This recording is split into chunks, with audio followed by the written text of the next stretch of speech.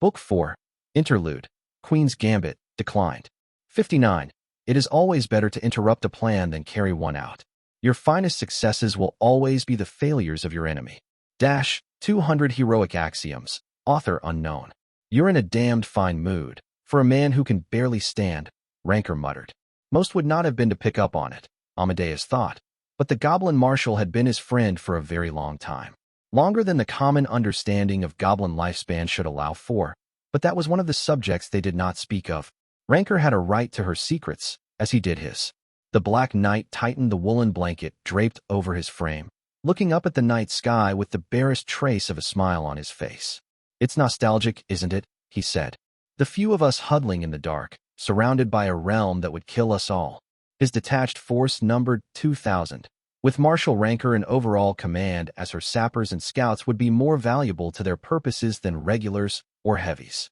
Cooking fires had been judged too much of a liability to be allowed even after a days of marching under his aspect that should have left any would-be pursuers in the dust. The legionaries had dropped their kits and made their beds on rough ground, not even bothering to raise fortifications beforehand.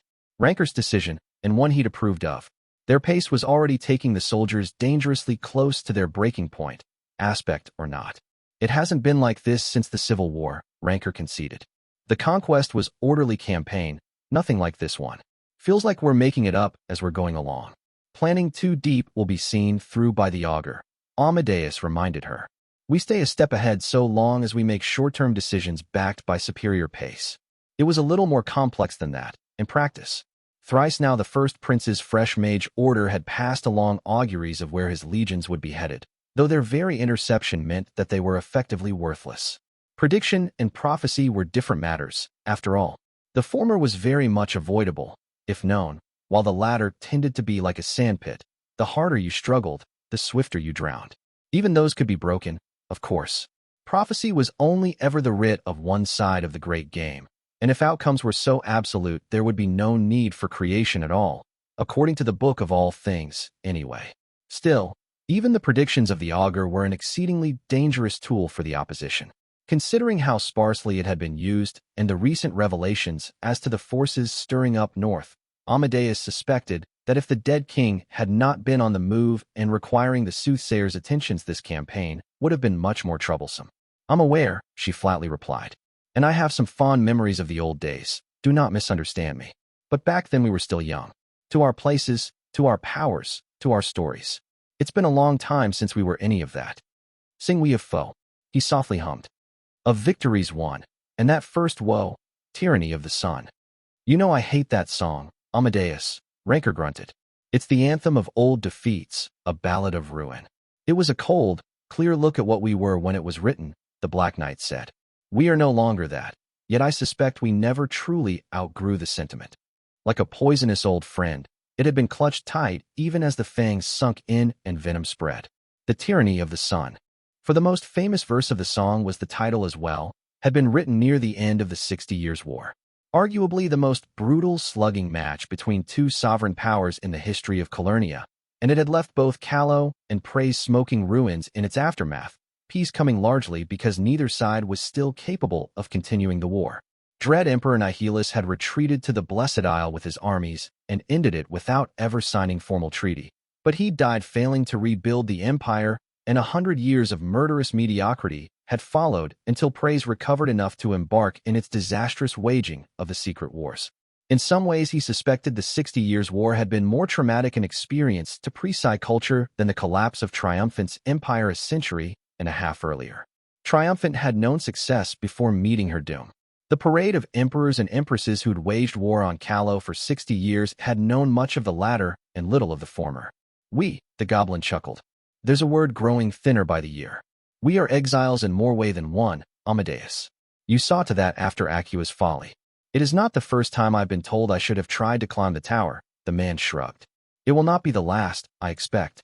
It would have been a self-defeating enterprise to wage civil war in the wasteland with Procure assembling its armies just across the border. The clans would have come out for you, Ranker said. Most likely the tribes as well. The matrons smell weakness, black, and there's only ever one way they react to that. I can think of few things more foolish than to underestimate Alea, he quietly said. Even now, She's never been one to act without a plan, and that we do not understand her moves should be source of fear and not contempt. Odds are she's the one who made a pact with the dead king, Ranker said. It could have been Catherine as well, Amadeus frankly admitted. She thrives in chaotic situations. It's led her to the bad habit of creating them, knowing it improves her chances of victory, even if it significantly increases collateral damage as well. The Black Queen, the goblin mused. There's another trash fire of a situation. One you've stepped lightly around. The conquest was a way to achieve objectives, Amadeus said. The annexation was ultimately a consequence, not the purpose itself. I hardly mind surrendering unnecessary gains if the actual objectives are met through the gesture. The arithmetic holds, Ranker sighed. It always does with you. But there's more to this than the numbers, old friend. We made an order of things, and now it's crumbling. And now you wonder what will replace it, Amadeus said. And if in that new order, we will still have a place. Some might say it's too early to start thinking about after the war, she said. You and I know better. No point in even seeking a victory if when achieved it leads nowhere. A better world, the Black Knight murmured, looking up at stars that were not those he'd been born under. Oh, I have wondered. What it might mean, what it would look like. We made one, Ranker said. It's on fire now. And who set the flames? He smiled. Cordelia Hazenbach, Catherine Foundling, Kairos Theodosian. Children, in our eyes. Yet is it not the right of the younger generation to look at the work of that which came before it and judge it insufficient? So they're right, and will be swept away like dust by the new age, Ranker said, sounding distinctly unimpressed. I still do not believe, Amadeus of the Green Stretch murmured, that I am wrong, that our methods, our works, are to be so easily discarded. If these younglings want to prove themselves worthy of shaping the world, well, he bared his teeth. Let them come, he said. Let them earn it. If they can surpass us, then the sin is ours. And if they can't, Ranker asked, then they fall into line, or face destruction, and we fight one last great war, he said. The one that will matter. The two of them remained silent for a long time, seated at the edge of the camp. In the distance, the barest glimpse of the town of Sodant could be made out. Just a lakeside township, one of hundreds in the region. Amadeus doubted the name of it would be remembered as more than a footnote in histories, for no battle would take place there even if he'd been wrong. Under the light of the stars, the Black Knight pondered providence and the coward's wager that was fate. He did not sleep, even tired as he had become. With dawn he would know if he had once more cheated the heavens at dice. Gautier Legrand had served as ranking captain of the Guard of Isère for 30 years now. He'd served Prince Murlocs before Prince Amatus ascended the throne and been appointed to his title by the old prince, but there'd been no talk of having him replaced even when the young prince took over and began inserting his own partisans in posts of influence. This he attributed to the fact that he'd carried out his work steadily and honestly, avoiding court politics and the intrigues intrinsic to any of Procur's royal seats. He was not unaware that his occasional bluntness and refusal to earn favors by offering plum positions to the kin of the influential had led some to consider him simple, though the more polite phrased it as him having a soldier's spirit. Gautier did not mind. As long as they considered him an idiot, they would not attempt to involve him in their little schemes, and he rather preferred it that way. Isère had only grown larger and wealthier under Prince Amatus, but that rise had come with the troubles inevitably associated with the city expanding. Maintaining order and the rule of law was toil without end, especially in a land where both could change face at the whims of the ruling prince. Amatus had done well by the city, he'd always thought, and the principality as well. Their prince had kept them out of the worst of the Great War with cunning diplomacy and duly reaped the benefits of Isère's rising prominence when the steel returned to the sheath. Old Prince Murlocs had shown a better touch with the commons, that much was true, but his son was a much more able administrator. The Guard's funding had swelled under Amatus, and their equipment was now matched for many of the fantassin companies out there making a trade of war. It had seemed an unquestionable boon at the time, but now Captain Gautier was forced to question, not a state of affairs to his liking. The principality was under assault by wicked Easterners from the wasteland, and to everyone's dismay the general levies that had preceded Prince Amatus going on campaign had bled the land dry of men in fighting fit. Isère itself was the capital of the eponymous principality, and so had kept a garrison of 2,000 professional soldiers, but the Guard's equipment was only marginally inferior, and it numbered 5,000. In principle, the defense of the city was the responsibility of the commander of that garrison, Antonin Milnan. In practice, Their leader was middle-aged drunk whose entire experience with martial life was a span of 3 years with a Fanticin company that had never left Izaran borders during the Great War. She had, allegedly, commanded a victorious skirmish against bandits. Rumor had it they'd actually been terrified refugees from Solomon's, but that in her drunken rage, she'd refused to see a difference. There was a reason that Antonine had not been given a command in the crusading host, and Gautier supposed that a few months ago giving her command of a garrison that would never see combat had seemed a discreet way to set aside a cumbersome relative for his prince. Now that the Wastelanders had come, however, it meant that the woman had been quietly placed under guard in the palace where she could make no trouble. An unfortunate measure prompted by a well-lubricated evening where she decided to order the garrison of Isère to sally out and disperse the foreign rabble on the field. And so Captain Gautier Legrand now led the defense of Isère. The responsibility alone would have been difficult to bear, but as the effective commander, he'd been the one to receive the secret orders from the first Prince of Procure, penned by a scribe, most likely, and the content would have been decided by her officers. Hazenbach was a well-known oddity, a Lycanese with little taste or affinity for war. Gautier saw the cold sense in the letter he'd been delivered. With only 2,000 soldiers, his guardsmen, and whatever peasantry he could arm and send to stand on the walls, his defense of Isère was a risky enterprise. The Easterners might be impious demon worshippers, but the legions of terror were known to be one of the finest armies on the continent, and their generals were of high renown. The captain knew himself to be no great tactician, and hardly a soldier besides. He had dwarven engines on the walls, due to his prince's foresight, but few men trained to use them. The devices were well known to be finicky and prone to breaking anyway, rarely lasting more than 5 years under regular use. Rough handling might see a few unmade before they could even be properly put to work. And yet here he was, reading a report stating the legions were but a day's march away and considering treason. There were no two ways about it. Disobeying the first prince's orders would be high treason. The Principate had declared a crusade. Her authority in military matters was absolute. Gautier was not a soldier, which in different times might have provided him a way out. But as the commander of the city's defense, he was charged to obey any and all orders bearing the seal of Cordelia Hazenbach. The actual text of those was delicate and regretful, but the heart of it a brutal thing. After short defense on the walls, he was to draw the Preci inside Isère and set the city on fire around them. His troops were then to evacuate and join the relief forces sent by the Dominion, to fall upon the Easterners while they were freshly bloodied. Isère, as of Prince Mylinen's last royal census, counted over 100,000 souls between its walls. Gautier knew it was more than that, perhaps as much as 10,000 more who were foreigners and so unrecorded or too estranged from the law to want their presence noted in anything as official as a census. He would not be allowed to evacuate them. Their panic, the letter noted, would prevent the Preci from pulling out their forces in time by clogging up the streets. He wrestled with the decision throughout the night. Hand-picked men discreetly prepared the blazes, for he did not give the order now, it would be too late afterwards, and when dawn came Isère had been turned into a pyre. It was the arithmetic of it that stayed with him. There were, according to reports, perhaps 15,000 Easterners and not even half that many bandits with them. A host of 20,000 at most. And his orders were to burn alive 5 times that many to wound the Preci. He would be damned in the eyes of the gods if he did this. Yet how many more would die in towns and villages if he did not?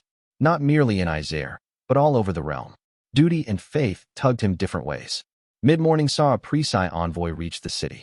The offer made was as brutal as the orders of the first prince. Should Isère surrender its granaries and treasury, the city would be spared a sack. If it resisted, all armed inside the walls would be put to the sword. Gautier rode out himself to speak with the envoy, to the gaze of evil with his own eyes. The thing across him was green of skin, one of those creatures they called orc, a barbarous monster that ate human flesh and lived only for blood and rapine. There was nothing in its eyes but hunger, Gautier saw. A small woman with ink-stained hands and the coloring of the free cities stood by its side, though she remained silent. Some kind of servant, he suspected. The terms will remain as offered, the orc said. Negotiation is not on the table. You're a long way from home, Greenskin, Gautier said. Fighting the wars of humans. We go, the envoy said, where the banner goes. Your banner has come to the principality of Isère. Gods take you all, the captain said. We do not bow to foreigners. We do not bow to servants of the hell gods. If you want your fucking loot, Come and take it. A respectable choice, the orc said. But you may come to regret it. Tell your masters this is Procure, not one of their slave cities, he spat out. Test our walls at your peril. We were there when the tower fell. We will be again. The words, though defiant, were as ashes in his mouth as he rode back to Isère. He'd just ensured the city he'd spent his entire life guarding would either suffer fire or a bloody sack. The legions of terror arrived past noon, and he watched them spread out from atop the walls. Dwarven engines stolen from other cities and armories were brought to the fore, their shapes changed by the devious goblins, which rumor said were dwarves corrupted into foul form by the touch of the gods below. The Easterners and their traitor auxiliaries built their camps and only began bombardment under cover of nightfall. The city's walls had been rebuilt fully early in the Great War, and so they suffered but did not break. Gautier feared not the stones, only the assault of the steel-clad soldiers. 2 more days passed, with only one breach to show for it, quickly filled by sacks of sand and gravel at his order, but time was running out. The assault would come soon, he knew, and the decision he must make with it. Duty or good, gods forgive him, but as the 4th night fell, Captain Gautier made his decision. Better he be known a traitor than a butcher. When the assault came, he would empty the city and ride to Salia for his trial.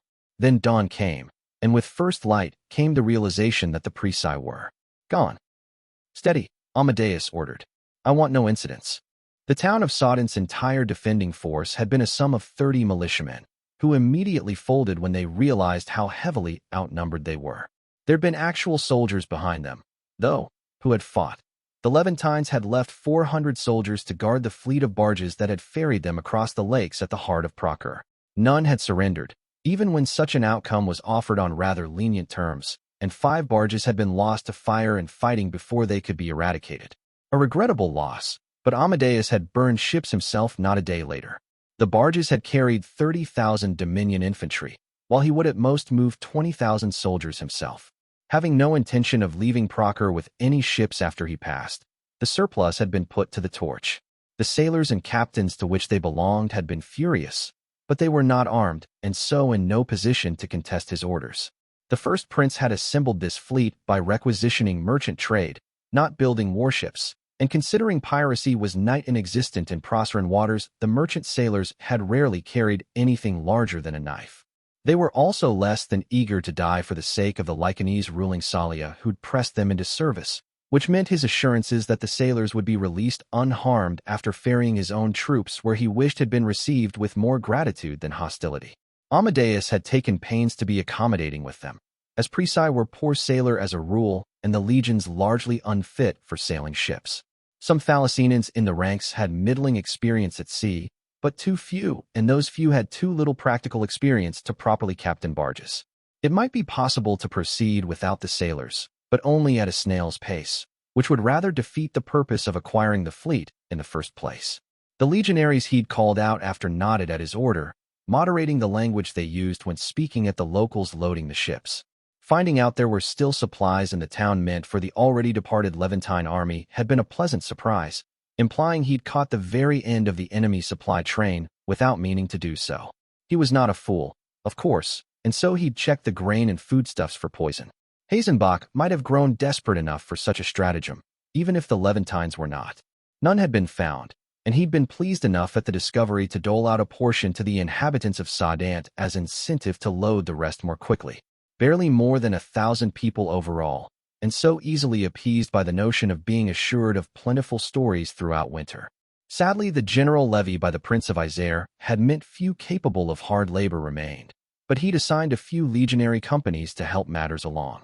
Leaving the docks, and the friendly shore around them, where lack of space had dictated most barges would actually end up, Amadeus found rancor awaiting him at the nearby tavern he'd appropriated as temporary headquarters.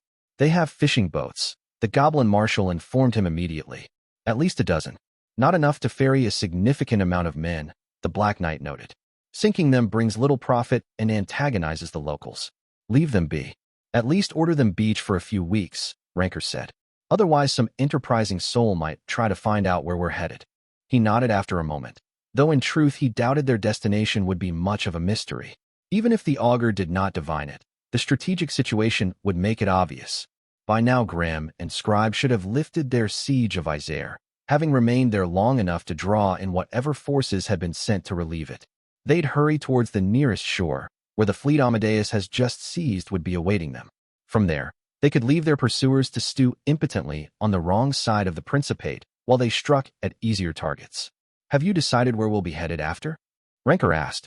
Still a matter of debate, Amadeus admitted. Segovia would allow us to finalize our savaging of the first prince's opposition, properly damaging her position. But you're thinking of Salia, the goblin said knowingly. We can't take the capital, he said, stating the obvious. Even arming a third of that hive would allow her to drown us in numbers. But if we torch our way through its outlying territories, the sheer loss of prestige might see her unseated. Grimm will call it risky, Rancor predicted. I don't disagree. And so it remains a matter of debate, the Black Knight said. We will discuss in depth when reunited with him and Eudokia. There was a beat, during which the goblin studied him thoughtfully and openly. It's been 2 days since you last used an aspect, she said. I expected you to be in better shape by now. I drew deeper than I have in decades, he candidly admitted. And you know my well is shallower than most. I expect within a fortnight I'll have recuperated. She nodded, after a beat. Gods, at least it worked, she sighed. I half expected a band of heroes to be awaiting. There are over 100,000 souls in Isaiah, Amadeus said, avoiding even the slightest hint of smugness. Souls at risk of slaughter, if left unprotected. So long as we were willing to carry out that ugly work, it was possible to dictate where the heroic intervention would take place. I expect Grimm found the place swarming with their like. It would have been a beacon lit for every sword of the heavens not gone north to fight the dead king. There's no need to get smug, Rancor told him, eye squinting. Alas, sometimes there was no winning a battle. By the 4th day, they'd departed the charming little town of Sadant on surprisingly good terms with the locals. Legionaries were spread too thinly across the fleet for Amadeus' tastes, but there were enough mages along that any sailors with notions of patriotic resistance would be forced into restraint by their more fearful fellows. The fleet made good pace for the first 3 days. Then the sickness started. It showed in the sailors first. Fever, sweat, weakness of the limbs, and after 12 hours they were dead. Amadeus ordered any with the symptoms thrown overboard as soon as he first saw the disease. It was too clean and too sudden. There had been no sign at all before the fevers, the sailors being in perfect health. It was not a natural disease. Reluctantly, he ordered every Proceran sailor disposed of after the first legionary showed symptoms. It was too late by then. On the 6th day, Amadeus of the Green Stretch found he was the only person left alive of the entire fleet. Tarek let out a panting breath when the last of the victims died. There were choirs, he knew, that treated their relationships with heroes as a sort of subjugation. The Hashmalim of contrition, in particular, were known to be heavy-handed, though to this day he was uncertain whether it was because they bestowed upon only the desperate or because such was their nature. As a young man, the pilgrim had found that the choir of mercy demanded nothing of him. He'd simply been found to be of a like mind with Theophanim, and so found them at his side, as if they had been there all along. They were more like old friends than patrons, never far from his thoughts, always there with a whisper of comfort in hard times, a reassurance when the world seemed dark. They shared, after all, the same mandate, the alleviation of suffering. Tarek had no longer been a young man when he'd understood the frightful depths of that simple sentence. He'd thought, as mortals often did, that angels saw through his eyes, understood his thoughts, his beliefs, and his choices. The first, he thought, was perhaps true. The rest was not. The Ophanim were absolute, in nature and mandate. There were no shades to their perspectives, and while they might fondly tolerate them in one sworn to the choir of mercy that indulgence should never be confused for approval. The Grey Pilgrim had first understood this when he'd smothered his young nephew in his sleep, knowing the boy was charismatic enough to unite the Dominion and lead to war against Procure. He'd tried, first, to reason with him, to show him the pursuit of old grudges through blood could not redeem a single thing. The young never listened, he'd learned. And so old fools like him had to smooth out the sharp edges of creation. Presai, he'd been told, believed that good only came in certain shapes, that it must obey strict boundaries and rules, that it must rely on little tricks like providence or angelic intervention. An understandable misunderstanding. For all that the raving tyrants who climbed the tower liked to style themselves anathema to all children of the heavens, they'd rarely fought opponents beyond Callow, where heroism was so deeply linked to war that a villain waging one was now seen as good. Peerage had learned to bury and defeat a certain breed of stories, after millennia of butting heads against them. But oh, that was such a shallow understanding. The world was large, and so few ever saw more than a speck of it. There were as many stories as there were peoples, and to build one's understanding on but a fraction was to raise a tower on quicksand. The Black Knight, Tarek thought, was not a stupid man, but he'd been arrogant enough to think he saw all the rules of his world, and arrogance was ever the death of villains. Crafting the plague had been easy as snapping his fingers, and mayhaps that was the most distressing part of it. The enemy delighted in displaying its power, raising massive contraptions or weaving elaborate schemes to praise its own cunning and cleverness. Like it was the only side capable of doing those things, like it wasn't a choice to turn away from the unsightly means of the gods below. The Grey Pilgrim could have birthed diseases and disasters that would raise the hair on the warlock's neck, if he so wished. But power had to be used responsibly, turned to moral purpose, else it could only ever be a form of tyranny. And so Tarek had wept, and asked for the guidance of the Ophanim to create a disease that would undo the Black Knight and all his murderous designs. It was not so far removed from healing. To make someone's body turn on itself, to allow it to spread had required learning deeper than his, but as always the choir had provided. At a small price, a reminder of what he wrought. He would feel the agony of all taken by the disease. He'd come to Sadant a stranger on a dark night, and seeded this foul miracle in a single man before taking his leave. 10 days and 10 nights it would wait, before beginning to kill. That the Black Knight would come to the sleepy little town had never been in doubt. By the man's perspective, heroes could only go to Isère. He was making sport of decency by forcing their hand with a threat before stealing away a fleet to spread even more death. Where was it written? Tarek had thought then. That evil will have monopoly on ruthlessness. He'd awaited close, with Lawrence and 4 other heroes for company. Far enough such a small party would not be noticed. Close enough he could ensure none of the sick would leave Sadant and spread the sickness to the rest of Procure. The Peerage had came, the Peerage had gone, and he'd followed in their wake. Lawrence, in her own kind way, had offered to purge the town for him. He'd refused, and offered the last mercy himself. This would be his own sin, from beginning to end. They followed the villain after, taking fishing boats. No need for anything as gaudy as a barge, when they were only a handful. It was not difficult to find the Black Knight. He was at the center of a fleet of dead men, a ring of ships adrift in the lake. Tarek was the first to climb aboard, though Lawrence was not far behind, and they found him awaiting on the deck, standing straight-backed, armored in old plate without having bothered with a helmet. He watched them approach in silence, pale green eyes emotionless. "We finally meet, Black Knight," the Grey Pilgrim said. The man did not reply. He was eyeing the others, gaze lingering on armaments and armor, guessing at names, guessing at powers. Already planning the span of his last stand. Yet Tarek felt no power coming from him, no presence. As if his name had been snuffed out. It might very well have been, the old man thought. The gods below reserved only one fate for a lame horse. "Surrender," the pilgrim said. "This will not end well for you." It was never going to end well, the green-eyed man smiled. That was rather the point. His sword cleared the scabbard with a ringing sound. "Let's see," Amadeus of the Green Stretch said. "If I can at least leave a mark."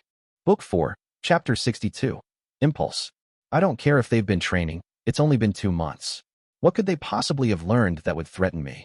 Dread Empress Sinistra 4, the Erroneous. "The mighty Barillon is willing to allow passage, but only for a tithe," Iva translated. The mighty Barillon was full of shit, I decided. That it had accepted an envoy instead of sending a warband the moment we entered its territory had been an auspicious start, especially when it had proposed one of the large caverns of the region as a meeting place. The mighty, I had learned, preferred to lay their ambushes in small passages where they could best leverage their superior speed and reflexes without the risk of being swarmed by lesser drow. Sadly, it looked like this was going to be a repeat of our aborted talks with the Purka Sigil. The cavern surrounding us might have been broad and high-ceilinged, but there were discreet little paths on an upper level where I could hear drow scuttling around like rats. Barillon had been smart enough to listen to the rumors already making their way through the outer ring, but not quite smart enough to decide picking a fight wouldn't be in its favor. I was almost insulted by how few it had mobilized for the ambush. By the sounds of it, there couldn't be more than 20. Most of those would be ISP, the lowest rung of the mighty. In practice, those were fighters with a handful of interesting tricks, but none of the dangerous secrets out there. as dangerous in melee as your average face soldier, if much less mobile for the lack of wings.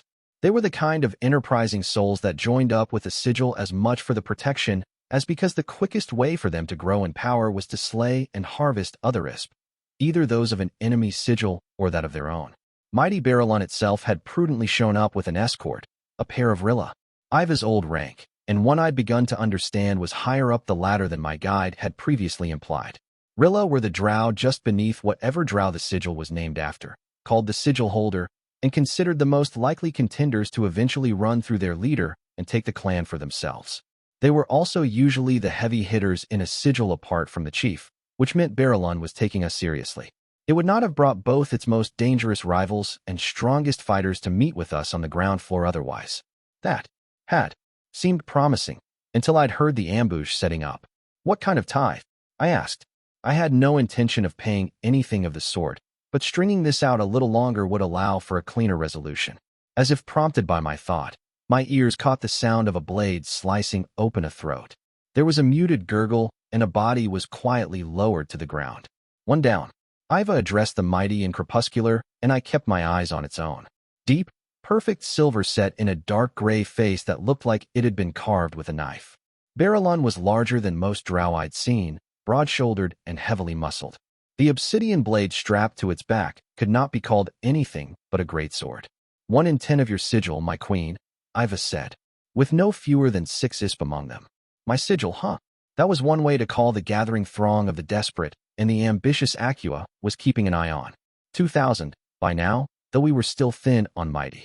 Few of those were willing to take my bargain when it was extended. I'd already made my peace with the fact that we'd have to grow our own pack through harvest, and truth be told that might make them slightly more reliable in the long term. Another gurgle above, another drop.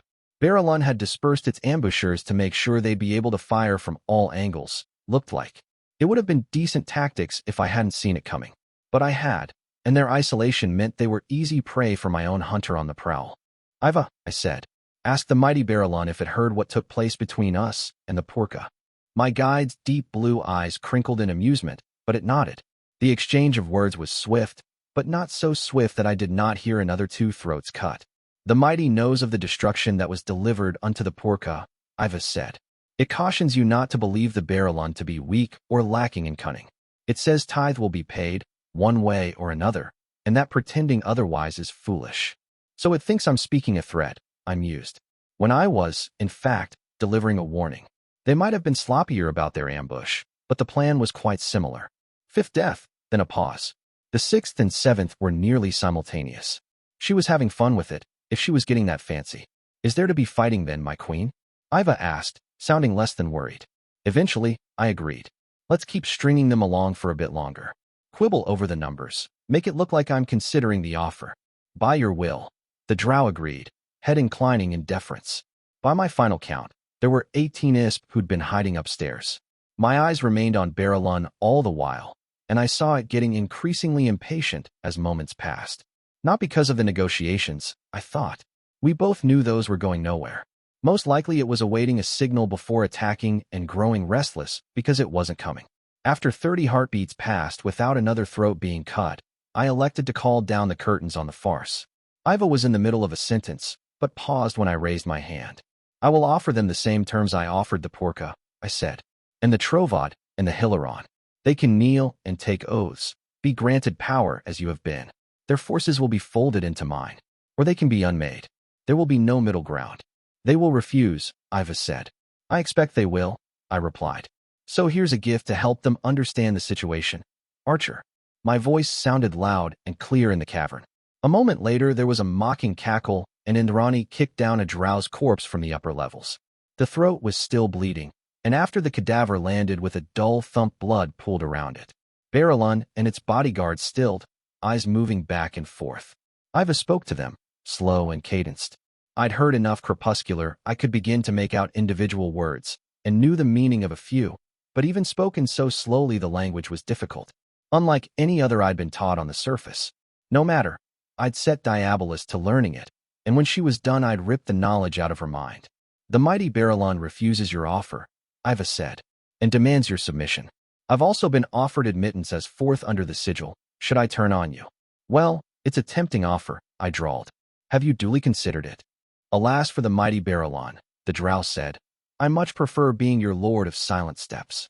The title rippled in the air, after being spoken, and Iva no longer seemed to be Iva at all. I could feel the shard of winter in its soul, the way it spread through its veins with every breath and intertwined with the night. It was not Fae, but oh how close it had become. And all it had taken was will and oaths, traded in the dark. Barillon caught on to the fact that negotiations had come to an end, ripping its obsidian greatsword free from leather bindings, and the attending Rilla followed suit. A steel-tipped spear to the left, a long ornate stone knife to the right. The usual arrangement stands, I calmly said. Anything you kill is yours. The rest goes to auction. The curved obsidian sword the Lord of Silent Steps had wrested from the corpse of the mighty Trovod left its sheath with a pretty little flourish. May my hunt be fruitful. Then, Iva grinned. I yet hunger. Without another word, it vanished. Glamour, which of all the Fey arts the drow seemed to take to the easiest. There were ways to use the night, not too dissimilar. I turned my eyes to the Barillon, whose earlier confidence had been shaken by the open use of power they did not recognize. It would be the least of their surprises today, I thought. They opened the dance with what I'd come to call the Hunter's Triangle. It was a tactic Mighty seemed to favor when facing an entity they suspected to be stronger than themselves, but not by too broad a margin. Barillon itself advanced fluidly, greatsword raised above its head, while the other two flickered and dissolved into shadow. They would slither across the ground to flank me on both sides from the back, while their chief kept my attention, all going for crippling blows instead of an outright kill. It was a tactic meant to get me slow and bleeding, not take my head. Drow fighting tactics were heavily influenced by the fact that the one amongst them to make the kill had the best claim to the body and night therein. In single combat, they immediately went for the kill, but when in a group, they tended to go for the legs or the arms first. The two Rilla flickered back into silhouettes with admirable timing. It was easy to see the three of them had fought opponents together before. The coordination was impeccable. The spear, knife, and greatsword struck within a heartbeat of each other. They passed through mist, dispersing chunks of my body, and only then did I act. I returned to entirely solid form, and my hand snatched the extended arm of the spear wielder. My physical strength might have grown beyond natural boundaries, but laws of momentum still applied to my action, which had required an adjustment I was only now beginning to get a handle on. My footing shifted, my torso pivoted, and I swung the drow at Barillon's head. Silver eyes widened in surprise, and I merely clenched my fingers before releasing the Rilla's wrist, crushing the bones in my grip. The last drow had kept its wits, and flickered back into a pool of shadow before I could strike it. Scoffing, I shaped and released a spike of ice that nailed the tendrils and forced the drow to flicker back into a silhouette. Wounded to boot, as the spike had gone through its leg, but night flowed into the wound, and the ice was forced out as the flesh beneath reformed. Neat trick, that one, but I'd seen it before. I backhanded the Rilla and sent it tumbling away, turning in time to see the other two drow extricate themselves and rise to their feet. Come now, I said. Show me a few secrets worth stealing. Barillon snarled something in crepuscular, the other grimly nodding. The night pulsed, and a supernatural darkness fell over me. Disappointing, I said.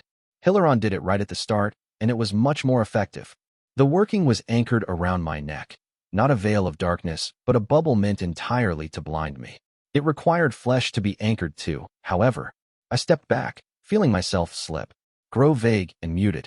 The mist thickened back into myself one step removed from the now pointless bubble, revealing the sight of the two of them slithering along the floor in shadow form. Irritated, I smashed my boot down. The ground shook, stones splintered, and the two of them were thrown out in drow shape. I saw fear in the Rilla's silvery eyes as it realized what its chief had not. This was not a fight, not for me. It was a spar through which I was mastering the use my mantle. This entire cursed ruin of an empire was. The last drow had already gotten back on its feet, but it had other troubles.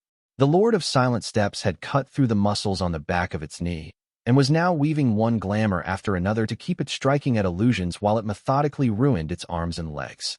The night, it had once told me, felt deeper when taken with an enemy's last breath. Barillon snarled once more, and I rolled my eyes. It had yet to impress me.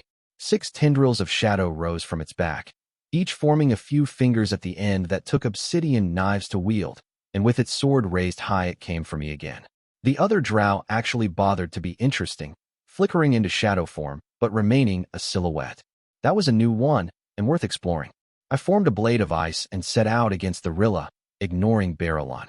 The shadowed drow shot forward, and only then did I notice the shadow had extended to its spear as well. Promising. I ducked under the tip of the spear and scythed through its ankles, but parted only shadow that reformed anew the moment my blade passed.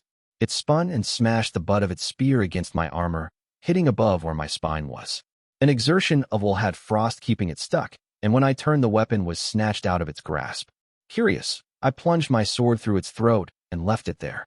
The drow panicked, wrenching it out, and my brow rose. Behind me, I heard Barrelon howl in pain when Archer's arrow took him in the back of the knee. Simply because she hadn't deigned to come down did not mean she was not keeping an eye on the proceedings. I caught the Rilla's left shoulder, but the shadows wriggled out of my grasp, and it kicked me in the stomach. My plate took the blow without trouble, and I frowned, punching it in the face. It rocked back, though with no visible damage. Shadows are constantly moving and distributing any impact or cutting force across the entire body, so anything that doesn't last is ineffective. I thought.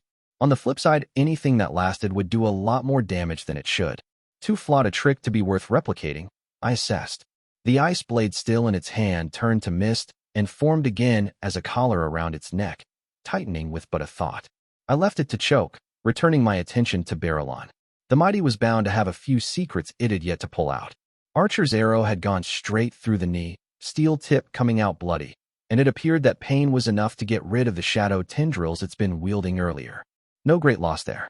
I could already do the same thing, more or less. So, I meaningfully said, bleeding and desperate, now's about time to pull out the fancy tricks, don't you think?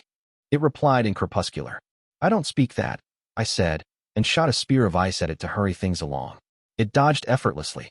Drow with that much night swimming around their bodies had reflexes far beyond anything a human could muster even on their best day, even the watch. I closed the distance, noting it had ceased retreating and learning why a heartbeat later. Shadows roiled across its entire body and sprouted in seemingly solid spikes. Seen it before, I sighed. I hardened my hand to be solid as stone and struck at the spikes, shattering them and sending the drow reeling back. Barrelon's face was the picture of pained surprise, but it gathered its bearings long enough for one more trick. Night dripped down its body in thick rivulets, then shot out like arrows. One would have gone through my chest, but that was seen to with a half step to the side. Yet the night was hovering in the air all around us. I saw, forming some kind of spotty dome. Barrelon smirked and stabbed its sword into the closest spot of night. To my surprise, it came out behind me and carved into my plate. I moved forward, ensuring it wouldn't bite too deep, but that had been rather unexpected. I felt it safe to assume a blow could come out of any chunk of night, which left him quite a few angles to attack from. Interesting. I wove glamour over myself, leaving my illusion weaving around blows even as I left the makeshift dome myself and reached for winter. Perfectly reproducing this was probably beyond my ability. Maybe by using my domain I could do something similar, assuming the night really was save NOC's own domain manifest, but it would require too much concentration to be worth it. If I was to wield my domain in combat, there were better alternatives. Using purely winter, thought? This was a trick worth stealing. I went about it methodically, since it was my first time. I formed frost at regular intervals around it on the ground in a loose circle, slight marks I could strengthen with barely a thought. Making frost marks that hung in the air proved trickier until I started weaving them the same way I did platforms. Not trying to hang them up on something that did not exist, but interposing them between layers of creation. Even then, I saw with mild irritation that the moment I tried using one of the hovering marks again it fell. The sound of frost breaking on stone caught Barrelon's attention, and its eyes widened in fear and surprise when it saw the other marks. Time to wrap this up, then. I let winter loose, shunting off the alienation into the others who drew on the stuff of my mantle, Diabolist, as always, but now Iva as well. Spears of pure ice shot out from over 30 directions, puncturing mighty Barrelon's body like a rag doll. I withdrew them with a flick of the wrist, forcing them back into the initial marks, and the drow dropped to the floor listlessly. Then an arrow went through the back of its neck, because Archer had a horrid sense of humor. That one was mine, she called out from above. I gestured obscenely at her, earning only laughter in response. A glance told me that the Rilla I'd left a collar on had choked to death, and Iva was already harvesting the other's night, kneeling over the dying body. Indrani came down, leaping from handhold to handhold on the cavern wall like some sort of demented grasshopper before landing in an unnecessarily elaborate roll. Diplomacy's a lot simpler than I used to think, Cad, Archer noted. I'm finally getting the hang of it. I sighed. Keep an eye on the corpses, I said. Eyewall will stay with you. We're moving in on the Barrelon camp after Acua's people pick up the bodies for an auction. Sure, she dismissed. Look on the bright side. This isn't the kind of neighborhood where people will ask questions if they run into us standing over a bunch of corpses. I refused to dignify that with a response and left them with dead drow, beginning the trek back to what their kind had taken to calling my sigil. The auction would delay us by an hour or two, but no more. We'd crafted the system with our time constraints in mind. It had been Diabolist's idea. There'd been no issue at first, as the first sigil we'd run into was the Trovad. Iva, fresh off its title as my first Lord of Winter, had single-handedly slaughtered the sigil's upper ranks and harvested all of them.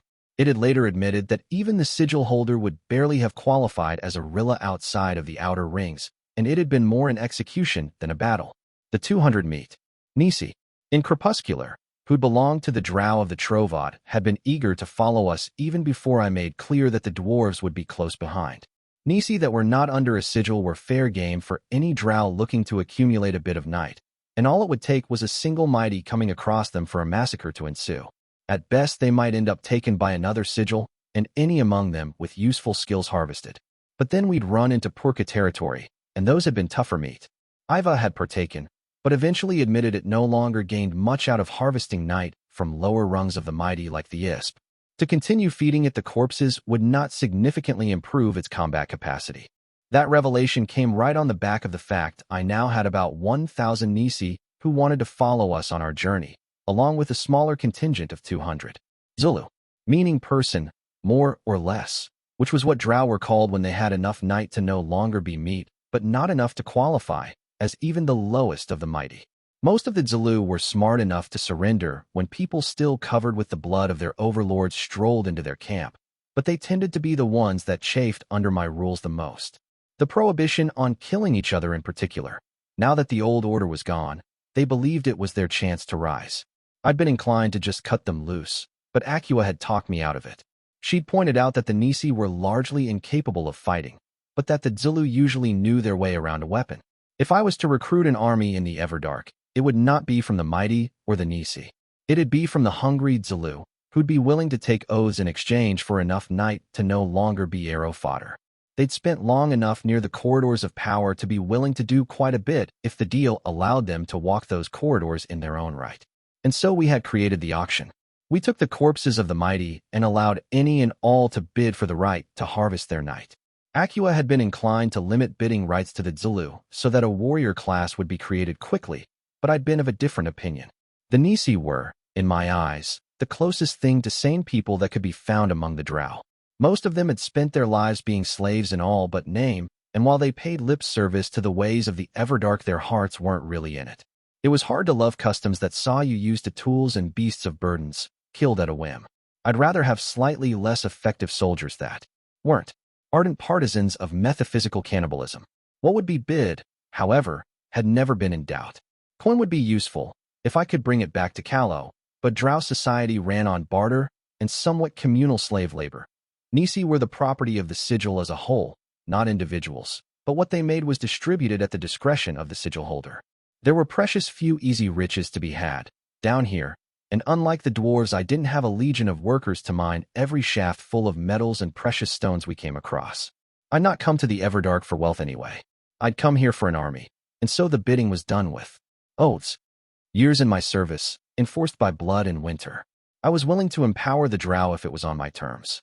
2 more sigils, I thought as I made my way through the tunnels. Only 2 more sigils, and we'd have enough numbers. Then we'd hit the city of Lodo, and the boulder would start rolling down the hill.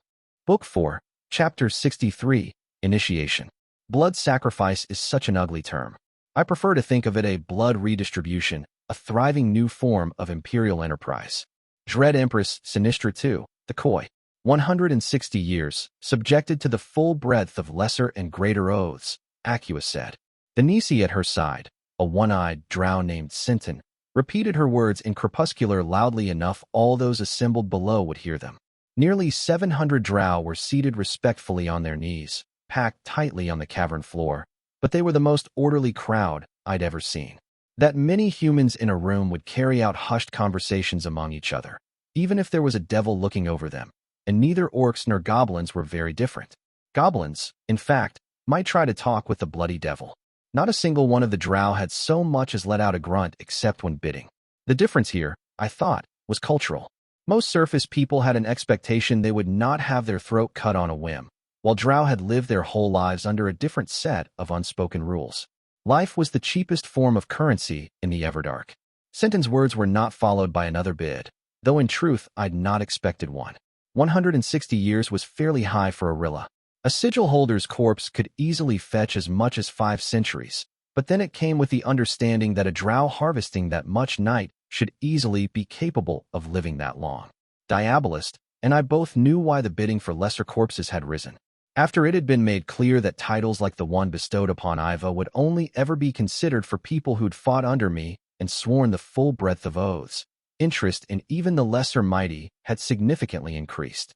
The most ambitious among the Zulu wanted to be worth bringing along for the fight when we hit Great Lodo, judging the comprehensive oaths an acceptable shackle if it could lead to that greater ultimate payoff.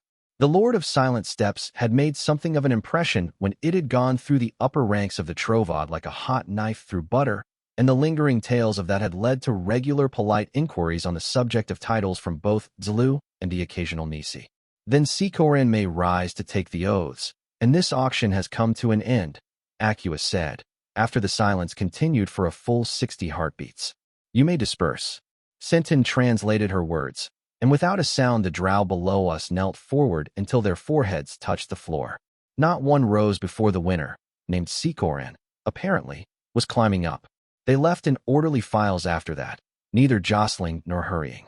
Even though I'd made it clear that as far as I was concerned all of their kind were equal under my rules, the Nisi still allowed the Zulu to leave ahead of them, while expressing deference through tilts of the head, lowering their gaze to the floor and presenting their neck. It meant, Acua had told me, that the Nisi in question were offering their life and night for harvest should their social superior wish it. Mostly a courtesy, as Nisi were communal property of the sigil and not to be touched unless allowed by the sigil holder, but here in the outer rings those customs were more loosely kept too. When the difference in power between Rilla and sigil holder was thin, order tended to break down, and killing Nisi was often used as statement of rising or descending influence. The drow, I'd learned, made the Presci fondness, intrigue, and blood sport look positively mild in comparison. Sikoran climbed up the rocky outcropping that had served as our seat for the auction with poorly hidden eagerness. It was young, though it was hard to tell with drow. Sikoran did lack the kind of agelessly young look most mighty had, though, its features still soft and lacking the harsh angles of a mature drow. The lifespan of their species was a headache and a half to understand. It was known that those who held no night save that which they were born to would live exactly 60 years, much too clear-cut a lifespan to be natural. They called it the 3 Faces. Drow reached maturity at 20 and began their decline at 40, their bodies breaking down over those last 20 years until death took them at the exact age of 60. Zulu, like Sekaran's silver-touched eyes betrayed he was, could expect to live over 100 years old. It was unheard of for even the lowest of the mighty to die of old age, but some of the worst monsters in the inner ring were alleged to have lived over a millennium. The kid bowed after finishing the climb, first towards me, then towards Acua. It allowed Senton to speak to it with contemptuous patience, though more than once I caught it glancing at the banner at my side while the Nisi spoke. It had made an impression, as it had been meant to. Drow did not take oaths, or make them, and so a few of the first Zulu to secure a corpse in the auction had treated their word a little too lightly. 3, to be precise. They'd tried to slay other drow under my banner, or hurt them. Their hideously twisted and frozen corpses had been hung from the long metal pole at my side, dangling softly back and forth. I'd not had to lift so much as a finger to see them die. The oaths had seen to that, the sliver of winter I'd put inside them devouring their bodies from the inside the moment they acted in a manner breaking their word. The night they'd taken was still there, stirring as they dangled. They'd started taking the oaths seriously after that. It is ready for the ceremony, Acua said, breaking me out of my thoughts. I glanced at the shade and nodded. She'd helped me with both the ritual and the wording of the oaths, putting her extensive experience with diabolism to slightly more acceptable use. As a sorceress discipline, diabolism was as much about wordcraft as it was rituals. A binding could be technically flawless and still turn out to be completely worthless if there was a loophole in the protections it carried. There was a reason Peerage preferred summoning lesser devils when they could get away with it. The risks rose sharply when the devil was capable of thought. I'd agreed that making the oaths in Lower Meson would be to our advantage, since neither of us mastered Crepuscular well enough to be able to understand all the nuances, or, to be frank, trusted any of our translators enough to let them shape the oaths in our stead. Sinton would translate the words as well as it could, but the oaths and answers would be in my own native tongue. The ritual tools involved were, to Akua's open despair, rather crude and simple. A sharp obsidian knife, unadorned save for the leather grip, and a rough bowl of sandstone. More than once I'd caught her complaining under her breath that only a Calawan would try to subvert an entire civilization with kitchen utilities, but she'd get over it. Or not. I didn't care either way. Her continued genteel horror was always good for a laugh. The ceremony, if it could even be called that, was rather simple. I sliced the knife across my palm. Normally I'd consider that horribly inconvenient, but my unusual physiology allowed me such dramatic liberties, and let the blood flow into the bowl. I handed the knife to Akua, who then passed it on to Sikoran. It followed suit, cutting too deep in its eagerness. There was no need to slide a piece of winter into the mixture. My blood itself, I'd been forced to admit, was the stuff of winter manifest. Sikoran of the Everdark, under this name, and any name you have ever borne or will ever bear, I bind you by these oaths, I said. May they hold true for 160 years, lest the power now bestowed devour you whole. I so swear. Sikoran spoke in heavily accented Lower Meson after Sinton translated for it. You will never slay nor harm nor hinder any in the service of the sovereign of moonless nights, or dwelling within Callow, save in your own defense or the pursuit of its laws, I said. I so swear. For the duration of 160 years, you will follow the orders of the sovereign of moonless nights without intent to subvert or pervert the spirit in which they were given, I said. I so swear. There were 16 lesser oaths, all in all, and we moved through them briskly. Most of them were practical boundaries I needed to set before turning loose the murderous drow equivalent of the Watch on the surface for my campaigns. There would be no rape or wanton slaughter. Protection of civilians would be enforced by magical oath and standards of decent behavior thrust upon them. Akua had called it forging a facsimile of Calawan honor through threat of death. I called it refusing to create another batch of Fey nobility if they weren't bound to behave the way nobility supposedly did. The greater oaths were only 3, and it wouldn't be inaccurate to call them my contingencies. Black had taught me that there was always a point of failure hidden away in even the most stringent of plans, something unseen and unexpected that would come back to bite you at the worst possible time. Given the scope of what I was undertaking here, the sting of that bite would be equivalently brutal. If, when this turned south on me, I needed levers to either sideline or end them. Fortunately, this time I was not negotiating with the most powerful woman on the continent, while she was arguably at the height of her power. I was dealing with eager, desperate drow who craved what I had to offer so badly they could taste it. The kind of people willing to make dangerous bargains. Until death, you will obey and enforce any and all terms of the lease accords, I said. I so swear. The sovereign of moonless night will once name a foe you must fight until it and all it commands is utterly destroyed, I said. I so swear. The sovereign of moonless night will have right to ask one boon of you, to be carried out at all costs, and that right, if in use, can be passed down to others at its discretion, I said. I so swear. Help, long-term plan, insurance. It was not foolproof, but it was the best the finest diabolist of my generation had been able to help me craft. Then Sikoran of the Everdark is granted right to the corpse bargained for, and all night held therein, I said. By this compact we are now bound, and will remain bound. The young drow shivered, and it had nothing to do with the coolness of the cavern air. There'd been power in the air, power running through its veins. Through mine as well. I glanced at Sinton and nodded. The Nisi spoke in crepuscular, and guided the other drow towards the Rilla's corpse. Akua lingered, to my complete lack of surprise. Diabolist, I evenly said. Report. She sat at my side without need for an invitation. The food situation is out of control, Akua said. We can last 2 more days, 3 if we ration even the children. We'll be seizing the Barrelon Reserve today, I said. And the Barrelun themselves with it, she pointed out. The speed at which we accrue bellies to fill vastly outstrips the quantity of food we're acquiring. I nodded slowly. She wasn't wrong. I expect you're leading to a suggestion, I said. You were intent on hitting another 2 sigils before moving against Great Lodo, Diabolus said. We cannot afford that. Perhaps one, if what passes for their granaries is large enough. We're still weak, I said. Our drow contingent will not be the cause of victory or defeat in Lodo. Let us not pretend otherwise, she said. A few more mighty sworn to you will not make a significant difference either way. Time and empty bellies. Along with coin, they were the enemies that most often imposed on my plans. Agreed, I sighed. I'll send Archer to see if the Delenn are more inclined to fighting than fleeing. We can decide from there. Sensible, she conceded with a nod. As for the situation in the camp, it remains fluid. Rarely a good word, when passing Prisai lips, I said. She seemed amused by that, and did not deny it. The Nisi remain cautiously grateful for the rules of behavior you have imposed, though skeptical it will last, Acua said. The situation with the Zulu, however, is fast reaching boiling point.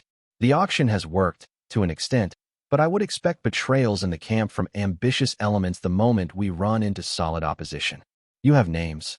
I asked. I am in the process of gathering them, Diabolus said, which remains difficult, as I lack eyes to watch on my behalf. I must rely almost entirely on rumors and observation of social currents. Observations, I will remind you, made without appropriate cultural context. Still angling for your little death squad? I see, I said. There is no nation or large-scale organization on Calernia that does not have individuals charged with internal surveillance, Acua said, including Callow under your reign, Catherine. Drow being notably more fractious than humans, to establish such a measure is mere common sense. We both know the longer we wait the larger this will become and the harder it will be to track would-be traitors. It must be done, and done quickly. Not to revisit our last argument, but I still don't trust Zulu to keep an eye on their own kind, I frankly replied. And for them to have right of life and death inside the camp would carry obvious dangers. I have come to understand and somewhat agree with your perspective in this, Diabolus said, which is why I would amend my previous request. I would like 10 ISP corpses from the next acquisition to be set aside for raising Nisi of my own picking. They can be charged with the duty, after being subjected to a strict set of oaths. That'll take the wind out of the next auction, I said. It will also make it clear that there is more than one way to rise in your service, Acua said. A useful tool, if the notion is properly conveyed. I clenched my fingers, then slowly unclenched them. She was right about the risks of leading a pack of drow without anyone charged with keeping an eye on them. Knives pointed at our back weren't just likely at this rate, they were inevitable. Agreed for the corpses, I said. We'll discuss the hierarchy of that fresh batch of spies and assassins after the Barrelun have been brought into the fold. I was disinclined to let Acua Sahelian head what would effectively be my equivalent of the Jacks down here, but I might not have another choice. Iva was another possible candidate, but I might need it on the front lines, and my leash on Diabolist was arguably tighter. In the end, I could dislike it all I wanted, but who else was there? One last subject, if you would, Acua said. Evidently, she'd noticed my attention was waning. I'm listening, I said. I would ask for one more ISP to be set aside, she said. For Sinton to harvest. Your assistant, I frowned. It should have enough status from that position alone, and I can't think of another reason why you'd want to empower it. It is being treated as a Nisi favored by one of higher status, not an individual to be respected outside that very narrow boundary, Acua noted. The casual disrespect it is still offered grates me and hinders its work besides. Status as one of the lesser mighty would neatly remedy that, and also allow her to sink deeper hooks into the rest of the drow through Sinton, a notion I was much less pleased about. Keeping Diabolist useful without giving her too much power was ever a delicate balancing act. If you were serious about promoting for reasons other than martial talent, you will hardly find a better candidate, Acua said. It was careful enough to hide it held the secret of Lower Mizan for more than 20 years. No one's born with a full secret, I grunted. Not even literacy, and that's the most common there is. It wet its blade a few times to complete that. You might as well chide a Prisai for diabolism, she replied amusedly. My brow rose. How's your heart, Acua? I said. Ever in your hand, dearest, in more ways than one, she smoothly replied. I rolled my eyes. I'll see if I can spare an ISP. But that's unlikely until Lodo, I said. Make do until then. By your will, my queen, she said. Because that's not getting old, I muttered. I rose to my feet. Time to finish cleaning up the Barrelon, then. Archer would be getting restless by now. You're angry, Indrani said. It told Iva you'd be angry. First off, I very much doubt that, I replied. That's fair, she mused. I mean, I was lying. Yours is the laziest, sloppiest form of treachery I have ever countered, I said. I can't believe that's a mark in your favor, but God's help me it is. Anyhow, I'm not angry. Surprised? No, surprised is too weak a word. Befuddled. I mean, you left us alone without supervision, so when you really think about it, who's really at fault? Indrani said. There was a pause. You are that fault. That was what I was implying, she revealed. I left you two alone for 2 hours and a half tops, Archer, I complained. How the hells did you end up accidentally taking over another sigil? What the Barrelon called their stronghold was, practically speaking, a plateau inside a tall cavern with a passage through drilled under it. To reach the part where the drow had actually lived, the top of the plateau, more specifically a knot of descending stalactites and stalagmites that had fused into some sort of stone tree around which all the Barrelon tents and structures were centered, would normally have required climbing a sheer cliff, but there were benefits to being made of smoke and mirrors, like growing wings at will. When I'd first realized that Archer and Iva had proceeded ahead of me, I'd expected to find the stronghold cleared of the last mighty and terrified drow awaiting instructions. The second part of that, at least, had come true. The first had not, since I was currently looking at around 30 mighty of varying ranks kneeling on the stone with their hands behind their necks. There's a very good explanation for that, Indrani assured me. My brow rose, and I gestured for her to speak. Silence persisted. I can't think of a believable lie, she admitted after a moment. Have you considered giving me an actual truthful accounting? I suggested. What is this, a bloody house of light? She complained, then her eyes brightened. Although, if you're willing to wear ripped-up sister robes, I'm more than willing to give you my confessions. Just give me your goddamned report, Archer, I said, rubbing the bridge of my nose. Fine, she pouted. So I was, making small talk with Iva while surrounded by corpses. As one does, I said. Right? We never go anywhere without there being corpses around. We should work on that, she said. Anyways, it was all like, Archer, you peerless beauty whose charm has moved me. I'm going to brag so you become interested me. Classic Iva, I agreed. And so it mentioned that bear whatever tried to convince it to stab you, Indrani said. Offered it 4th place in the local pecking order. Probably the only accurate part of what she'd reported so far, though I would not hold out hope for that trend to continue. So then, I was like, all Iva, please, don't be so obvious, it's just embarrassing. But then I figured, wait, 4th? That's pretty high up. Burly whatever brought 2 Rilla with a bunch of mooks, and Iva hadn't done much to show power at that point. Unless it was real bear back on the home front. Surely whatever was full of it when it made that promise. The worst part, I thought, was that she was perfectly aware that the name of the sigil and sigil holder had been Barrelon. She was yanking my chain. I knew that. She knew I knew that. And I knew that she knew I knew that. Yet if I actually corrected her, I would lose, and that was just unacceptable. So you went on a walk, I prompted. Well, technically you said to keep an eye on the corpses, and the corpses were gone by then, Indrani said. So really you have only yourself to blame. Oh, I wouldn't worry about that, I grunted. There's plenty of blame to go around. Look, when we found the troubadours, they were already under attack by this other bunch of drow, Indrani protested. So you know, I defended the innocent. As is my custom. I don't suppose you bothered to learn the context for all this. I tried.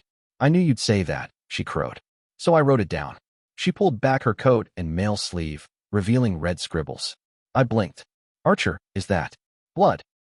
Which do we run into more often down here? Dead bodies or inkwells? She pointed out. It's like you don't even think, sometimes. Anyways, here it is. The dubious dash. Delenn, I'm mentally corrected, which was the nearest sigil to this tone. Have been all warlike recently, and slapped the Henrys in the face in a skirmish a while back, a defeat bad enough that it cleaned up most of their mighty. Had we really gone from bear whatever to Henrys in the span of 30 heartbeats? I was in dire need of a way to exact pretty revenge on Indrani. It was the only language she truly understood. When they heard the Henrys were moving out to speak with us, they decided it was a good time to attack, Indrani continued. But they're blind, and their timing is shit dash. The stronghold of the Barrelon was difficult to access, and finding out precisely when they had gone to ambush me was difficult, I mentally translated. So they were only just getting started when me and Iva showed up, she said. Iva and I said. You ignorant wench. She flipped me off. My gaze returned to the kneeling drow, who'd been watching us talk back and forth very carefully. And you what? Killed enough of them that the rest gave up? I asked. We protected the innocent until surrender ensued, Indrani proudly replied, then spoiled the way she'd kept her face straight through that by badly winking. Fuck it, I sighed. We'll offer them the usual oath or sword bargain, then loot everything before we get back on the road. Yes, sir, your queenliness, ma'am, Archer grinned. We decided on where we're headed then? Great Lodo, I told her. I hope you're in a fighting mood, because we're about to declare war on an entire civilization. The smile she gave me at that was terrifying in more ways than one, but at least she was on my side. The drow wouldn't be so lucky. Book 4, Chapter 64, Momentum. When in doubt, attack. When doubtless, attack as well. Bastion de Hauteville, Procerin General. Great Lodo was nothing like I'd expected. All I'd seen of the drow so far was raised stones and the occasional clever exploitation of natural features, and so my expectations had been rather low before I took my first look at one of their cities. I'd believed it would be a few half-ruined structures and perhaps a surviving set of walls, but the Lodo I was looking upon served as a reminder that the Everdark had once been an empire in its own right. I'd thought of the term city in the Calawan sense, a gathering of houses and streets with marketplaces and maybe a decent set of ramparts. But that was a surface way of looking at things, wasn't it? Up there, cities were built in breadth, spreading when the population rose. The drow had instead built in depth, in a way that would have been impossible in the land of my birth. Great Lodo was built in levels. That was the easiest way to describe it. The heart of the city was a massive pit with a spire of stone in the center, from base to summit large as a small fortress. From that tree radiates branch-like bridges leading to districts carved directly into the rock across the chasm. Their size is variable. Closer to the bottom, I could glimpse districts large as Summerhome itself, serving as farms and lakes, while closer to the center the holes in the rock were more like neighborhoods of carved houses. At its peak, I thought, Lodo must have had several 100,000 drow living in it. Now, though, most of it was abandoned. Some of the bridges linking the spire to the sides had been broken, and though some were replaced by rope bridges made of some kind of pale weed, many more had simply been left gaping. The districts they led to now empty ruins. It was a moving sight, I would admit. The structure of the city alone would have been impressive, but the ancient drow had made of Lodo a work of art. There was hardly a wall or floor that was not filled by a mosaic or bas-relief. Stalactites and stalagmites had been carved into painted statues of drow and animals.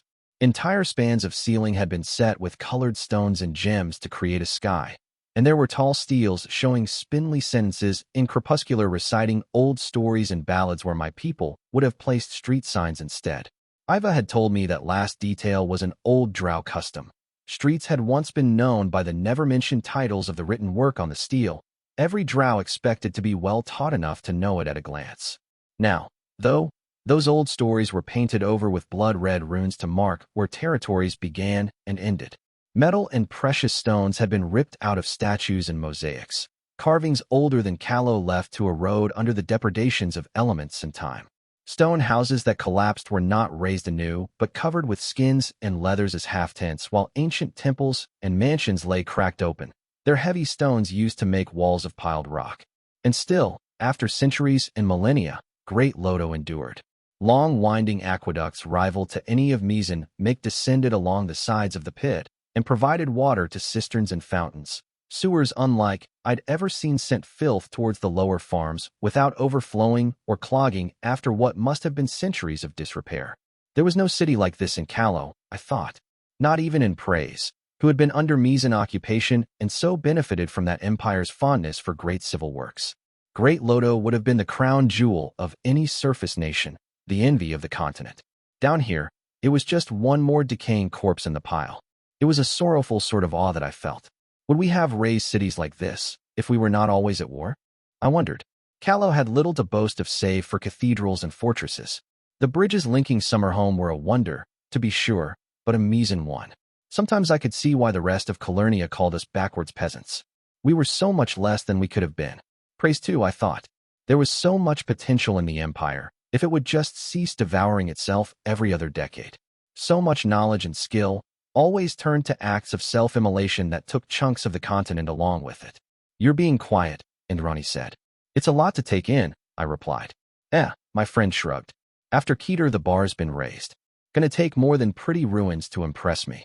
We walk through the grave of an empire, I murmured. That's worth a moment of contemplation.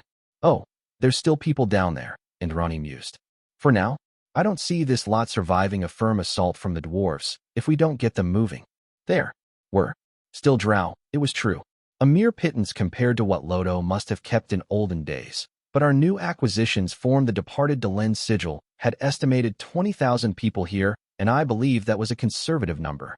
The larger sigils reigned close to the bottom, where the old farms could be kept going, and so allow for more Nisi to be held. But that didn't necessarily mean the deeper sigils were the most powerful. Mighty Delen and its tribe had been intending to have a go at claiming territory on the outskirts of Lodo within the decade, and so interrogation had wielded more information than I'd expected. The central spire, called an overly long word meaning column in crepuscular, wasn't the territory of any single sigil, as whoever held it would have a massive advantage over rivals, but the rest of the inhabited city had been carved up between the 10 sigils that inhabited it. The weakest, and the one we'd go after first, was the Urlan sigil. They'd once ruled a few of the central districts, but after being evicted by a stronger sigil, they'd moved upwards and devoured the sigil that had previously ruled the part of Lodo called the Crossroads. If the city was a cylinder from which districts sprouted, then the Crossroads was the circle atop that cylinder, connected through the central column by 4 broad bridges. Nearly every tunnel in the region led to the Crossroads, including the one where we currently stood, though the Hallian ways that had once been the highways of the Drow Empire were linked to Lodo's bottom level instead, which was unfortunate, since I intended to go through those. The Crossroads were arguably the city's second most important strategic point, but highly unpopular territory for a sigil to hold, since near every tunnel led to them. Any ambitious sigil trying to get into the Lodo scrap would begin by taking a swing at whoever held them. Word was that a sigil holding them could expect slow and steady decline through constant conflict until either a sigil of the outer ring managed to mount a strong enough assault or a sigil on the losing side of a conflict deeper down moved up and evicted the latest occupants, much as the Urlan themselves had done.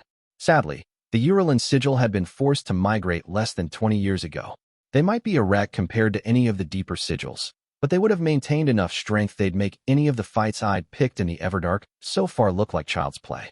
The city will be tricky to assault, I finally said. Gotta take the Crossroads before we go at it seriously, Indrani noted, squinting down. That'll be ugly fighting, mark my words. I did not disagree.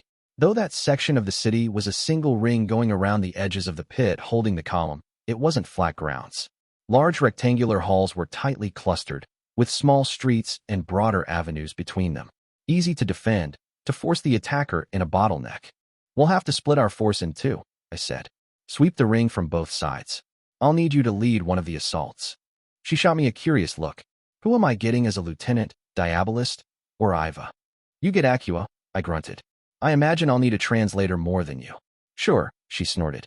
Let's pretend that's true. We certainly want no one keeping an eye on the bridges. That was the large risk here, I thought. The odds that a deeper sigil would be willing to send its mighty against an attacker it hadn't properly looked over were low. Sigils prone to taking those kinds of gambles didn't tend to last long. They weren't non-existent, however, and it might change the situation if they learned that it was a human leading the charge. Still, I couldn't afford to let the Urlan run or concentrate their forces. But can I afford to be flanked halfway through? Not really, no. After Archer had acquired the Delen's sigil and we'd gathered the people from both them and the Barrelon, our numbers had doubled. A little over 4,000 drow were now under my banner.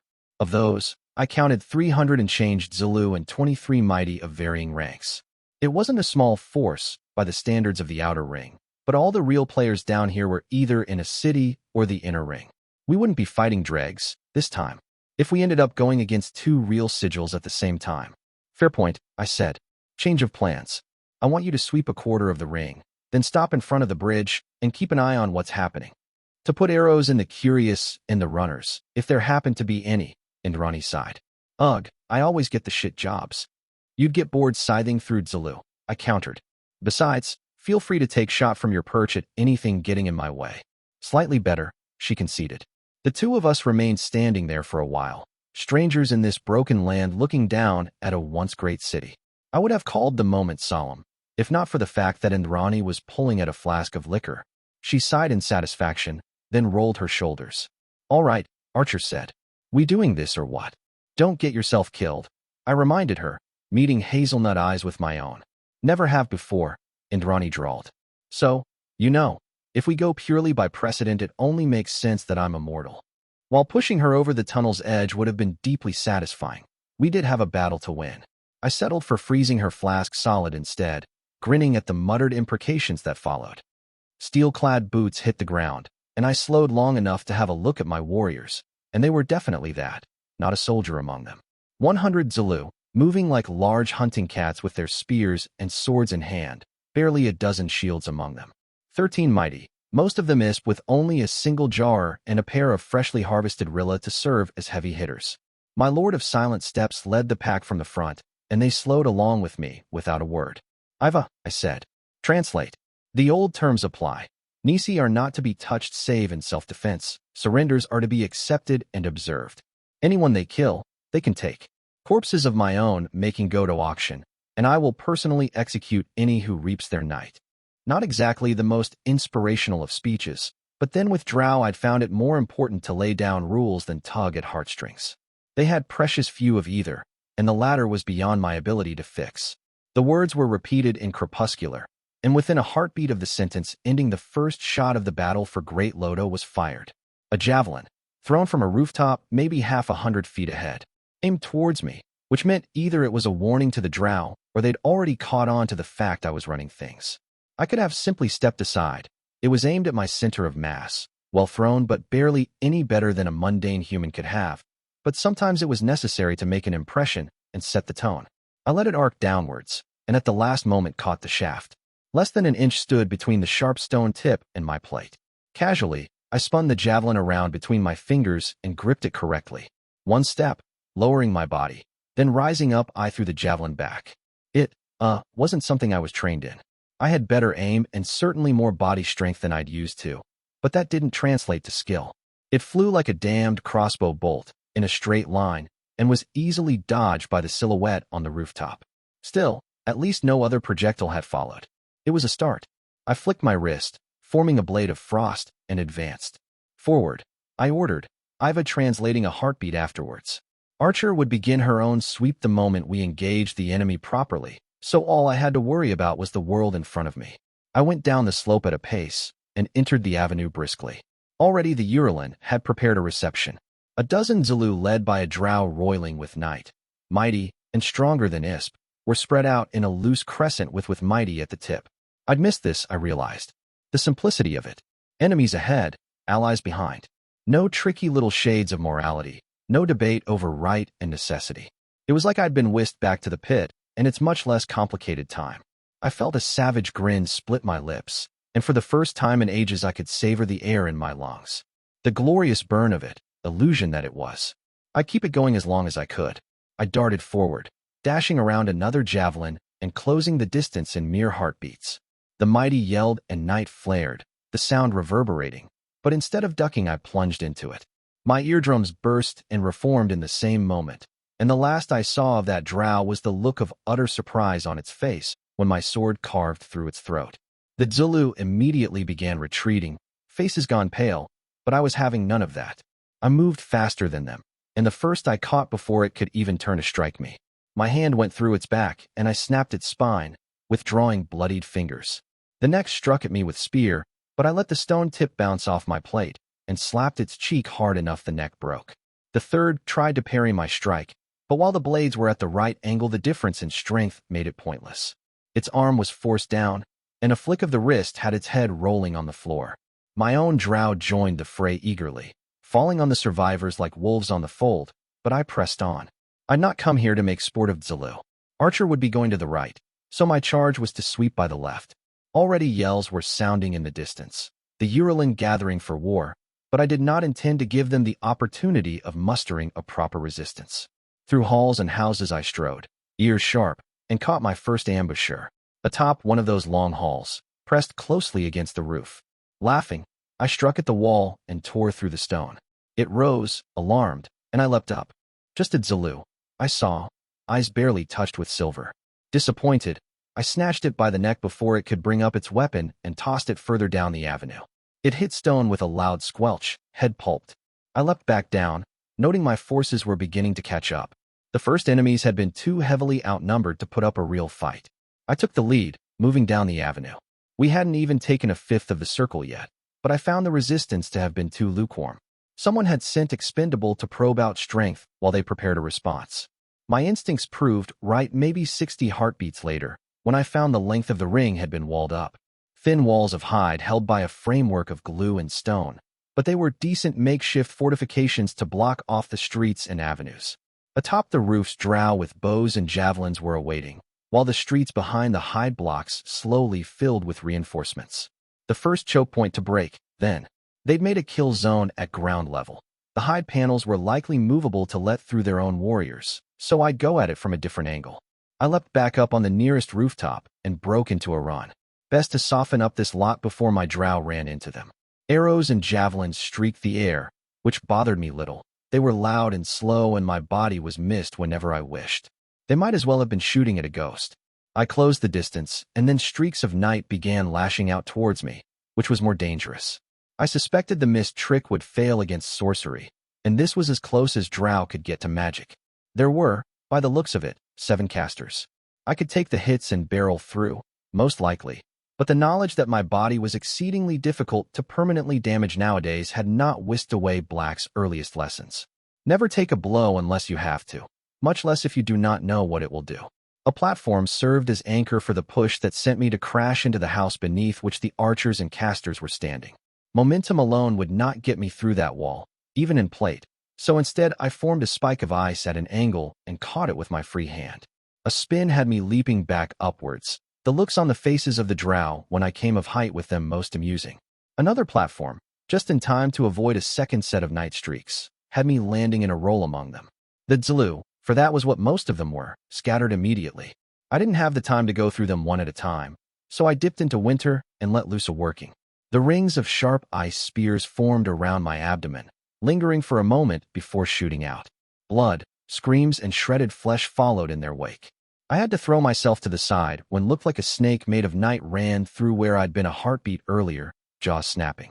Another 2 followed suit, keeping me dancing, and to my distaste a streak of night clipped me on the shoulder as I landed in a roll. It went straight through the plate, though at an angle that meant it hit air instead of flesh after punching through. 7 casters, I found, the only ones not dead or running. The snakes were coming out of their bellies, coiling and releasing at their will, while the other 4 drow were shooting shorter bursts to keep me from closing distance. Irritating. If they were mighty, which was likely, they weren't far up the ranks. I didn't have time to waste on these when the real threats were still on the loose. I sidestepped another streak, ducked under a snake, and exerted my will. The drow guiding the snake found its throat filled with ice and began clawing at its skin impotently. I caught another snake charmer and one of the shooters before being forced to move again. Darting around a snake extended sharply like an arrow shot, I ran forward, rolling under another streak of night and responding with a collar of ice around the second drow's neck that tightened and immediately choked it. They'd needed the numbers to keep me busy. They realized too late as I carved through the throat of the last snake charmer. The remaining 2 tried to make a run for it, but I pursued, shaping my sword into a spear and tossing it in the first's back. The last survivor leapt down from the roof, and I sighed. Its throat filled with ice a moment later, and it dropped. The whole of it could not have taken more than 70 heartbeats, and now my own sigil was assaulting the barricades. I casually formed an anvil of ice and dropped it on the nearest hide wall to make an easy point of entry. I supposed I could clear out the Zlu a bit to make it easier on my warriors. Then the roof under my feet turned into night, and the mighty of the Urulin sigil entered the fray. Book 4, Chapter 65, Impact. Lo and behold, I have brought peace to the Empire. Dread Empress Massacre. After ordering the burning of Okoro, 3 things happened in swift succession. The first was that I formed a handhold of ice to hoist myself up. I wasn't sure what would happen if I stayed standing in the middle of a blanket of night, but it was unlikely to be pleasant. The second was that, even as my fingers closed around the handhold, it began vibrating and exploded with a scream. The third thing, unfortunately, was that I fell back into that same blanket of night spread over the roof. Feet first, which turned out to be a stroke of luck. The moment they made contact with the night, they dissolved, like they'd been dropped in acid. I dimmed my mind, turning into mist, and slithered away towards the edge of the roof. It was difficult to think, in that state, and my situational awareness was shit, as was made clear by the fact that I neither saw nor heard coming the spear of night that caught me in the side, or as close to a side as I could have, while made of mist. The second unpleasant surprise of the day night unfolded as the spear forced me back into solid form where it struck and sent my human-like silhouette to go tumbling over the side into a pack of Zulu, though that didn't prove to be much of a problem. Night spread over the street with a soft whisper, and they dissolved screaming even as I fell. I formed a spike of ice jutting out of a house's sidewall and landed on it for exactly a heartbeat before it broke with a scream, but it had been enough to allow me to situate myself. A pair of translucent blue wings ripped out of my back, and I flew upwards, finally getting a look at the drow that had ambushed me. There were 3, all holding so much night within their thin frames they darkened their surroundings just by being there. The air around them looked like near-invisible wisps of smoke was spreading through it. The 2 on the sides looked like they could have been twins, their deep gray skin and whip-like faces identical save for the crescent scars they had on opposite cheeks. Their eyes were pure silver, save for the black pupils. Long curved blades in hand, they watched me rise with identical bored expressions.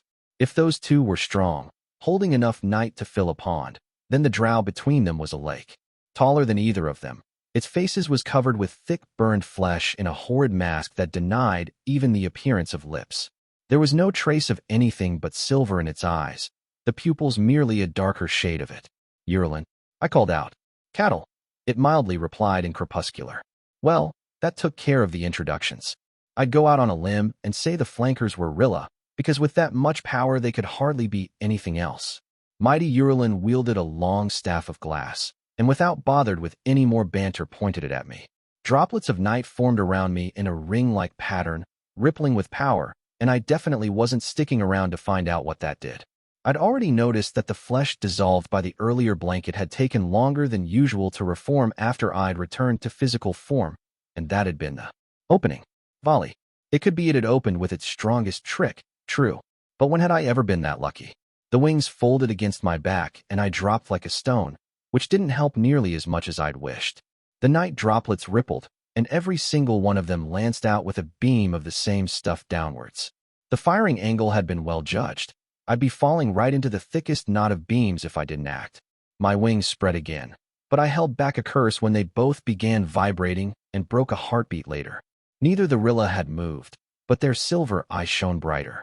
Time to improvise, then. Mist form wasn't getting me out of this, so the time for delicate works was over. I formed a large cube of ice under me, feeling winter's influence begin to creep and promptly shunting it off. And even as the beams of night tore into the frost, I parted it around my falling form to go straight through.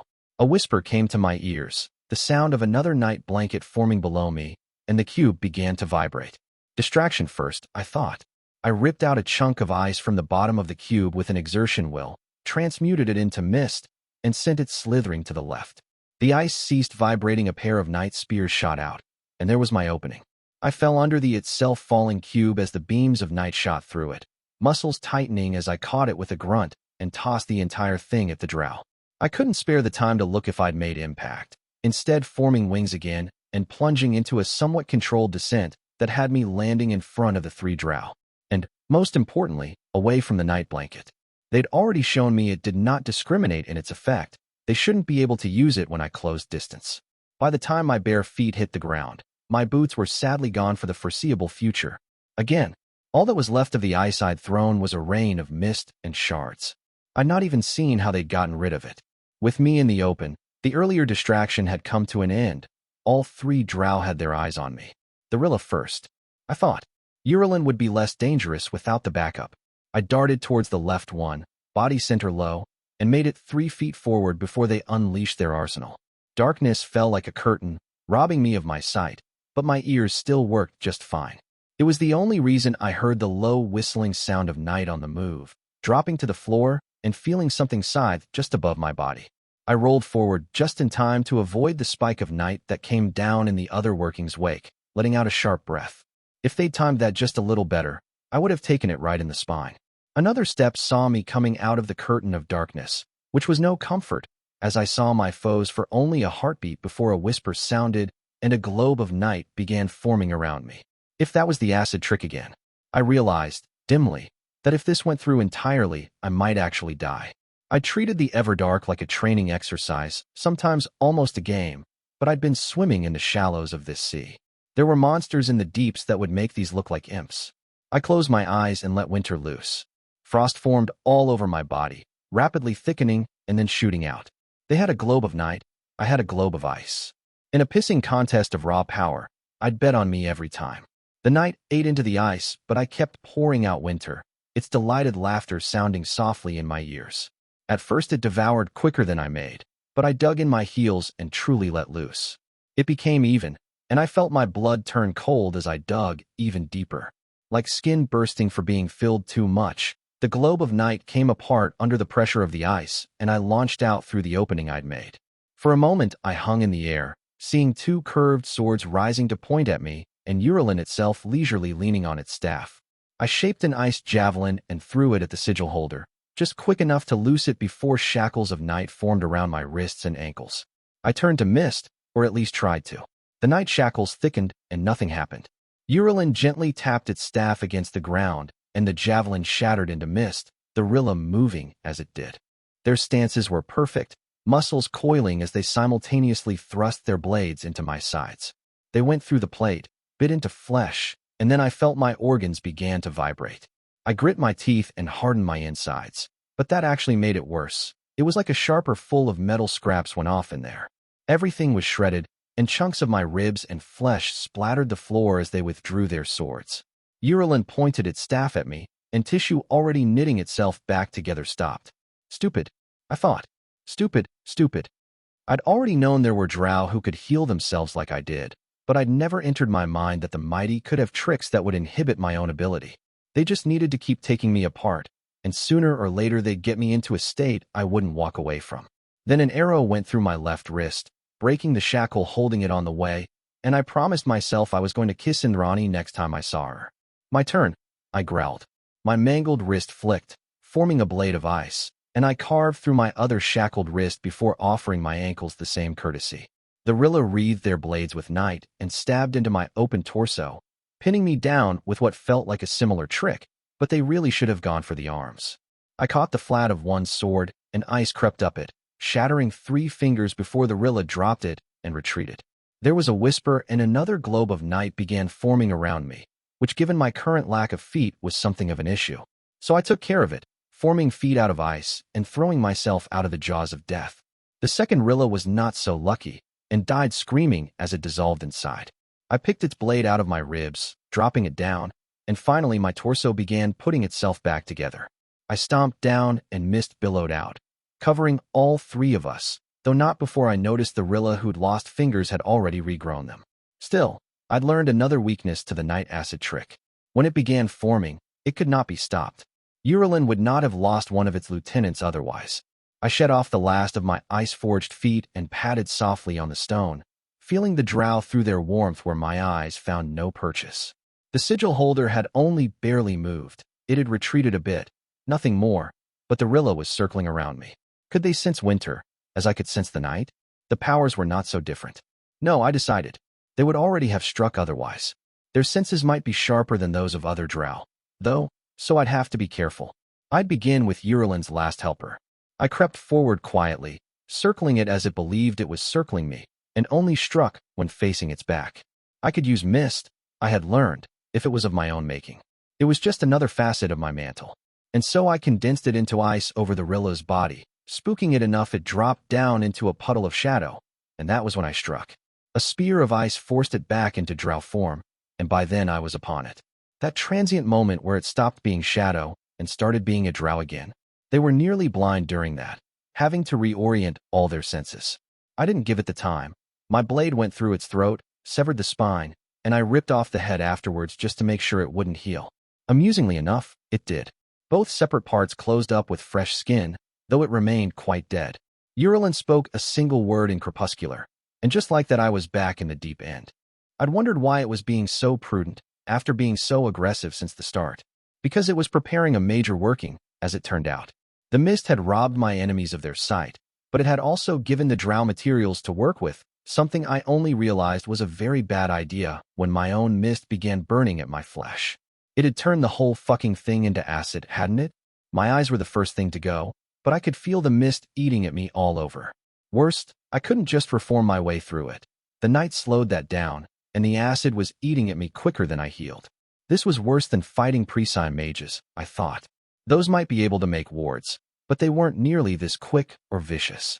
Considering Urlin had likely been at this for centuries, it only made sense. But that absent-minded consideration did nothing to help me out of my current predicament. Hardening my flesh, which was difficult when not contained to smaller body parts, did little to stop the problem. Slowed it some, but not enough to turn the tide.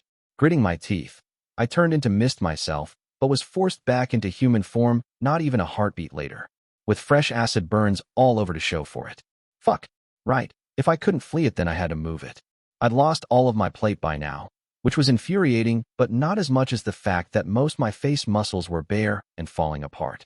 I was melting like snow in summer sun. I formed of ice a large windmill and set it to spinning, which drew back the mist closest to me and bought me a moment until Urlin clapped down its staff and broke it without a word. Still, thinned was good enough for what I'd intended. Wings ripped out of my back for the third time today, and I rose out of the mist. The problem, now, was that I was literally flying blind with someone waiting to take a shot at me. I couldn't just keep rising. That'd be painting a target on my back, so I zigzagged erratically as my face slowly grew back. Even if I got hit, I thought, by the time I got back on my feet, I'd be ready to fight again. Unfortunately, Urlin agreed. The sound of mist billowing forward came to my ears, and I realized it was pursuing me with the cloud. All right, desperate measures then. I flipped directions and went crashing straight towards the ground, hoping to there it was, a rooftop. My blood and flesh made a mess on the tiles, but I punched my way through and landed in a sprawl below. Screams, people running away. Nisi? They hadn't tried to fight anyway. I wildly sprayed ice where I crashed through and crouched close to the floor. I just needed to wait this out, I thought, though every passing moment where the mist hadn't caught up was ratcheting up the tension in my frame.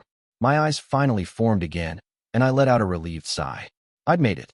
Through the ice-patched hole in the roof, I could see the acid mist was surrounding the building, which was my first warning sign. Urlin wouldn't have bothered unless it intended to flush me out. Night flared above me, a beacon to my eldritch senses, and I cursed under my breath. It wasn't just going to flush me out, it was going to shatter the damned thing and drown me in acid again. I wouldn't be able to dodge that. I had to convince it to strike elsewhere instead. I wove glamour, two separate workings. I sent an image of myself through the ice, wreathed in a blue halo that would serve as cheap explanation why she wasn't melting. Too cheap, too obvious. A look to the side revealed there was an open door to my left, with 5 corpses where the Nisi had tried to flee and been caught by the mist instead.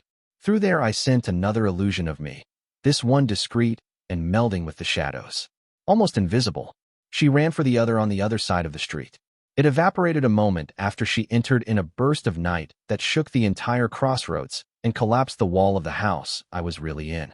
The glamour had been dispersed by the hit, and I dispersed the one above as well. Crouching low behind loose stones, I wove one last glamour, my own skeleton, slowly growing back its flesh. Spikes of night fell down around it in a circle, and there was a swell of power. Biting my lip, I slowed the regeneration to a crawl in the glamour. I wasn't sure if that had been what the trick was intended for, but I'd have to guess. Urlin approached slowly, its glass staff pointed at my fake body, and quietly, I formed a sword. I waited until it was standing over my illusion, staff raised, before I attacked. Had it been its senses or a discrepancy in effect that tipped it off? I might never know, but when I was a mere 10 feet away, the sigil holder turned and cast a silvery gaze towards me. We were done with the posturing, and so I struck. Step forward, faint low to the left, and then a spin. It staffed my sword, and I smiled. It went away quickly, when the staff did not break and its arm did not lower. I could feel, slightly stronger, but not enough to hammer it back, and then the staff rippled. My sword blew up, shredding a few fingers with it, and the tip of the staff hit me in the stomach. I rocked back, and it struck upwards smoothly, breaking my chin before whipping back down and going for a thrust into my throat.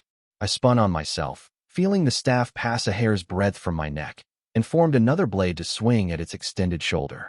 It spun with me, as if the two of us were dancing, and fluidly stepped away when my strike reached the apex of its arc. The tip of the staff lightly touched the sword, and just like that it fucking blew up again. The The fingers I'd just bloody grew back were shredded again, to my mounting irritation. I made a third blade along with what was clearly more than my third set of fingers of the fight. Irksome as this was, it was likely better than what would happen if Urulin pulled the same trick on my actual body. The drow spoke something in a language other than crepuscular, sounding amused, but I didn't recognize the language. It sounded close to rites, but the vowels were even more of a debacle. Some older form, maybe? Some secrets floating around the night were much older than the current Calurnia. Most of them, actually. Didn't catch that, I said, and attacked. I didn't start with a feint, this time. It was clearly a better fighter than I was. The only way I'd win was by cheating. I angled my sword for its throat and swung with brute force and speed. It withdrew just out of reach, bending backwards, and then bent forward. One hand came off the staff to tap my side, and I had to bite back the scream. It had found a vein and was pouring the night acid in it. I did the only reasonable thing and froze my own blood so stop it from spreading. It caught the wrist of my sword hand and forced it to continue the arc as it drew back the staff to better bring it down. Mistake, I calmly said. I turned the wrist it held to mist and wrenched it out. The wisp of wrist moved under my will, slithering up its nostril and sinking into the brains behind them. All it took after that was a twist of will, and I shredded what lay inside its skull. Mighty Urulin dropped the ground, and I stood panting. I didn't bother recover the flesh I'd turned into mist, making another hand instead. Didn't want the old one back, after where it had been. My flank still felt like it had been lit on fire, but I carved out the infection and breathed a sigh of relief. It was only then, covered in blood both my own and that of my enemies, that I realized I'd been naked ever since the acid mist trick. I'd just been too angry to notice, and it wasn't like I felt the cold anyways. I looked down at the drow's corpse and shrugged. Might as well steal its clothes before I cut its head off, then. Throwing mighty Urulin's severed head in the middle of its own warriors ought to have a slight effect on enemy morale. Book 4, Chapter 66, Tremors. It is a small-minded man who needs a reason to create a ritual that would crash the moon into creation. Dread Emperor Malignant III, before his death and second reign as Dread Emperor Revenant. The Urulin sigil broke within an hour of its chief dying at my hands. It was a valuable lesson as to how I should handle drow in the future. Decapitating a Proceran or Presi army, for example, wouldn't necessarily take them out of the fight. The legions, after the reforms anyway, had been built with the notion in mind that the highest-ranking officers were natural targets for heroes or resistance fighters. Redundancies and a clear order of succession for the chain of command had been set into their framework. Princes of Procure, on the other hand, might be the undisputed rulers of their hosts, but they also tended to delegate the practicalities of campaigning to trained career officers. In both cases, putting the head of the army's leader on a pike would be damaging in many ways, but not outright scatter that same army. Sigils weren't armies, though. They were tribes kept together only by the strength of the sigil holder. When I tossed Urulin's severed head into the middle of the battle, the glue keeping the sigil together had crumbled. Their kind, when it came down to it, let their actions be dictated by the invisible balance of martial strength. If the attacker was capable of killing the sigil holder, odds were that the individual who'd done it was capable of wiping out the rest of the sigil on their own. Best to bargain, if possible, or flee if it was not. Unsurprisingly, it was the mighty that kept fighting the longest. Zulu could afford surrender more easily, knowing that they weren't worth harvesting to the enemy's upper ranks, and that whoever was in charge there would always be a need for warriors to send into the meat grinder. What did they care under which sigil it happened? Drow did not fight for plunder in the way that most tribes and clans would, not exactly. To amount to anything they needed night, and war was certainly the easiest way to accumulate that. But when there was a clear winner, doubling down on a losing fight was not to their advantage. Mighty, on the other hand, knew they'd be hunted and harvested after a defeat, used as spoils instead of coin or food. Surrender might be feasible if assurances were made, but that was not custom.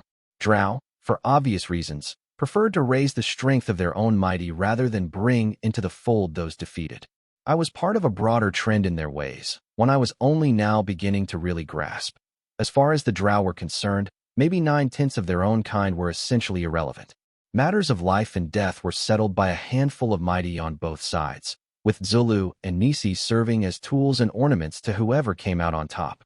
What that meant, practically speaking, was that the moment mighty Urulin died, this stopped being a battle and started being cleanup.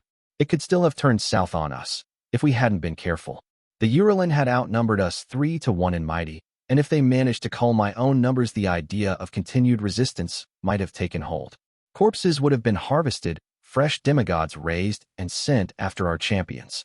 Our saving grace, in this case, was Iva.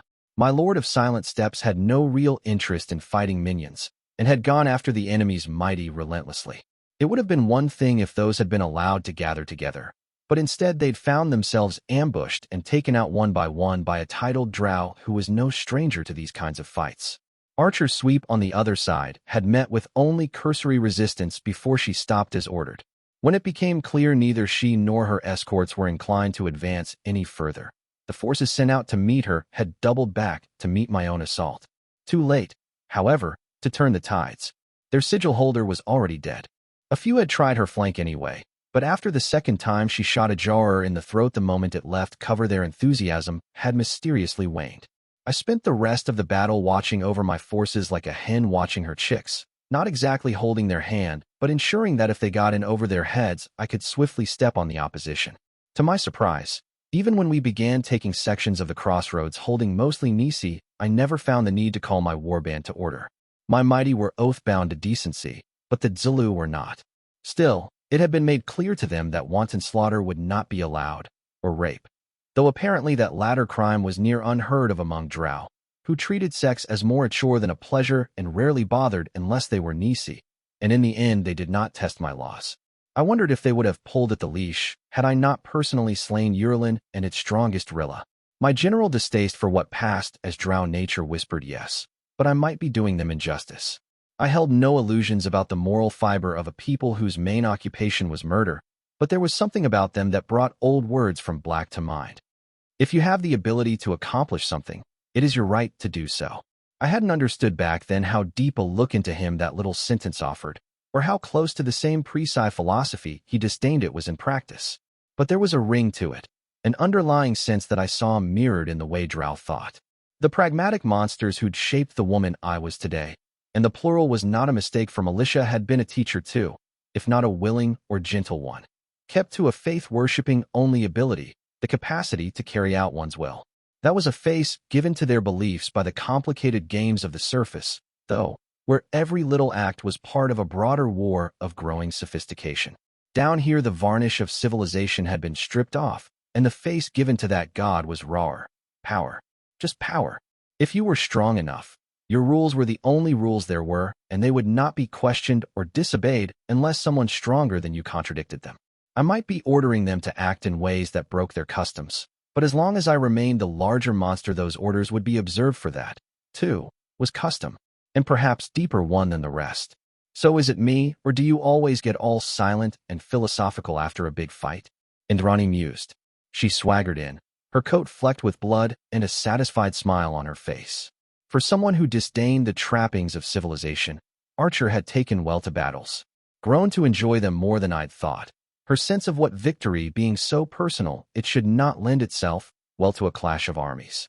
A reminder, I mused, that people could continue to surprise even when you believed you had the measure of them. I never liked this part, I admitted as she came to stand beside me. The cleanup. When the blades are out and shields collide, I can almost feel what the songs sing of, but the aftermath spoils it. The return to the bare realities of what took place. It had barely qualified as a skirmish, by the numbers. More soldiers had been involved in the war game that had won me command of the 15th, and arguably much more complex tactics. How many people had actually fought today? 500 maybe. And of those, less than 100 had actually had an impact on the outcome. There were not even 200 dead in the aching of the crossroads, though the way their corpses had been dragged and laid down in rows along the largest avenue made it seem more than it should. Most those bodies were already bereft of night. Their killers have wasted no time claiming their due, but enough remained that the auction to come would be the largest yet. Indrani sighed. It does get on my nerves that the best parts of you are also the most irritating, she said. I snorted and left it at that, the two of us sharing a rare moment of comfortable silence. She tended to fill those religiously, almost as if she were afraid of the absence of noise, and so I savored the rare respite. Should I ask why you're wearing clothes too large for you? She finally asked. No, I grunted. Well, the pants are tight enough, they make your arse look amazing, Indrani said. But the whole long sleeves thing makes you look like a mercantis trader. You know what? I'll take it, I said. Still going to need to change before speaking with whoever comes up, though. Talk with Diabolist first, maybe, she said. It's not like she's wearing real clothes, but she is disappointingly not naked all the time. Thank the gods for that. Indrani would never get anything done if Aqua's admittedly impressive assets were permanently on display. I will, I replied. Not right now, though. She's still taking count of our acquisitions. Of course she is, Indrani drawled. It's almost like she's maneuvering herself into being the obvious pick for who ends up stuck watching over the drow when we get back upstairs. It was easy to forget, sometimes, that Archer's lack of manners was more choice than inability. In some ways, she was as sharp as Hakram when it came to reading social currents. She can maneuver all she wants. She's not getting the job, I said. I'm still debating who'll oversee when I'm not around, but she's not in the running. Vivian, Indrani suggested. She doesn't have the right edges, I reluctantly admitted. They'll challenge her. I'm considering Larret. Now there's a real philosophical question, Indrani drawled. How many treacherous lieutenants at too many treacherous lieutenants? One, but we make do with what we have, I sighed. We make do with what we have, Indrani repeated grimly, squinting forward in a poor imitation of a frown. I don't sound like that, I protested. She hunched her shoulders and raised her chin, trying for noble sorrow, but mostly looking like she had stomach cramps. I beat up empires, but I'm real conflicted about it, Indrani declared. A fairy queen named my crew the Woe because I'm so tragic and misunderstood. Screw you, I grinned. You're part of it too. I once finished the last of the stew even if I don't really need to eat, because I'm just the worst, Indrani solemnly added. It surprised a splash of laughter out of me, and once it started it didn't stop. The two of us ended up standing there like fools, sniggering at nothing much at all. It was a release I hadn't known I needed, and I could not help but be grateful for it. I'd thought before that Indrani was most beautiful in fleeting moments, when the part of her that was more glorious alive than anyone I'd ever known came to the surface, and it was all you could see. I'd not been wrong, I decided. Strange as it was, she more attractive to me now, laughter glinting in hazelnut eyes, slightly breathless and making sport of all the world, than she would have been half naked on my bed wearing little butt lace. I did make a promise, while fighting Urulin, I teased. Oh, she said. What dash? My hand slipped around her waist, beneath the coat, and she allowed herself to be dipped down. Her eyes wide, I watched her lips part and leaned down to kiss her. She tasted, I thought, like spices, but soon enough all I could think of was the hungry heat of her lips against mine, the way our teeth clicked together awkwardly before she teased me with her tongue. She threaded her fingers into my hair, forcing me closer, and when we finally parted she was flushed and out of breath. Gods, she said, you are so short. Naturally, I dropped her. She fell into a sprawl with a loud yelp, perfectly capable of landing on her feet, but never one to allow practicalities to get in the way of theatrics. I wiped my lips, then shrugged. There, promise fulfilled, I mused. Back to work. Really? She whined. You're going to get me all worked up and then just leave? I'm sure you'll get over it. I grinned and turned my back to her. She cursed me loudly as I sauntered away, feeling more human than I had in a very long time. I found Diabolist seated like the queen of an industrious gray-skinned hive, Drow gravitating to her, and Sinton for translated instructions before darting away to carry out her bidding. They were getting in the habit of obeying her, I saw. Not the mighty. They saw her, I suspected, more as an obstacle to climb than a superior, but the nascent pack of Zulu officers and supervisors had grown used to taking her orders. They saw little of me, on a daily basis. Primly perched on a flat stone, Aqua was a vision in her long dress of silver and blue. While high-necked and seemingly conservative, her clothes were cut to be rather flattering to her frame. They suggested rather than revealed, but the suggestion was not mild. Scarlet eyes remained on me as I strolled at her side, plopping myself down next to her. I glanced at Sinton. Dismissed, I said in lower Meason. All of you. The Nisi, though that status might just be remedied to today, bowed low and repeated the order in crepuscular. Within 5 heartbeats we were entirely alone in the avenue. Catherine, Diabolist greeted me. Another victory for your tally. It was the opening measure, I replied. The real pivot comes when the deeper sigils decide on their response.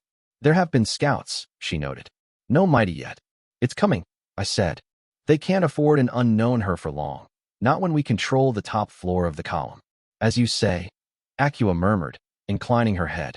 I had the privilege of witnessing your duel with mighty Urulin, from a distance. I hummed. And you have thoughts, I said. So did I, and I was curious to see if they aligned. If I may speak frankly, Diabolus said. Never too late to start, I drawled. Yes, very clever, she sighed.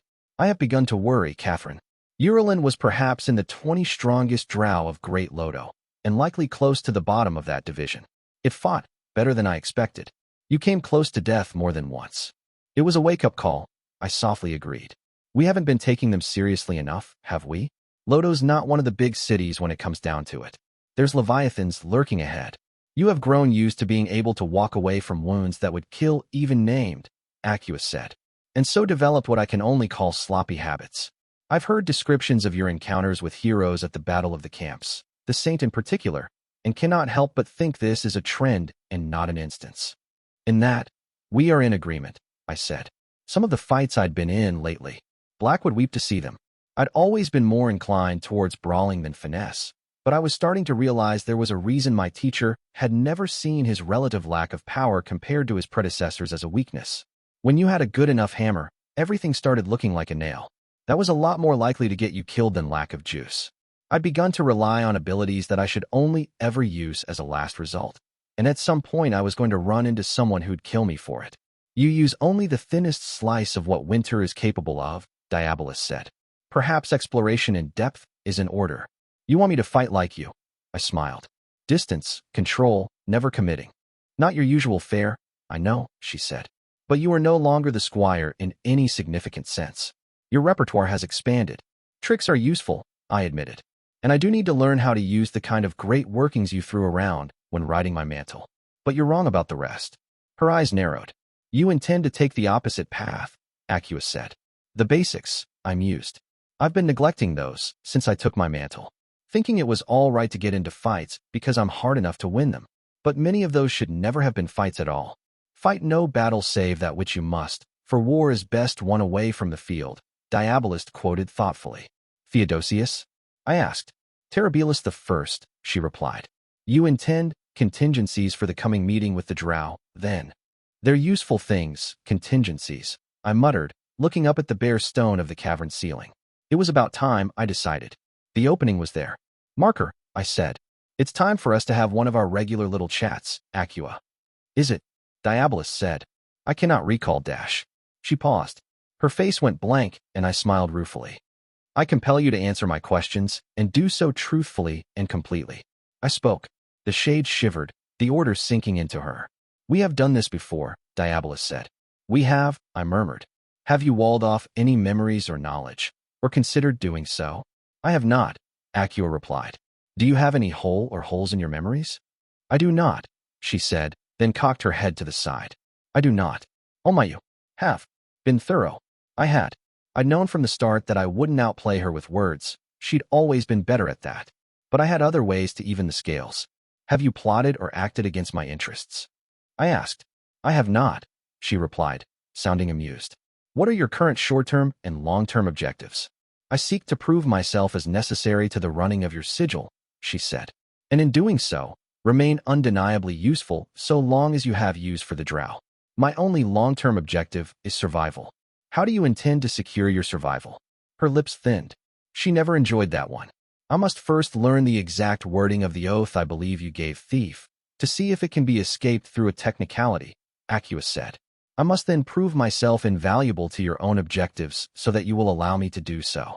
I must be reconciled to Vivian Dartwick, or she must be removed from the situation. If the wording if without flaw, I will seek to obtain a manner of resurrection that preserves most of what I am. Nothing new, then. Good. Have you manipulated the greater or lesser oaths, or both, so that you can exploit them in any way? I asked. I have not, she said. The same answer as every time I'd asked the question, but it was worth checking to be sure. Do you know why I insisted the oaths be sworn to the sovereign of moonless nights? I do not, she said. Ah, too broad. Do you have theories as to why I did? I asked. I do, Diabolus drawled. Shall save us the time and elaborate? I ignored her. If not prompted, she could lie. What are these theories? I believe you intend to divert yourself or your mantle in the future, and so dissociated oath-keeping from your personal identity, she said. I am not certain if the beneficiary would be an object or an individual, but suspect it will be the former Prince of Nightfall. Wrong, but she didn't have to know that. Is there any other part of my soul you would like me to bear? Aqua asked. You must have other questions. I had to keep it short. Too long and the risks increased she might notice. And I usually used my last question to make sure she hadn't picked up on anything. I could do that tomorrow, though, at no great loss. And there were some things I'd gotten curious about. Why do you flirt with me? She laughed, full-throated. I know you have difficulty remaining emotionally uninvolved when in a sexual relationship, and you have a known weakness for powerful women, she said. I also believe that contact between us would temporarily allow me to regain full physical senses, which is promising as I find you attractive enough sex would not be unpleasant. I waited for a moment. It also infuriates Thief when she overhears, Aqua added reluctantly, forced by the order, which I deeply enjoy. That might be the most human I've ever seen you act, I said. She languidly shrugged. And now, from and including the word marker I spoke earlier today, you will remember this conversation as idle chatter from the moment this sentence ends. I spoke. Her form rippled, and a heartbeat passed. Amusing as this was, I believe there might be more pressing matters at hand, Diabolus said. You're right, I said. Let's talk contingencies, then. Still under control for now. I'd ask again tomorrow. Book 4, Chapter 67, Breakthrough. With great madness comes great possibility. Dread Emperor Malevolent I, the Unhallowed. It took 3 hours before the first envoy showed up, requesting the name of the sigil that had displaced the Urulin and politely inquiring as to its intentions. Some poor Zulu bastard who'd obviously been sent because it was expendable. It wasn't allowed entrance into the crossroads. Not that it was eager, and I sent Iva to meet it halfway through one of the bridges instead.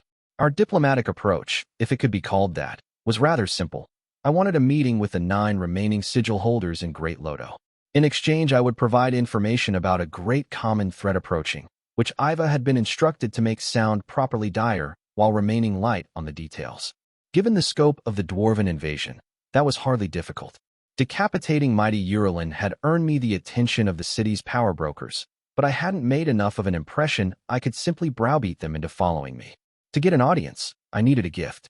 A warning about the dwarves invading ought to do the trick. The sigil that first approached us was the Slaws, who held the territory directly below the crossroads. They'd been on decent terms with the Urulin, who usually had higher priorities than raiding their downstairs neighbors.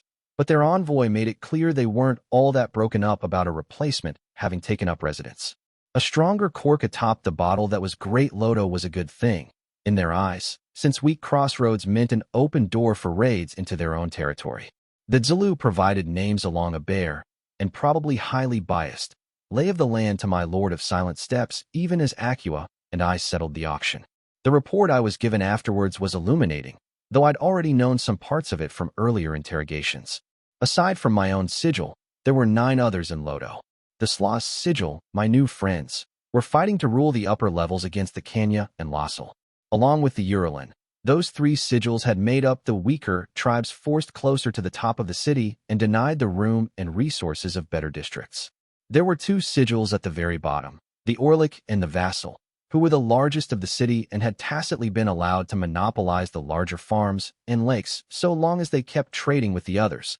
The balance there was a delicate one, where other sigils kept them weak enough they couldn't refuse but didn't want to damage them so badly the food would stop coming. That left 4 sigils to squabble over what had once been the core districts of Great Lodo, Sagas, Nodoi, Soln, and Zarkin. From what I understood, they'd been at war for the better part of a millennium and played out enough heroic alliances and wicked betrayals to fill a dozen epics, taking and losing territory to each other with every passing year. All 4 raided other sigils, but usually only to strengthen themselves against their adversaries in the center. The rest of the city enabled the centuries-old feuds cheerfully, well aware that if one ever became strong enough to devour the others, the remainder of Lodo would follow in short order. Mighty Soln was a name I'd heard before, actually. It was the same drow who'd famously beaten the now-dead Kodrog so bad it had fled into the Outer Ring, where it had had the misfortune of running into the dwarves and then myself. Soln was the most promising of the city's mighty, in my eyes, as it had a reputation for fair dealings, which mostly meant it formally broke alliances before turning on its former allies, but that was already a cut above the rest. Willingness to make bargains in the first place was what I needed the most. I believe a cabal is the way to unite these mighty under your banner, my queen, Iva said. Outright subjugation would be long and costly enterprise, given our current strength. It had changed again, I thought. There was no trace of the original green or the grown silver in its deep blue eyes. But that was the least of the changes. My Lord of Silent Steps was still tall and blade-thin, but there was a sense of strength to its frame that had previously been absent. Faye could be skinny as a goblin and still be strong enough to wrestle down an ox, and the bestowal of the title had brought that power to Iva. That unspoken impression that its body was a disguise, that physical abilities were estranged from its flesh. It walked upon creation like something not born of it, a transient guest. Its presence had bloomed to my senses, though I'd expected nothing less when I'd offered it the harvesting of mighty Urulin. I had need of a strong right hand among the drow, and it had proved useful enough to deserve the reward. There were risks to that, but benefits as well. If it came to a fight again, it'd be my side that fielded Urulin's tricks. A cabal, I repeated. Those are a kind of warrior honor societies, no? It is a nuanced matter, the Lord of Silent Steps said. In olden days, cabals were formed along the 12 purposes and 3 duties, but this practice has been abandoned by all save the most traditional of my kind. There are cabals that, as you say, are honor and recognition. Only mighty of renown are invited to them, and their name swells from the joining. Yet this is no longer the accepted custom. Which is? I prompted. Iva hesitated. I'd give it a pass on that, I thought, since I was pretty much asking it to summarize what was beginning to sound like a fairly complex matter simply enough an outsider like me could understand it. One might say a cabal is a compact of mighty who share a single desire, the drow finally said. This desire can be near anything, my queen. The legendary Red Hunt formed when mighty undertook the annihilation of the Vagrant Sigil. The hour of twilight was raised when the strongest of Great Albanrak desired the conquest of Great Teleroon, and 100 cabals were born to sow the seeds of the hour's own destruction. The old vigil guards the temples and libraries that once belonged to the sages, while the wayfarers still keep the northern Hylian ways open for all who would travel them. Mighty but not sigils, I slowly said. It's on an individual basis. If a sigil holder's part of a cabal, it doesn't mean the entire sigil is. Iva nodded. A cabal may hold individuals of many different sigils, some at war with each other, and so long as they act in the fulfilling of the compact they will not turn on each other, the drow said. It is a separate matter, not to be spoken of. Which did explain, at least in part, why the Everdark didn't currently consist of half a dozen lesser gods sitting in their own city with the rest of the race long gone. If a sigil started pissing off all its neighbors, half the region's mighty would form a cabal and put it down together. Gains had to be weighed against the risk of backlash. It would not surprise me, for example, if many of Lodo's mighty were part of a cabal ensuring the farms of the bottom levels remain unspoiled. Iva elaborated. So we make our own cabal, I said, one that desires evacuation in the face of the dwarves. Mighty are proud creatures, Iva said without a hint of irony. Stating it differently would be more palatable. I snorted. I suppose calling ourselves the Get Out Ahead of the Dwarves cabal wouldn't be all that impressive, I said. We are, let's say, seeking out Save NOC for instructions on how to answer the Nerism threat. That would be acceptable, Iva noted. The Save speaks only when it wishes, but this is a great crisis. Custom can be bent. And you think that'll be good enough an offer they'll take it? I asked. The upper sigils, perhaps, the drow said. They will know that if a cabal is formed for the defense of Lodo against Nerism encroachment, its first act will be to devour them to strengthen ahead of the battle. I do not believe the others will enter your service. And if I make the taking of oaths a requirement to entering the cabal, none will bend, the Lord bluntly said. Exile would be more acceptable an alternative. Cabals to answer the threat can be formed without us, regardless. We will be seen as useful addition, yet no requirement. Yeah, about what I'd expected. Even with a bearded apocalypse at their doorstep, the drow would have issues with my rules. My sigil was just a droplet in the sea of the Everdark, and even in a border city like Great Lodo, we weren't the biggest stallion in the pen. We'll try anyway, I said. Iva's blue eyes watched me closely. And if we fail? The Lord of Silent Steps asked. Then I beat them with a stick, I said. And ask again, much less politely. It was not an auspicious beginning that I couldn't even get every sigil holder in the city to attend. The Lossel refused to show if the Nodoi did, and the Zarkin boldly required both a tithe of Zulu from my ranks and an alliance against the Soln if they were to deign attending. Both the bottom sigils suggested in strong terms that the meeting should be held near their territory, at the lowest level of the column, which essentially everyone else made clear was unacceptable. I chose the Nodoi over the Lossel. The latter were angry they kept being raided by the former, which was reasonable, but the Nodoi were stronger and I needed them more. While Archer returned the Zarkan envoy to its sigil by throwing off the bridge in their territory's direction after it got unruly. 7 out of 9 would have to do, and I'd never seriously considered following the suggestion of the bottom sigils. Aside from how unpalatable that'd be to everyone else, it would screw with my contingency. Not make it impossible, no, but it would mean a significant increase in collateral damage if things went south. Envoys went back and forth for most of a day until the cats were finally herded. It might not have taken as long if the spurned sigils hadn't started ambushing them, but Mighty Solon seized the central levels of the column for a few hours and guaranteed safe passage. I sent a polite message of thanks. It replied with a hint that the courtesy could be returned more materially, and so I sent it back a single word. Nerism. I was not above playing favorites in the slightest if any of them were willing to behave halfway decently. It was about an hour before the meeting that Iva came to me with a problem that hadn't thought was one. If you were to stand among them as sigil holder, my queen, you must have a sigil. It informed me. Though some of my drow had taken to calling our band a sigil, it was true I'd never really considered it that. I wasn't a drow myself, and had no intention of remaining their equivalent of a noble when we left the Everdark. But Iva insisted, saying it would be disrespectful to arrive without the proper apparel and would lower my prestige in the eyes of the others. I gave in, not willing to dig in my heels over something this minor. There was a slight issue, in the sense that sigil was usually the name of the sigil holder in stylized crepuscular with the color of the cloth it was on denoting a creed. Black for the seeking of night, red for ambition, different shades of blue for those espousing specific virtues, and Iva might have gone on describing for an hour if I hadn't interrupted. The closest equivalent to Catherine in crepuscular was apparently Caterin, the symbols making it possible to accentuate to mean either elegant snake or delicate dark pearl. I was rather glad Archer wasn't around to hear the second one, though Acua got rather smirky regardless. Foundling had no real equivalent, though after conversing for a while like two deaf people shouting across the language divide, I got the sounds and meaning of it in lower Mizan understood. Lo Sarah, Iva finally said. The characters of it meaning lost and found, and when drawn on the dirt resembling a tree with twin incomplete circles under the branches, painted in silver over purple cloth, which symbolized seeking a higher purpose. The irony amused me. Upwards was where I meant for them to go, after all. Anisi with some aptitude for painting that hadn't been slain for the talent was rustled up and a sigil produced, barely dry by the time I set out alone. I had need of Diabolist and Archer elsewhere, and given the nature of my plans, bringing a retinue would be a waste. Besides, the agreement was for a meeting between only myself and the sigil holders. A solid third of the debate through envoys had been settling on a language for the conversation, which had ended up being Shantan. It got stuck in my throat that odds were good people had been killed, so all the sigil holders would be fluent in the Proceran tongue when they arrived, but Indrani's words had stayed with me. I'd not come here to save the drow from themselves.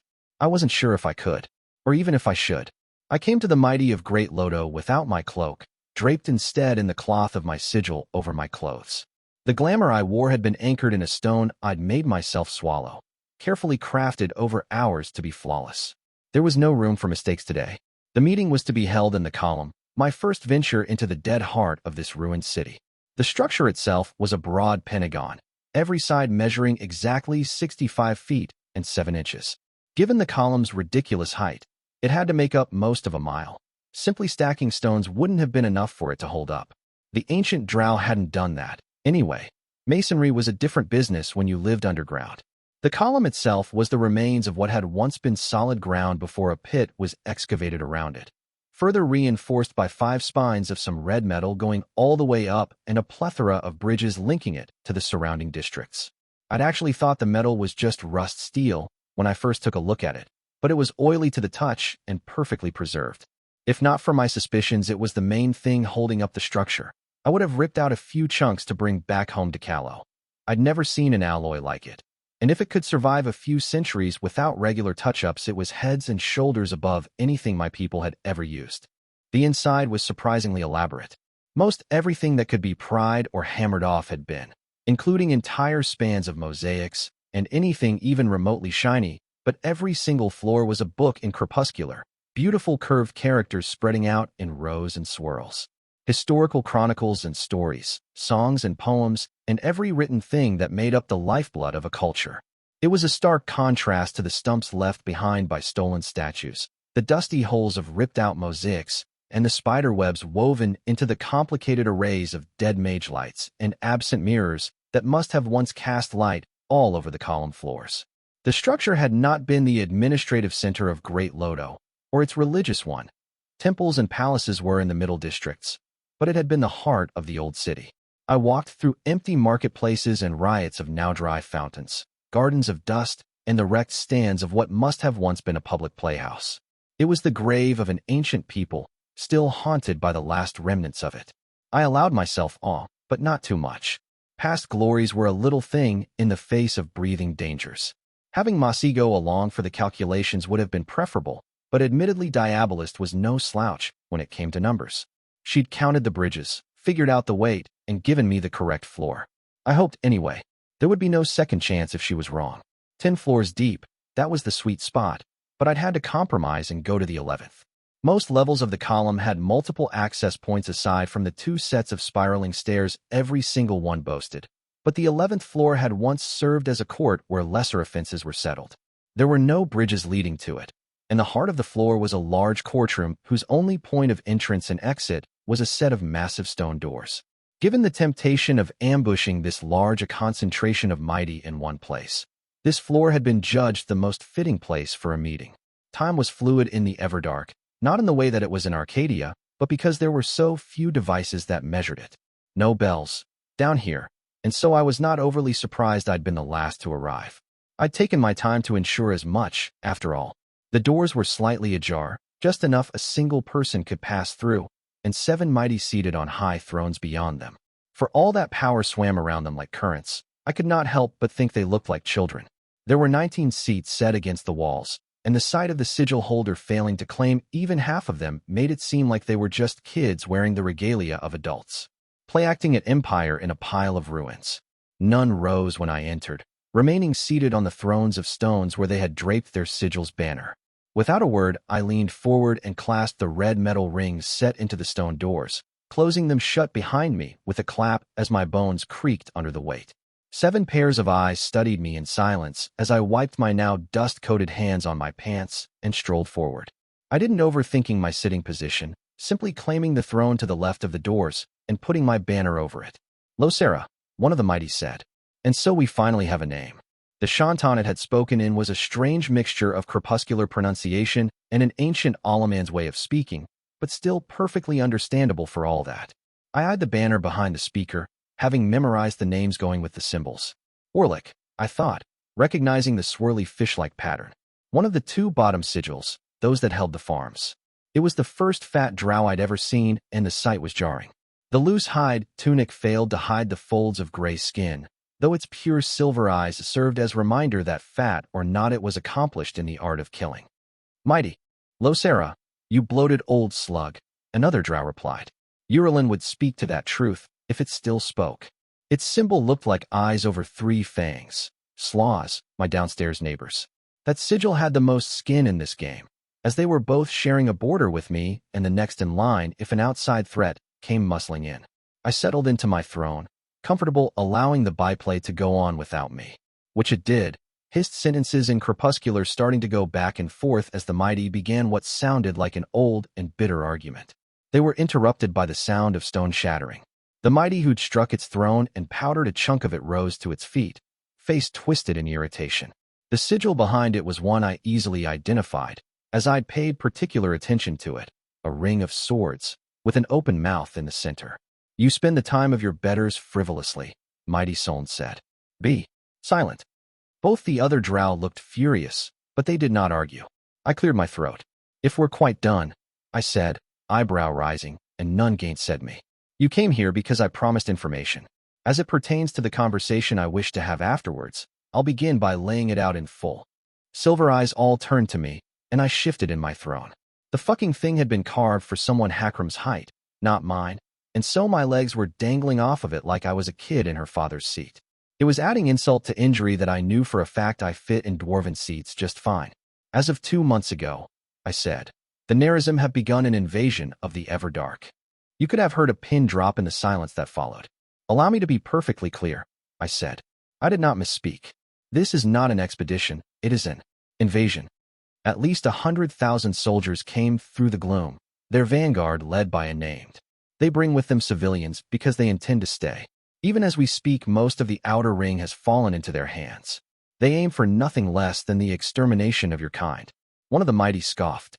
Its sigil looked like a wall broken through. Sagas, I thought, one of the strong sigils in the center. Burning words, mighty Sagas said. Yet what proof do you bring? I have witnesses if my word is not sufficient, I said. They saw the vanguard with their own eyes. Saw it slaughter an entire sigil of the outer ring. I doubt not the word, mighty Orlick said. It has been delivered. You have done service, human, and may now leave. That won't be happening, I mildly said. Do you think aping our ways gives you seat here? The drow hissed. You are interloper, not guest.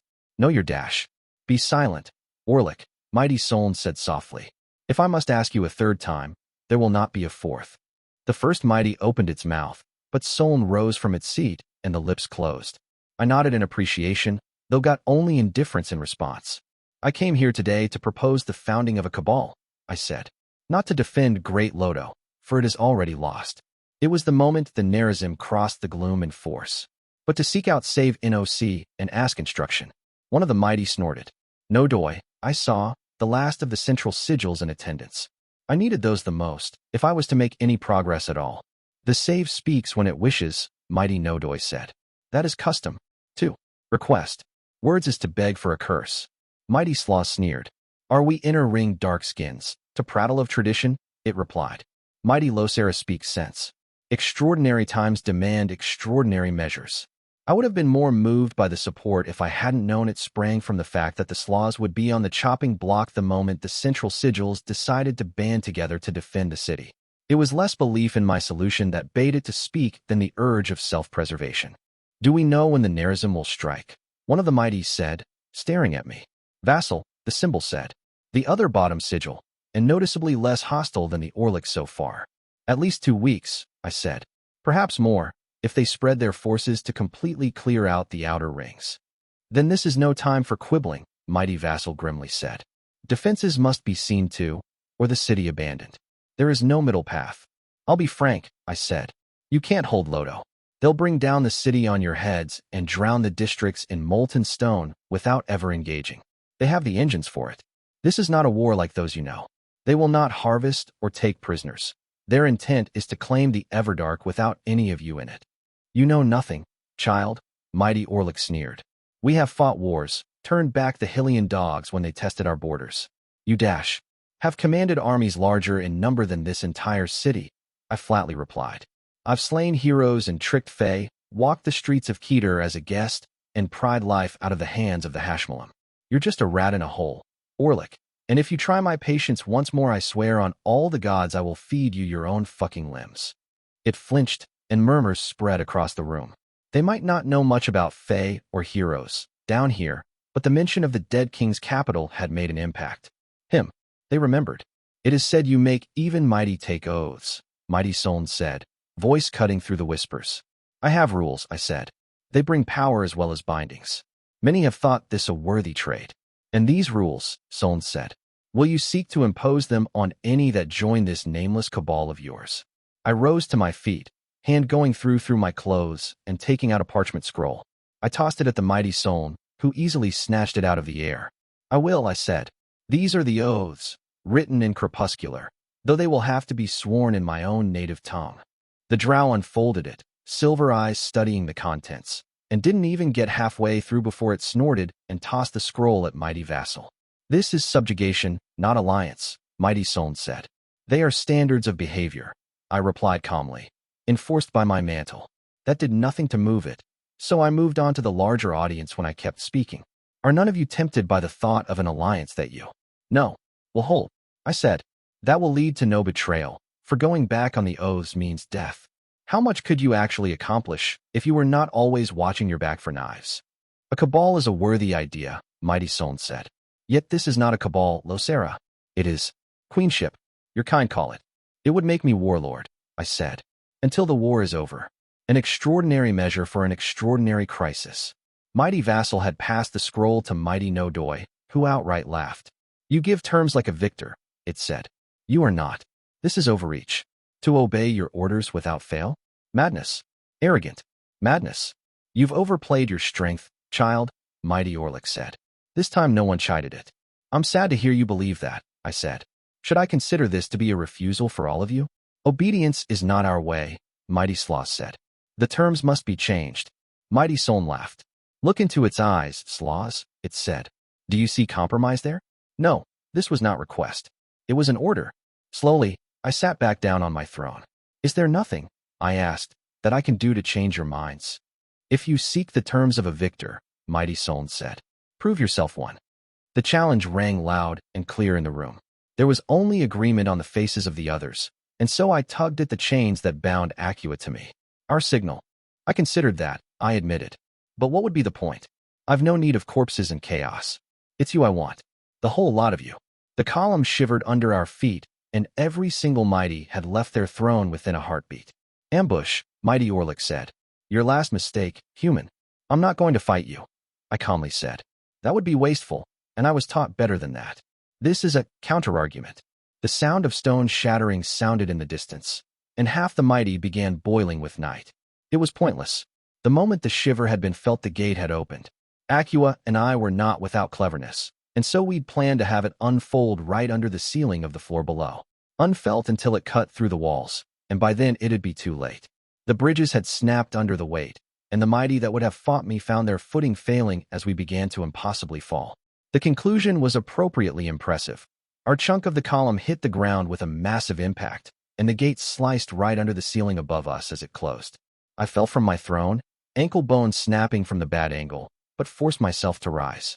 Midday sun shone down on us, bring a cold breeze with it. What have you done? Mighty Nodoi howled.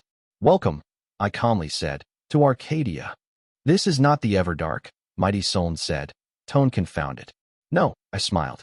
And if you ever want to return there, well, you have the scroll. All it'll take is a few oaths.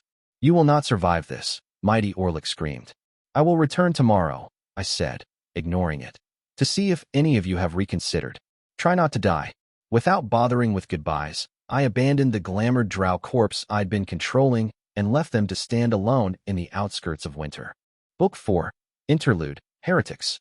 It is common practice among the lower classes of praise, who lack surnames, to name their children after themselves in the hopes of confounding any devils coming to collect on debts. Extract from Horrors and Wonders, famed travelogue of Annabah the Assuran. Masigo had not missed court. At least this was not a tear, where a formal session would be held in the tower with corresponding pageantry. But Thalassina was wealthy enough its ruler was near as indulgent. The floating fountains and illusory interior garden were proof enough of that. High Lord Idris Kibdana was, he'd been told, an old ally of the Empress. 2 years ago that would have made him Masego's ally as well, but things had since changed.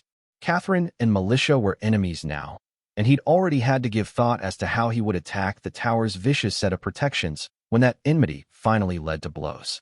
He'd considered killing High Lord Idris, since he was already here anyway, but he was a guest.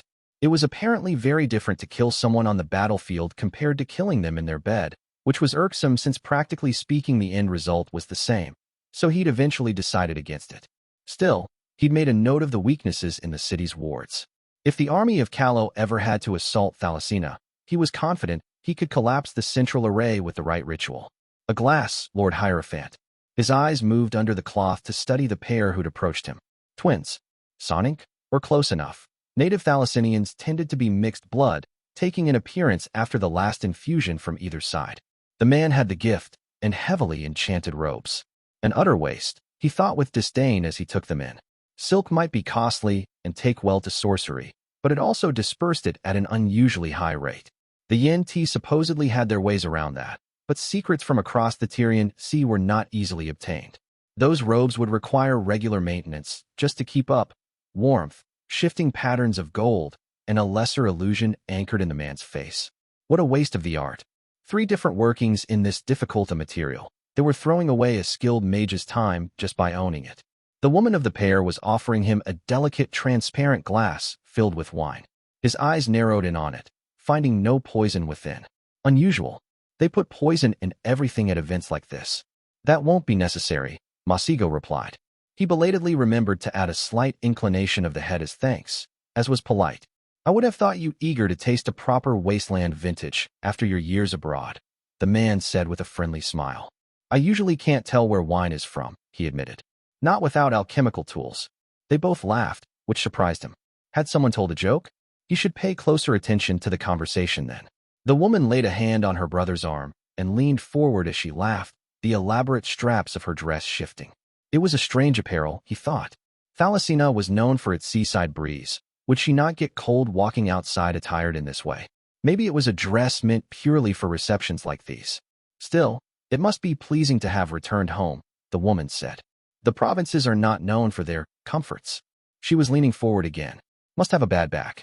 I usually sleep in the observatory, Masigo noted. So I wouldn't know. Ah, the famous observatory. I have heard much of it, lately, the man smiled. Your own work, it is not?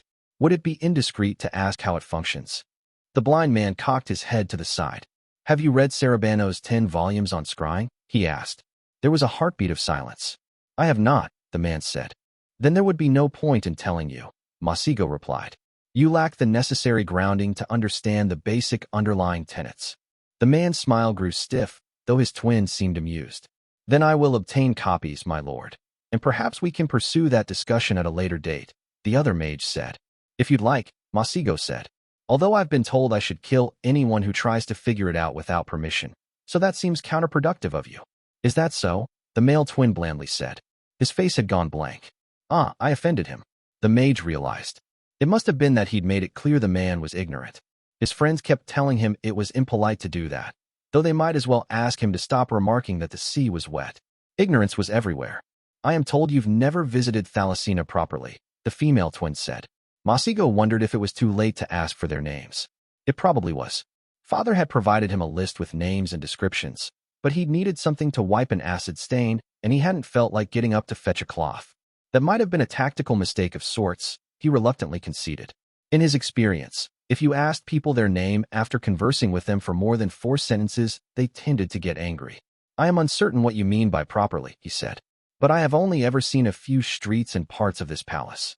There is much I could show you, then, she replied smilingly. It would be a grave sin if I never offered to escort you to the seastone walls or the corals. He was uncertain what religion had to do with sightseeing, but Thalassinians were known for their strange practices. If my work allows, he said. By reputation, the corals were rather beautiful, also filled with old wards and traps for any seeking invasion through the sea, which to be frank interested him rather more. My sisters knows the city well as any native, the other twin said encouragingly. And I've no doubt the company of your own kind will be a balm after your time amongst the savages. Most legionaries are actually well-behaved, Masigo noted, and I spent little time with them regardless. They laughed again, to his growing confusion. He went over the spoken words carefully. His own kind? He'd thought they meant humans, which was rather odd since as far as he knew the army of Kalo was human in majority. Assuming they were not idiots, which he almost never did in situations such as these, they might have meant his kind as Peregrine instead. Oh, was he supposed to be feeling patriotic since the Empire was at war? But then he was technically at war with it, since his friends were, so the logic was not sound. Baffling. You meant Kalawans, he tried. I suppose some are barely civilized, the male twin mused.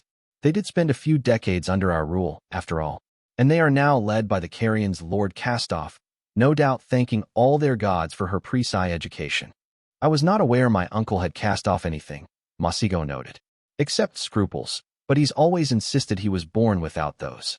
Which had led to a thoroughly wasted evening when he'd been 9 and trying to find those in his anatomy charts. Worried Uncle Amadeus was missing an organ. The woman smiled over the rim of her cup.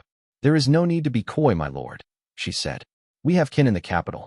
The breach between the two is common knowledge in the right circles. Who had Uncle Amadeus been arguing with recently? The Empress, he remembered, but that hardly fit the rest of the conversation. Did they mean Catherine? It must have been tedious to humor the fools, the man drawled. Yet you did benefit. An unprecedented name. Your foresight is to be praised. Oh, they've been insulting his friends the whole time. Maybe. He should check to be certain. Hakram had noted it was important. By the fools, you mean the woe, he asked. What greater fools are there? The woman laughed. So now the list. They were nobles, since no one else would be allowed here. They weren't visibly being forced to speak to him. There'd be no collateral damage to innocence. Was it legal? Probably. Callow had some kind of treason law about insulting the queen, didn't it? It counted. Right. Hierophant smiled and raised his hand. Boyle. Casting without proper incantation had become much easier since his transition, save when he was molding miracles. As a rule, Trismegistan sorcery put greater emphasis on precise manipulation of magical energies than the use of mediums like incantations and runes. They were a crutch to visualize and measure, not a requirement. But that same precision made it difficult to actually dispense with those mediums. The acceptable margin of error before collapse in a Trismegistan spell formula was barely a tenth of what it would be in a Patronian equivalent or, gods forbid, a Jaquinite. 1. As a result, Trismegistan sorcery usually produced superior results for inferior costs while serving the same purpose, but also required greater skill and longer practice from the mage using it. The portion of practitioners that could transcend those limitations was small, and even among those such transcendence was usually reserved for a few especially well-studied formulas. It was possible to lower the bar so badly any blunderer could tinker with the spell, of course, as the legions had done with their own arcane roster, but only at the expense of every single boon save flexibility. Fortunately, Masego's sensitivity to the forces he manipulated through his will had greatly increased since transition. He'd initially been disinclined to rely on anything as fallible as senses when using magic, but he'd overcome that reluctance after proving he could reproduce that sensitivity through adjusted measuring tools. Indeed, he'd since come to theorize that aside from magical capacity, one's inborn talent to use sorcery, there might be a second, more discrete aspect to the gift. Sensitivity to those same energies, which he'd ventured on parchment, might be what distinguished mages capable of using high arcana from those who could not even after a lifetime of dedicated study. It might even finally solve the mystery of why the Tagreb produced fewer mages than Sonic stock, but a proportionally higher amount of mages capable of using the higher mysteries. Many Tagreb lines had twined with creatures, after all, which were said to have a natural grasp of magic humans did not. The paired screams of the twins as their blood boiled in their veins and began to waft out through their eyes and nostrils shook him out of his thoughts. Ah, yes, that was still happening. The spell had been crude, its formula still fresh and untested, but being able to affect blood without a sympathetic link or a ritual whose sheer power would make the matter irrelevant was excitingly new grounds for him. He paid close attention to the rate at which their blood evaporated, committing the numbers to memory, and was rather irked when they both only died after 10 heartbeats. Much too long. It meant part of the heat was being dispersed into the broader body. He'd have to scrap the entire containment vector, and since that was tied into almost every part of the formula, that effectively meant scrapping the entire spell and starting from scratch. Masigo. Papa's tone was chiding, and there had been a time where that would have given Hierophant pause. Before Keter. Before he'd seen Tychelash walk the grounds of what had become the single most significant magical phenomenon in Calernian history, without speaking a single word of it to his son. Much had been cast into doubt by that revelation. If Papa had been human, there might have been uncertainty about his motivations, but unlike humans, devils were direct, unequivocal in what drove them. There were only 2 reasons that Tychelash would have failed to fulfill Masego's desire when he so easily could, and both were ugly things.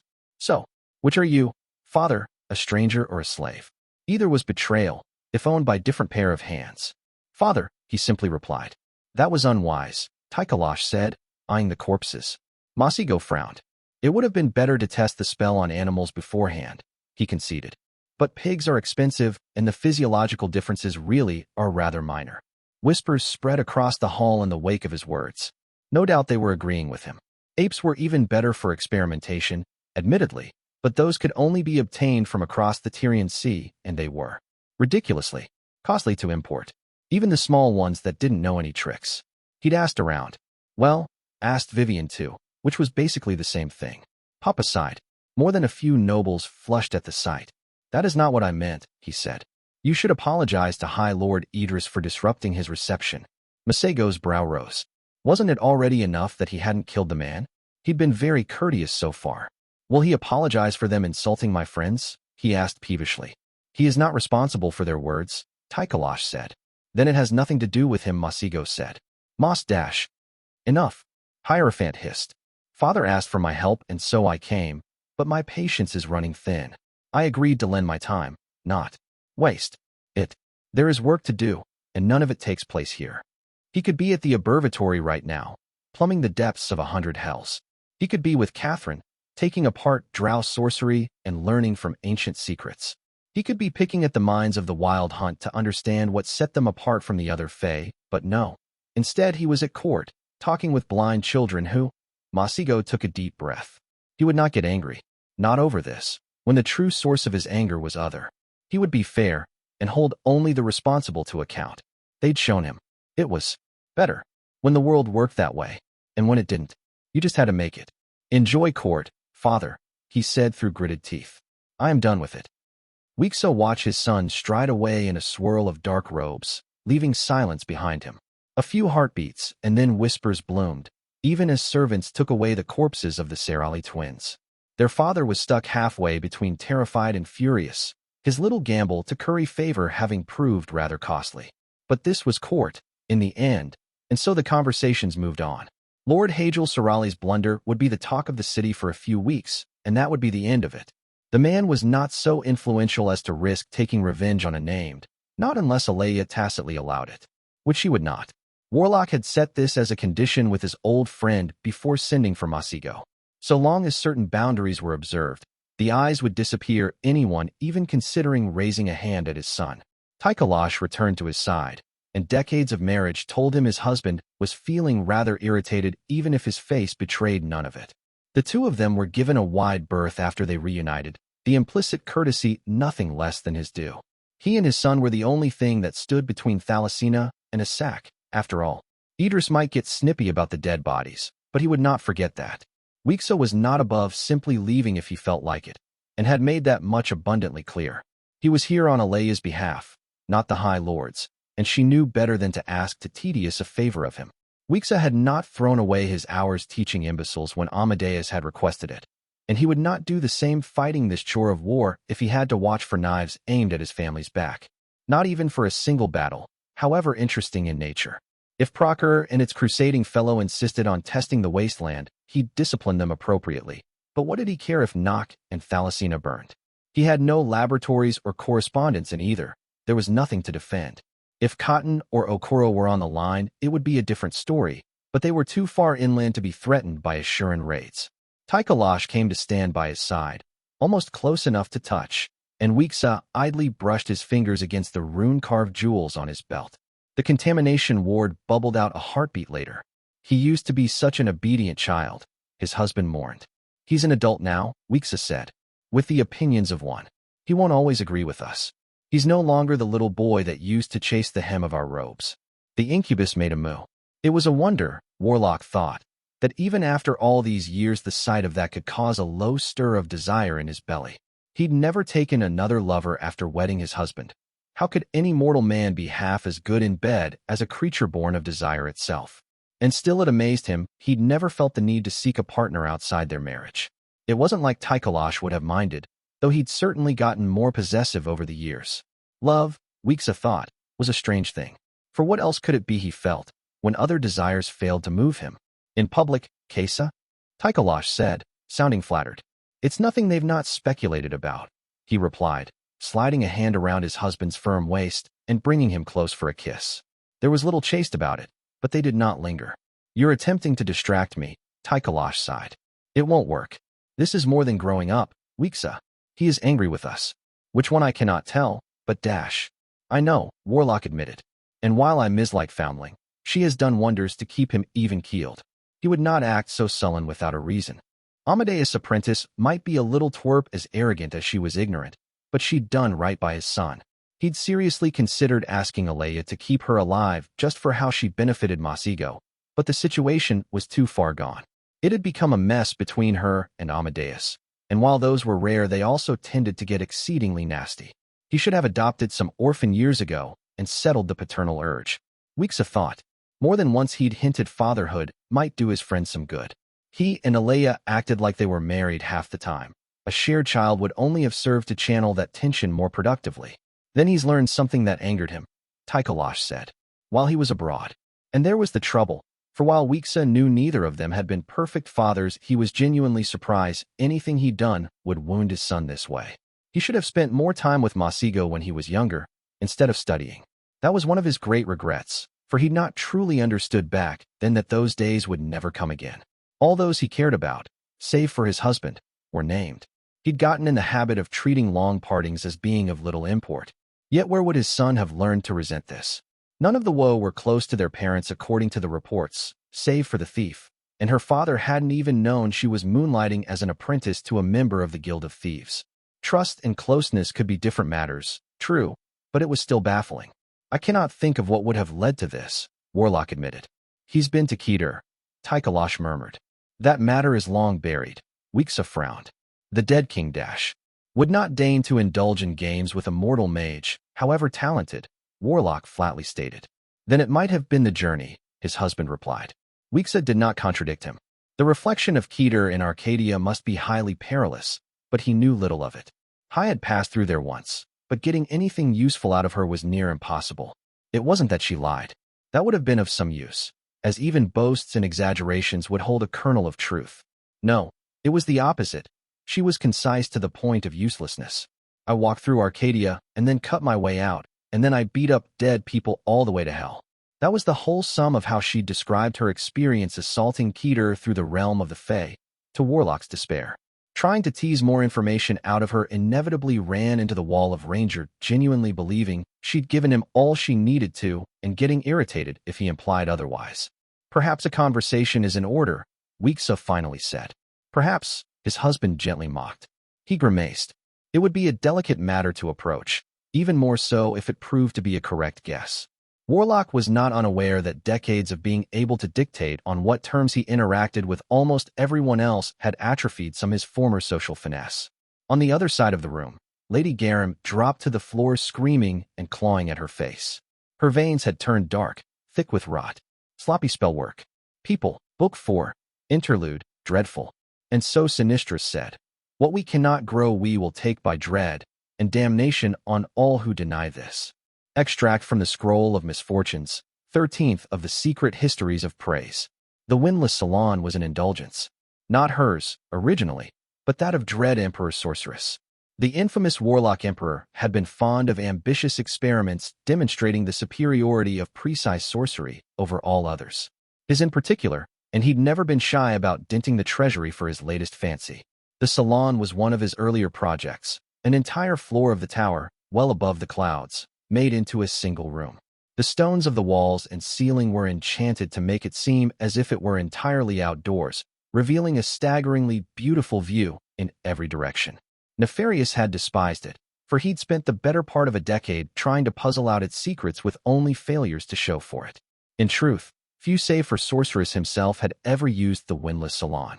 Alea and her predecessors misliked allowing the lords and ladies of praise access this far up the tower, and there was no lack of other wonders within the walls to strike a particular tone when receiving guests. The Empress had, instead, turned Sorceress' costly vanity into an office of sorts. The seats and sofas had been removed, save for her own luxurious cushioned armchair, and the ornate banquet tables had been replaced by 2 bureaus and a writing desk. Access here was restricted to those she'd given token to, and with good reason. The transparent walls of the Windless Salon had been adorned with a maze of secrets and faces. Painted mosaics representing every precise noble of import hung over apparent air, tiles written over in chalk noting their latest schemes and objectives and alliances. Lines had been drawn to connect conspirators and foes, weaving a tapestry of treacheries and interests that spanned the whole of her empire. It was not all exact, of course. Believing this to be untouchable sanctum merely because she had the minds of everyone with access searched at random intervals would have been arrogance. The tiles were incomplete, sometimes incorrect information added to fool a would-be spy. The only complete and truthful version was in Alea's own mind. Years of practice meant she had only to close her eyes to see the whole of it. But there was something oddly soothing about seeing the wastelands plotting laid bare against the backdrop of a tear sky. In the last few years, a fresh section had been birthed. A small cluster of names under a chalk-drawn crown. Such a small representation for a handful of people who'd shaken the foundations of Calernia. A half-full cup of wine in hand. Dread Empress Militia allowed her gaze to linger on the foremost individuals of the Kingdom of Callow. Some names were followed by only sparse writing. Hakram of the Howling Wolves, the adjutant, remained opaque in intent and motivation despite her best efforts.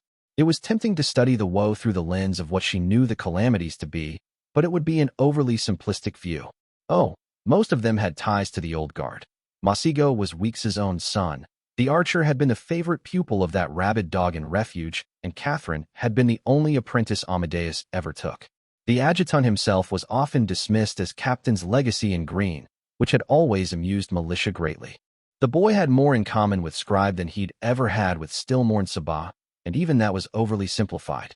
His name, as far as she could tell, had been shaped since inception to serve as shield and empowerment to Catherine Foundling's own role. The Woe were not their predecessors, and that was a shame. Alea had spent decades learning how best to work with and around the calamities. Dealing with a younger and cruder version of them would have been mercifully easy. No, instead she'd been forced to learn to navigate an entirely different river of desires and drives. Changeable things, these, especially in individuals so young. The girl who was now called the Black Queen had little in common with the child who'd chased Black Shadow as his squire. Still, she'd begun to understand the lay of them. Where pressure could be applied for the correct effect. Vivian Dartwick was the weakest link. Archer had been the obvious guess, but much like Hai, the girl was simply too apathetic to be influenced. It was hard to leverage someone who cared about nothing save a few earthly pleasures that essentially any major city on the surface of Calernia could provide. Thief, however, she was a Callowan nationalist, the kind that kingdom bred by the thousands.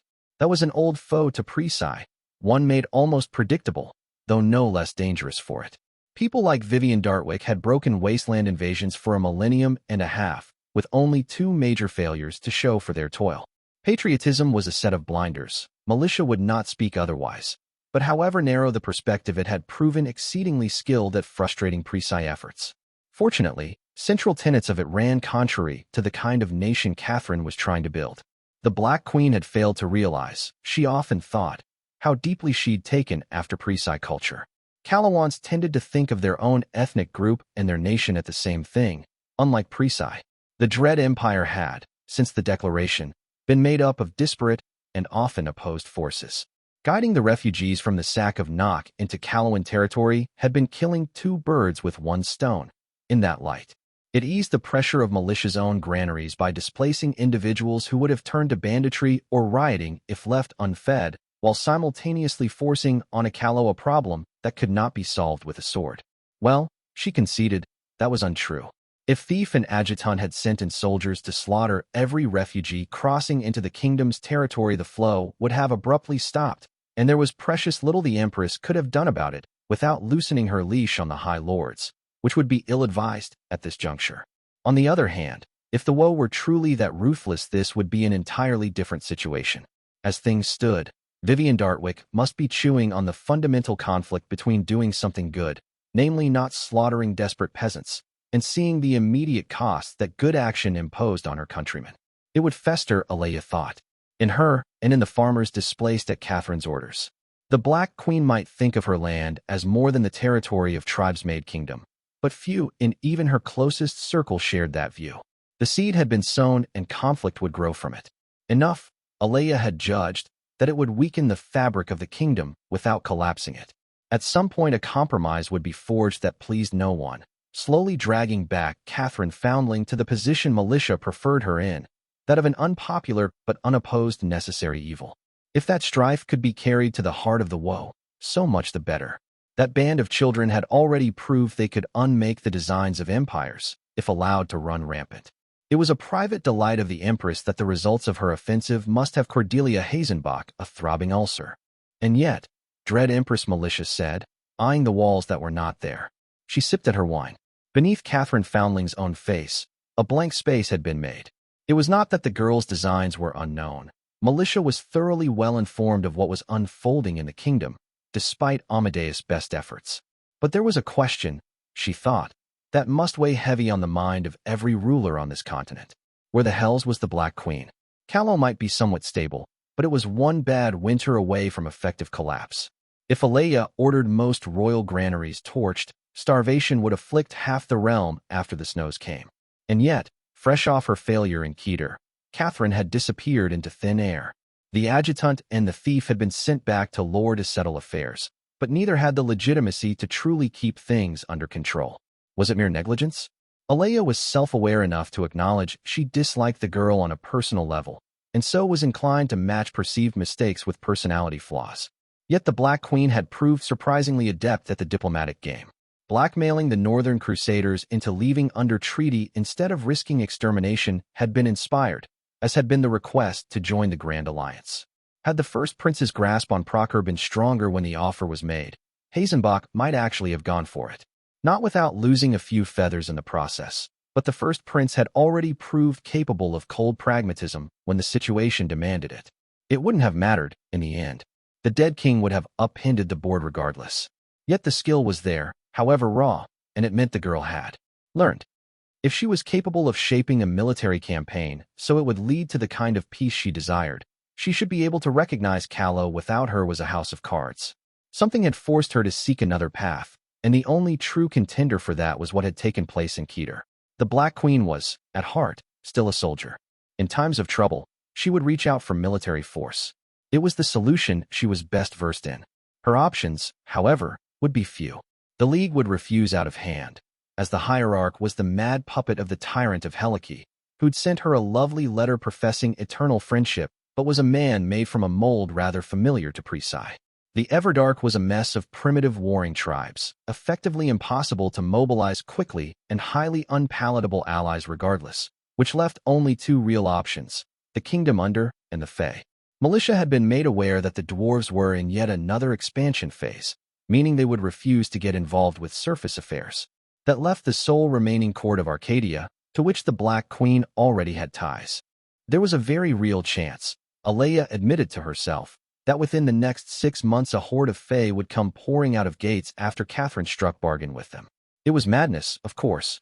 Giving their kind stronger foothold on creation was a blunder all living souls would pay for. But fighting fire with fire was Catherine's signature, and the dead king's entrance in the melee might very well have been enough to quiet her doubts. Of all the nations currently involved in the 10th Crusade, it was the Empire that would find it easiest to defend against such an incursion, given its heavily warded cities and high number of skilled mages. But Peerage was already under assault by the Assurance. Deep raids into the wasteland that left the forces of the High Lords untouched could become a catastrophe. And there was no doubt the Black Queen's advisors were learned enough of Peerage affairs to know this even if she herself might not be fully aware. Thalasina, then, had become the crucible on which her reign would be decided. If Ashur could be removed from the equation, an attack on the Empire became a very different affair. Wixa and his son's preparations were of the highest import. It might be necessary to arrange a failure to protect Hierophant from vengeful nobles after it took place, even if the consequences would be dire. She'd mull on it. She was fond of the young man, personally, and had found him a breath of fresh air on the few occasions they'd met. He was also, unfortunately, one of the most dangerous war assets of the Kingdom of Callow. A compromise might be possible through Warlock, she thought, who'd certainly prefer his only son be imprisoned for a few years rather than involved in a brutal knife fight between the Woe and the Empire where death was a real possibility. Wixa had made it clear he was willing to break a few pots if it meant return to normality would follow. Like her, he knew that disposing of contentious elements would lead to recriminations in the short term and reconciliation after the storm had passed. It would be the ugliest disagreement they'd had, and one that would taint their relationship for decades. But Alea was nothing if not patient. There was no knock on the door. Anyone requiring such announcement would have died to the wards in the hallway. The sound of the steps, though, could allow militia to discern the identity of her visitor. The force servants allowed access here had different strides, as did the sole other person with the token. "IME," the Empress said, greeting her guest without turning. An unexpected pleasure. His spy mistress observed the niceties, coming before her to kneel before rising. Not quite as fluidly as she used to. Alea noticed with grief that half surprised her. IME had grown old, though her body's appearance did not betray it. Yet rituals could only accomplish so much, and eventually a cloth stretched too far would snap. It might be 20 years yet before that happened, but it was as inevitable as the sun rising. "My Empress," IME said. She remained standing. There was no other seat here, entirely by design. None save her should be encouraged to linger. I take it there has been a fresh report from the Eyes, Militia said, brow quirking. Her little retreats into the windless salon were, while not exactly forbidden from interruption, not to be lightly trespassed on. Our agents in the Principate managed to get urgent news through the scrying relays, the spy mistress said, then hesitated. Lord Black's legions are in full retreat through lands they've already pillaged. The Dominion's armies are in pursuit. Alea hid her surprise. She'd believed she'd grasped Maddie's intent when she'd seen what principalities he was targeting, namely, the loudest opposition to Hazenbach in the highest assembly.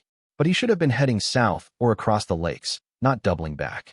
It was the hesitation that gave it away. IME, Alea said quietly. Tell me. We're not sure what happened, the spy mistress admitted. But there's a town full of corpses where he allegedly stole the Proceran fleet, and there's been orders out of Salia to reclaim the barges. Her mouth, she found, had gone dry. He won't have stolen a fleet alone, Alea said. The legionaries with him? The orders from Salia did not mention opposition.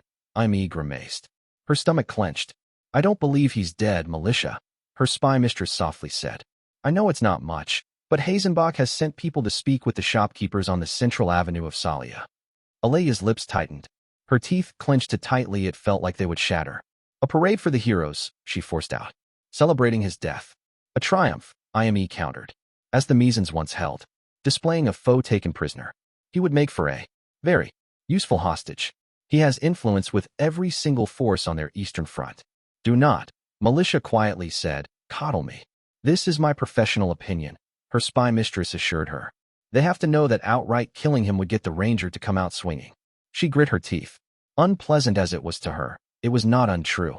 The question was if they'd care. Given the number of heroes on the field. High was dangerous, but she was not invincible, and her draw with the Queen of Summer had caused her heavy wounds she'd yet to recuperate from. Mobilize the eyes and strength, Alea said. I want answers. IME's lips thinned. My Empress, moving so openly, would dash. I don't care if we have to out every agent in that misbegotten fucking hole they call a country, Alea hissed. Find out if he's alive. IME nodded slowly, and the Empress forced her hands into her lap, where her fingers could not be seen to tremble. And pass this along to Weeksa, she added tiredly. IME hesitated once more. Alea's fury spiked, though she mastered it. He might leave Thalassina, she said. If Maddie's, she began, then faltered. Warlock would know. They have arrangements. And he'd know I kept it from him. Besides, whether it is revenge or rescue, he will not act until Scribe contacts him. Keep an eye on that. She may know something we don't. I will, IME said. A heartbeat passed. And yet here you stand, Militia said. We must prepare, IME said, for all eventualities. If he is truly dead, the balance with Callow has shifted. If he has been captured, perhaps some matters should be considered with a fresh eye. Calm, she thought. A pond without a single ripple, so they only ever see their own reflection. The Callowan situation has changed already, simply with what you've told me, Militia said. Get in touch with our envoy in lore. The full terms of my pact with Keter are to be revealed. The initial plan, her spy mistress carefully said, was to wait until the Black Queen's return. It also relied on him being a restraining influence against the notion of war on the Empire, Militia said. That can no longer be counted on. We need a new guarantee that she won't gate in and burn a few miles of farmland to the ground every time she's provoked. IME nodded. I know you might be reluctant to explore the full spread of options, if he has been captured, she said. But it is my duty to speak. Then do so, Militia flatly said. If he's jailed in Salia, it might be best to simply leave him there, IME said. Temporarily, at least. It would be an opportunity to bring his legions back into the fold, and he can be freed after the situation in the wasteland is made less volatile. Militia forced herself to consider it with cold eyes. While the legions who'd followed Amadeus to the borders and turned back the invasion at the Valles were not exactly in rebellion, it was undeniable they'd acted against her intent. She'd long known that if there ever came a day when call was made on the loyalties of the old guard, it would not be her most of them chose. The urge had always been there to dismiss the issue as a mere theoretical, but a dread Empress of Praise could not afford that kind of hopeful thinking. She'd had measures in place for decades, telling herself it would no matter if she never used them. She still had not, and would not unless she had no other choice. Yet much could be accomplished by the more mundane leverage was speaking of, presented with a fait accompli. After his release, Black would likely be forced to abandon his most recent designs. Dangerous as he could be, Without an army, he was just a man. No, Aleia said. My Empress dash. I will not repeat myself, she said. The risks are too high. He'll be executed if he's allowed to remain in their grasp for long. He is to be freed at first opportunity. You are not thinking about this clearly, Militia, Imi softly said. I know you feel like you owe him. I do as well. But there comes a time when debts have to be weighed. A life spared, or saved, is not a life owed. The laughter that ripped out of her throat was not kind. Is that what you think this is? Aleia mockingly said. He spared your life after you helped butcher his kin with the heirs, and because he withheld the blade you. Understand. Us. The spy mistress grew stiff in her stance, but did not disagree. I wish this were about something as petty as debt. Aleia murmured, knowing it a lie. How easy that would be. How could she tell this familiar stranger that they had been one for so long? Some days she could hardly tell where she began and he ended. Maybe debt could have been the sum of them, if after the Civil War he had treated her a figurehead, as was well within his power. If he'd proved himself yet another cage, this one gentler than the last, but no less a prison for it. But he'd understood that it was not comfort or a furious avenger she craved. Kindness, consolation, all the sweets words their tongue could offer. Those things she could have measured and paid back in full. But instead she'd been offered something priceless, a world of endless paths, and someone to walk them with her. Debt. She might as well try to weigh the worth, the breath in her lungs, the blood in her veins. She was not Catherine Foundling, to carve out pieces of her own soul at a whim. I have you orders, Lady Ime. Militia spoke into the silence that followed. See to them. Her spy mistress was not so gauche as to show even the slightest hint of disapproval after being dismissed, though there was no doubt it was there. It did not matter. She had been taught better than to overreach. Your most dreadful majesty, Ime said, bowing low. Her steps whispered out of the room, leaving the dread Empress of Praise alone with her thoughts. Her carefully woven surroundings seemed mockery now, a reminder that no matter how orderly she made her world, chaos would always crawl in through the cracks. I warned you. Aleia spoke into the empty salon. God's eye warned you that it was not sustainable, that one day you would make a mistake, and that'd be all it took. And yet she had not acted on it. Because he'd been so sure, because it would have killed the heart of him to be made to sit at her feet. Caged. And he'd won, hadn't he? Again and again and again. As so she'd not spoken the words. She should have. Better to wound him than to sit on the other side of the continent, wondering if his corpse was floating face down in some foreign lake. Mistake, she thought. It was too bitter a word to be called rueful. We will survive, said dread Empress Militia, first of her name. You and me and the others. This empire we raised. We will survive this, as we have all other dooms. But if Cordelia Hazenbach and her pack of pale-clad killers had done it? Oh, she was not 17 anymore. She was not bleeding from the mouth, incapable of rising as the sentinels nailed her father to the floor. If they'd killed him, Aleia would give him an empire for a pyre. Book 4, Interlude, Apostates. There is greater power in severing than binding, in releasing than capturing. The most fundamental act of will is to cut. Translation from the Kabbalist Book of Darkness, widely attributed to the young dead king. Thalassina was old. Some scholars believed it to be the first precise city, though Weeks's own studies had hinted at Cotton holding the title instead. The three oases of its site had been a natural draw on the nearby Tagreb tribes of the Devouring Sands.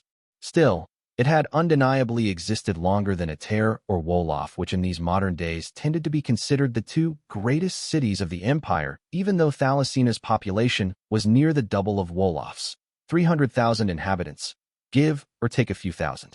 The city's fortunes tended to rise and fall with the state of the sea trade that was its lifeblood. It was almost absurdly wealthy when there was peace with Ashur and the League, growing fat off tariffs on grain and luxuries imported from foreign shores. When the ships ceased coming, however, its revenues dwindled and the large population became a stone around its ruler's neck. As it was the empire's primary seaport, emperors and empresses had meddled with its ruling line's affairs more than they had any others. Most of that meddling had proved to be costly blunders.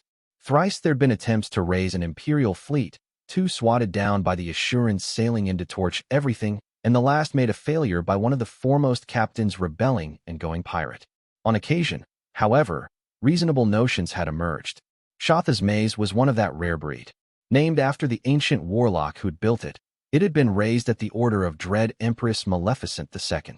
She had prudently assessed that the victory she'd won against the thalassocracy at sea had forged a very fragile peace, and that improving the defenses of Thalassina before hostilities resumed was necessary. She'd set her warlock to the task, opening up the treasury without qualms at one of the high historical points of Peerage wealth. The maze was therefore unsurprisingly rather extravagant, but also one of the finest ward-based defensive arrays Wixa ever had the privilege to witness. It had only failed twice over the last 600 years, both times to treachery instead of superior sorcery. Naturally, knowing this, the first thing he'd requested of High Lord Idris was a thorough purge of any uncertain elements in the city, followed by heavy restriction of who would have access to the maze from now on. The ruler of Thalassina had taken the opportunity to thin the ranks of his vassals with imperial permission eagerly, and though Wixa suspected most of the dead had been rivals and not liabilities, as long as the liabilities were dead, he hardly cared. With that preventative measure taken care of, he'd sat down with his husband and his son to plan how they would turn a defensive ward array into a death trap. It was a fascinating problem. Shatha's maze warded the waters to miles out of the city, except of course it didn't. It was, after all, one of Fundamental's limits of sorcery that wards could not be made over water. Shatha's solution had been to anchor the workings in corals, artificially raised to crest over even the tallest waves. The maze was not a single array, though it might seem like it at first glance. It was over 300 small, self-contained wards extending only over their coral tower. The ancient warlock had been brilliant, Wixa would admit. Aware that she could not cover the waves with sorcery, she'd made it instead so that the effect would come from people looking upon her works. Some wards confused perception, leading ships to crash into spikes of rock beneath the surface. Others attacked minds directly by sowing madness and uncontrollable fury into all who saw them. Yet more contained direct sorcerous effects like flame and lightning, triggered by will or proximity. The full lay of the maze was known only to a few, though he'd obtained a version when agreeing to allay his favor. It had been illuminating, teaching him that sufficient time and manpower could create what was effectively an array with no single element linked to another. There was, naturally, a catch. Thalassina was a trade port. It needed foreign ships to be capable of passing through in peacetime. Shatha's maze needed to be activated from twin underground facilities dug beneath the banks the adjoining coasts. The rituals involved were both long and expensive, as they essentially required 300 separate ward empowerments done in quick succession. The Kebdana had been rulers of the Thalassina for the better part of 5 centuries, and so ensured that they had a contingent of powerful and well-educated mages ready at all times to carry out that onerous duty, but those practitioners were unfortunately highly specialized because of it. Useless when it came to the kind of theoretical legwork needed to design a ritual meant repurpose the maze, and Wixa had neither the time nor the inclination to educate them. So be it. They'd chosen to waste their gift on being beasts of burden. He would treat them as such. With Masigo and Taikalash at his side, he hardly needed the help anyway. His son was arguably the finest magical theorist of his generation, now that Aqueous Ahelion was dead, and his husband had at least 3 millennia of first-hand observation of sorcery to call on. Even a devil as ancient as Lash had difficult proving truly creative, but his treasure trove of knowledge was priceless. With such aids he should have no trouble, or so theory went. The practicalities proved to be slightly different.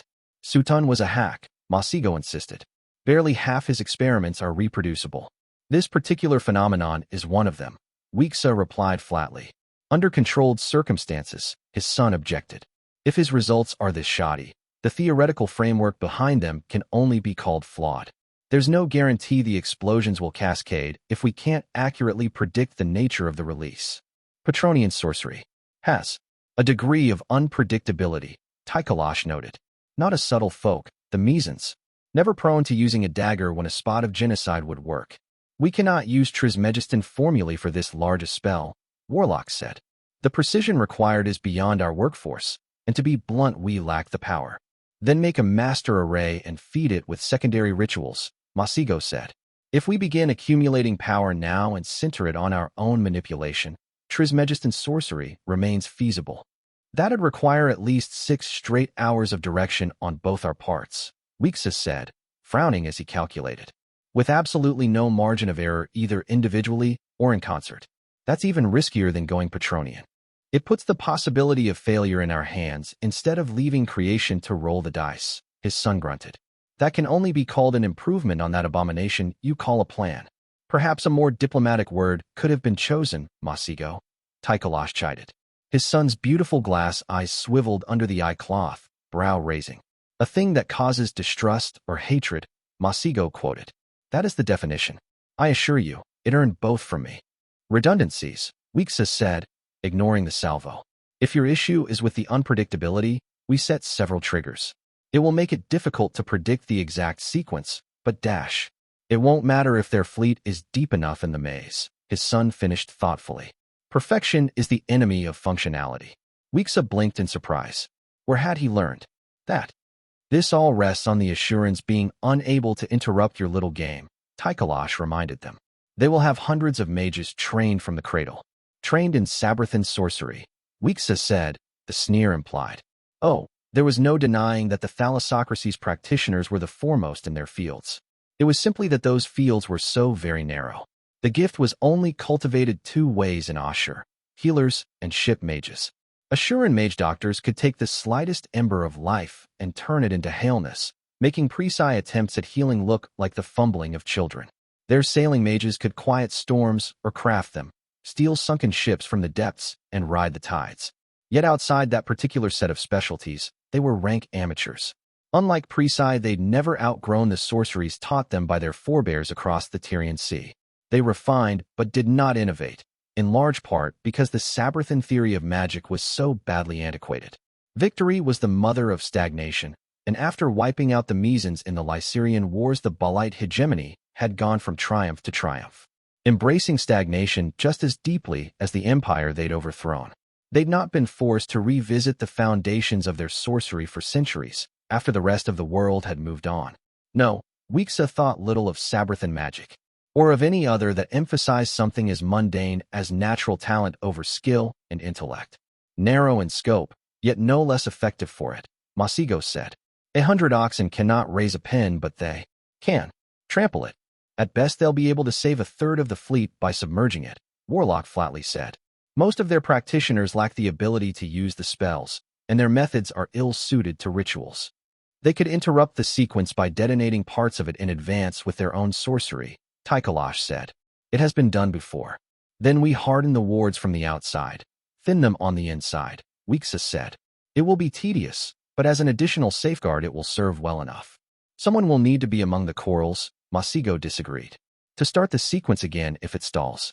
Your schematic works in principle, but only if the possibility of Assuran intervention is removed. Warlock's lips tightened. He was not wrong. Much as he held Assuran sorcery in contempt, dismissing it outright would be a blunder. There were no heroes here to muddle the mixture, but mortal ingenuity could be just as dangerous. The trap could not be sprung twice, it would wreck the maze. Which meant if too few Assuran ships were sunk, Thalassina was stripped of its finest defense while the enemy remained on the prowl. Alea had made it clear that if the city fell there would be major unrest in the empire. Not being put to the torch was one thing. Its ruler was by far the least influential of the High Lords, and a former Trueblood besides. If the dread Empress of Praise failed to shield even her oldest allies, however, there would be waves. Much as Weeksa despised the notion of having to stay in this city to protect idiots, he despised even more the prospect of having to put down a rebellion against the tower. Agreed, he finally said. Good, Masigo said. I'll require some accommodations on my perch, which I assume will need the permission of High Lord Idris before being made. No, Tychelash immediately said, before Weeksa could speak the word himself. Absolutely not. His son cocked his head to the side. Father is the best fit to oversee the ritual from the city, he pointed out. It is primarily his design. What follows is obvious. The risks are much higher out there, Warlock said. If the sequence fails, I will handle the matter, Masigo interrupted. If you believe your plan to be sound, any risks posed to me are irrelevant. If you do not believe your plan to be sound, this conversation is an exercise in pointlessness. You are perfectly capable of overseeing the ritual yourself, Weeksa said. There is no need to discuss this further. I am capable, his son agreed. But I am not the most capable. Logically speaking, Enough, Warlock bellowed. I will not allow you to stand in the middle of a fucking Assuran fleet while we turn centuries-old wards into munitions. You are staying in the city, and that's the last we'll speak of this. Heat spread across the room. carrying the faint scent of brimstone. His temper had loosened his hold. Slowly, Masigo straightened in his chair. He's almost as tall as I am. Weeksa realized with muted surprise. Grown slender from his stay abroad, though his long braids and the trinkets woven into them made him seem larger. Robes stark black, eyes veiled, he looked like a stranger. A man grown instead of a boy. There has been quite enough of not speaking, I would think, Hierophant coldly said. And my patience has officially run out. They did not react to his words, not visibly at least. But Masigo felt the weight of what he'd spoken fall over the room and was glad of it. He'd hoped they would tell him themselves, that he wouldn't need to drag it out of them, that maybe they had a good reason. He'd grown, since leaving to fight in the Lease Rebellion, learned so much about himself and creation around him, so much the revelations had carried him beyond the name of apprentice. If they'd recognized that, acted on it, it wouldn't have bound the wounds, no, not entirely, but it would have mattered, been measured on the scales of the betrayal. Instead, here he was, expected to sit and pretend like they'd not lied to him his whole life. No, worse than a lie. They had hidden the truth after raising him to seek it above all else. What possible justification could there be for that? Masigo, Papa said cautiously, I do not know what dash. You know, Masigo said. Or suspect, at least. I have been to Keter, fathers. And oh, the things I witnessed on that journey. The secrets I glimpsed. The dead king lies, Father calmly said. His eyes were dark mirrors, revealing nothing. So do you, Hierophant hissed. He, at least, does not pretend otherwise. You don't understand, Papa sighed. A common consequence of being kept in the dark, Masigo harshly replied. The dark, Father murmured. The right term, used incorrectly. You were kept from the dark, my son. There is nothing in this world to fear save ignorance, the blind mage said. You taught me this once. The lesson should have been tailored to your deeds, if you did not want to be called to account for them. Father leaned back into his seat, then drummed his fingers against the tables. What do you think death is, Masigo? He asked. Religion, now, the younger man snorted. The resort of those without answers of their own. Let us speak of two dread emperors, the warlock said. One called Malignant, third of the name. The other called Revenant. The same man, Masigo said. Famously so. Malignant the third had killed himself through ritual and risen from the grave a year later, dethroning his successor and reigning again under the name of Dread Emperor Revenant. There'd been some rebellion when it had become clear he intended on reigning forever, the first of the Wars of the Dead. He vaguely remembered Revenant being used as the basis for the legal argument that later excluded undead from claiming the tower, though there'd been some other barely more interesting wars in between. I knew both, Papa said, and believed this to be untrue. He watched the incubus, looking for a lie and finding none. But they were both much better liars than he'd thought, weren't they? What came back shared much with Malignant, Papa continued. Memories, thoughts, opinions. It was also fundamentally other. It was a tracing of the man. A prefect imitation, yet still only that. An imitation. An interesting matter, Masigo said, yet utterly irrelevant to this conversation. No, it isn't, Father quietly said. Because in one of the deepest vaults beneath the tower, there is the most complete version of the Kabbalist Book of Darkness in existence. A third of the full text, and not contiguous. And it was there Malignant learned the foundations of the ritual that turned him into Revenant. His fingers clenched. All these years, the knowledge had been there. In his father's memories, yes, but also written on parchment. And they'd kept it from him. The oldest, most important instance of apotheosis in the history of the continent, and they'd hidden it away. His teeth clicked together so strongly his mouth almost bled. If you were under the impression this helped your case, Masigo replied in a furious whisper, allow me to disabuse you of that notion. You would have embraced the teachings, Papa said. No matter what we said. His name flared, like a morning sun, sheer power wafting from his frame like smoke. And so Father bound you not to speak of it, he hissed. So much for free will. I did not, Warlock said. Liar, Masigo spat out. You should not have taught me diabolism if you wanted to maintain that pretense. Papa is driven by desire. He had answers I wanted. What could possibly silence him except a binding? Gods, how many other hidden bindings were there? Had Father forced love as well? How could he tell if a single thing he'd seen or heard or felt was genuine? Had Papa baked because he enjoyed it, or because there was a rule that made him? The most sophisticated set of oaths in existence bound the incubus, decades in the making. Free will made by mortal cleverness, they'd called it. Could you really call it that, if there were exceptions? A greater desire, Tychelash said. Of my own. Hierophant bitterly laughed. Did you want me ignorant so badly? I wanted to keep my son alive, Papa softly said. Even if it hurt him. Even he hated me for it. Masigo flinched. You can't just dash. You should have noticed by now, Father said, tone calm and even. I'm told you've studied her physiology in depth, both physical and metaphysical. The signs must be there. No, Masigo said.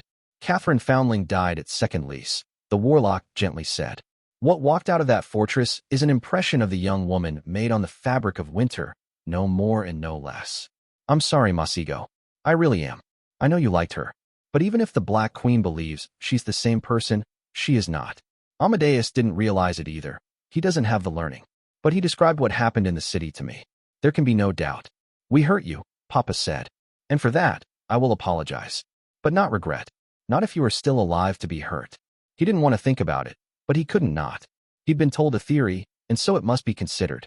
He had observed a certain stiffness in thought in Catherine, an inability to deviate from goals even if it meant employing means she would have once dismissed out of hand. Believed it, back then, to be a consequence of the mantle becoming one with her soul. It would retain certain properties, which would be made inherent to her. It had been a reasonable theory. Or it could be that the imprint on winter was limited in nature, and that the creature playing it being Catherine was incapable of deviating from it. He'd already known that her body was a construct, proved it. Was her mind as well? Oh, child, Father sadly said. It will pass. The first one is always the worst. But you do yourself no service by denying the truth. Masigo could no longer close his eyes. The closest he could come was to cease paying attention to what he saw. It was not a release. An effort of will was still required, and he abandoned the attempt after a moment.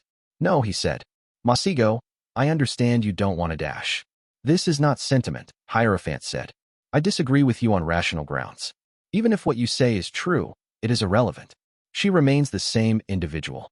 You know that to be untrue, Father said. I am not the same person I was this morning, Hierophant said. I have learned and changed. I am still Masigo. The degree of change is different, the warlock flatly said. And how does one decide on the appropriate degree? He replied. If I removed all my memories from age 5 to 15, I would behave differently. A part of what makes me would be absent, and yet I would still consider myself to be the same person. Assuming your theory is correct, the changes she went through are lesser than this. It is, therefore, irrelevant. You're being willfully dash. Furthermore, Hierophant said, raising his voice, if your theory is incorrect, you both kept me ignorant out of petty fear. Petty, Papa repeated softly, and there was a rare thread of anger in his voice. I am no great scholar of niceties, he replied, but even I know an apology that is not apologetic. Rings empty. Consider it withdrawn, then, Papa tonelessly said. His heart clenched, but he would not bend in this. You could have told me, Masigo said, what you believe, why I shouldn't do it. But you didn't. You made the choice for me. That's what parents do, Masigo, Father said. He swallowed. I love you, he said.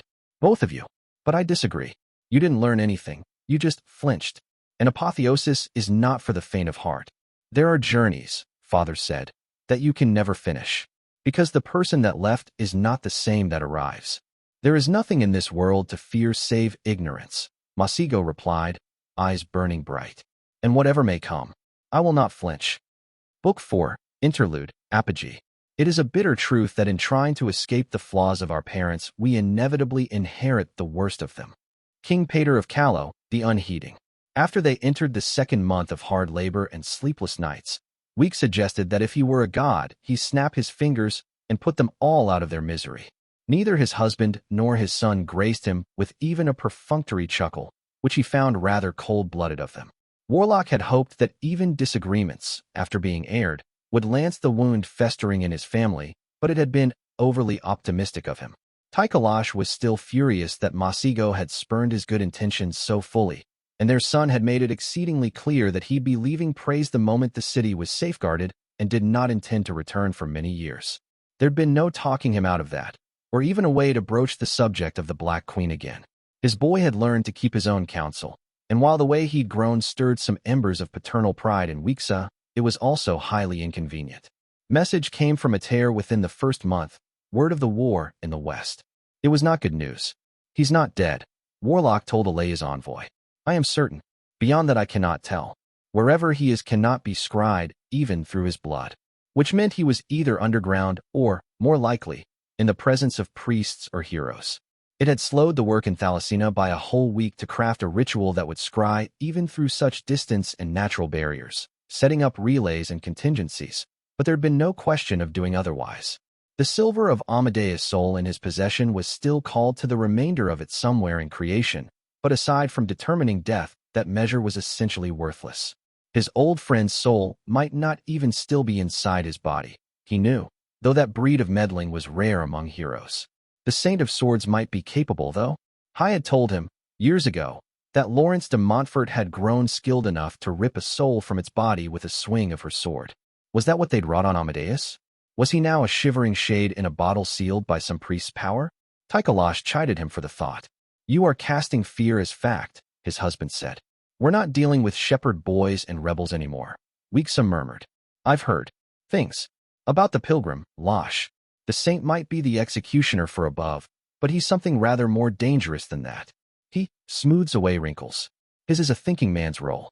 Scribe will find out the truth of it, and the Empress will put her weight behind the retrieval, Tychelash said. Worrying any further is without purpose. I could leave, Weeksa said. Head out right now. And do what? His husband gently asked. Traipse around the Proceran countryside with target painted on your back. Warlock sighed. Tychelash was right, of course. Moving prematurely was just asking to get into a fight with whatever heroes had not gone north to prepare against the dead king. Gods, why would he wander around the Principate like that?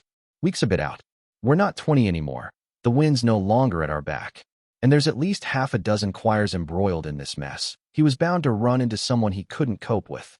Making virtues of one's flaws does not mean those flaws are gone, his husband delicately replied. Warlock sighed and left it at that. The two of them had never gotten along. Amadeus remained, even after over 40 years, of the opinion that Tychelash was an unnecessary risk that should have long been dispensed with permanently. He was polite enough not to mention it anymore, but the years had not changed his position by an inch. Losh had frankly admitted that the sheer bleak intensity of Amadeus' desires, coupled with utter disregard for the incubus existence, made him uncomfortable just to be in the presence of. Like putting fingers over a candle, tolerable for a pass, but painful if continued. Masigo spent several hours conferring with his comrades in lore when he was told the news, weaving some particularly vicious protections on his scrying spell. Woe unto whoever tested those, Weeksa had mused. There'd be a few more dead eyes in the city by the time that conversation was over. Not his issue, regardless. While he recognized that Alea had right to try eavesdropping on the conversation, his son also had right to privacy. The victor of that skirmish would be theirs to determine, and he saw no need to intervene so long as no harsh feelings were incurred on either side. They returned to the work with renewed vigor afterwards, but as the weeks passed, tensions never fully put to rest reared their ugly heads again. It was not unexpected, truthfully. Long hours of mentally exhausting work with little rest or company save each other. Masigo had bluntly refused to attend court again, made small irritations seem large, and when the bottle was uncorked there was no preventing the spill. It was darkly amusing, Weeksa thought, that it was an attempted olive branch from Tychelash that had been the spark to light the fire. His husband made an offer to discuss his time in the kingdom of Sapphira, should Masigo promise not to delve in that branch of research afterwards. Warlock had given it even odds that it would lead to either the beginning of reconciliation or a blowout, but his predictions proved inaccurate. In both cases, he believed the impetus would come from their son. That won't be necessary, Masigo simply said. The three of them had gone to the maze with Dawn, and it was now mid-morning. Both mages hung from their spits of coral by leather harnesses, their engraving tools made to hover by their side by a quaint little Tagraby spell. Tychelash was perched atop Weeks's own coral, comfortably seated and keeping an eye on their work for mistakes. All of them were under illusion, naturally. High Lord Idris might have purged the city, but Warlock would not rely on the man's work when his family's safety was at stake. Their modifications to Shatha's maze would remain hidden until the very last moment. It is not the Book of Darkness, Tychelash conceded. Yet my remembrance is likely more than you'll ever learn otherwise. I would not be moved even if you offered the tower's own text, Masigo replied, placing back his carving knife into the floating set and picking up a chisel. Surely you don't mean to bargain with the dead king. Tychelash frowned. Unnecessary, their son said. I've already harvested sufficient knowledge from his echoes. Pardon me, Weexa said. Did you say his echoes? His apotheosis left a reflection in Arcadia. Yes, Masigo replied absent-mindedly. I took from him twice, at a pivot and later from his final moments as mortal. Vivian was displeased about the delay on our trip back, admittedly, but the hunt would not move without all of us. There was a soft sound as he angled the chisel against an accumulation rune, bringing down his hammer to connect it with the fresh additions. The only sound for a long moment was the waves around them. You stole memories from the dead king's reflection, Tychalosh quietly summarized. Child, have you gone mad? Debatable, Masigo mused. I am not certain if operating on a different set of logic should truly be called that. Don't you give me lip like this is some trifle, Losh snarled. Get rid of them this instant. It's an infection. It went downhill from there. Weexa could not stay out of it, for he shared some of his husband's worries in this, but he could not serve as a mediator if he was also arguing. That proved to be a mistake. Tychalosh had become emotional. That never worked well with their son. It was bad enough they ceased working for the day, walking back to the shore in fuming silence. Warlock ran into a wall when he tried to tease out details during the afternoon, Masigo stubbornly refusing to speak more of the matter. Against his better judgment, he offered his son a concession. He'd get to participate in the ritual from inside the maze instead of the city if the subject was opened again. It worked, or close enough. Masigo remained vague on details, but it was clear his son could probably transcribe half the Kabbalist Book of Darkness from memory if he were so inclined, and that was the least of it. It was not the diluted knowledge put to ink he'd gotten his hands on, but the thoughts of the dead king himself. Secrets known only to one, until now. Take it out, his husband said later that night, when they were alone in their room. By force if need be. I'm not going to fight him, Losh, Weexa replied with genuine surprise. Obviously we need to reconsider our approach, but dash. You don't get it, Tychalosh said quietly. It's a trap. I don't know for sure, but I've seen the lay of it over the years and... You've never spoken of this before, Warlock softly said. I don't know for sure, his husband repeated. And it was never an issue, with the mere fragments of his work Presi possess. But I think he's been killed before, Kesa, the dead king, with that many heroes having fought him over the years. At least once, one will have slain him. Weexa was not without cleverness, and he'd been married to the man for a very long time. The implication was not difficult to divine.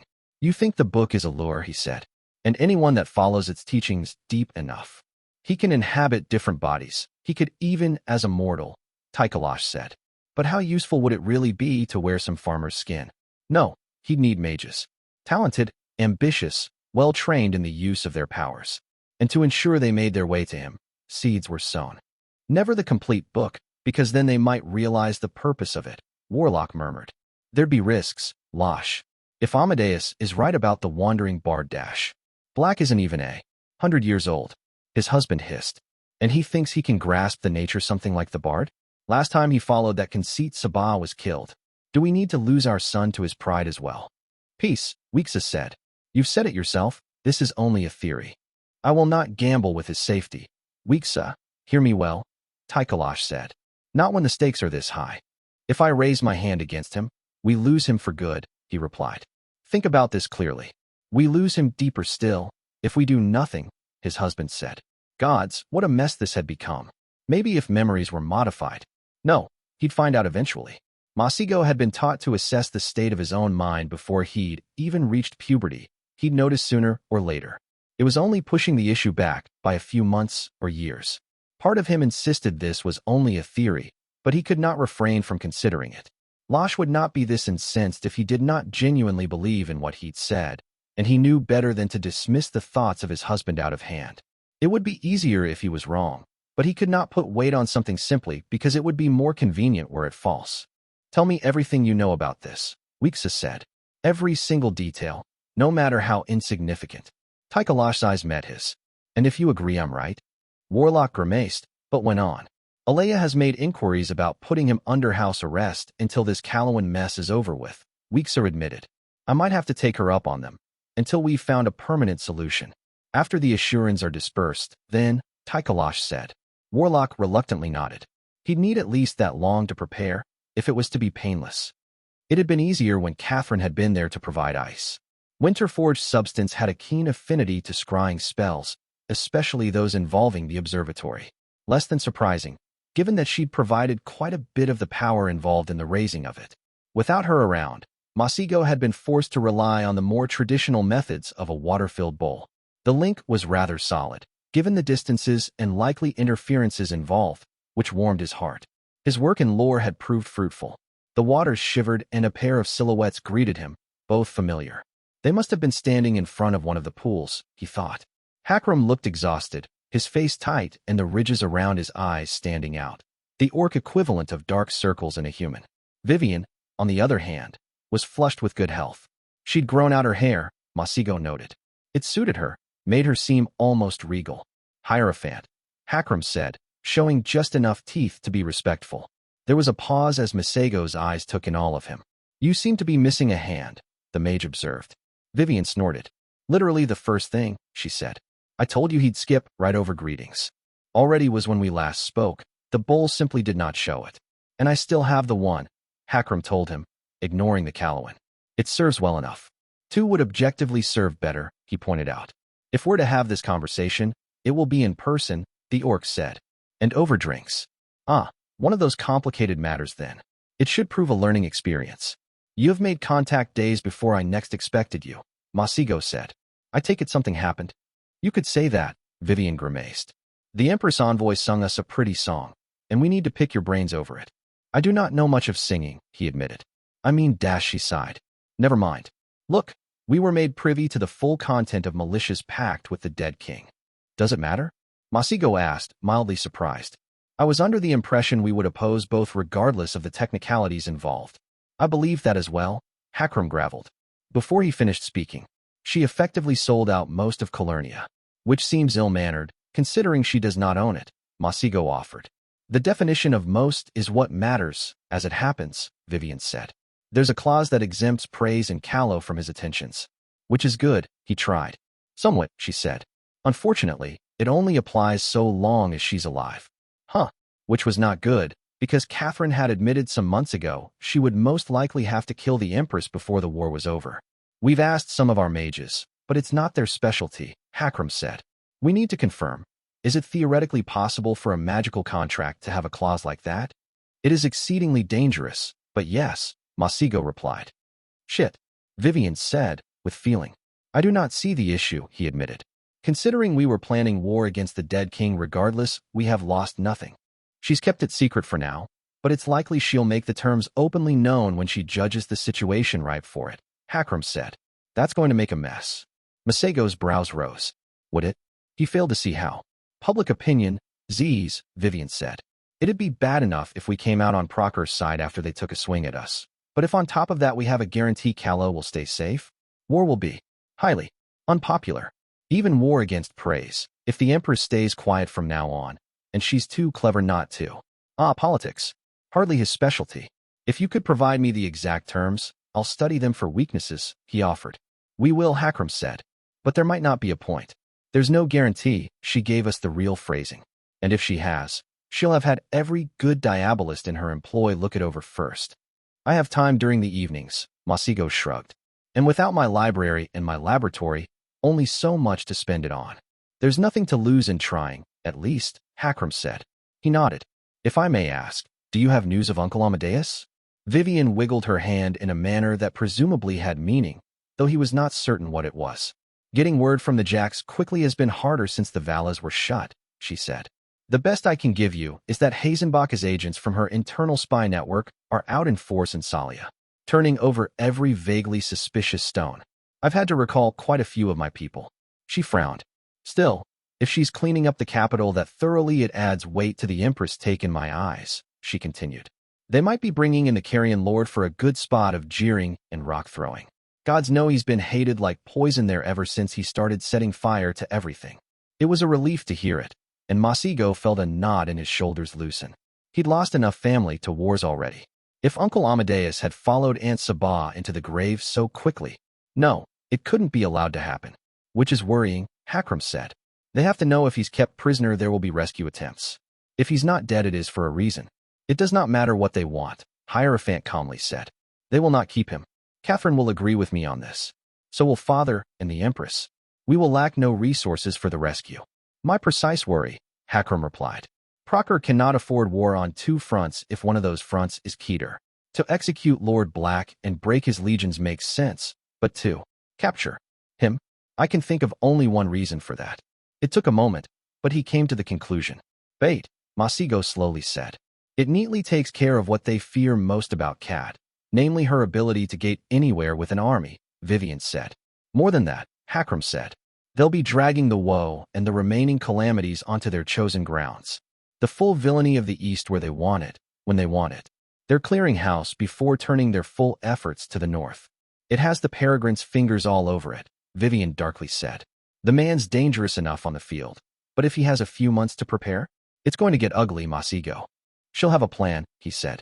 She always does. Well, we haven't run out of lakes yet, Vivian half smiled. So there's always that. Masigo's lips quirked in answer. Still no word from her, he asked. None, Hakram said. But she'd have returned by now if she wasn't making gains. It's been near 5 months. Or she could be dead. Masigo thought, but did not say. Precious little was known of what would await their friend in the Everdark. And on your front? Vivian asked. No sign of the Assuran fleet. They've either found countermeasures to scrying or they keep priests on their ships, he said. It makes finding their whereabouts difficult. The raids have not ceased, but Father says they'd have to be fools to give that obvious a sign they were about to strike.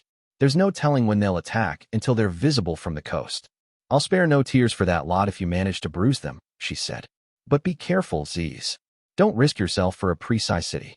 He decided, diplomatically, not to mention his agreed-on position when the assurance would come. And it's going well with your fathers? Hakram asked. I know what you found in Arcadia shook you. It has been difficult, Masigo admitted. There have been arguments. Vivian's eyes went sharp. Do you need a way out? He shook his head. I suppose you could call it a religious disagreement, he said.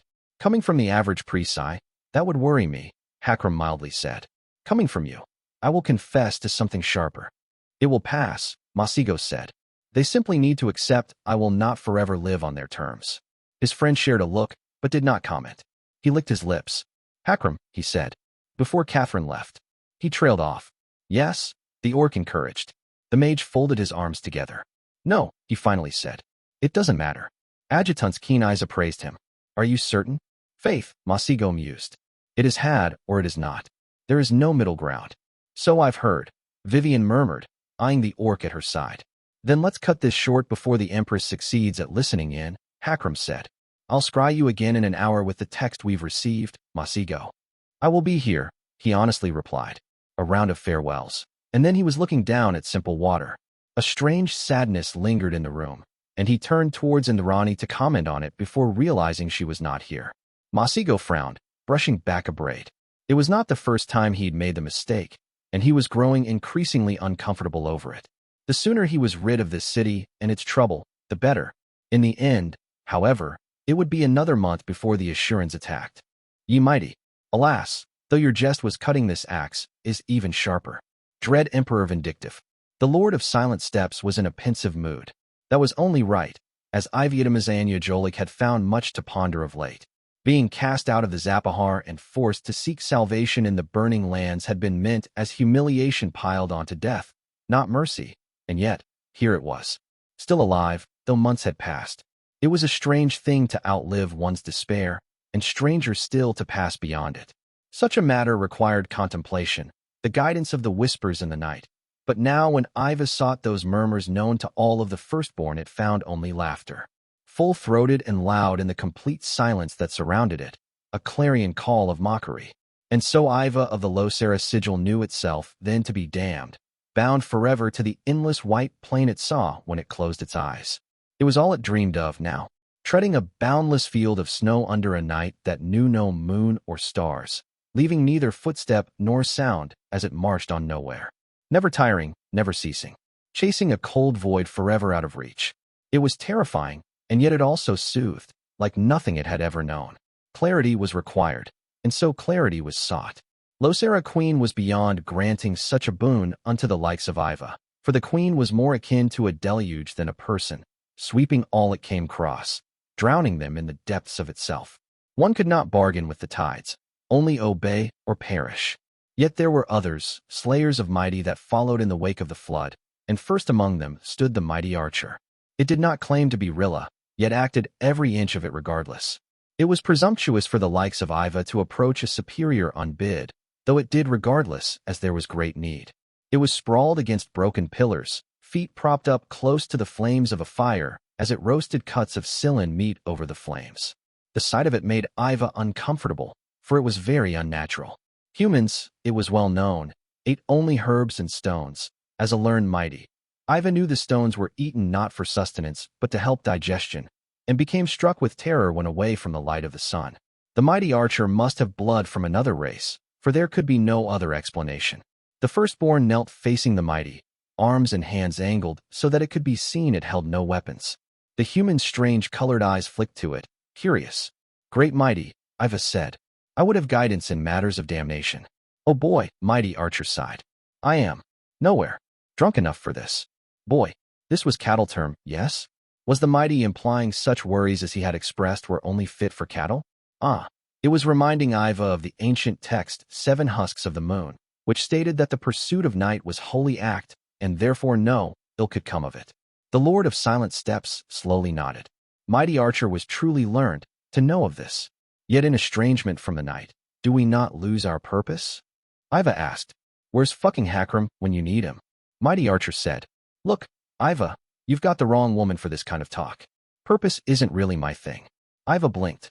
"Should purpose not be sought?" it asked. "Take it from me, sweetling, the big picture stuff is better left to the warriors of this outfit," Mighty Archer said. "You and me, we're sword arms. It doesn't have to be complicated for us." The Lord cocked its head to the side.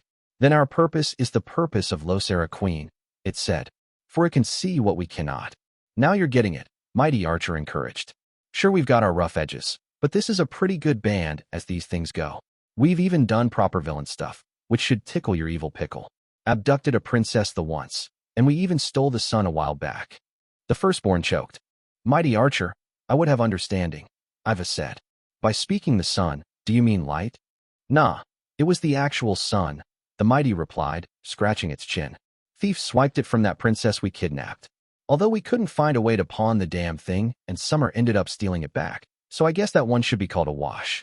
We did ego murder the two highest entities of Fey royalty not long after, though, so all in all we came out ahead."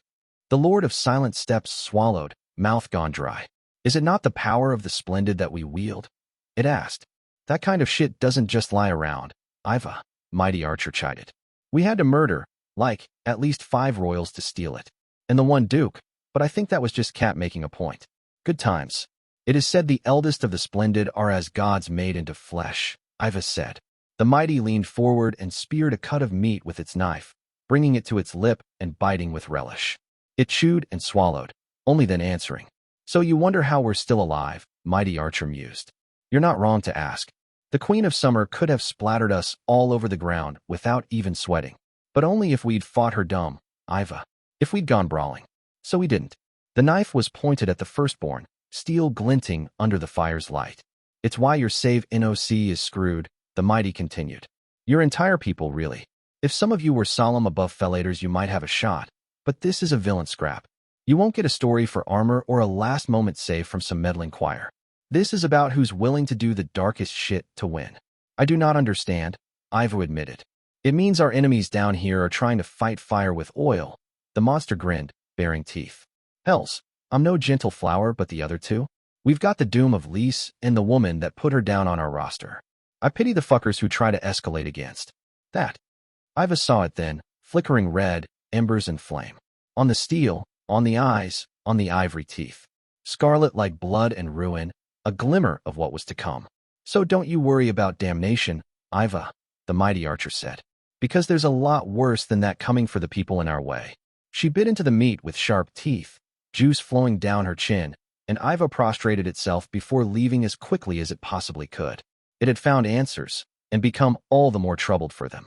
The Lord of Silent Steps dreamt again, that night, but it was not of the endless white plain.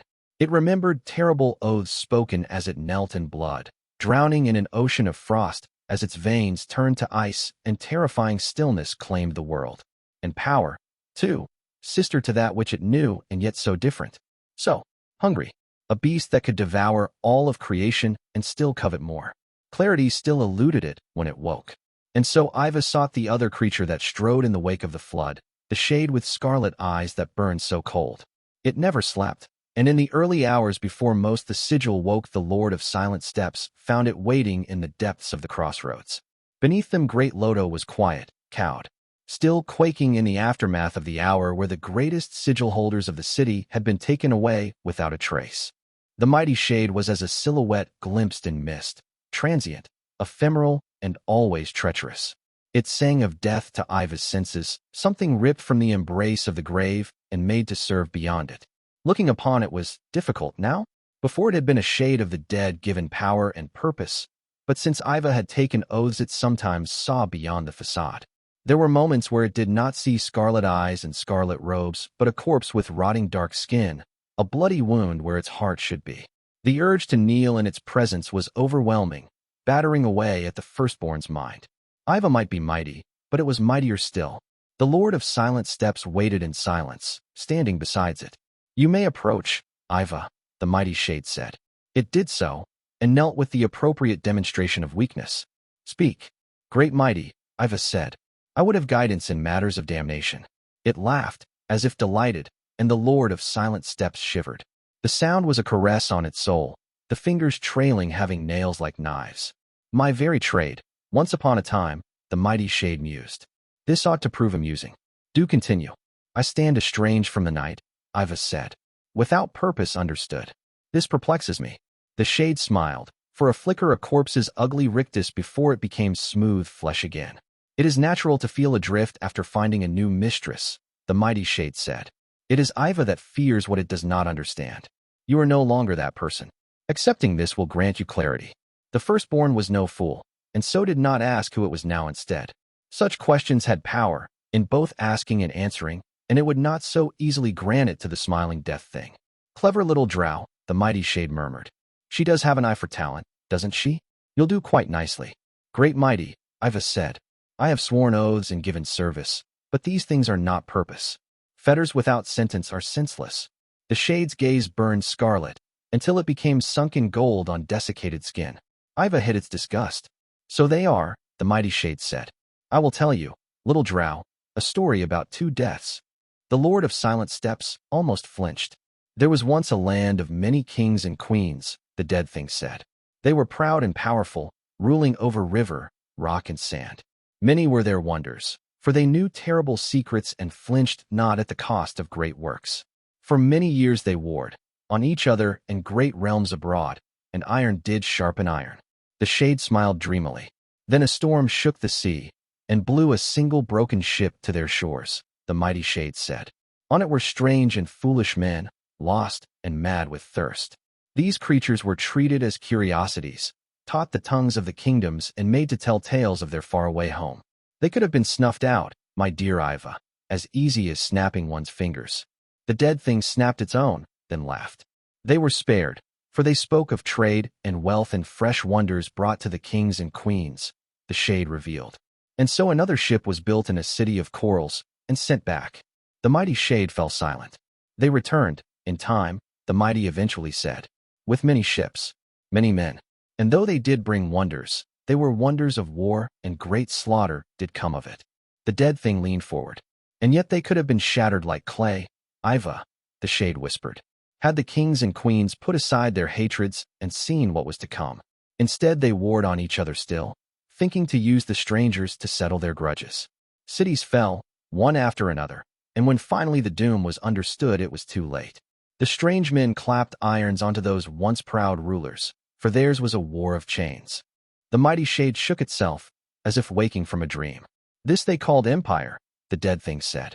"They made a wasteland and called it peace, knowing not what they wrought. It would be many years before the irons were broken, and even now their weight is felt, for inheritance is a manner of remembrance." The mighty looked upon Iva, calm and depthless. "Do you understand the meaning of this story, little drow?" it asked. "The worthy take," the Lord of Silent Steps softly said. "The worthy rise. You reach the threshold of understanding," the mighty shade said. "Kind soul that I am, I will guide you across. The first death is in the story told. The second is in the story grasped. Purpose will follow. Many kingdoms died, In your words, Iva said. One death, the shade said, in many parts. There is reflection. When understanding finally came, it was not gentle. Our ship came, the Lord of Silent Steps said, bearing 3 strangers. It's too late now, you poor creature, the dead thing murmured. You invited us in. You would have purpose? It has already been granted to you. Its smile was cold. Ours is the business of empire, the shade said. And what a peace we will make, dearest Iva. Oh, I think they will remember this one for a very long time. I am not estranged from the night, the firstborn croaked. I make war against it. Tremble, ye mighty, for a new age is upon you. The death thing laughed. I was a slow learner in this, little drow, but I have learned. Iron is brittle. It breaks, no matter how sharp. So let us make something new instead, yes? Iva's shoulder shook. Rise, Lord of Silent Steps, the shade ordered. Our queen grows impatient. Today we take Lodo, and you have a role to play. Night was beyond Iva's reach, but the hunger was not. The bridge was broken. It was an old break, unlike that which he had earlier passed. The bridges linking the crossroads to the column had shattered when the Eldritch Gate had devoured part of it, yet the lay of them could be tread if one was careful. Iva had been, leaping across chasms with a lightness beyond mortal ken and landing without a sound. An entire floor of Great Lodo's heart had been whisked away, leaving the column above it to fall.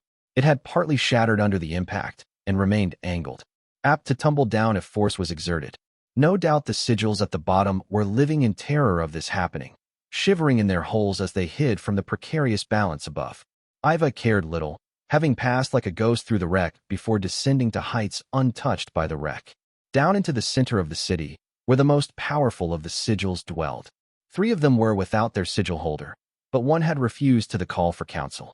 Mighty Zarkin had demanded tithe and alliance against a rival for price of attendance, and been duly refused. The Queen of Lost and Found did not brook such bargains. No doubt the mighty had puffed with arrogance upon learning of the council's outcome, praising itself for its foresight in avoiding doom.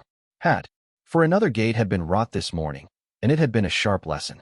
The Zarkin sigil held 3 districts, Iva had been told, that had once been the residences of the wealthy and powerful of Great Lodo. These districts would have been raised with wells and gardens, making them worthy prizes to take and hold. Iva now stood before the largest of the 3 and looked upon the wreckage with calm eye. The traces of Losera Queen's working could still be seen in the deep gouges around the mouth of the district where the edges of the gate had cut. The territory of Mighty Zarkin had been sealed shut for exactly the quarter of an hour. From the outside, anyway. The gate had spewed out a flood of icy waters that tore through the district mercilessly, drowning or crushing the slow and smashing houses and temples alike as if they were kindling. Corpses could still be seen among the rubble on the other side of the broken bridge, left to waft night without harvesting. The Zarkin were too terrified of a repeat to risk coming out of the highest places of their territory. Iva waited, standing in the open. They would see it and come to bargain. It was not long before Mighty Zarkin made its way to the other half of the bridge, and the firstborn studied it curiously. It was tall and proud, strong in night, and little marked by the killings that would have seen it rise. In the air, Iva tasted fear.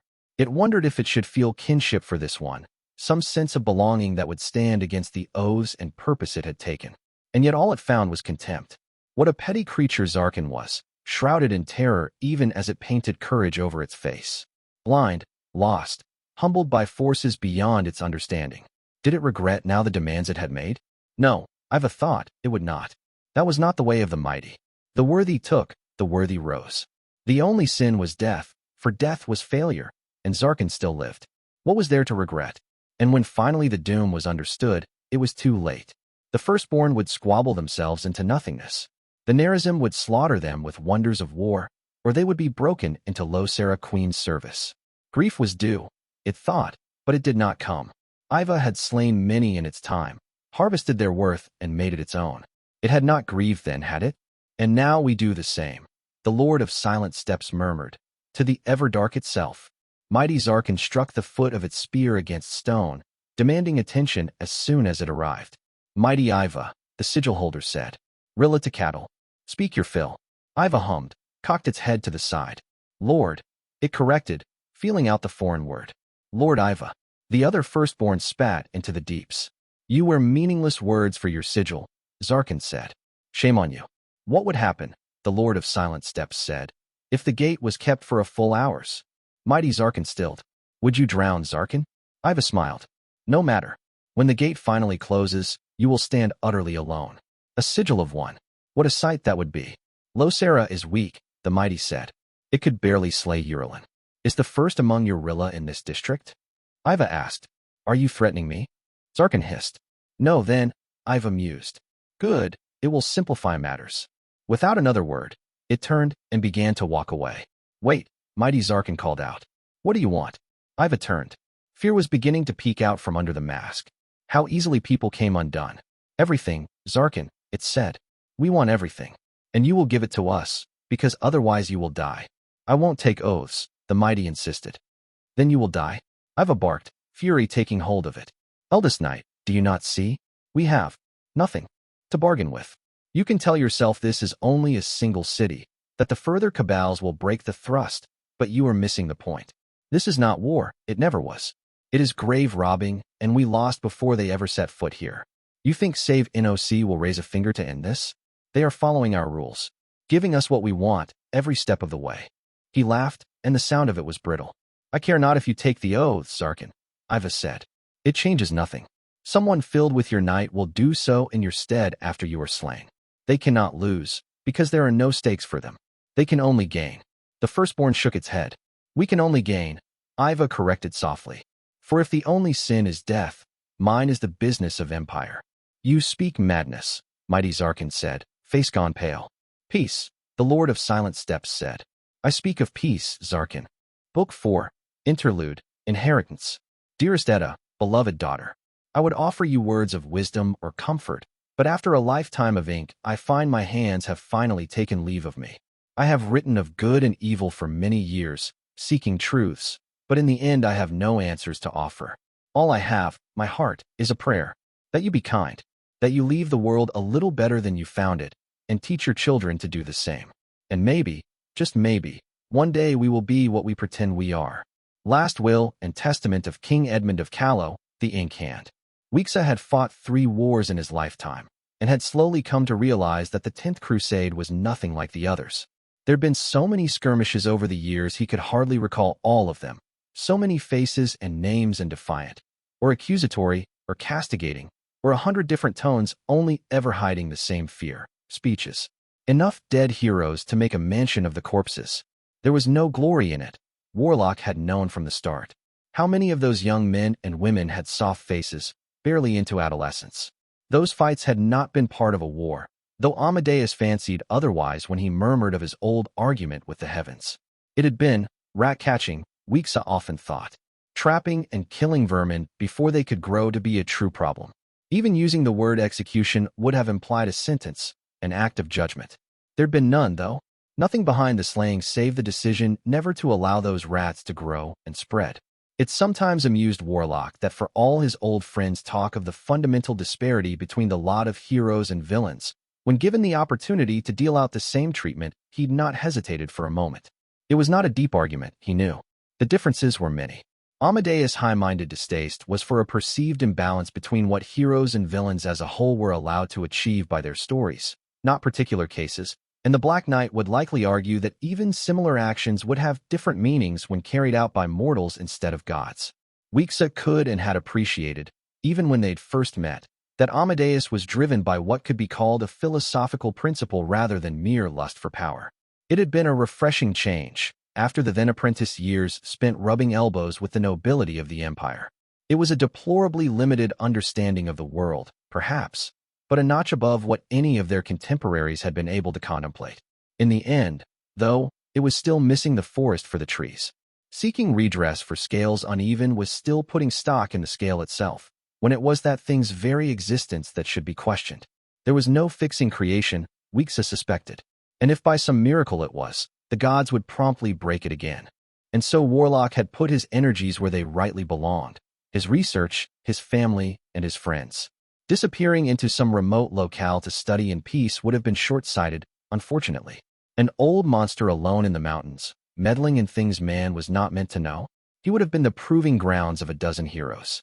Besides, keeping strong ties to Alea and Amadeus' empire had secured to old libraries and a steady source of income and materials.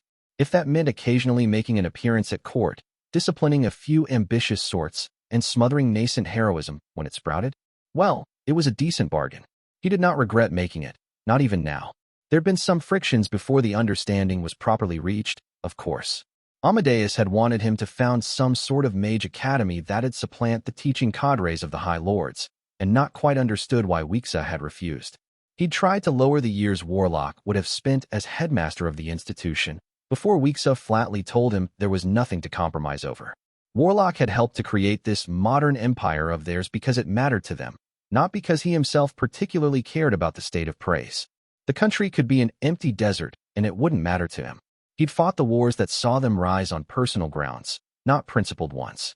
It was the worst argument they'd ever had, and for that Weexa blamed High, who'd left before the conquest even ended, and managed to both cut Amadeus to the bone and leave him twice in love, as before with the same sentence when she walked away. The wound had never entirely healed, and Warlock had ended up paying the price in a deadbeat ranger's stead. Typical of her, really. She never stuck around for the parts that weren't thrilling, the sometimes tedious spadework of building and maintaining relationships. Tychelash had noted it was almost mythically hypocritical of him to blame someone for having bonds only on their own terms. But his husband was wrong. He'd put in the work, afterwards, to clean up the mess between himself and his oldest friend in the world. High, on the other hand, simply made do with visitations every few years that Amadeus came back from, split halfway between longing and chagrin. Weeks's long-standing reservations about that arrangement had been the tide that carried him closer to Alea, as it happened. When they'd first met her in the Green Stretch all those years ago, he'd not been as close as Amadeus to the woman who became Militia. He and Sabah had shared the seat of designated third wheel as those two strange youths gravitated around each other, everything else falling to the wayside of their long conversations. Still, he'd found he well-educated for a peasant. Her mother had been a tutor to a minor noble line, once, and as charming as she was intelligent. He'd considered her a close acquaintance, and been quite infuriated to hear she'd been unceremoniously abducted by the Sentinels because the waste of skin holding the tower was hungry for Seraglio beauties. It would be years before they met again, after bloodily climbing the ladder of influence, and when Weexa next saw Alea, there were only shards of the girl she'd once been remaining. He'd grieved for that, but the woman she'd become had been fascinating. Broken, perhaps, but all the more brilliant for it. But there'd been a war on, soon enough, and though they'd fought for her claim, his reasons for supporting it had been largely selfish. If Amadeus had been the one aiming for the throne, there would have been decades of war instead of years. Prisai would have been violently disgusted at the notion of a Duni claiming the tower, much less one inclined to eradicate the aristocracy. In the years that followed, however, his opinion had shifted. Alea was undeniably more fit to rule. She was Prisai in a way none of them were, understood the people she reigned over where Amadeus would have messily carved away at them until they were more to his liking. And though Militia used the calamities, she did so sparingly. She preferred to rule on her own merits, without other named propping up her crown. She asked little of them save friendship and the rare favor. It was an ideal arrangement, in his eyes, and he'd frankly told her as much. The confluence in their opinions had only grown as the years passed, and while Amadeus busied himself with his Calawan projects, Weexa had spent long stretches in a tear for his research, seen the harsh demands authority made of Alea, and admitted to himself that Black would not have weathered them so well. The tower, it magnified what you were. Your virtues, but also your flaws. Militia had mastered hers, but the same influence would have made something ugly of Amadeus. Perverted his best qualities. Scribe disagreed, of course, but Eudokia had stark blinders. She'd only ever seen herself as a tool, Amadeus as worthy to use her, and so to use everyone else. There was no place for nuance in that perspective. That Sabah had never weighed in on the matter had been telling, he'd thought. She was ever only so circumspect when coddling one of them. And now Sabah was dead, killed by some murderous vagrant from the Dominion at the behest of the wandering bard. Weexa had wept for it, for the loss of such a beloved friend, for the hole she would leave in all of them with her absence. It had not been the same since. Amadeus had become reckless while telling himself it was calculated risk, burning one bridge after another until it had left him stranded in the middle of fucking Procker with heroic wolves baying at his heels. Alea had been forced to become increasingly heavy-handed to keep it all from falling apart, while simultaneously the particulars of the woe prevented her from dealing with them as she legitimately should. Warlock had made it clear that Masigo was off limits, of course, but was increasingly coming to sympathize with her situation. Weexa and Amadeus had dropped a mess into her lap and then heavily restricted her means to deal with threats not of her own making. It was unfair, and the private admission of that had done much to reconcile Warlock with the necessity of putting his son under house arrest for a few years. As for the Black Queen, well, Warlock had washed his hands clean of that.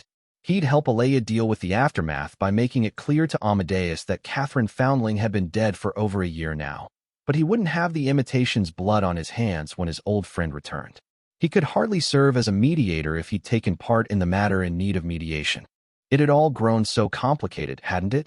This war was so different from all the others. The civil strife that had seen Alea rise to the throne, the conquest itself, they'd been of the same mold, in a way. They'd all been young or in their prime, and still making their mark on creation.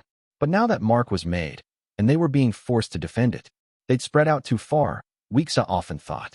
Sabah had died thousands of miles away from the wasteland, fighting over some league shithole they'd never seen before and likely never would again. Amadeus had been caught in Proserpine Heartlands while prosecuting a war that should have been the Black Queen's by right. That there was a Black Queen at all was a reminder of how badly the Calawan situation had been blundered over, and for all that Weexa sympathized with Alea, she'd hardly handled the wasteland better.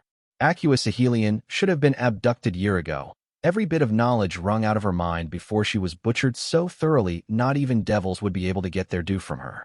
If Militia had needed a doomsday weapon, she should have asked him, not tried to get clever in house, already visibly on fire. And the damned fire had only spread since. Weexa was not pleased he had to intervene, but who else was left? It'd have to be him.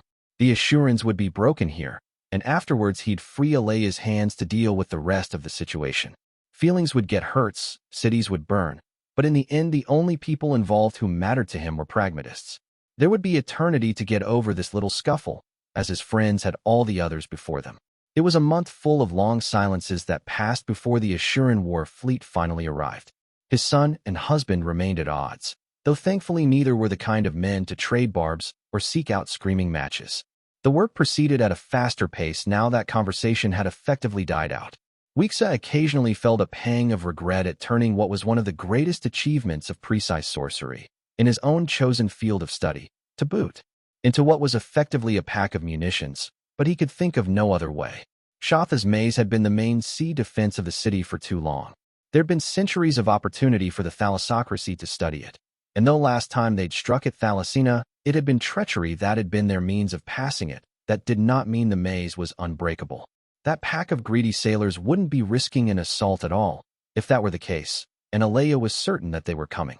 She still had agents in Assuran ranks, though entire swaths of her network had been purged before the thalassocracy declared war. The ships came under cover of night. That much had been expected. With scrying being blocked off, it was now watchtowers that served as the city's first line of defense. Considering the nature of Assuran sorcery, sailing at night, even in treacherous waters, was hardly difficult and afforded some element of surprise. What had not been expected was that the fleet moved under illusory cover as well. Some kind of sea mirage, Warlock found out, closer to natural phenomenon that precise illusions or fey glamour. Much harder to detect than either, though also likely much more difficult to maintain. That bought the invaders 2 days of unseen advance before they were caught out by a Thalassinan mage attempting to scry the weather ahead of their fleet and finding it impossible to do so. It alarmed High Lord Idris enough that the man ordered a ritual strike at the area, calling down lightning from the sky, and though the sorcery impacted Assuran defenses harmlessly, it did shatter the mirage. Ashur had stolen the initiative, and there was barely a day and a half to organize before they were on the city. The work on the maze was mostly finished, but not entirely. It would have to prove sufficient. Mass rituals by High Lord Idris mages lent a finishing touch to the trap, while allowing Warlock and his son to remain at full strength. Masego's perch out in the corals was fully accommodated with defensive wards and the few creature comforts his son had requested, and he left for it half a day before the Assurans arrived. The solemnity of the parting eased the tensions between them some, though not as much as Weexa would have liked. "I'd still be more comfortable with your father taking the position," Tychelash admitted, smoothing away non-existent wrinkles on their son's robes. "I see no need to revisit the matter," Masigo bluntly replied. Weexa discreetly shook his head while meeting his husband's eyes. "Now was not the time." "Be careful," Warlock said. They might be meddlers, but there are a great many of them. If it gets out of hand, I'd rather you retreat and we fight over the city itself. I've no intention of risking my life for Thalassina, I assure you, Masigo said. He nodded in approval. In this, at least, he had his priorities straight. Wixa hesitated, then pulled his son into a tight embrace. Masigo stiffened but eventually returned it, their clutch on each other growing tight. There were no guarantees in war. They both knew that all too well. Come back to us, Warlock whispered. I will, Masigo whispered back, voice little more than croak. You two stay safe as well. I know you'll have walls in between, but rituals are never a toy, always dangerous. Wixa finished softly. One of the first lessons he'd taught his son. Magic was beautiful and wondrous, but it should never be taken lightly. Great mages had believed themselves to have mastered their powers fully, and always paid for that presumption. There were no exceptions. They released each other and Taikalash kissed both their son's cheeks, fingers lingering on his shoulder. Masigo was so thin. Now, we'll have a family supper tonight, Lash said. Just us. It's been too long. Masigo nodded before heading out for the docks, where a ship would await him. They both watched him leave, standing together. He will not be that tender with us again for a very long time, Taikalash murmured. Wixa grimaced, but did not deny it. After today, they'd have to bind his powers and take him into custody.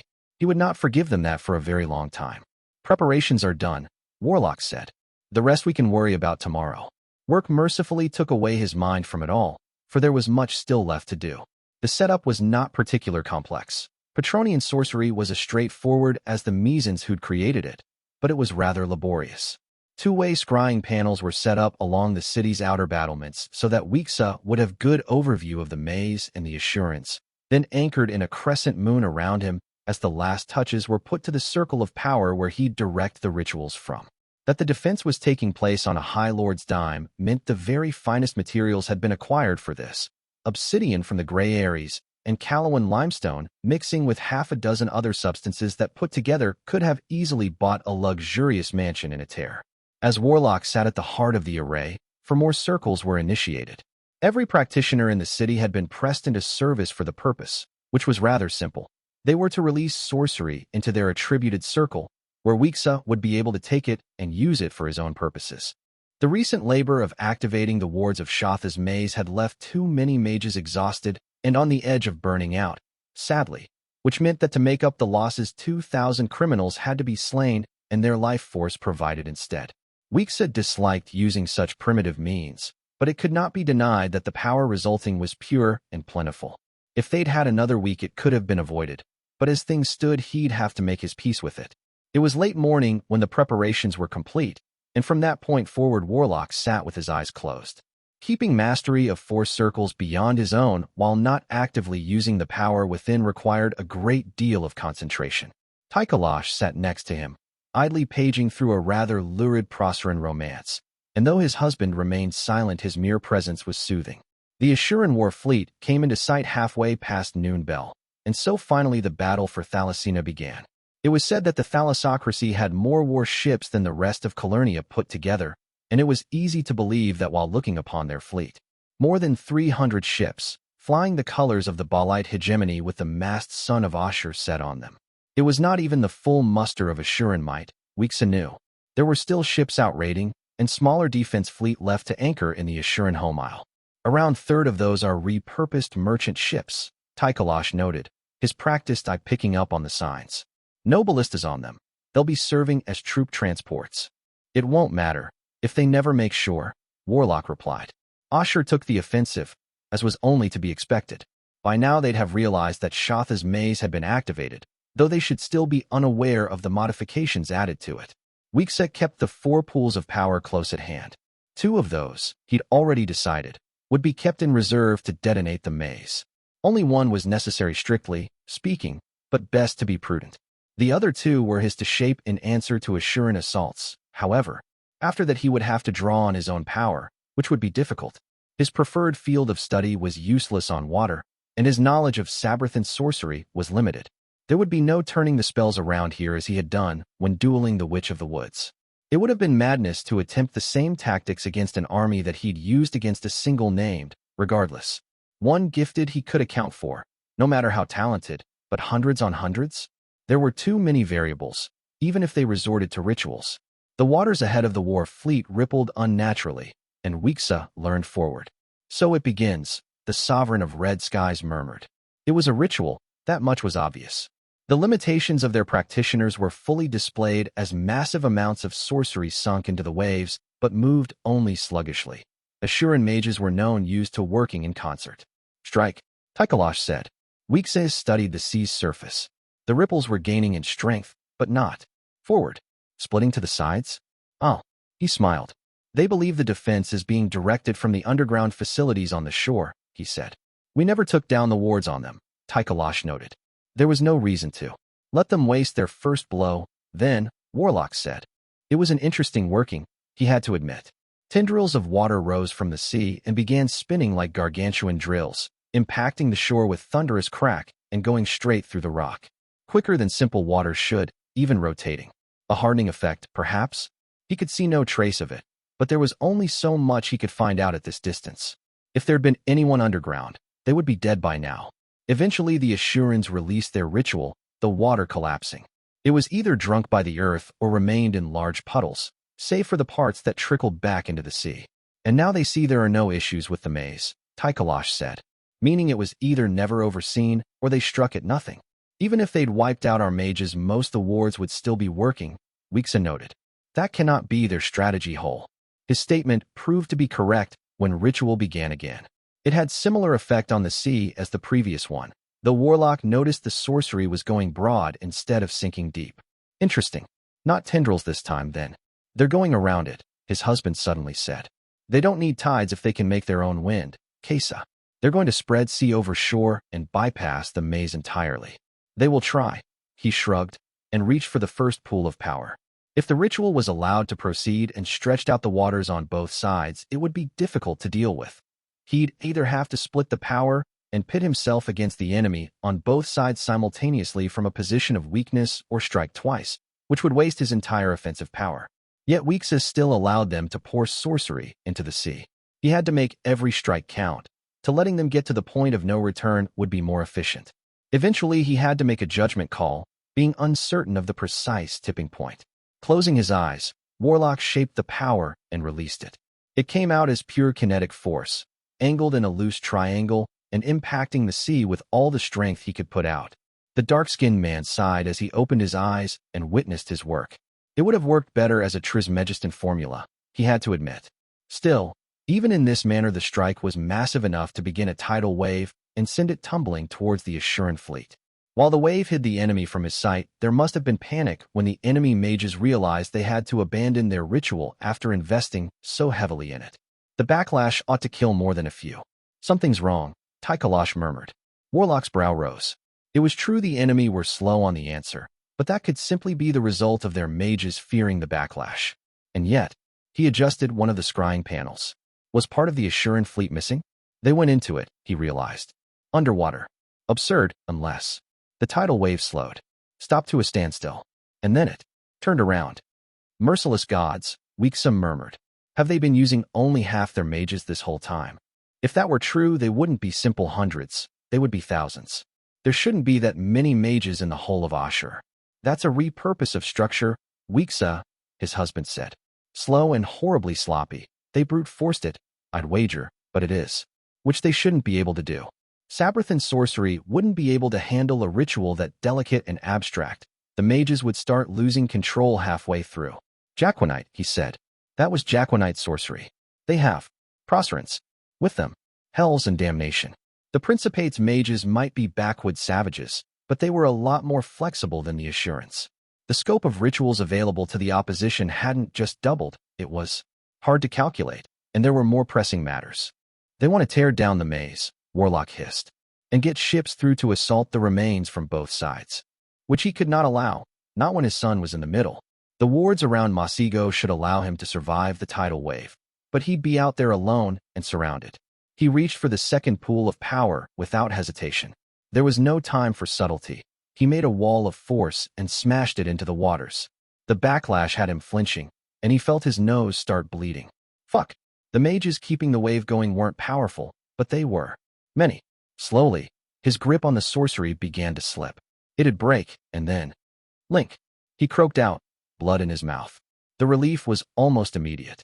Thalassina had old wards anchored around it, and linking them to his working had taken the pressure off his will. The city itself groaned, parts of its walls shattering, but his workaround succeeded. While he no longer had control of the power he'd released, he did control the connection his aspect had forged. It was only cut when the tidal wave broke and collapsed back into the sea, and Warlock let out a long breath. My turn, the sovereign of red skies hissed. He took a third pool of power in hand and let another aspect loose. Ships had been shattered and the Assuran fleet put in disarray, and that was close enough for his purposes. Imbricate shivered across the length of creation as he matched the sea to the 933rd hell, the sea of blood. The waters began to turn red, bubbling and rising to a boil. It would not be long before the acidity began eating at the hulls. Halos of light bloomed over the ships, one after another. Tychalosh shivered. Speakers, the incubus murmured. They were not fighting him, Warlock noted. The imbrication was proceeding without being hindered, and the ships were not unharmed. No, it felt like something else. A prayer? A call? He thought. Slowly, something answered. He saw it in his mind's eye. It was not a face, it was too featureless for that. Of what it was made he could not tell, but the glare was blinding. Flesh smoking, Weeksa bared his teeth. He would not bow to priestly meddling. If some entity had come to trouble him, it best be prepared for the consequences. The imbrication he took in hand, abandoning the fleet, and lashed around the knot face. Come on, you wretched thing, Warlock grinned nastily. Let's see how you fare on my own grounds. It sunk into the depths, the radiance slowly drowned by the sea of blood, and he laughed. Laughed until it evaporated in a storm of blood mist, the thing full and untouched. Not a face, he thought again. It was a mask. Heartbreakingly, impossibly perfect. He looked upon the visage of a god, and that god spoke. Begone. His bones creaked, his eyes burned, and his teeth shattered. His husband was speaking, but his ears were ringing. Blinding light came again, not of the creature's making. He'd lost control of the last pool of power, and it had gone wild, raw sorcery devouring all near it and shattering the ground. The mask's lips opened to speak once more, a great weight settling on his shoulders. Shut up, Hierophant said. The thing rocked back. 7 pillars hold up the sky. Hierophant sang, thrumming with power. For cardinals, 1 meridian. The pressure vanished, and Warlock came back to himself. Through the panel he saw a mask of light in the sky above the maze, a terrible radiance surrounding his son.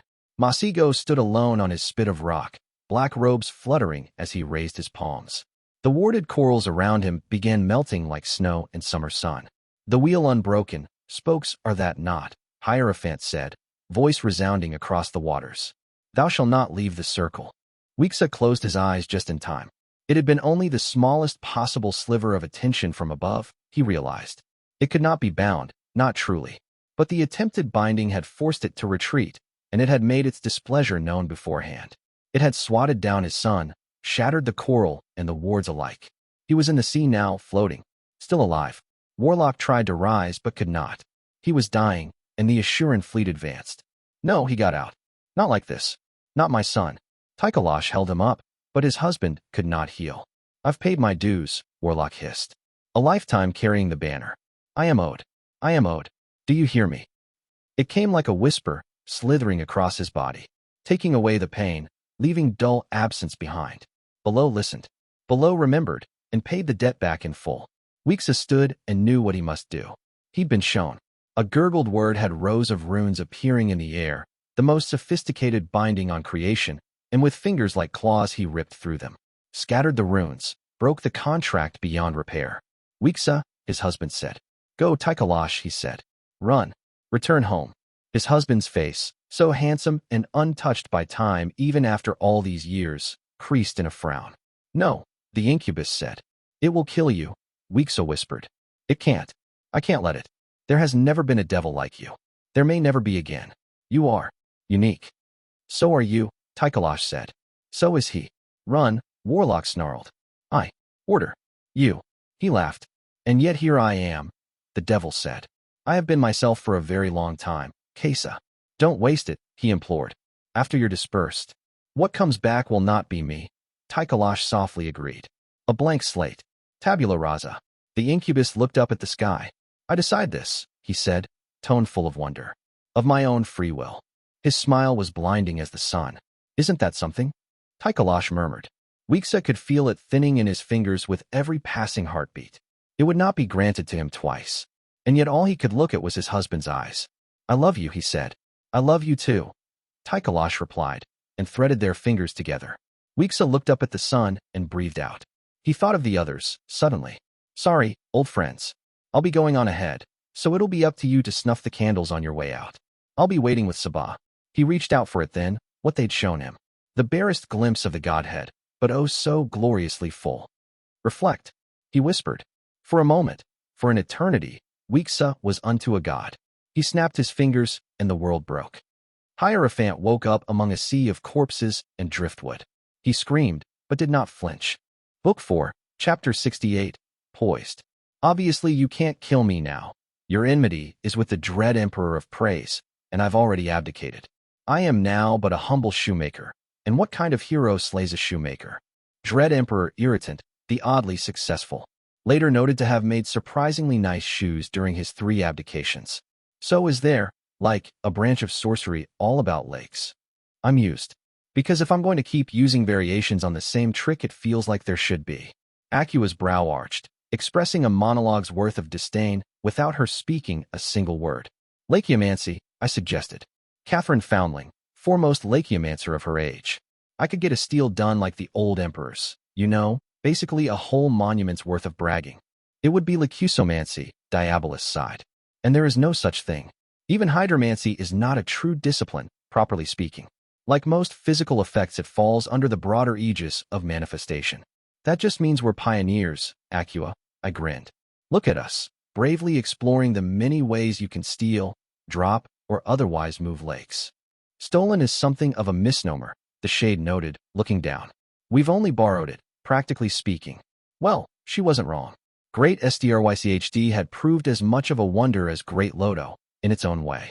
It was, well, the easiest way to put it was that it had been a port. Not unlike Mercantis, the city had been raised on a large island, though instead of a river, it had been a lake that surrounded it. A lake that was about as large as half of Daoin, which was rather impressive. Useful too. It hadn't been this large originally. The basin had been artificially deepened and broadened before tributary rivers were dug into the stone to feed it. Tunnels and waterfalls, some coming from underground sources, but others from the surface peaks of the Everdark. Lake SDRYCHD was the freshwater source for an entire third of the inner ring, feeding a complex array of canals and sluice gates that were constantly fought over by sigils. The city itself was a bloody mess. Scraps between sigils had sunk entire chunks of what had once been a single island, leaving some sort of demented urban archipelago instead, but it was full of old sigils and would have been horridly difficult to assault. Drow ships were pretty much either rafts or small woven reed boats relying on oars. We'd seized a few, but it would have taken weeks of constant back and forth to get even a small army across. Besides, the good people of SDRYCHD had made it clear that we were not only unwelcome, but currently at the top of their murder and harvest list. I'd sent a few of my lords, the Peerage, Akua had taken to calling them, and the name had kept, to make polite inquiries about holding a council to discuss the dwarven threat, and the cabal founded to answer it. They'd, not taken well to that.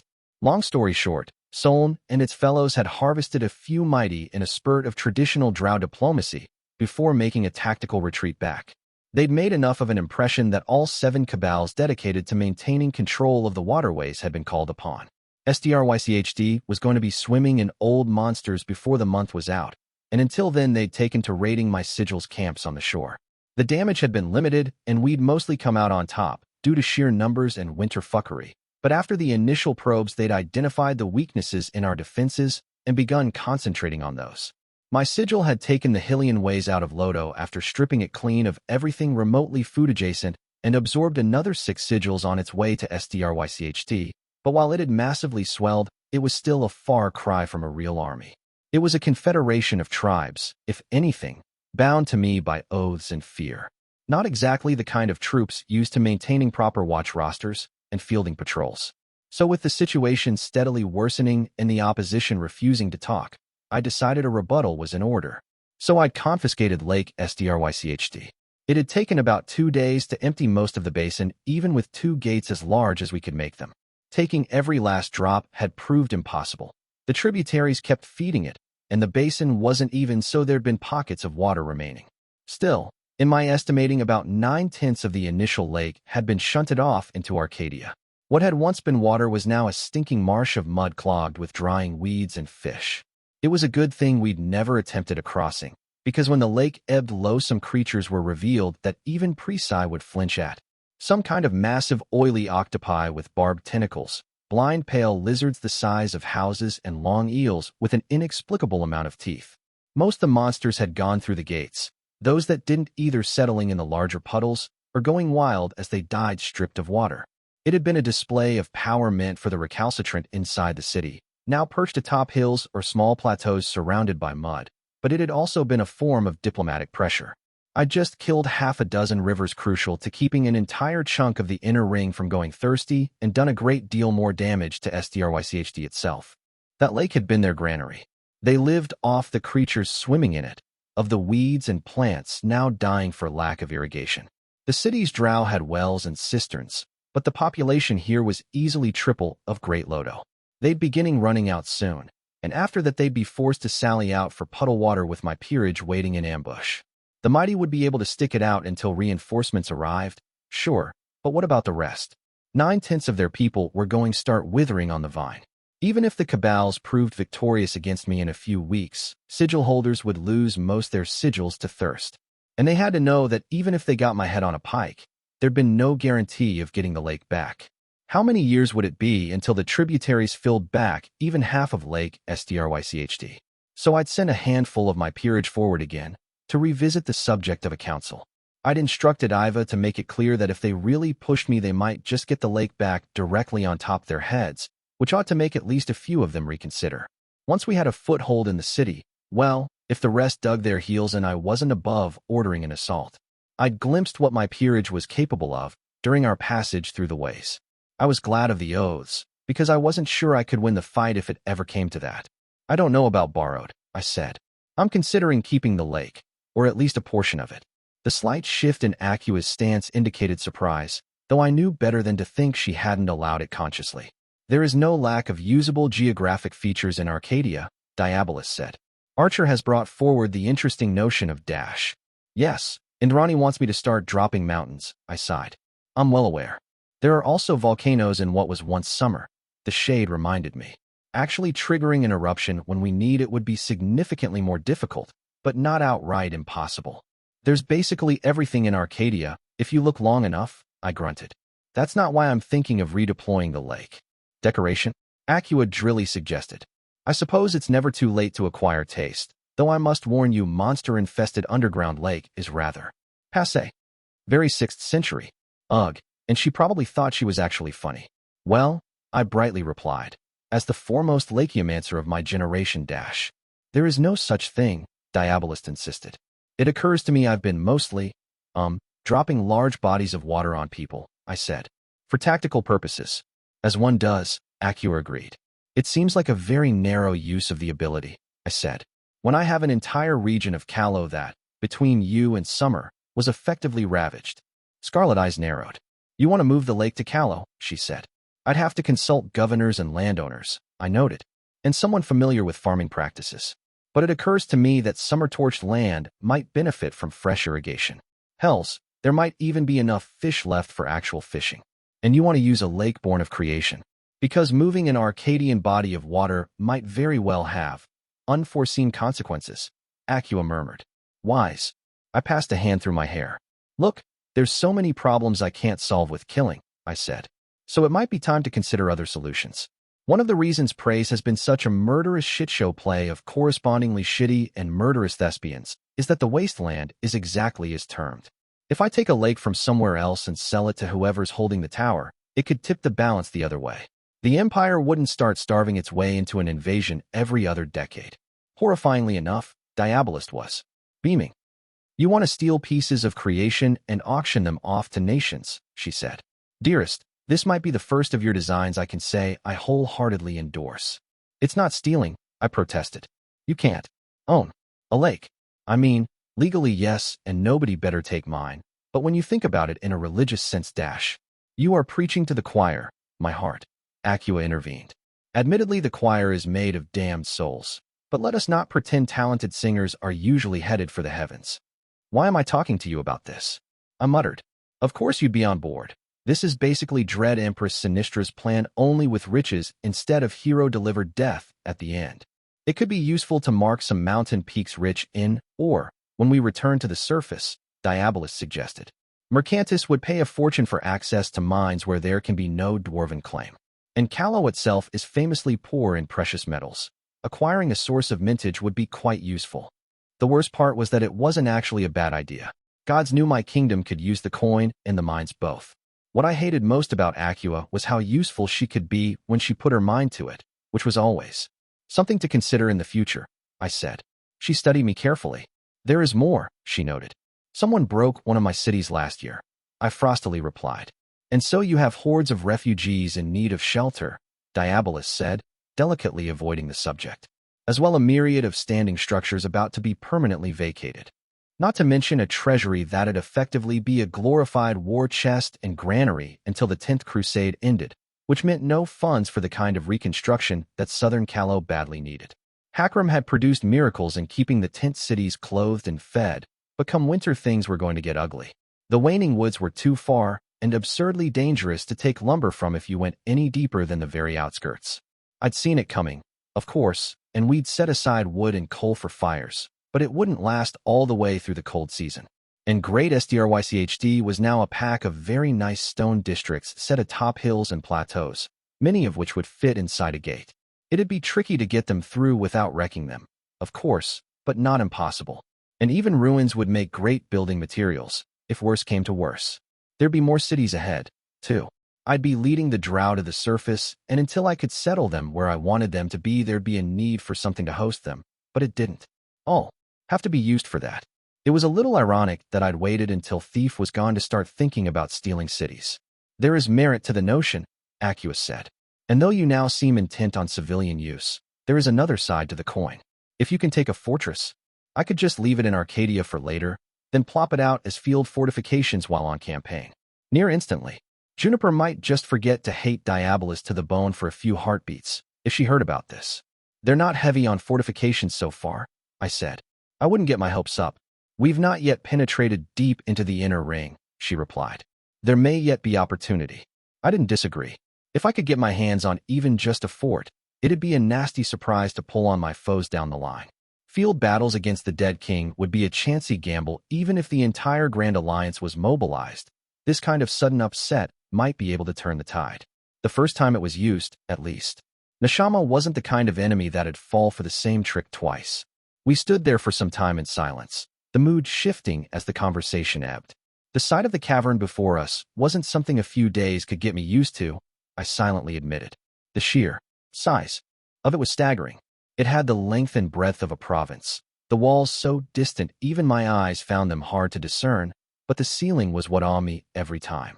It was uneven, betraying that this was no singular cave but hundreds of them carved into a single place by what must have been decades of hard labor. I'd never seen anything taller save for the tower itself, and the tower was millennia of pre-Psi madness made into edifice. What kind of people had the ancient drow been to make this? What had broken them so deeply they'd become a pack of rats scavenging their own ruins? Not even Keter is match for it in scope, Acua softly said, gaze following mine. Fitting, I suppose.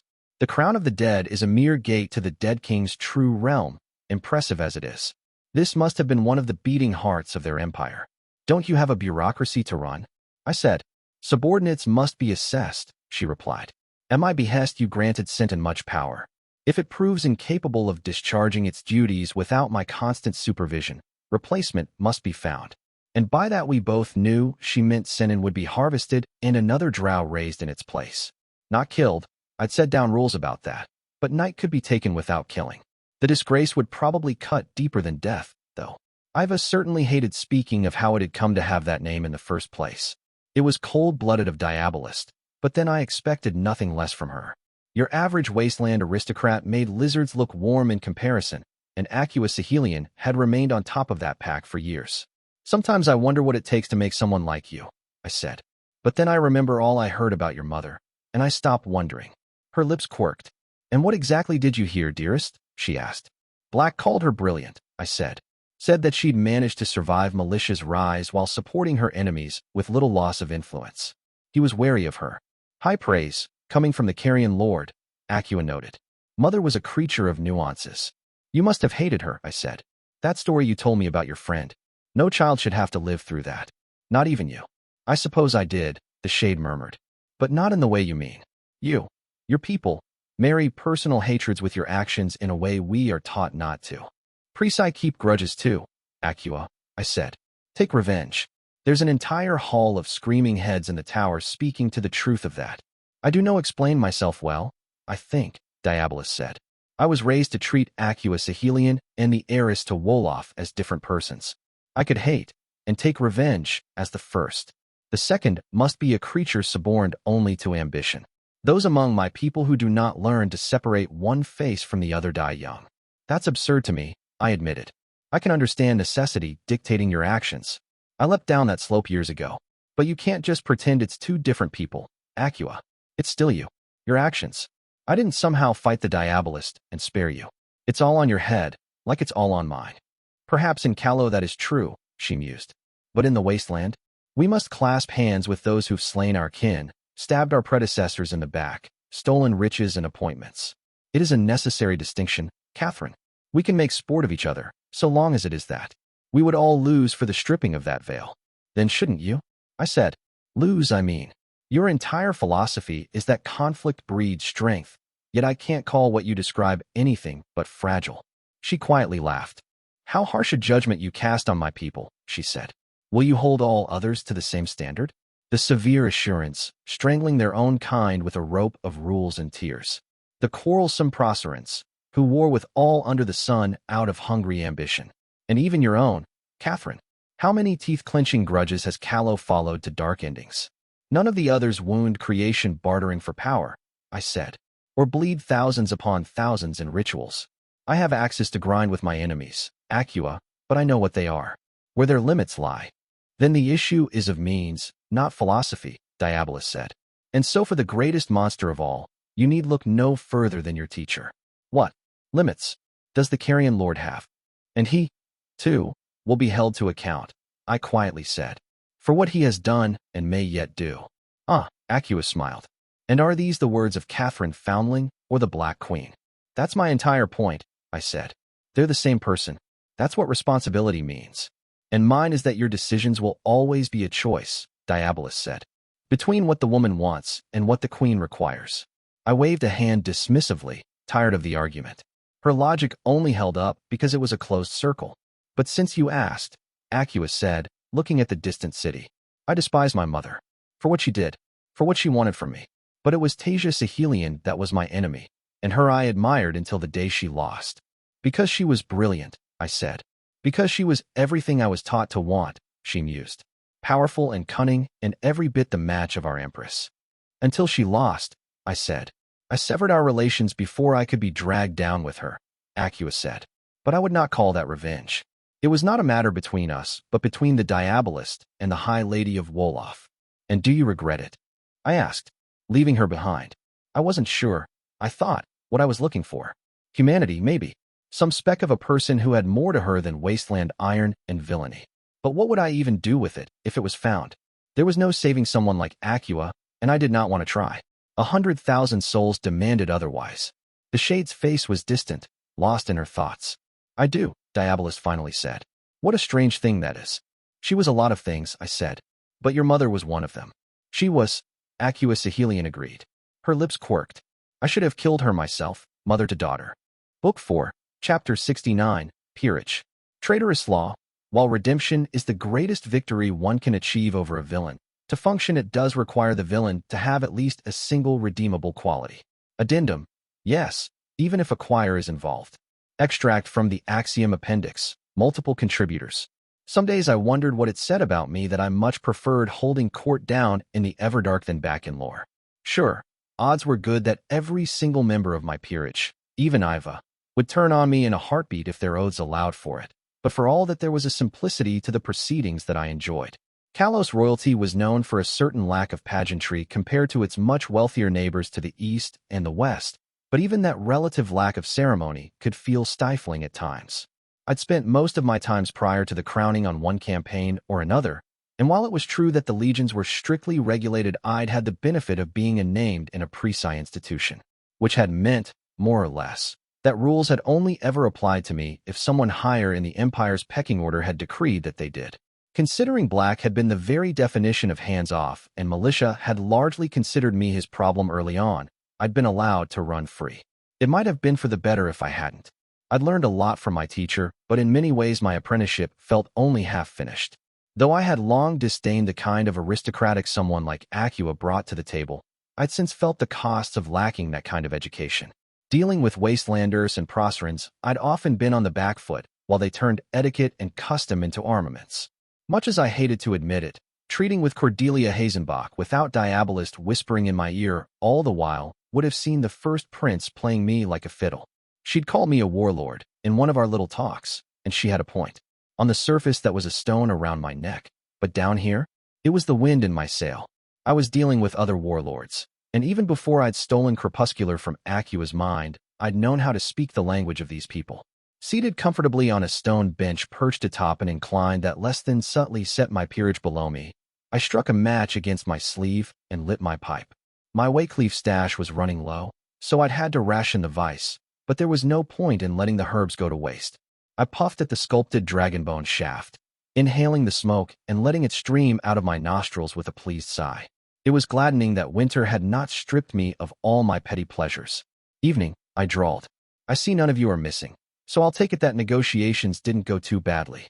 My court of murderers offered up polite amusement at the admittedly weak jest. The peerage now numbered 11 mighty, every single one titled by Winter. Most of those had come from Great Lodo, reluctantly bending the knee after wandering around the outskirts of Arcadia for a while and finding no way out save the one I'd offered. Slaws and Sagas had been the first to fold, remaining where I'd left them and taking the oaths after a single day. The others trickled into my service over the following week as my sigil settled our other affairs in the city. Nodoy and Vassal had held out for 3 and 5 days, respectively, finding no trouble living off the land but no way back to the Everdark either.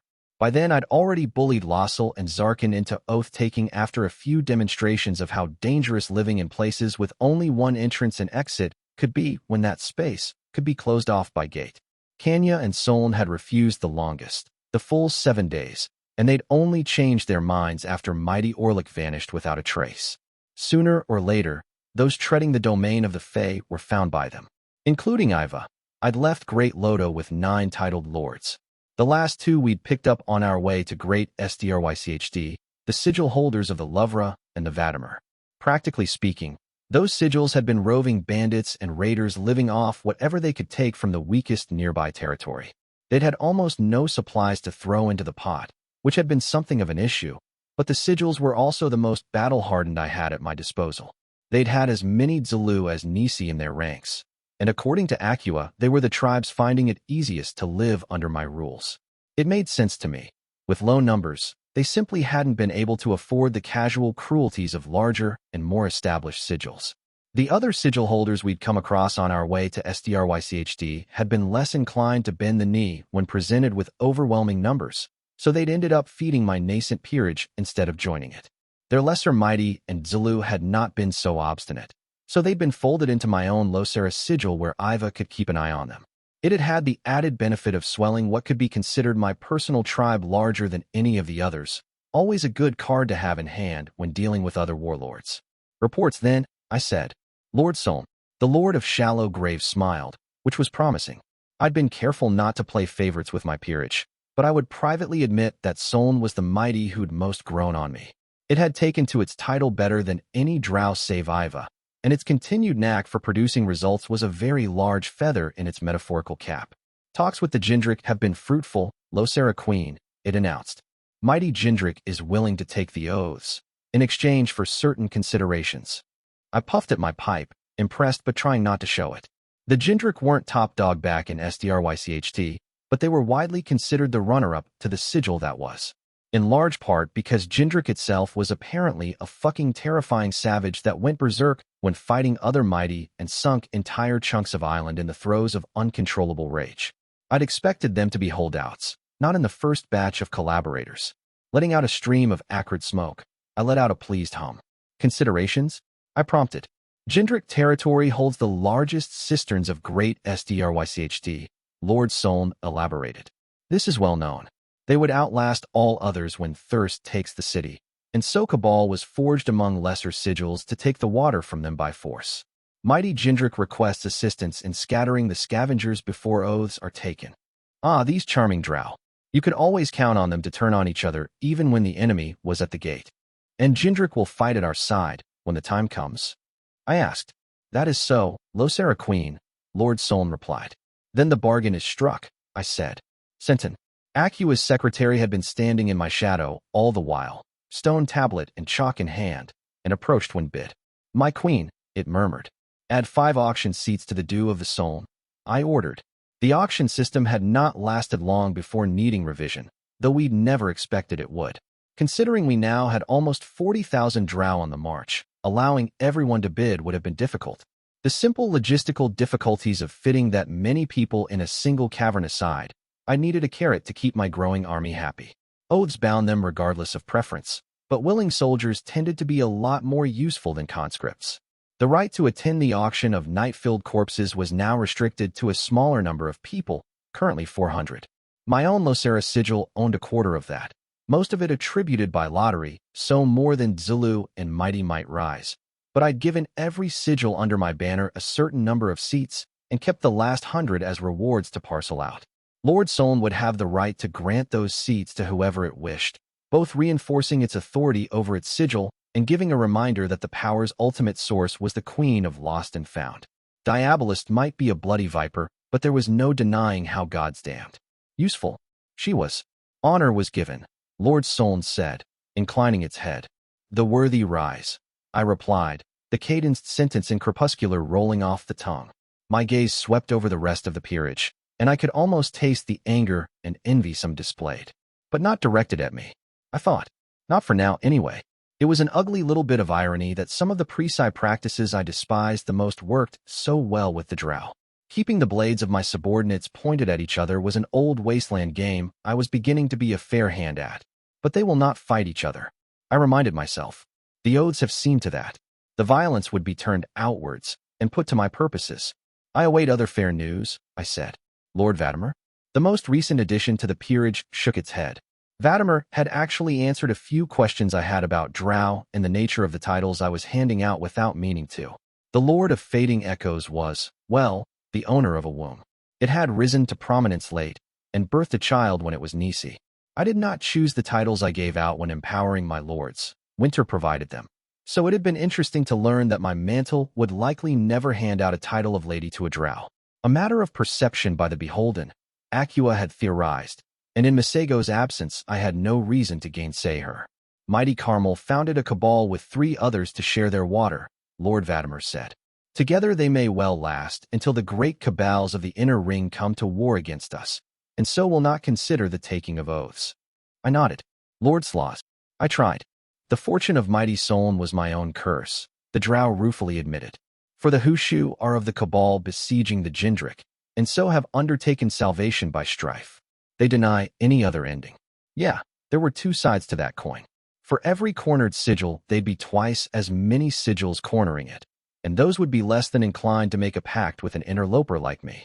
I suspected that if I allowed the internal skirmishes to play out, I'd get a willing accomplice out of every major defeat, but I had constraints of my own to consider. My own camp might be fine when it came to water. I did have a lake to parcel out, but food was another story. I had over 40,000 drow to keep fed nowadays, and no supply train to speak of. Considering I'd refused foraging raids in favor of assimilating the same sigils we'd be pillaging, the state of our food reserves was essentially a downward slope with the occasional uptick when we brought in a sigil. Of course, that same sigil also brought additional bellies to fill, so the relief was short-lived and followed by even sharper descent. We had maybe another 2 weeks left in us before emergency rationing started, and after that, maybe a third before the stores ran empty. There'd been cattle in Great Lodo, great lizards, and some sort of giant moles whose milk Indrani assured me was utterly disgusting. But Lodo was an outskirt city. The wealthy sigils with full stores were further in, and meanwhile we'd already butchered most of the lizards for meat. Several times, actually. The younger ones were smaller, but they grew back body parts over several days as long as they didn't lose too much flesh and die from the effort, which had strung out their use some. Strictly speaking, I could afford a week of sitting on my thumbs before matters became urgent, but it would be risky. We'd have to take SDRYCHD and its entire stores immediately afterwards or risk circling the drain of our personal reserves while hammering down the last pockets of resistance. Archer had half-seriously noted that since corpses were currently our most common form of loot, perhaps gray meat should be put on the table, but cannibalism was a little too far for me. Acua had noted that it was strictly taboo in drow culture regardless, as eating their own kind's flesh was believed to cause rot in the soul and cause night to seep out. No, in my eyes were needed to take great SDRYCHD within the next few days.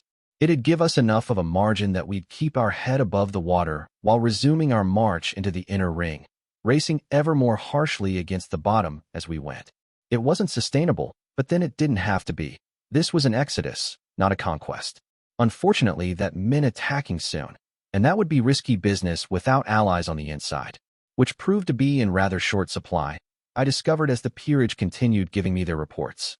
There were a few offers to help against other sigils, but not take oaths, in exchange for water, but the lords who'd held those talks admitted betrayal was more than likely the moment water was supplied.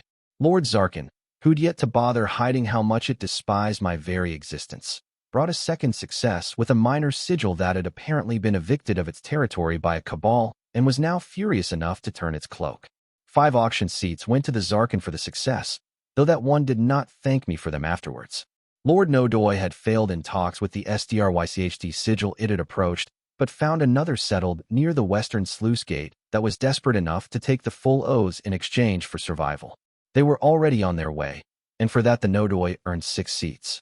It was Iva's own report that turned the mood grim, for it had been sent not to bargain, but to gain information.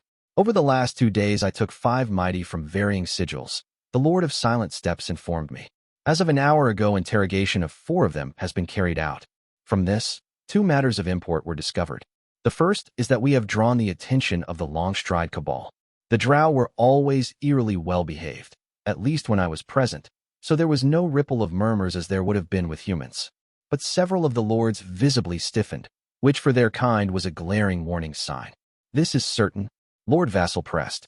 Mighty Leslaw is of the swooping Bat Cabal, of which a lesser member of the Longstride is also part, Iva said. It is my understanding that is the path by which word of our arrival spread. When the cabals of great SDRYCHD put out the call to war, interest developed. You'll have to fill me in on the particulars of this Longstride Cabal, I said. Iva grimaced. Hunters of hunters, my queen, the Lord of Silent Steps said. A great and ancient cabal. Lord Sol nodded, catching my eye. They fight only for the glory of the night, it added. Only the sharpest blades are invited into the fold. They hold no territory, protect no temple. Their only purpose is the death of those they deem worthy. So not so much dwarven deed-seekers as a bunch of night-powered ranger equivalents. That was just lovely. How many? I asked. 200, Iva said. Never more nor less. One invited must take another's place, by which it meant murder their predecessor. So I wasn't just dealing with thrill killers. I was dealing with a full cohort of hardened mighty who'd either been dangerous enough to kill one of the old monsters or remained sharp enough to kill the young ones. How long before they're mobilized? I asked. If they're this picky about members, they have to be widely spread out. It is hard to say, Losera Queen, Lord Lover told me. For while they range far and wide, there are those among them who know the secret of shadow striding. That is the source of their name. Shadow striding, I slowly repeated. Is that what I think it is? The drow sharply grinned. Wherever there is shadow, their strides may take them, Lord Lover agreed. It is a gift from the very hands of Save NOC. And this is instantaneous, I said, disbelieving. That sounded like teleportation through shadows, which was a bit much even if the Priestess of Night had her fingers in it. Even the Mizans had to sacrifice a city's worth of captives to move their armies like that. Masigo couldn't fucking teleport, and I'd seen him order a princess of summer to go sit in the corner like a petulant child. Not so, Lord Soln said. It is a lengthening of stride. Not unlike the story's mighty archer speaks of your journeys in the garden of the splendid. So cutting corners, not snap your fingers and it's done. If the gloom and the night were really part of Save NOC's domain, as I'd come to suspect they were, shadow striding might just be taking a shortcut through the original domain from which all the rest spawned. Or it might just be an improvement on the shadow tendril trick almost every drow with night could use, only with a difficult relationship with its father and something to prove. Regardless, that meant we were about to be up in our neck in veteran old guard killers. A week. I tried. Less, I've said. My captive had no precise day, yet believed they would arrive before assault was made on great SDRYCHD. They don't know when we're going to assault, I pointed out. Speculation abounds, my Lord of Silent Steps drily said. Most common is the belief that within 5 days there will be battle. So 4 days, I frowned. Give or take. This was starting to take shape, slowly but surely. This would be fought in waves. My army had to strike within a few days. The Longstride Cabal would arrive within 4 to hunt us for sport. The earliest reinforcements from the Inner Ring Cabals would start arriving within a week. If I took great SDRYCHD before the Longstride arrived, I could lay an ambush for them, which would pay off massively if I could title even a few of those drow. The shadow striding trick would allow us to spread exponentially fast, and we'd be able to eat up the reinforcements as they arrived. That would be a tipping point for this campaign, I thought. If I had a peerage that large and powerful, we'd trample everything in our way towards save NOC, swelling with recruits as we did. On the other hand, if we botched the invasion of SDRYCHD, we were fucked for good. We'd lose strength in the attempt, and then we'd get hit by the long stride and the reinforcements in quick succession. It had downward spiral written all over it. Bold strokes would either win this or end this, depending on how it all fell out. Waiting was essentially giving up the game, and so not even worth considering. There is a second matter of import, Losera Queen, Iva reminded me. I rolled my shoulder, reluctantly emerging from my line of thought. I'm listening, I said. One of the prisoners I obtained was a jar of the Ramina sigil, my Lord of Silent Steps said, privy to intent of mighty Ramina itself. My brow rose. If the Jindrik were the runner-ups, then the Ramina were the local hegemons. Their sigil was twice the size of anybody else's. Their Rilla were said to be a pain to even sigil holders, and mighty Ramina itself was rumored to have died once, gotten rather angry about it, and promptly gotten up with a severed spine to smash in the head of the offending mighty. The only drow in SDRYCHD it was even remotely wary of was Jindrik, and there was Cabal. Essentially every other sigil holder was part of whose entire purpose was making sure the Ramina didn't eat everyone else.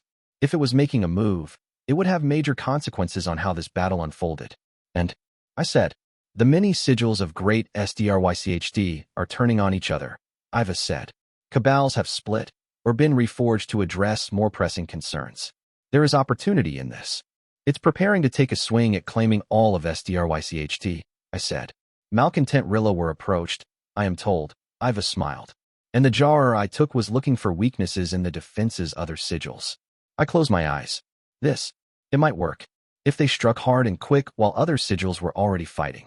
If they kept the fighting out of sight until they'd harvested enough night, they could just retreat for a day and let their mighty digest what they took. After that they'd have enough power to bring to bear that even allied opposition wouldn't matter. That was an additional beat to the dance ahead, and one I could use. If I had eyes in the right place. If I was careful and fast and lucky. I opened my eyes and brought the pipe back to my lips. The fire had gone out, since I'd put talking above smoking, but there was still some wake leaf not entirely gone to ash.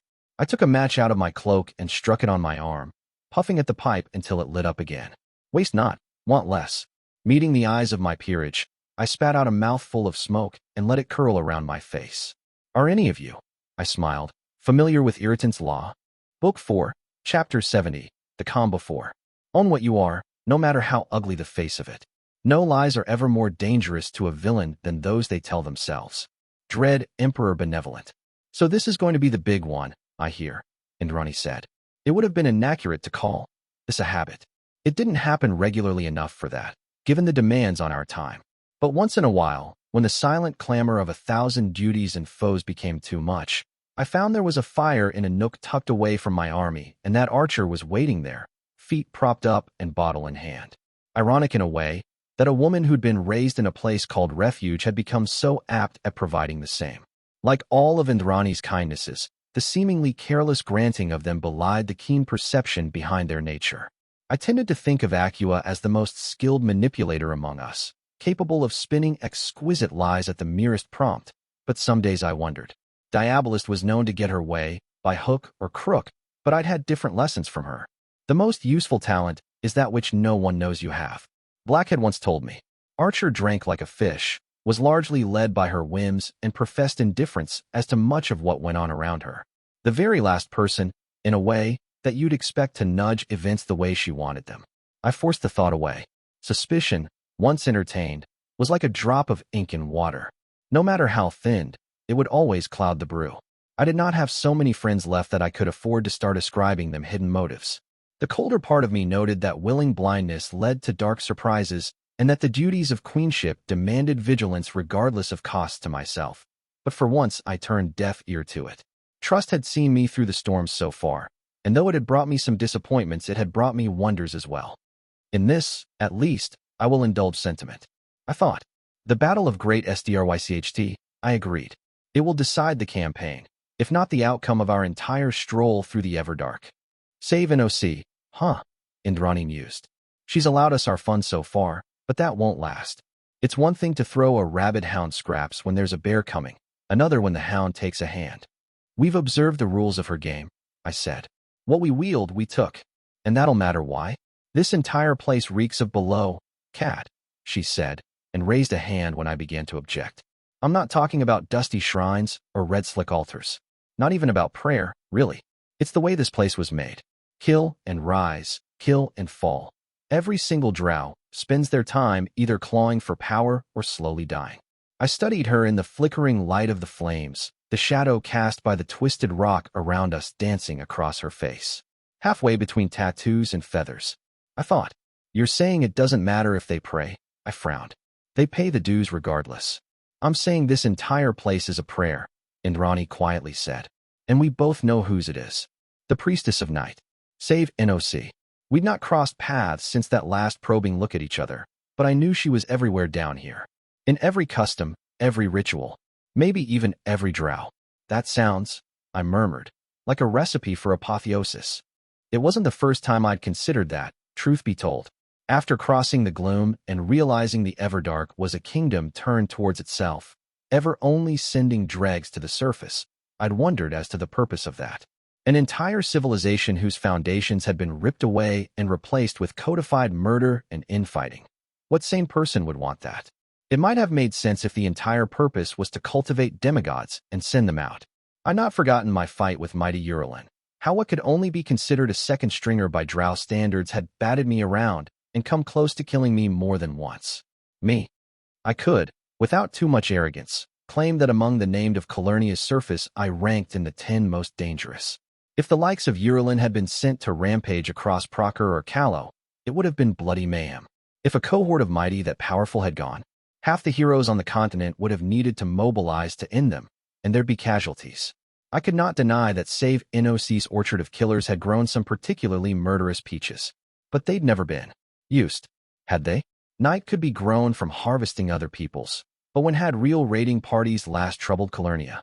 Long enough ago the Everdark was just a footnote in the histories of nations, either a pointed lesson in the dangers of following below or the subject of casual contempt for more successful villains. Which was madness, because if I'd led the army I currently commanded against Diabolist at second lease, we would have ripped her to shreds. Hells, unless the lone swordsman had a very good story at his back, Urulin would have torn through the poor fucker in an hour's work and gone for a drink afterwards.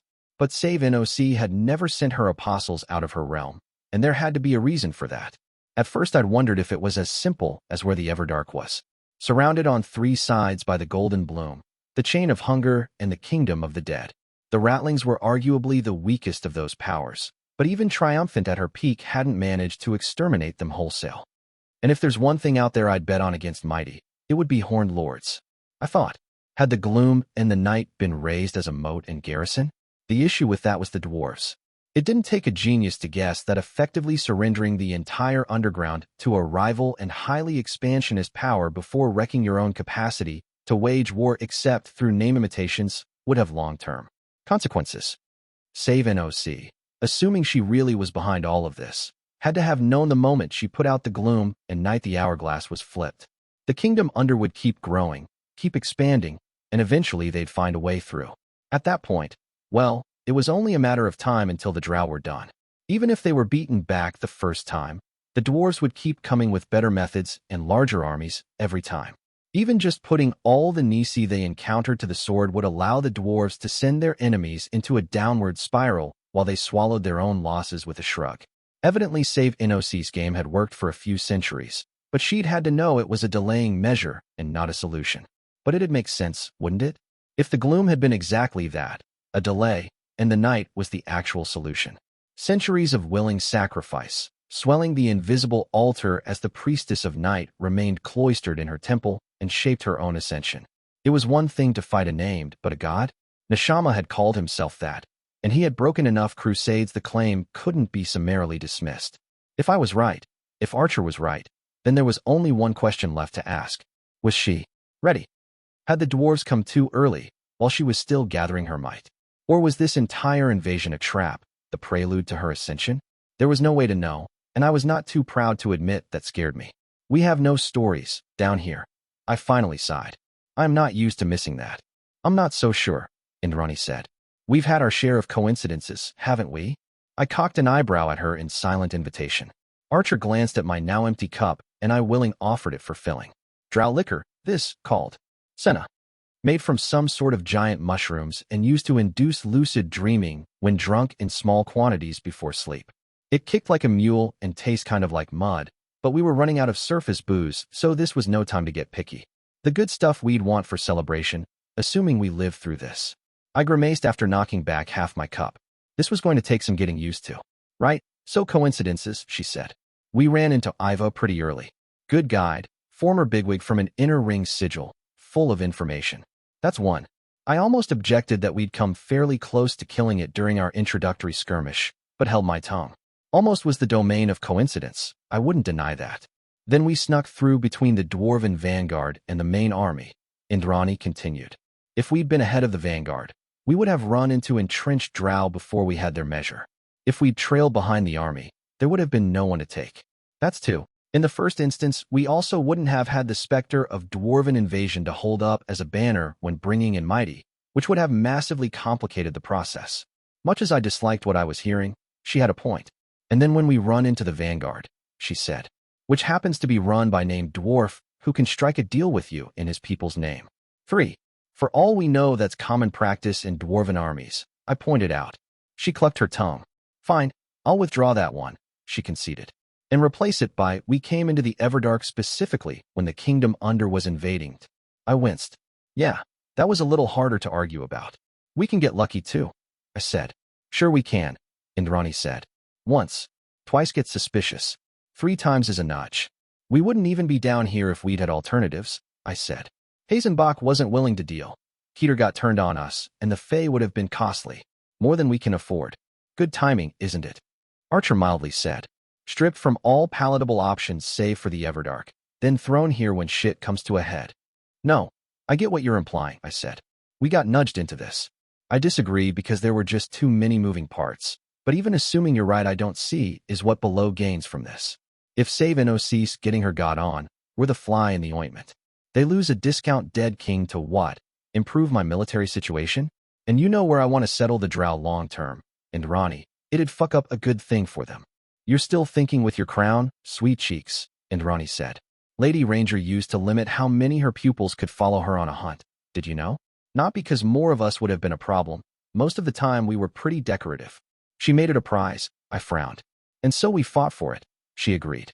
Kept us sharp, because there was a lot to gain from trailing her on those and nobody wanted to be left behind. Hells, Cat, you got your start in pit fights, didn't you? You should be able to feel when the audience is placing bets. I would deny her, but I still remembered the days before I'd become the squire in full. When, even with Black's accolade, I'd still been a claimant. We'd fought for a name bound to Below, and Below had only wanted one person left standing when the dust settled. The similarities were there. They still lose out, I said.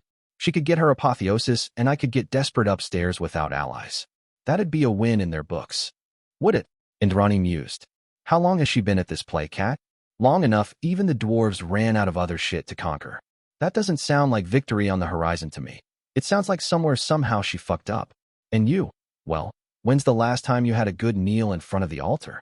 Black didn't pray, I said. Black toppled a hero-led kingdom and spent decades smothering heroic cribs, Indrani said. You, on the other hand? You meddle with the methods, but you're also making deals with heroes and trying alliances with crusaders. You're not exactly flag bearer for the Hell Gods. And this gets me under the banner. I replied, skeptical. She shrugged. Look, I'm not going to weep for the Everdark, she said. It's a fucking mess of murder and slavery, and if you decided to drown the damned place instead, I would have clapped your back and called it a good day's work. Archer paused. But we're crossing some lines here, she said. This shit with the oaths? It's the kind of thing the old madmen would have tried if they had the right tools.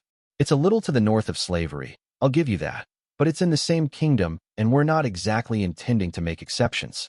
They're all going upstairs, aren't they? Kids and all. There's going to be a lot of dead people for you to get an army, and a lot more when you actually use it. The alternative is the dwarves slaughtering them wholesale, I flatly replied. Sure, Indrani said, but that's not why we're doing it, is it? We came for an army, and we're doing what it takes to get one. I've got no issue with that. Cat, don't get me wrong. She leaned forward, eyes alight with the reflection of fire. But let's not pretend we're not sending dues downstairs by doing our due, she softly said. That's the kind of lie that ends up costly down the line when someone calls you out on it. I winced and polished off the rest of my glass before extending my hand for a refill. She obliged without a word.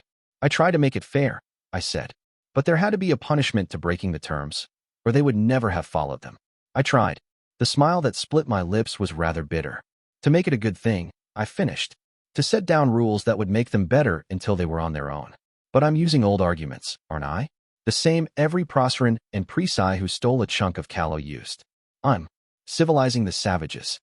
Indrani gently nudged me with her elbow. They're pretty fucking savage, no two ways around it, she said. But let's keep this in mind before we start using that trick elsewhere. I'd get over it, but I'm guessing you're going to be chewing over this for a while. What does it matter if I mourn it, when I do it anyway? I muttered. I might not be bosom friends with Cordelia Hazenbach, but she was right about that much. It meant nothing to weep at what I did if I kept on doing it. You can stop, or you can own it. I thought.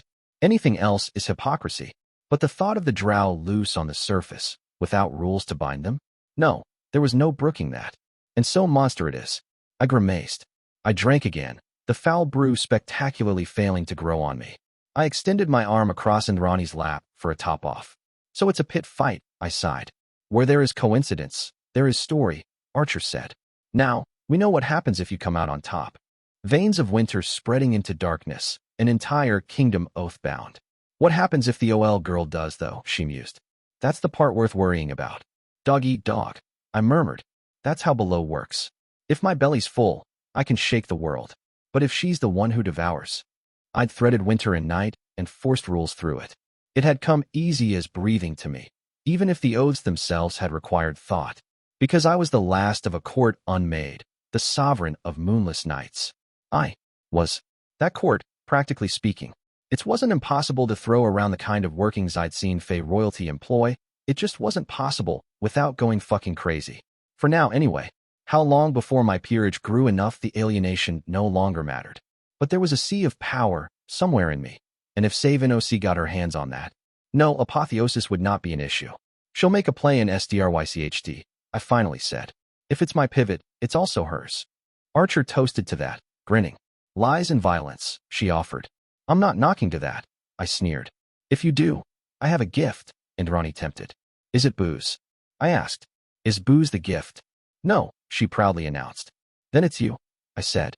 I'm not falling for that. Please, she snorted. I'd ruin you for all others.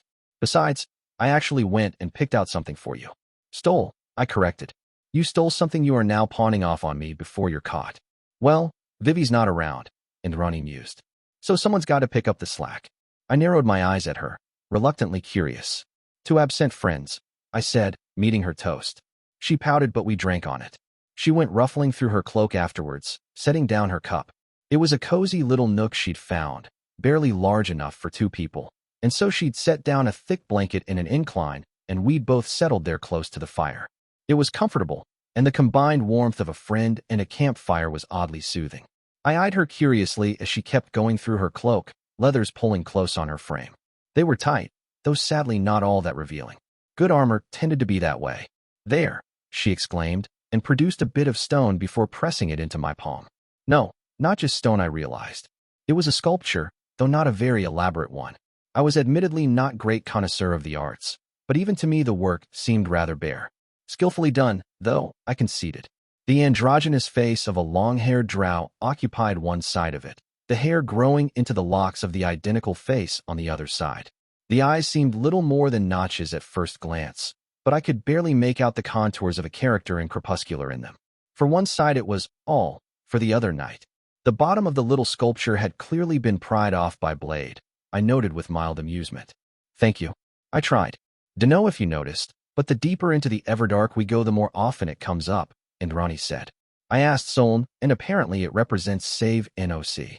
My brow rose. A two-faced goddess, huh? The term was considered an insult in both praise and callow.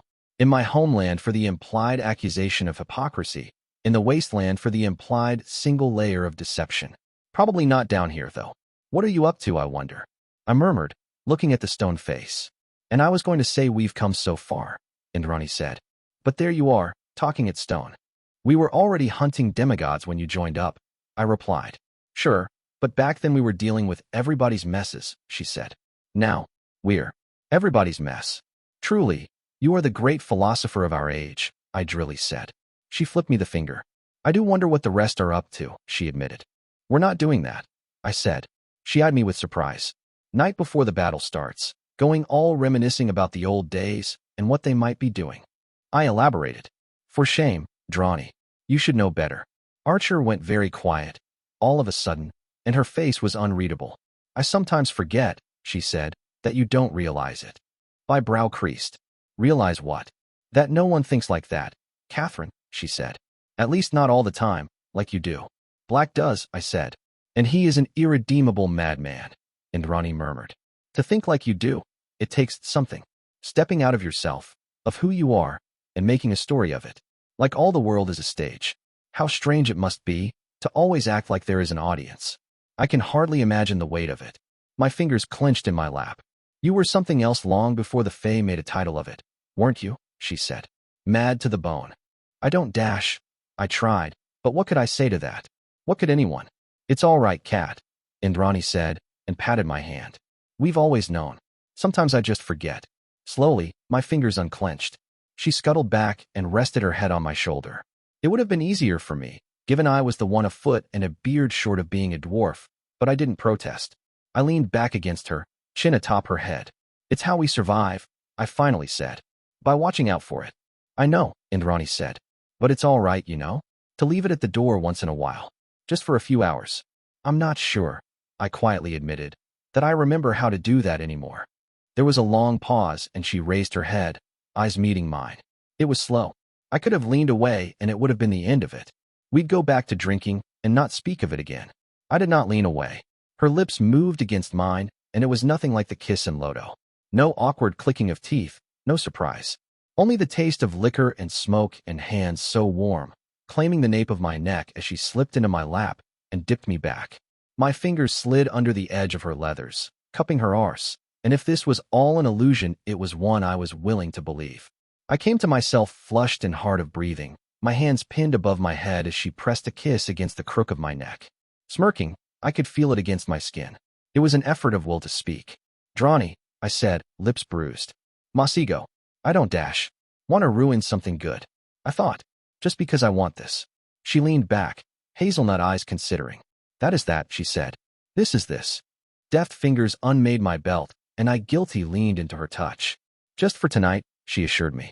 Just for tonight, I murmured and gave in. Book 4, Chapter 71, Ozone. A ruler must consider all necessary injuries before beginning to inflict them on an enemy, for through repeated opposition, they will learn your virtues and your faults. Strike once, thoroughly. Extract from the treatise on rule, author unknown, widely believed to be Prince Bastian of Arrance. Nefarious' own Dark Council had once held session in this room, though in practice it had been the Chancellor's council and not the Emperor's.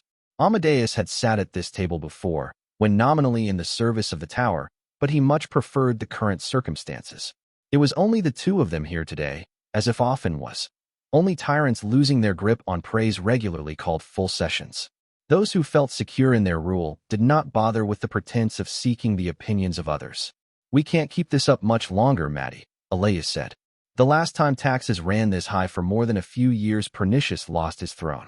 It would have been easy to engage on the basis of technicalities, Amadeus thought.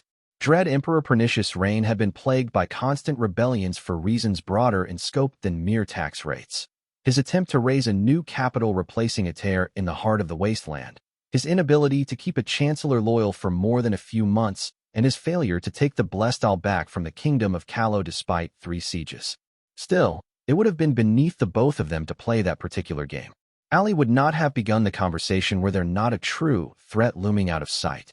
Not for the first time, Black wondered how many such messes might have been avoiding by putting the nobility of the wasteland to the sword after the Civil War. I understand the burden is most keenly felt by the most influential among them, he delicately replied. But the reforms have produced tangible results, Ali. We're building an army truly capable of winning the wars to come. She leaned back into her seat, and even after all these years that she allowed herself such weaknesses in front of him warmed his heart. She'd come in formal dress, today, but left behind her proper regalia. As in everything she did, there was deeper meaning to be found. Formal attire for matters of state, lack of crown to make it clear this was a discussion between partners. I know that, Alea said. You know that. But in court, they can speak of the fortune being sunk into the legions of terror without conquest to show for it. The Truebloods are pushing for either immediate war or dismissal of the military taxes. That would be disastrous, Amadeus bluntly said. The amount of professional soldiers we're fielding is nearly without precedent in imperial history, she mildly pointed out. It's not about winning the battles, Ali, he sighed. Our core legions under Grimm would have been capable of evicting the paladins from the Blessed Isle as early as 2 years ago. It's the aftermath that's the issue. I understand you have worries about heroes, Alea frowned. And I don't agree in the slightest with the timetable suggested by the High Lords. Yet I do have to wonder if your level of caution is actually warranted. We can't leave them banners to gather around during the occupation, Amadeus said. Not the Order of the White Hand, not the Fairfaxes, not even the Knightly Orders. It's not a question about the practical power of those entities, it's what they represent. The Principate had massive city garrisons during its own occupation, and they changed nothing. As long as there was a Fairfax loose, Callow still had fight in it. From there it was a question of what would give first, Callowan's stubbornness or Procur's willingness to bleed. One rarely takes the pot when betting against Callowan's spite, Ali conceded, tone darkly amused. We're not just planning the war, Alea, Amadeus said. We're preparing for the peace afterwards, and moving before the pieces are in place for that is wasting the entire effort. Concessions will have to be made, Ali said. I know you have your doubts about the imperial governorship system. It's ripe for abuse, he flatly said. And abuse unmakes all of this. The rule we bring must be, if not just, then at least fair. I trust not wasteland lords to know even the shadow of that. Then I'll wrangle a role as overseer for you, Alea told him. If nothing else, we can use the limits we place to weed out the ambitious when they overstep. Amadeus rose to his feet, pushing the chair back. This is the moment where I agreed, Black said, turning towards me. The first mistake I made after the war, though it would not be the last. My feet were on solid ground. Stone, the tower's own. I scuffed my boot against it and flinched at the sound. It felt too real. I'd had name visions before, but this was different. I'd never had any agency in them before. I glanced back up and found him patiently watching me. Black, what is this? I asked. Remonstration, he said. Old favors were called in. My fingers clenched. I did not like the sound of that in the slightest. What happened? Unimportant, he dismissed. It is your latest campaign that we must speak of, Catherine. You shouldn't know I'm here. I frowned. I know a lot of things I shouldn't, he smiled. But the trace of mirth vanished quick enough. You head towards a debacle. I am ashamed you cannot see as much, for I must have failed you deeply for that not to be obvious. I came here because everywhere else was a dead end, I bitterly replied. Even you, playing your games in Procure. How'd that turn out for you? My flaws are many, but no excuse for yours, Black chided. This scheme is flawed. Oaths can be broken, and bereft of that, why would any of them obey you? It's a blinking game, I told him. If the heavens break the oaths, there's a nation's worth of drow loose in the middle of their backyard. They can't afford that. There is no win condition to your plan, he bluntly said. Only different ways you can lose or put off those losses. You cannot even claim a purpose for this army you'll mass beyond the current wars. That's not true, I bit back. I know exactly where I'll settle them. And where would that be? He skeptically replied. Your kingdom would not survive the process. I paused. It was an effort to keep my face loose. It's fated, I said. I doesn't need to be me who does the heavy lifting. Fate is a useful tool, Black said, tone irritated, but it does not dash. I clicked my tongue against the roof of my mouth, interrupting him. So, that's what this is, I mused. His face blanked. He'd always been eerily pale, but as blood-red lips split into a fanged grin, I saw he'd become pale as driven snow. Our surroundings broke apart, ripped away by howling winds. Entire chunks of Knot Tower whisked away by the raging blizzard. The two of us stood ankle-deep in the snow, facing each other. Above us there was only an endless pitch-black night, unknowing of moon or stars. There was only one source of light in here, the burning blue eyes set in my teacher's face. And so we resumed the lesson, he said, voice echoing of winter. His sword left the sheath with a quiet hiss, and he advanced. Around us I felt other silhouettes rise, and there we no need to look to know whose they were. It would be the Woe, at first. Then Juniper, Aisha, Ratface, Knock, Robber, Pickler, Killian. Everyone I'd ever shared a laugh with. Everyone I'd ever given the smallest speck of affection to. Anyone I'd ever loved, no matter the manner of it. This was not an unfamiliar sight. While my army struggled through the battle of the camps, Masigo and I had been otherwise occupied. I'd visited his own fever dream, taken him out of it. Mine, though, I'd never spoke about. With good reason. They would come for me, swords high. They'd curse and scream and die and poison everything we'd ever shared with their last words. Then I'd stand alone, for a heartbeat. And it would start again. The backlash from our broken gate had entrapped Masigo in his own desires. Mine, though, had ground away at me one murder at a time. Winter did enjoy matching its torments to the disposition of the tormented. It would be capable of doing this, it's true. I spoke out loud. The raging winds drowned out my words to even my own ears, but that hardly mattered in here. But it would also have known about Black. I calmly continued. You could only reach old name dreams, couldn't you? I paused. No, more than that, I corrected. I've never had one of those with the Dark Council room featuring. You're writing a vision I could have, if my name took the fore. You can probably look at most of what I've dreamed before as well. But for the personalities, you had the bare bones that gives you with guesswork grafted on. The fakes ceased marching towards me, and I took a deep breath before raising my hand. Will against will, that was all there was to it. I ripped away the veil and met my enemy's eyes. Deep in perfect silver on pitch-black skin. The last time the glare of them had blinded me, but we were in my head now. My rules ran deeper than hers. I've gone rounds with demons and fae, save an OC. I said, if you want to fuck with my mind, best sharpen your game. The drow's long hair flowed endlessly behind her, turning into gargantuan strands of night the further they were from the silver light. She did not seem pleased. Child, she said, your arrogance beggars belief. Mine. I laughed. You think you get to win this because I'm close to your domain? I carry mine with me. Priestess. And you stepped in it of your own free will. Your doom comes. She said, you will drown in despair, alone and lost. And we got off to such a good start, I drawled. Whatever happened to I await you in Tfarigu? Sudden rage suffocated me. A wrath beyond understanding, beyond any single person's capacity. I buckled under the weight of it, but there was something behind.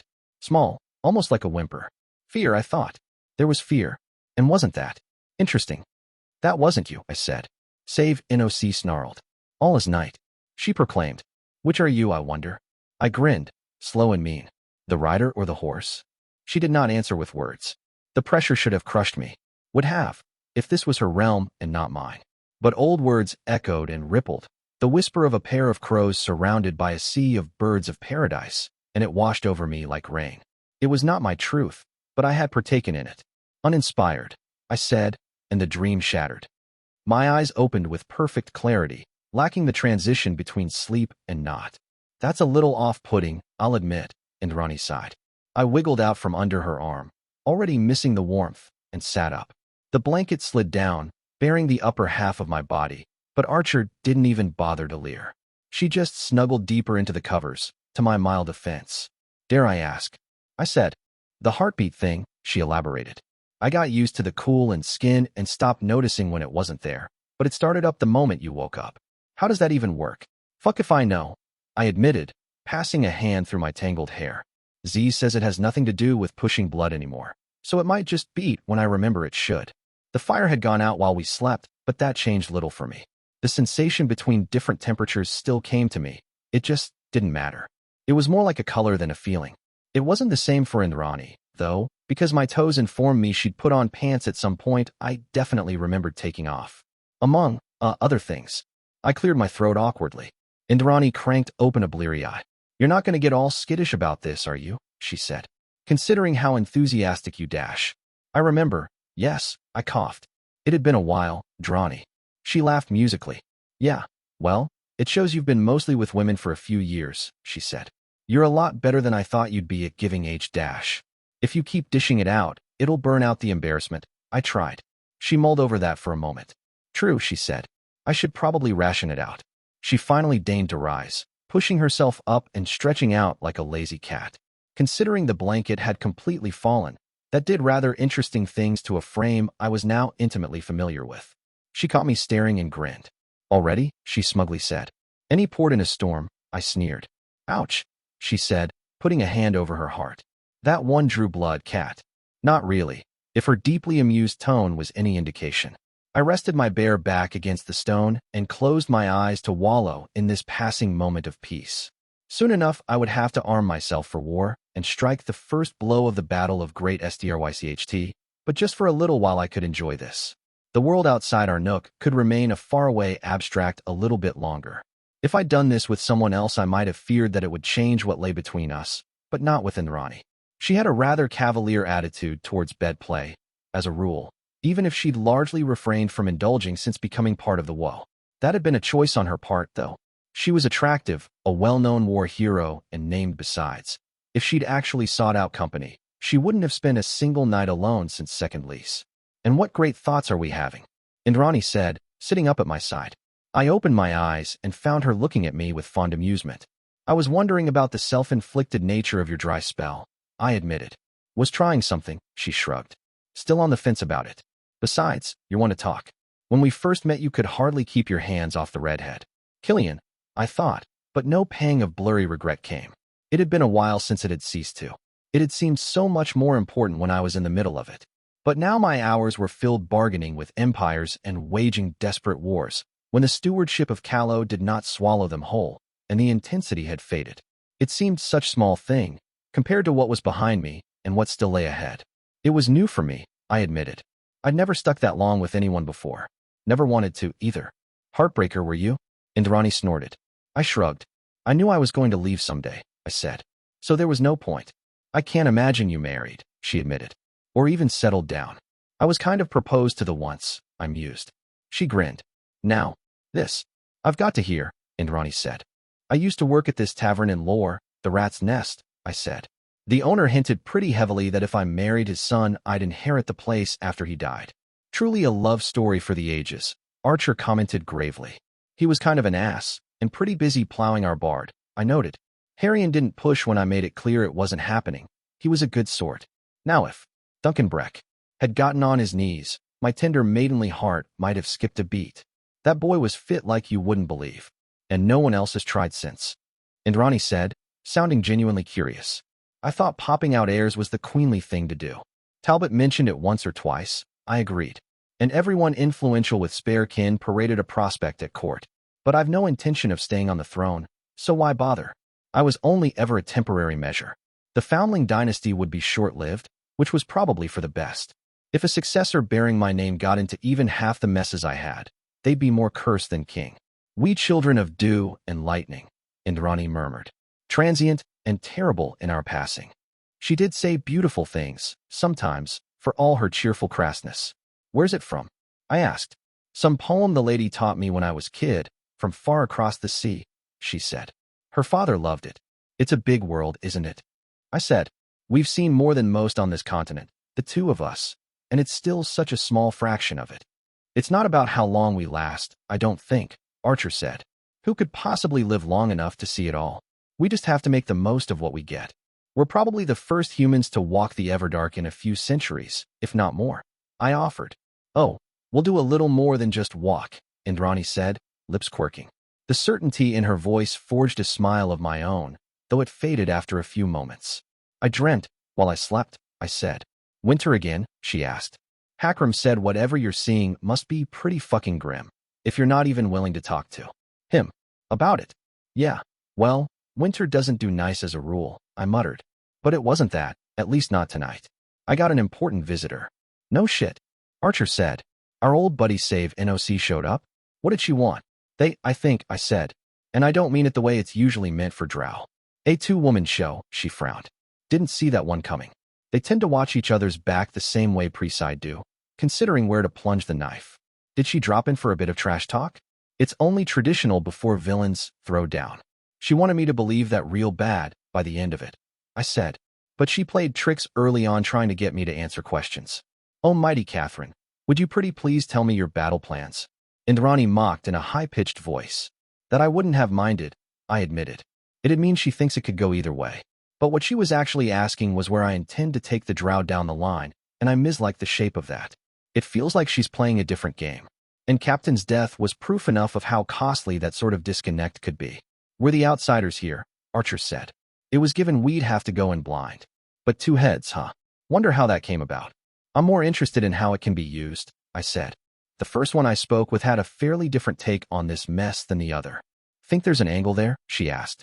I breathed out slowly. There was a story I used to love when I was a kid, I said. The orphanage was an imperial institution when it came down to it, and the tavern I worked that was heavy on Legion clientele. Neither was in the habit of peddling Calawan stories to impressionable young minds. I half smiled, thinking of those days where the trifling had loomed so tall. But I got my hands on this old book at the Rat's Nest, I said, called Stirring Tales of Chivalry. Was it all about lances and ladies? Indrani asked, wiggling her eyebrows. I rolled my eyes. It was water damaged, so most of it was just blurry ink, probably why the family never managed to pawn it, I mused. But there were a few stories in it that were readable, and one I must have read 100 times. It was about this giant ogre, you see, that lived somewhere in the south of Callow. It had two heads, and it could do magic. So even though night after night tried to slay it, all that happened was that it made a house of their bones. They call their city in the wasteland the Hall of Skulls, right? Indrani said. It holds up. I imagine General Hune would have some issues with the story if she ever heard it, but then most my high-ranking officers would have problems with Calawan folk tales. They, tended to get killed in them, to popular acclaim. So there's these three knights that head out to slay it, I said. One's strong, one's quick, the last is clever. Clever survives at the end, Indrani immediately predicted. The last one listed always survives. You're not impressing anyone, I grunted. Anyway, they go up to the ogre one after the other. Yes, bad tactics I know, so don't even start. Strong and quick get fried, because magic is perfidious and all that. Each of the ogre's heads eats one of the dead. I thought it was using the bones for its house, Archer said. Look, I never said it was high literature, I said. Clever knight goes up, and then says, I surrender, flatters them, and says they're invincible. And then it asks which head is going to eat him after he dies, Indrani said. Exactly, I said. The heads start arguing. The clever knight makes it worse, and eventually one head clubs the other in anger, and they both die. I thought it was a mage ogre, she said. It also had a club, I sighed. This is why people make fun of Calawan literature, Cat. Indrani said, not unkindly. My point, I said, valiantly pressing on, is that creatures with two heads can be of two minds. There was a pause. Was that all? Archer asked. There's another version of it that I came across later, I said. No doubt it will be as stirring as was promised by the title, Indrani replied, smothering a smile. In that version, the third knight is a young Elizabeth Albin, I said. The Queen of Blades herself, she said. She plies a clever trick as well. No, I said. She straight up murders the ogre, because that's what Elizabeth Albin does. That surprised a laugh out of her, and so I left it at that. We shared a comfortable silence for a little while longer, until I could no longer even slightly justify lingering. Reluctantly, I rose up, somewhat pleased she was finally taking the time to ogle my nakedness, and picked up my clothes. I shimmied on my trousers as she reached for her leathers, and I was surprised by the muted intimacy of getting dressed together. It wasn't domestic. The word would never feel anything but forced match to Indrani, but it was a kind of closeness we'd never shared before. There was, I thought, nothing to regret about last night. Belts tightened, weapons at our hips. We left the dead fire behind us. There was a war to wage. Book 4, Chapter 72, Outflow. For though these armed men may carry banner and obey a prince, without justice they are only bandits. Extract from The Faith of Crowns by Sister Salienta. It'd be the first battle in a few years where I wouldn't have Juniper to run my army for me. I hadn't quite realized how much I'd come to rely on the Hellhound even before the blades were out, when it was all words and maps, and trying to figure out how not to get your people killed. Not that map were all that reliable down here. I had 4 different tracings from mosaics, each contradicting each other on pretty major points, and one insisting rather boldly that this entire cavern was actually 36 miles to the west, and I was sadly mistaken about what my eyes were seeing. I'd settled on having a chalk outline of the former islands and lake bed drawn on a slab of polished granite, well aware it would be imprecise and actual distances would be a guessing game. It had been strange, though, looking down at a battlefield and not having Juniper leaning over at my side, frowning over the latest imperfection in the war engine we'd raised together, muttering under her breath about Ratface being a tight-fisted twerp. She never would again, I realized with a start. Ratface was dead. There would be a reckoning for that, one day, I thought. It seemed a small sin when compared to all the many injuries levied unto Callow by the Empress, some likely to become actual legend in years to come, but it counted to me. As Diabolist might say, a hatred belonging the woman instead of the queen. Won't matter if I don't make it through this. I reminded myself. It wouldn't either, I knew, if I survived in failure. Only victors ever got to truly settle their grudges. The grim thought called me the order. Perhaps, I decided as I studied the chalk battlefield, it was for the best that my marshal did not hold command for this one. Juniper's art of war was one of discipline and maneuver, of bold tactics and vicious traps. It was the bastard child of the way the legions of terrors had won their wars, and for all that the faces of my legionaries had grown paler over the years, the heart of it remained forged out of the reforms. A corps of well-trained infantry empowered by specialists, professional soldiers costly to train and equip, but who could usually beat significantly larger enemy armies. Like much of what Black had wrought, for the 3 imperial marshals might have been deep contributors, but there was no denying the central architect. It prized skill over power. It was almost more a set of tools a brilliant mind could use to produce spectacular results than a proper army. It was fortunate that there'd been so many promising generals to be found when the reforms first took place, and in retrospective the number of them that wasn't human did much to explain the sudden gains of greenskins and ogres in what had once been a very human institution, at least near the top. Few of the old Black Knights had balked at sending orcs and goblins into the meat grinder to the west when campaigns got going. It was a good model, I thought, though to maintain it in the long term Callow would have to build a war college of its own. Talented officers did not grow on trees. It had its limits, though. Proctor had made that clear when it had tossed a sea of conscripts at the 2 passes defending Callow and effectively accepted every trade in soldiers' lives, knowing they could afford the most spendthrift or rates and still come out the victor. The legions, and even the army of Callow, were armies built for a certain kind of war.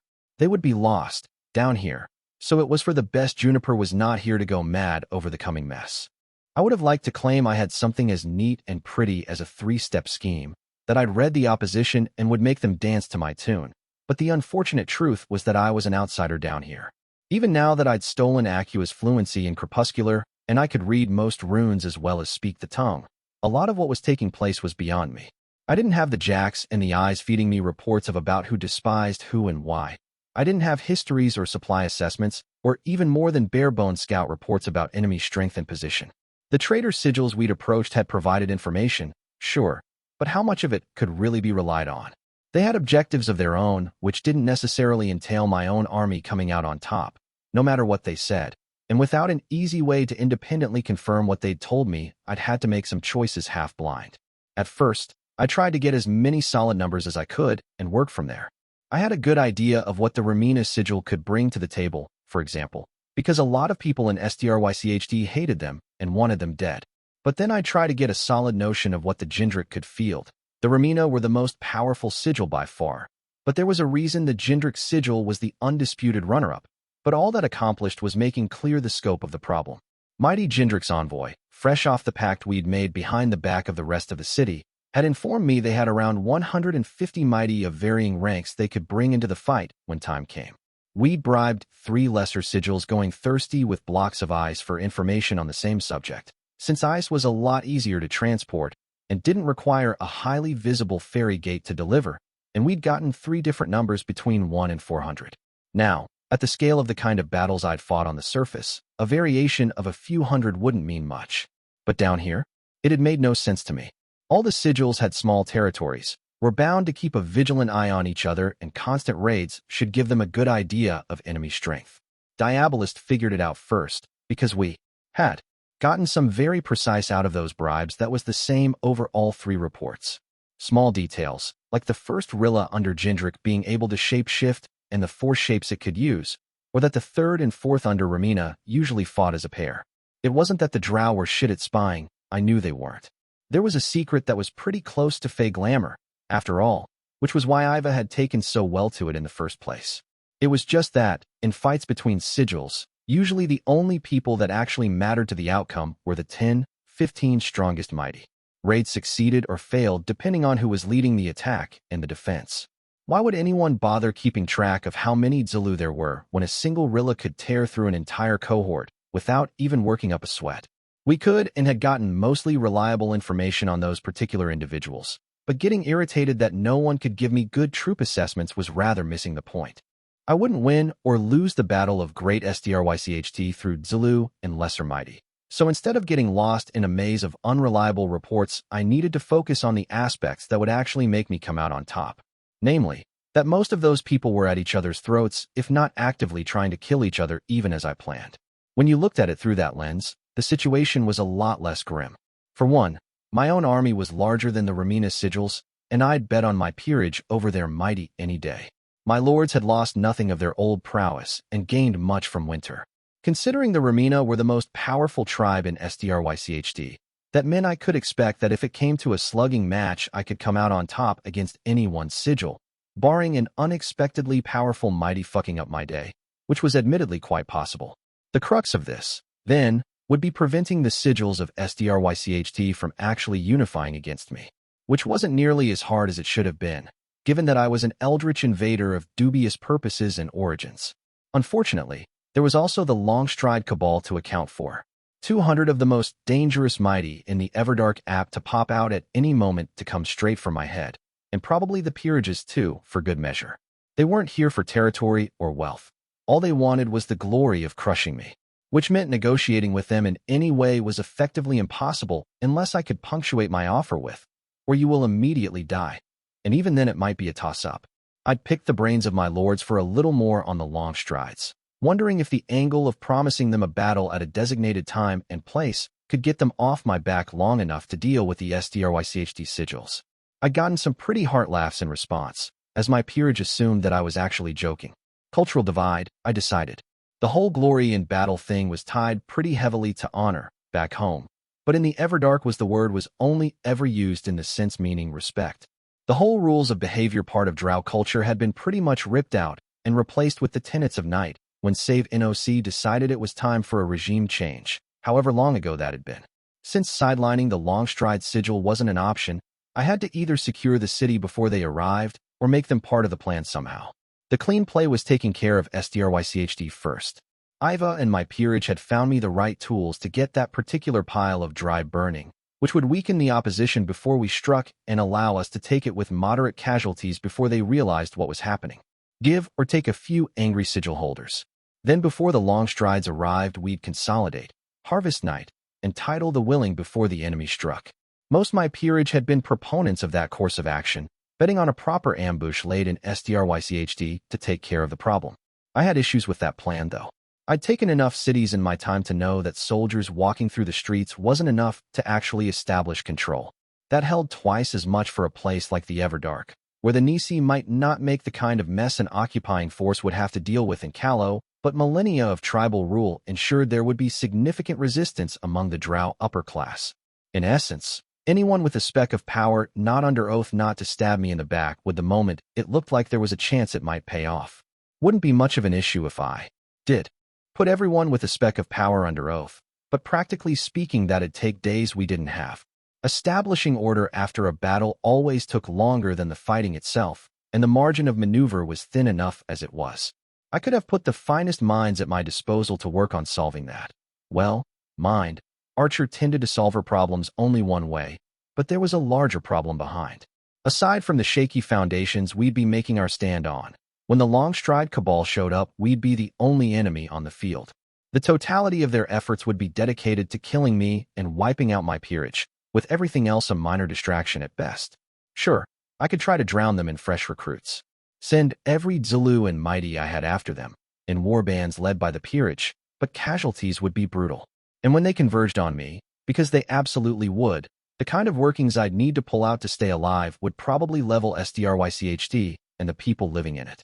Evacuating the city in advance was certainly possible, but it'd also be hanging up a sign warning them of the ambush. So either massive civilian death toll or the cohort of hardened killers drunk on night came in forewarned. One I refused out of principle, the other had decent odds of leading to a rout, which brought us to the other option. That one had been cooking in the back of my head since I'd first gotten Iva's reports. The sigils in Great SDRYCHD were, well, at each other's throats to put it mildly. Starting a citywide fight in there would be about as hard as starting a fire with a jug of oil and a torch in hand. Once hostilities erupted, there would be no banners and uniforms. Only a lot of scared and angry drow attacking everything looking remotely like a threat. That was the thing with civil wars, wasn't it? It was hard to tell who the enemy was. Sure, infighting within actual sigils would probably be minimal while they were in the middle of a battle. But cabals would split, and even nominal allies would have to wonder what was going on and if the other ones were in on it. A very volatile mixture that could be made much worse with a few nudges, personified by a cheerfully murderous Indrani. For once, her ability to pick fights with anything sight could actually come in useful. Deep down, I'd always known there would be a payoff for that eventually. This part, in and of itself, wasn't significantly different from what an attempt to seize SDRYCHD would be like, which was where the interesting part came in. The Longstride Cabal, as my peerage had noted, were not exactly the diplomatic kind of crew.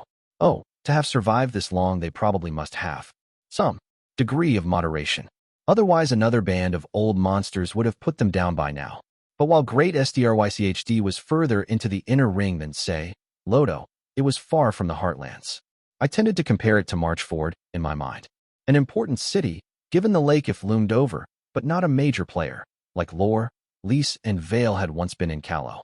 The Longstrides could come in here and expect to be the biggest kids on the block because, well, they actually would be.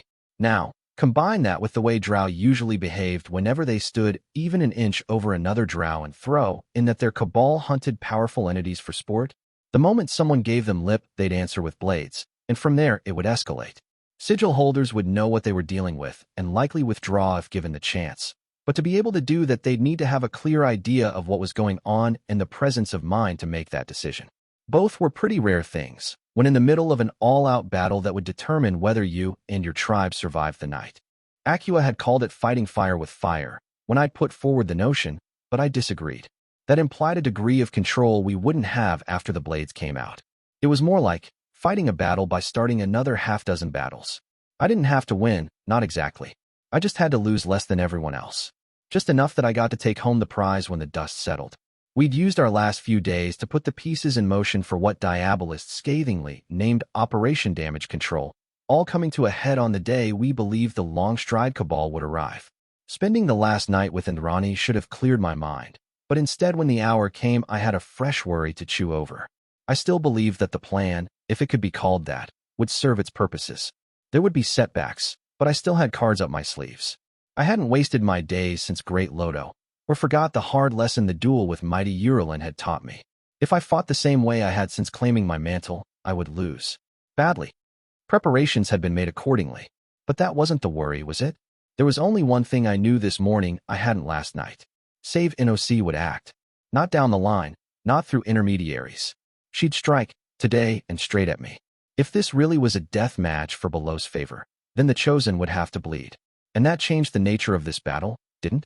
I did not feel like a coincidence that she'd shown her hand only this late, when the wheels were already turning and it was too late to stop them. A good morning to you, dearest. I did not turn or reply. Behind me the camp was stirring for war, preparing to march.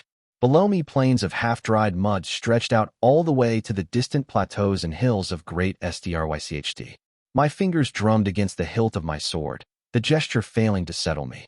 Diabolist was not offended by my lack of reply, simply coming to stand by my side. Did you enjoy yourself, at least? Acua drawled. I glanced at her, eyebrow rising. Did she? Well, I supposed it hadn't been the most discreet of trysts. Drow's senses were shaper than those of humans, even those that weren't mighty, and the shades were sharper still. Save NOC paid a visit to my dreams, I said. I had no intention of discussing how I spent my nights with Aqueous Ahelion. She was not the scribe to my calamities, part of us in her own way. I would not forget how she had come into my service, no matter how useful, or how tiring. That was the part that surprised me, how tiring it could be to hate Diabolist. The doom of Lys was reminder enough, but sometimes it felt like I was flogging myself with the memory of it. As, no doubt, she intended. Her purpose, she asked. Whatever whimsy there'd been was gone. She understood perhaps even better than me the seriousness of that. Information, I said, about what I'd do with the Drow, if I led them out of the Everdark. About how I'd deal with the heavens if they meddled. Scarlet eyes tightened. That such an entity would consider surrender is highly unlikely, she said, pausing to allow me to contradict her. Both assessing and fishing for fresh information with the same sentence. Fucking Prisai, I thought half admiringly. She was definitely hostile, I said, and tried to overcompensate when I caught her out. All doom and damnation. But she slipped up. There's two of them, I'm almost certain, and they're not necessarily aligned in their opinions. Now, that is rather interesting, Aqueous said. I had previously assumed that her lack of action was the result of either rules or indifference. Power akin to a god's does tend to come with the limitations of one. I raised a skeptical eyebrow at her. I got a pat on the back and a badge from that order's Grandmaster, and I'm not feeling all that constrained, I noted.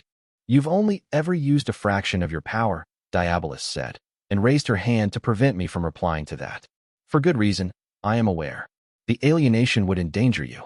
Yet that is why such entities have seats of power, Catherine. The dead king rules the Serenity. The priestess of night rules the Everdark, or close enough. There is a reason my ancestors raised pyramids. To gather power, darling one. The summit stands on the steps, and is greater for it. I do rule a kingdom, Aqua, I reminded her. You know, little place between praise and Procker. There was a coronation a while back, in between the constant fucking wars. But do you rule it as sovereign of moonless nights? She said. Hardly. Even the Wild Hunt are merely in your service, not true vassals. You bound neither the woe nor the realm to your mantle. Making Arcadia but worse out of my home isn't exactly in the works, yes, I flatly replied. And so you have not grown roots, Diabolist said. An apotheosis incomplete, so to speak. Did you not wonder why the Grey Pilgrim and his ilk are so desperate to remove you from the throne? I'm a villain ruling Callow, I said. I don't believe we need to revisit the whole Calernian balance of power argument. Gods know I'm tired of hearing about it. The Carrion Lord ruled it for decades, Aqueous said. And, to be frank, the legitimacy of your rule is only marginally better. I frowned. It was a pretty sparse forest she was describing to me, and as a rule I tended to think I understood heroes better than she did. But she was a villain, in a way I'd never really been. From a people who'd been fighting heroes for centuries. She might not always be right, she often wasn't, but once in a while her perspective did allow her to see things I didn't. Roots, I said. That's what you're implying. The Peregrine worries about me growing roots in Callow. It is one thing to slay a villainous queen of Callow, Diabolist said. Quite another to seek the destruction of the immortal Black Queen, the wintry personification of centuries of her people's grudges. The first is a threat. The second is another dead king, one whose armies can march through the realm of the Fae. He knows, I said, then hesitated, or at least suspects that I intend to abdicate. And so you were handled with gloves, Aqueous said. Deals and stories, marching armies instead of a choir unleashed. You ascribe this to the man being reasonable, but he is a hero. If that decision was made, it was made because he feared that cornering you would see you tumbling through the threshold of apotheosis complete. Or he could have been genuinely trying to limit the damages the country would suffer. If he had started calling on choirs, I'd have needed to escalate accordingly. But when the pivot came, I thought, he backed Hazenbach. Backed the crusade victorious at all costs. He was willing to play within certain boundaries, but only so long as he'd win. The trouble with Aqua was she would be convincing even if she was wrong, because she was a persuasive person, period. I was unwilling to put any stock in it before I had Hakram, and maybe Masigo serving as advocated for the opposite thought. Doesn't matter, I said. For now, the war is down here. And it's save NOC we're facing. Part of her, at least, Diabolist mused. I wonder if the simplest answer is truly the correct one. Simplest. One is the pyramid, Aqueous smiled. the other standing atop it. A rider and a horse, I thought. I considered that as well. It would explain why we're not fighting the night, I said. Just something using it. Strife, mother of 1,000 opportunities, she quoted in Thethwa. An old proverb I would have been able to name the home of even if she'd spoken it in Lower Mizan. I need you to do something for me, I said. She turned to face me completely. In Masigo, that would have been a notice I had his full attention, but with her I always had that, even when she pretended otherwise. I had role given in the battle to come, Acua said. I know, I said, but this is more important. And what exactly do you need of me, dearest? She asked. There were a lot of ways I could have answered her. Some true, others euphemisms, or 100 different shades of flippant. It had helped me over the years, the quips. Allowed me to make it a joke or a game. Anything but a reality, so often ugly. But if I was to let the monster off her leash, then she should be given her due. Folly, I said. Acua Sahelian smiled, and in that smile lay the promise of things great and terrible to behold. Book 4, Chapter 73, Feeder Bands. The rabbit bites the rat. On the tail, the tail, the tail. The rabbit does grow fat, and swell, and swell, and swell. But a rat will bite the rat. On the tail, the tail, the tail. So we'll sing the chain again. Growing horns, a Lycanese nursery rhyme. The first blow struck in the battle of Great Strycht was an illusion. Glamour, to be precise, woven by my own will.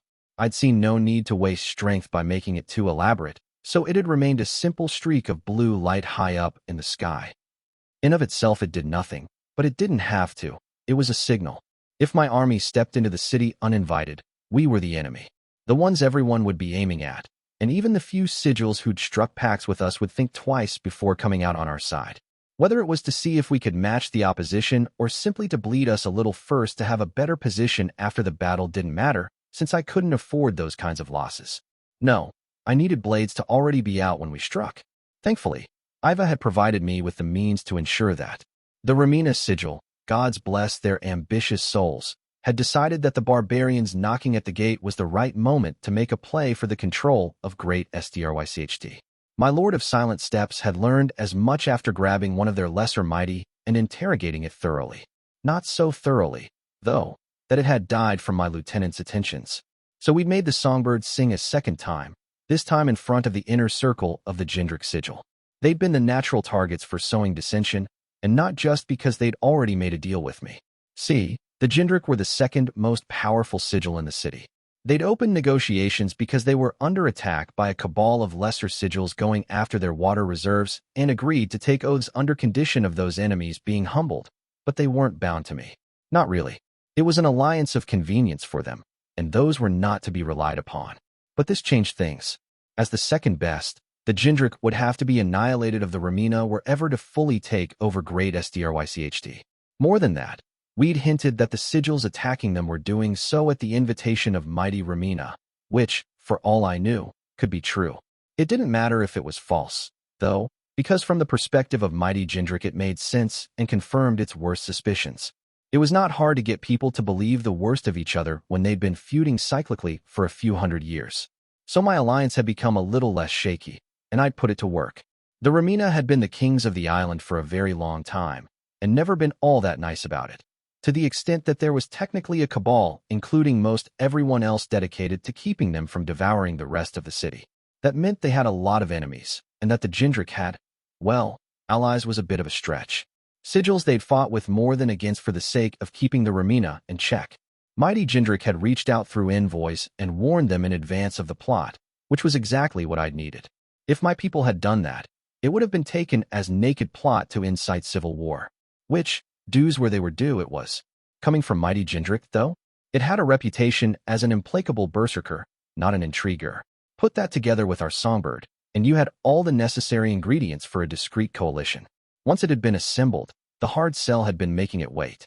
Understandably, the drow preferred being on the offensive if there was going to be a battle. Mighty were no strangers to collateral damage, and they'd rather it happen on Ramina territory than theirs.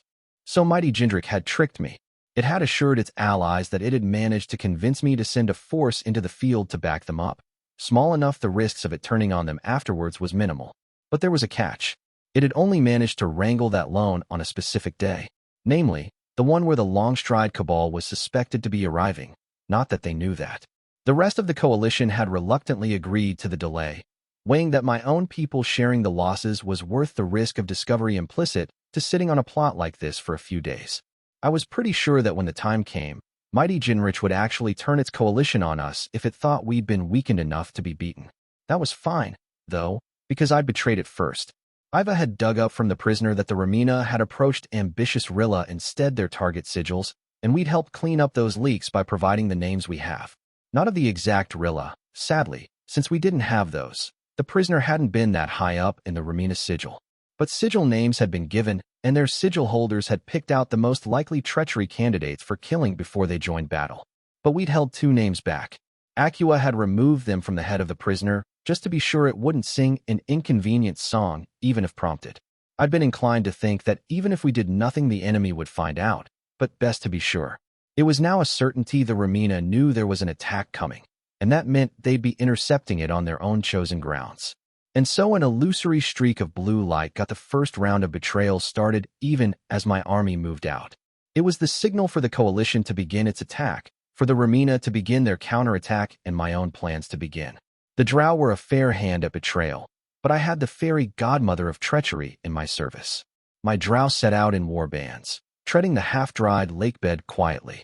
Soldiers would have moved in formation, according to precise orders, but I had none, only warriors, and those couldn't be made into neat companies with designated officers. They'd move and fight as tribes, led into battle by the members of my peerage. I'd studied the grounds for days and spoken with Drow better learned in Everdark warfare than I, ultimately coming to the conclusion that there would be 4 different skirmishes that would dictate the outcome of this battle. 2 would take place to the east, near the islands-turned-plateaus of the Jindrik and the Hushu, respectively our main allies and the leaders of a cabal of 4 mid-tier sigils that had remained aloof from the intrigues unfolding across the city. That sector would be the most volatile, since the 2 different skirmishes could easily turn into a single broader pitched battle if we weren't careful. That the Hushu and their allies would get involved was a given, but on what side they would fall in this was anyone's guess. Those fronts had been named, respectively, Spear and Dice. One would take place to the north, in what had once been a lake within the lake. The Drow called it the Flowing Gardens, as it had once been an entire district of small stone islets covered in sculptures and greenery. A place of leisure for the ancient Drow, where pleasure ships had lazily drifted between enchanted metalwork that sung songs when touched by the breeze. It had been centuries since those days, though, and now the Flowing Gardens were an eagerly fought-over battleground. The district had both water and food, after all, and the entire thing had been fed lake water through a complex system of canals and sluice gates. Holding those was a sign of power among sigils. My confiscating of Lake Strychd had lowered the waters within until the majority of the sections had become little more than large scummy ponds whose dirty waters were still fought over brutally by the minor sigils occupying the district and its outlying regions. Most members of my allied coalition under Mighty Jindrik were from there, and my assessment was that the Ramina were going to hit them hard and early to keep them from assembling, which would draw opportunists from the warlike sigils in the region, making it a beautifully chaotic mess. As a front, it had been named for what it was going to turn into, a pit. The 4th and final front would be in the center of the city. It would be the slowest to come into being, and at the start wouldn't even exist. The Ramina sigil's territory was to the west, of 5 large and comparatively rich islands serving as the heartlands of their tribal possessions, but the fight would never get that far. The forces going after Mighty Ramina and its warriors after being freed from other fronts would pass through the central district of the city, since it was the quickest and easiest path, which meant that was where the ambush would be waiting. It was good grounds, I'd been told, for that kind of fighting. The center of the city was filled with old temples and administrative complexes, set on a massive plain of solid rock. Every single building was separated from the others by deep grooves carved into the stone, more or less small canals, and the drying of Lake Strychd had turned the place into a labyrinth of bridges and corridors on 3 separate levels. A good spot for the Ramina to await an enemy force after they devoured the sigils currently occupying it. It'd be hard to concentrate troops there, and either attacking Mighty would stick together and risk lesser warriors being casually wiped out, or they'd separate and 100 small duels would erupt on bridges and alleys. We'd called that front the woods. I stood on a promontory as my army moved out, beginning the trek to the battles, and below me stood those that would lead them in battle. There'd been a fresh addition to my peerage, a 12th member. The Aegus sigil weren't part of SDRYCHD proper, but they'd held territory close, and been half-mad with thirst when Lord Zarkin found them. Mighty Aegus had not been difficult to talk into becoming Lord Aegus, though it seemed uncomfortable with its new role and wary of the rest of the peerage. With good reason, I thought. Before oaths were taken, most of those drow would have wiped out its sigil in an afternoon's work and done so without batting an eye. It was the weakest of my lords, and knew it. The others did not share its mood, though. There was the scent of eagerness in the air, like they were itching for the fight. They probably were, I admitted to myself. Drow were not the kind of people to leave power and used after it was gained, and they had gained much from bargaining with me. I took a moment to gaze down at them in silence, wondering how many would survive the day. Today, I stated, we take great SDRYCHD. There were hard smiles at that, but no cheers. That was not the drow way. I won't waste your time with a speech, I said. You all know what I'm about. We'll be dancing on the edge until the last beat. I had their attention, though not because of any eloquence on my part. What came next was what they'd waited for all this while. And now what you actually want to know? I smiled. Lords Nodoy, Lossel, and Zarkin. Yours is the dice front. Zarkin was hard to read, because it hated my guts, and that was usually the main thing to be found rather than anything more nuanced, but the others were easier. Relief. They knew their job would be mainly containment. Lord Slaws, Vassal, and Sagas. Yours will be the spear front. Nods, poorly hidden surprise. Given that mighty Jindrik would be there, the expectation had been that either Soln or Iva would take the lead there. They were, after all, the two most powerful of my peerage, and those I trusted the most, though that was not a hard hill to climb. I had other plans for those two, though. Lords Soln, Lovra, Vadimer, and Aegus. You will be serving as our strategic reserve, I said. You'll be hanging back for the initial stretch of the battle. Disappointment from Lovra and Vadimer, I found. They'd been the most recent additions until Aegus, and were eager to prove themselves in a battle that wasn't waged against my own army. Aegus was pleased, unsurprisingly. Soln, though? Soln understood. It knew I wasn't finished speaking. For the duration of the fight, the three of you will be under the command of Lord Soln, I said, to be deployed as it judges necessary, depending on how the fronts unfold. Unless I give an order otherwise, Soln's words are good as mine. That they liked a lot less, save for Soln, since it was the closest I'd ever come to raising one of them above the others. They'd have to get used to it, I thought. This was not the last large-scale battle we'd fight, and some order would have to be forced onto our manner of warfare. Honor was given. Losera Queen, the Lord of Shallow Graves, smiled. You know my intent, I simply said. See it done. It wasn't a coincidence I'd picked those four. Solon had the closest thing to battlefield acumen there was to be found in my pack of warlords, while Lovra and Vadimri had led raiding sigils. Their mighty were the most battle-hardened I had at my disposal, and the most used to fighting in a group. Aegus would be a weak link wherever it was sent, but putting it on the roster would allow Solon to send warm bodies into a growing mess without committing my best troops. Lord Iva, I finally said. My queen, the Lord of Silent Steps replied, inclining its head. You'll be with Archer and myself, I said. We're taking the pit front. By your will, Iva smoothly replied. I gave them a last look. They'll remember today, I said. What part of that story you end up being is up to you, my lords. They bowed, and to war we went. The army marched together most of the way before splitting up front by front, sneaking through mud and reeds. We stayed out of sight, as much as could be done on largely open grounds, and my own sigil was the last to part with the reserve under Lord Soln. I came out of that journey pleasantly surprised. I'd never considered drow to be proper soldiery, but this kind of business was well suited to their skills, and I'd underestimated them in some ways. Oh, I still winced at the idea of them in a shield wall. But the march we'd just done in an hour would have taken half a day for legionaries. Even Zulu could keep up a pace that would exhaust humans and orcs for hours without tiring, and they'd walked across mud like it was solid stone. Never a step missed, or a boot stuck in a mire. More interestingly, they'd done this so quietly I could hardly believe they were an army on the march. My peerage would be a threat on the battlefield, but I was beginning to grasp how dangerous Lesser Mighty and Zulu could be out of it. They climbed up slopes like spiders, leapt from stone to stone with the grace and ease of hunting cats. How hard would they find it to climb a wall in the dead of night?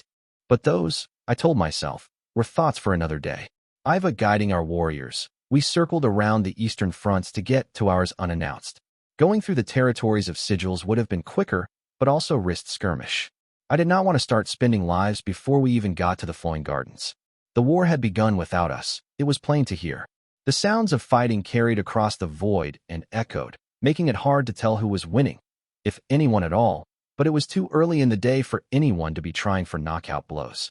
For now the sigils would tentatively send out their lower ranks to probe the waters, hesitant to commit their most powerful mighty until they had a better idea of what the opposition had brought.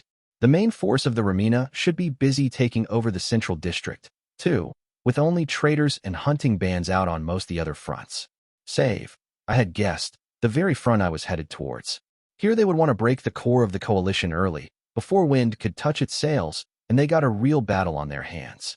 Still, with a little luck the fighting here would be limited between the two sides, while the undecided local sigils watched on. As it turned out, I was not going to get lucky. My sigil crept through the mud quietly until we reached what now looked like a stone wall, but must have once been the edge of a constructed island. Iva had been ordered to lead us to the outermost edge of the district, close to one of the smaller sluice gates, and it had delivered. Its days spent marauding in the dark had given it a good notion of great STSHT's layout. I left my warriors at the bottom of the wall, going ahead with Archer and Iva. The masonry here was fine and the stones polished by centuries of water, but I would have been able to climb this without too much trouble even before I'd become the squire. We went up without a sound, Indrani disdaining my offer of a palm to jump off of in favor of a running leap. The top of the wall was a long rock pier, flanked by a structure where the sluice gate could be raised or closed, but it wasn't either of those that drew our attention. The sound here hadn't carried well, I decided, probably because all the section parts and the ponds had broken it up. But now that we were up here, we had a decent look at the battle unfolding in the flowing gardens, and it was a fucking mess. I'm counting at least 8 sides, Indrani murmured, kneeling behind a large stone cleat. More, Iva said. Some sigils have yet to intervene. You can see their lookouts lurking at the edges of the fighting. It discreetly pointed a finger, and I followed the direction. Yeah, it was right. I could make out the silhouettes hiding within giant glowing ferns. I hesitated, just for a moment, because the place was a bloody nightmare. It was hard to tell where sigils began and where they ended. Every islet was a melee. Most fought between several sigils. There were 2 pairs of warbands going at each other with what had to be Rilla that I knew for a fact weren't part of the coalition. They'd just seen an opportunity, I supposed. The Remina I could make out from the rest, mostly because they were slightly organized and winning most their fights. Either they'd come with some of their finest, I thought, or their lower ranks of mighty were heads and shoulders above everyone else's. It took me a few moments to figure out who was leading their expedition, since their forces were split. But near the southern edge of the flowing gardens there was a warband of maybe 200 drow everyone was avoiding like the plague, and a triumvirate of mighty positively reeking of night that stood atop an islet while overlooking the mess. I got confirmation of my suspicions when one of them faced down and spoke at one of its warriors, a runner leaving immediately towards one of the detached Remina warbands. These were their officers, then. Archer, I said. Find a perch. Gotcha, she shrugged. At will. Try to draw on the bystanders, I said. Clip their lookouts, see if that gets them moving. After that, yes ma'am, your queenliness, she grinned. She legged it, already stringing her bow as she went. Iva, reach out to our beloved allies, I said.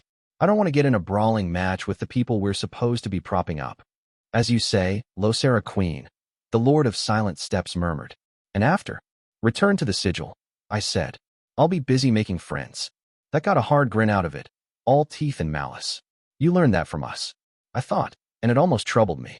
We were not teaching the drow kind lessons, and one that there would be a reckoning for that. It vanished into thin air, the glamour fine enough even I lost track of it, and slowly I rose to my feet. I looked down at my awaiting warriors, still at the foot of the wall. Over the top, I ordered, forward, Losera's sigil. Even as they began to climb behind me, I cast an eye at the Remina officers. Good, they hadn't noticed me yet. Time to make my entrance. I let winter loose and smiled, inhaling deep of the smell of blood and fear wafting from the battlefield. Book 4, Chapter 74, Eyewall. My husband thought himself a cynic for believing that men so often race towards the bottom of the barrel. I found it charmingly idealistic that he believed there was a bottom at all.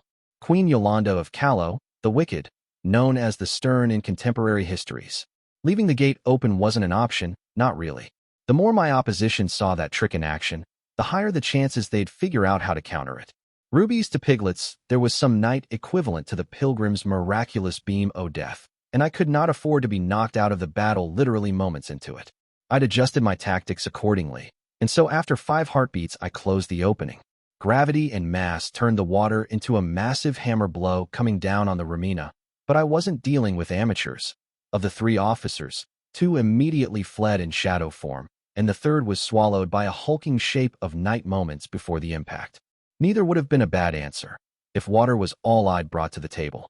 Instead, I strung Winter and loosed it again, turning the entire plowing mass into ice just as if fell on the drow. There'd been 200 of them when I'd opened the gate. The vast majority of that had been Zulu, and those died instantly when the water hit. The lesser mighty were crushed by the ice, and the 2 officers who'd fled in shadow form found themselves stuck in it. The last, though, I knew to be untouched. The Night Construct had taken the impact without flinching, and was now tearing its way out. It had been too much to hope for to take out the enemy commanders with the first blow, even if it had been a sneak attack. Didn't mean I was going to make it easy on them, though. Even as my sigil flowed around me, heading into the fray without a single battle cry, I seized the reins of the ice I'd crafted and slapped my palms together. The entire construct contracted around the night-shrouded drow at the center, and I felt its defense flinch. My lips stretched into a grim smile when I realized I'd forced the other 2 officers back into drow form as a side effect, bloodying them in the process. There was another pulse of power, and the night construct began pushing back. I could make this a slugging match, I thought, but that would be missing the point. I didn't want to annihilate the Remina. I wanted to drive them back to the central district after weakening them. Their sigil was, after all, a part of the force I intended to put between myself and the Longstride cabal. Another exertion of will had the ice collapsing into mist, a thick fog that would blind them for a while. Good enough that I could move on, I decided. A quick glance told me that the Losera sigil had added a fresh current to the mess in the flowing gardens, but hardly affected the entire lay of the battle. At our angle of entry, we were taking the pressure off one of the coalition sigils, making a semi-stable line of battle on the northwestern side. I didn't intend to meddle there, since Iva had been ordered to return and drive away any mighty that were too much for them to handle. No, I'd go make friends of my own. The half-dozen islets in the middle were so chaotic a melee, I couldn't even tell exactly who was fighting, but to the northeast a Remina detachment was tearing through a mix of sigils both neutral and allied. A good place to start. Wings of shining light burst out of my back, and I took flight, rising above the mess to hurry things along. I went high to avoid distractions, but even then I still had to dive out of the way of a javelin roiling with knights some mighty tossed in my direction. I could have batted it away, but why take the risk with a trick I didn't know? My brow rose, however, when after arcing a dozen feet above me the javelin finished the curve and flew in my pursuit. Someone had it out for me, huh? Evidently, I'd made an impression. I was quicker than the projectile, so I was less than worried, but I slowed my flight to allow it to catch up. Not close enough to hit, or even explode if that was how that was supposed to end, but close enough the mighty controlling it might think it had a chance to clip me. I angled my flight downwards after reaching the battlegrounds I'd picked out, javelin howling behind me, and landed in a crouch. The 2 mighty in front of me, who'd been hacking at each other with obsidian blades, paused and turned towards me. Surprise, I said, and turned into mist. I took solid form again 6 feet to the side, just in time to see the javelin strike them. It did not, to my surprise, explode. In the heartbeat where it hung in the air between them, tendrils of night came boiling out and wrapped around to the mighty. Almost instantly they were dragged into the projectile, leaving behind only half-finished screams. No trace of a corpse. Whoever had tossed that, I thought, wasn't fucking around. I checked if there was another flying towards me just in case, but there was nothing coming, so I pressed on. It wasn't difficult to find the Remina. I just had to follow the screaming and the runners. A crew of 4 stood in a loose diamond formation, steadily advancing through the opposition. I ran through the melee, drow parting around me cautiously, and leapt on the one at the front.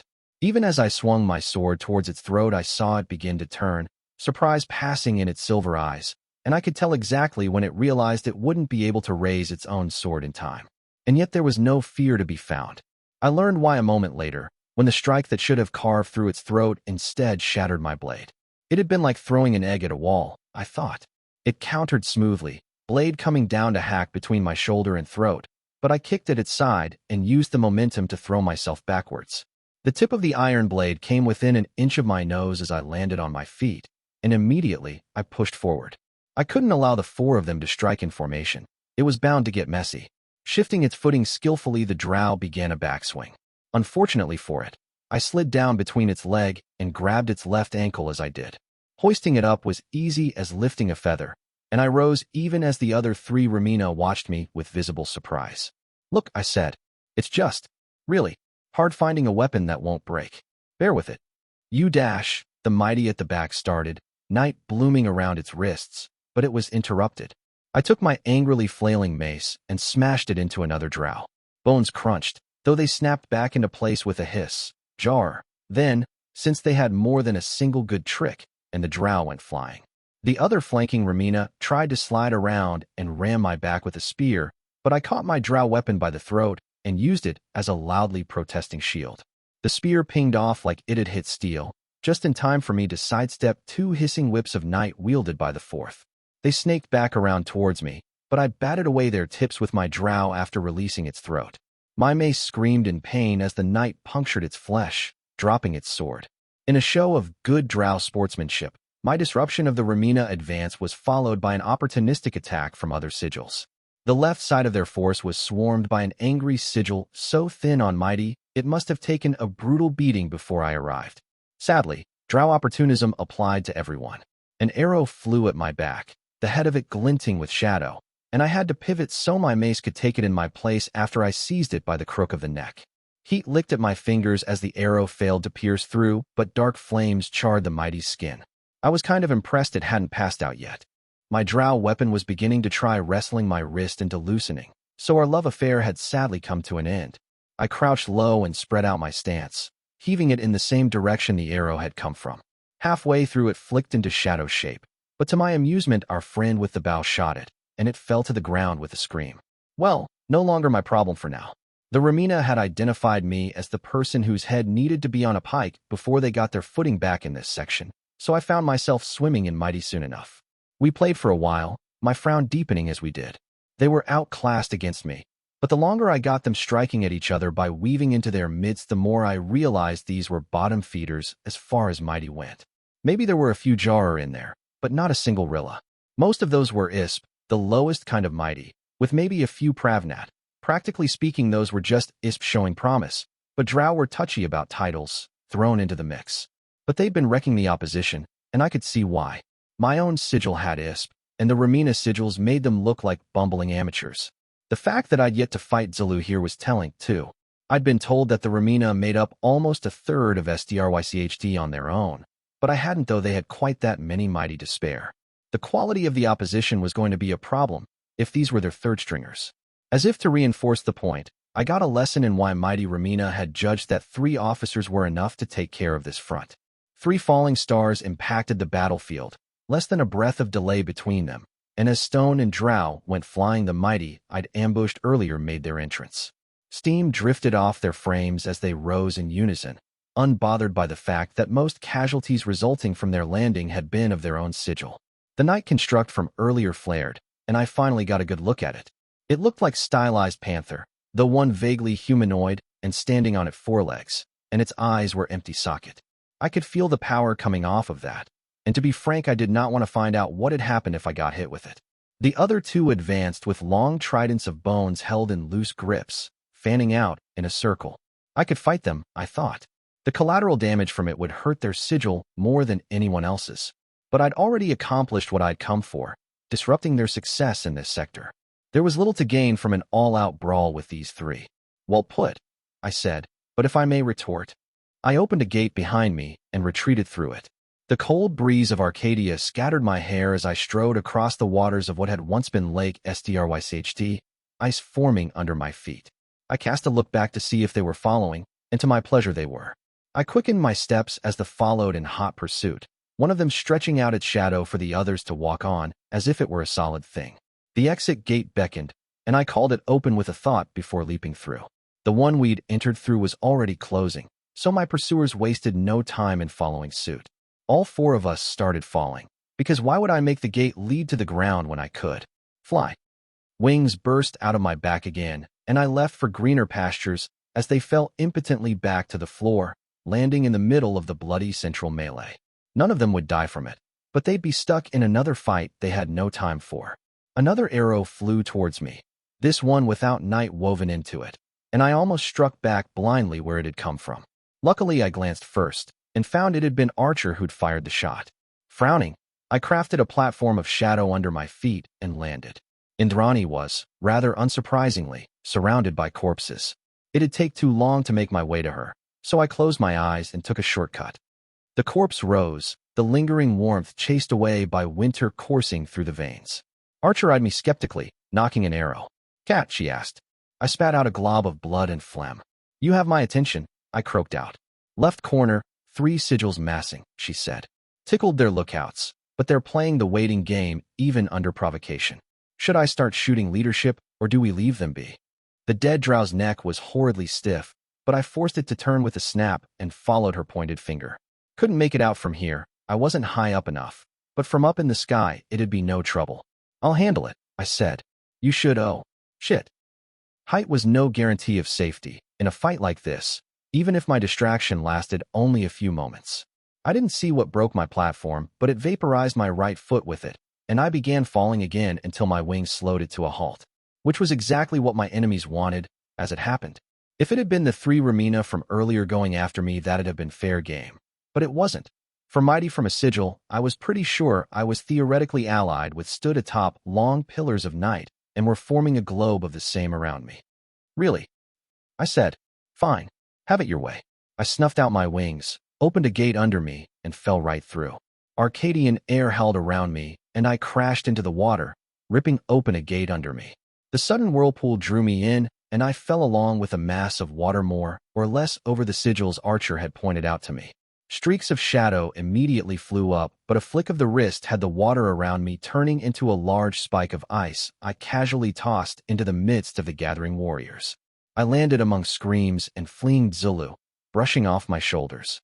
The sigil holders would be on me soon, but my eyes were drawn to the corpses I'd just made. There was night in them, though like with all Zulu not much of it, but it was fading, going away, and I could quite say where. I tugged at the chain binding Diabolus to me, allowing her to see through my eyes. I felt the trace of her presence come, lingering only a few moments before disappearing.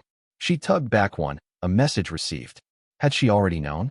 Quite possible, if this was happening all over the city instead of just here. Then the mighty were on me, and the time for musings had passed. 3 sigil holders, each with a pair of Rilla backing them. Difficult to deal with, if I'd intended on fighting them. Instead, I tossed a few spears of ice at them to get them riled up and began a retreat. They followed, and our merry chase began. I could have called the flowing gardens the stuff fairy dreams were made of, but I'd had fairy dreams, and this was much more surreal. We danced through canals where vines had grown thick and sprouted thorns and hooks, bursting through faded poems carved into stone. Tortured sculptures of bronze and obsidian sang dissonantly as shards of night were tossed, stirred by the wind in their wake. And towering trees whose only produce were leaves red like blood shook as mighty rode shadows in my pursuit. A sluice gate of oily metal was torn open like parchment as I leapt over it on translucent wings. The sigil holder, who'd done it looking like a creature of nightmare in the light of the glowing flowers and ferns it had torn through in its haste. And everywhere we went, drow fought and ambushed and bled on stone and water. There were hells, I thought, not even half as grim as this. I stoked their anger with darting strikes followed by vanishing into mist, clipping a few with ice spears to little more effect than mounting frustration on their part. They didn't realize what I was doing until we'd barreled into the central melee, and by then it was too late. It was such a mess down here that another few mighty in the crowds hardly made a difference, the fight ebbing for a moment before forming anew around them. And just like that, my job was done. The Remina were losing here now, though the situation was slowly turning around as the warriors from the section I'd flipped earlier joined up with their fellows. It must have gone quite badly there after I'd left for them to outright abandon the fight. Good. The cauldron was near the boiling point. A little more, and they'd be ready. In my absence, the Losera sigil had pushed deep, moving as a cordon along with our allies. It was moving slowly but surely towards this mess. Seeing my sigil's symbol as war paint and adornment was surprisingly moving, but it ended up costly. By now, my identity was no mystery to the people I'd tangled with. And if they couldn't pin me down themselves, then there was one way they could force a fight. 3 falling stars hit my sigil, and in the span of a single heartbeat, I lost at least 200 warriors. Gone, in a shred of flesh and bone and stone dust. People it had taken me months to bind and empower, dead in the snap of a finger. I clenched my fingers, pushing down my fury. War could not be waged without losses. I rose in the sky and dived for them, deciding that getting close to them was too much of a risk. In the time it took me to arrive, I lost another 100 drow. The Ramina officers slaughtered them with contemptuous ease, be they Zulu or mighty, and only ceased when I landed at their back. I rolled my shoulder, weaving a glamour without missing a beat. All right, my illusion said. You got me here. Now what? The worthy take, one of them said. The worthy rise, Losera Queen. I circled around them, footsteps muted, but one of them must have had a trick to see through that, because the two with bone tridents ignored my glamour and turned towards me. The night construct erupted for a third time tonight, the blind panther roaring out, and they charged. There was, of course, one thing they hadn't accounted for. The leftmost drow ducked under an arrow, batting it aside, but there'd been a second shot hidden in the curve of the first, and that one took it in the throat. It gurgled, unsurprisingly still alive, but then its throat began burning green. Indrani had spent quite a while with Robber and his miscreants, hadn't she? She'd been to a few new tricks. That one I immediately discounted as dead, flesh reknitting or not, and that left me two to deal with. Or it would have, if Iva hadn't cut into the dance. My Lord of Silent Steps moved with unnatural agility, waiting until the bone trident had struck out before moving. The description failed to convey what had taken place, though. One moment it had been standing in the way of the weapon, the next it had been behind the mighty and striking with its own glass staff. After images followed a heartbeat later, revealing how it had moved, and the whole affair reeked of winter. It had skimmed the edge of Arcadia, I realized with a start. Move along the boundary between it and creation, steps silent and sudden until struck. Merciless gods. I couldn't do that. Was it the true face of its title? Or was it just better at using power, after its centuries as Arilla? It didn't matter, I thought, at least not right now. Its opponent was far from dead, even after taking the blow, and I still had one to contend with. The shaped knight pounced, carrying the drow within as if it were lodged in the belly, and if I'd not batted wings to hurry my retreat, it would have hit me. As it was, the panther's claws tore through the stone beneath us, and it turned to face with as its tail swung. As suspected, I did not want to get touched by any part of this. The thing was, I couldn't really afford a slugging match with Arilla when I was supposed to be getting this cook pot off the fire. Not even an obviously powerful one. There was a part of me that found it only natural to get down in the mud and brawl, but I couldn't afford to fight that way anymore. Not with the kind of opponents I had these days. I'd done it at the Battle of the Camps, and what had that gotten me? Nothing I'd done there had actually mattered until the gate had been opened, and the Saint of Swords had batted me around until I fled. Keter had been more of the same, struggling through one messy gambit after another while a dead elf and a horned lord made sport of my best efforts.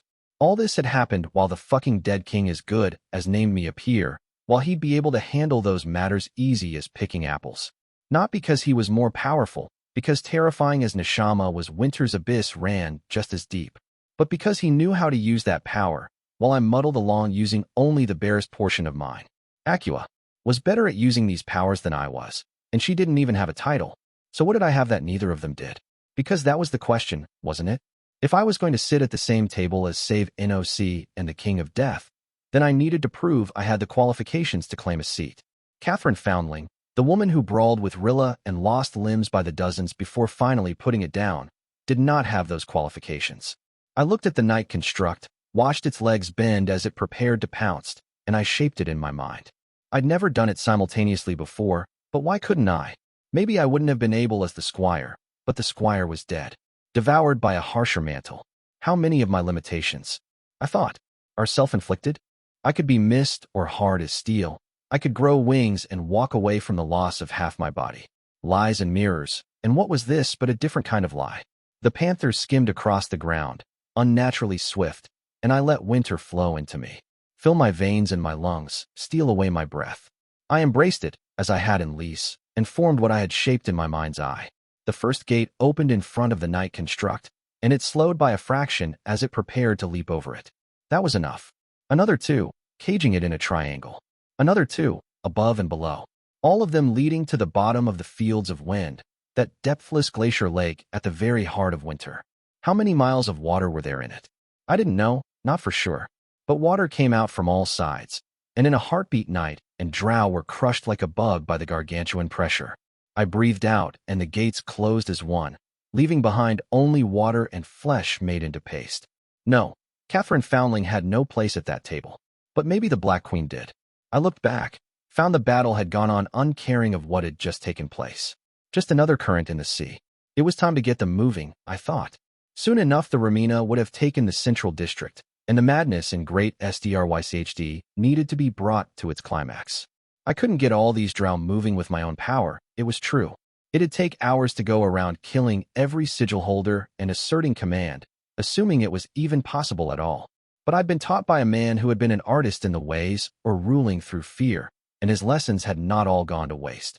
Retreat, I called out to my sigil. As planned, I left them to the grisly business of disengaging from a furious melee while I reached for my power one last time. Terrabilis II had once said that a threat was useless unless you'd previously committed the level of violence you were threatening to use. I didn't agree, though, not exactly. It was useless if the level of violence you were threatening wasn't believable, I'd say instead. And I'd stolen a lake in front of these people, used it as a weapon and bribed both. They would believe quite a bit, coming from me. Even as my sigil began fleeing towards the heart of Great SDRYCHD, to the surprise of their foes, I wove a glamour. A gate facing upwards, and through it came a deafening rumble. Illusory molten stone flew out, landing on the muddy lake bed and the edge of the flowing gardens, smoke and lava following as the glamored volcano erupted in full. The Losera sigil fled, and every goddamn Drow in the north followed close behind. Book 4, Chapter 75, The Eye. There is more power in blood spilled willingly than unwillingly. The latter is simply a great deal easier to obtain. Dread Emperor Sorceress. I would have compared it to herding cats, but as far as I knew those didn't take time in the middle of a rout to backstab allies or enemies, depending on who didn't watch their back closely enough. Well, maybe pre-psy-cats. You never knew with Wastelanders. I kept the Drow moving even after we'd cleared the area that was being affected by the volcano by more or less stomping out any knot of bravery that formed. After the second time mighty who tried to stand their ground and rally their warriors got a gate opened above their heads, the message was received. I was sinking into winter at a prodigious rate, no two ways around it. But nowadays I had more than just Acua to dump the principal alienation into. 12 hardened former mighty on top of Diabolist meant I could keep this up for quite a while, without going all monologue addicted, and if it came down to it, I could try to disperse some of it into the Drow who'd simply taken oaths. There were shards of winter in them as well. After all, put there to enforce the terms. It didn't quite feel like I'd be breaking our bargain if I did that, but somehow I suspected it was close enough I wouldn't like the ensuing backlash. A desperate measure, if need be, but not to be used before that. The front we'd named the pit was effectively finished, the chaos within being poured into the dawning mess at the center of Great SDRYCHT, but while fighting there I'd taken my eye off the two fronts to the east. There were risks in that, which was I'd put Lord Soln in command of the reserve to hedge my bets. It had authority to intervene as it deemed necessary to keep the wagon on the road. It was about time to see how that had worked out. I remained with the retreat until we reached the outskirts of the central district before putting Iva and Archer in charge of the situation and dismissing the glamour and taking flight. The false sky of the cavern was mercifully unburdened by fighting, and the height allowed me to gauge how the situation was unfolding over the entire city. There'd been two battles planned in the east, fronts named Spear and Dice. The former I wasn't overly worried about, since the Jindrik would be taking the lead there, and their sigil holder was infamously destructive. The latter was a different story, as it involved a cabal of 4 sigils informally led by the Hushu, which presumably weren't in on any of the plots coming to a head. If they pushed into the other eastern front, that whole section of the city would become a massive melee I lacked the tools to properly handle. Considering the plan for the Battle of Great SDRYCHD was to drive everyone and their genderless sibling into the center before the Longstrides arrived, there was a lot riding on Lord Solon's ability to cope with the situation. What I took in from above was a mixed bag. The reinforcing Peerage I'd sent to back up the Jindrik had been enough to punch through the delaying force sent by the Remina on the Spear front, by the looks of it. They were in full retreat, harassed by Coalition and Peerage Drow as they made for the center. Considering the amount of Peers I'd sent east, I was rather surprised it was harassment and not annihilation I was looking at, but the explanation was not difficult to find. The Hushu and their allies had taken the field and decided to be clever about it. Instead of launching a hard assault that would see my peerage diverted from the pursuit to deal with the situation, they were marauding around the flanks and striking fast before withdrawing. The peers and sigil holders in command were hesitating, reluctant to allow the Remina to retreat unimpeded when the Hushu attacks were so lukewarm. The 3 lords I'd assigned to that front had gone with the understanding that containment was their main objective, so they were tacitly allowing it to happen even if it thinned their ranks, presumably judging that the overall losses would be greater if we fully engaged. The reserve under Lord Solon was closer to the center, in an incline between 2 islands-turned hills, and so hidden from view. There'd been 4 sigils assigned to the reserve before hostilities erupted, but only 2 were still hidden down there, the Solon and the Aegis, so at least the overall commander was there to answer my questions. Instead of staying up there and drawing attention, I landed next to the reserve and dismissed my wings. The drow parted around me, many of them bowing as I passed, and I returned the gesture with a silent nod. The Lord of Shallow Graves awaited me with Lord Aegis at its side, gravely listening to Zulu giving reports. The conversation died as I strode in, the 2 peers inclining their heads in deference. "Losera Queen," Lord Solon said. "I heard word of your success to the north. Drew in everyone I could and sent them running into the central melee," I agreed. "I'm more interested in the situation around here. Have the Hushu and their cabal declared for a side?" "Their own, presumably," Lord Aegis sighed. "They attacked the coalition and the Remina both," Solon calmly replied. "Though with the retreat of the Remina, we are now the only blood left to be shed."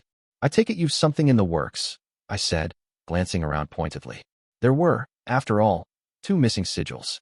"I sent the Lords Lovra and Vadimer to circle around Hushu positions," Lord Solon agreed. "That'll open another front," I pointed out, "instead of push them into the center, which is what we're actually after." "So I said, Losera Queen," Lord Aegis muttered. "So I said, I intend to launch an assault myself as they do, my queen," Solon explained, "along the ridges of the southeast." I frowned, trying to remember what I'd seen of the battlefield from above. It would make a corner connected to a line that led straight to the center, more or less, if you counted the forces currently pursuing the Remina. If I had to guess at the intent, it'd be forcing Hushu and friends to head towards the center to avoid being assaulted from 2 sides. If we'd been fielding a disciplined army, I would have given it decent odds of working out as Solon wanted, forcing movement through pressure, but as it was, we'd be compounding a gamble with another gamble. And even if it works out, we're wedging the Hushu and their allies in between the Losera sigil and the rest of our forces. I thought, considering my sigil had already taken harsh losses at the hands of the Remina, if the Hushu went all out against them, they might outright collapse. That'd be bad. Without my own forces out there to stoke the fire, there was a decent chance the neutral sigils there would rally and retreat rather than remain participants in the bloody melee.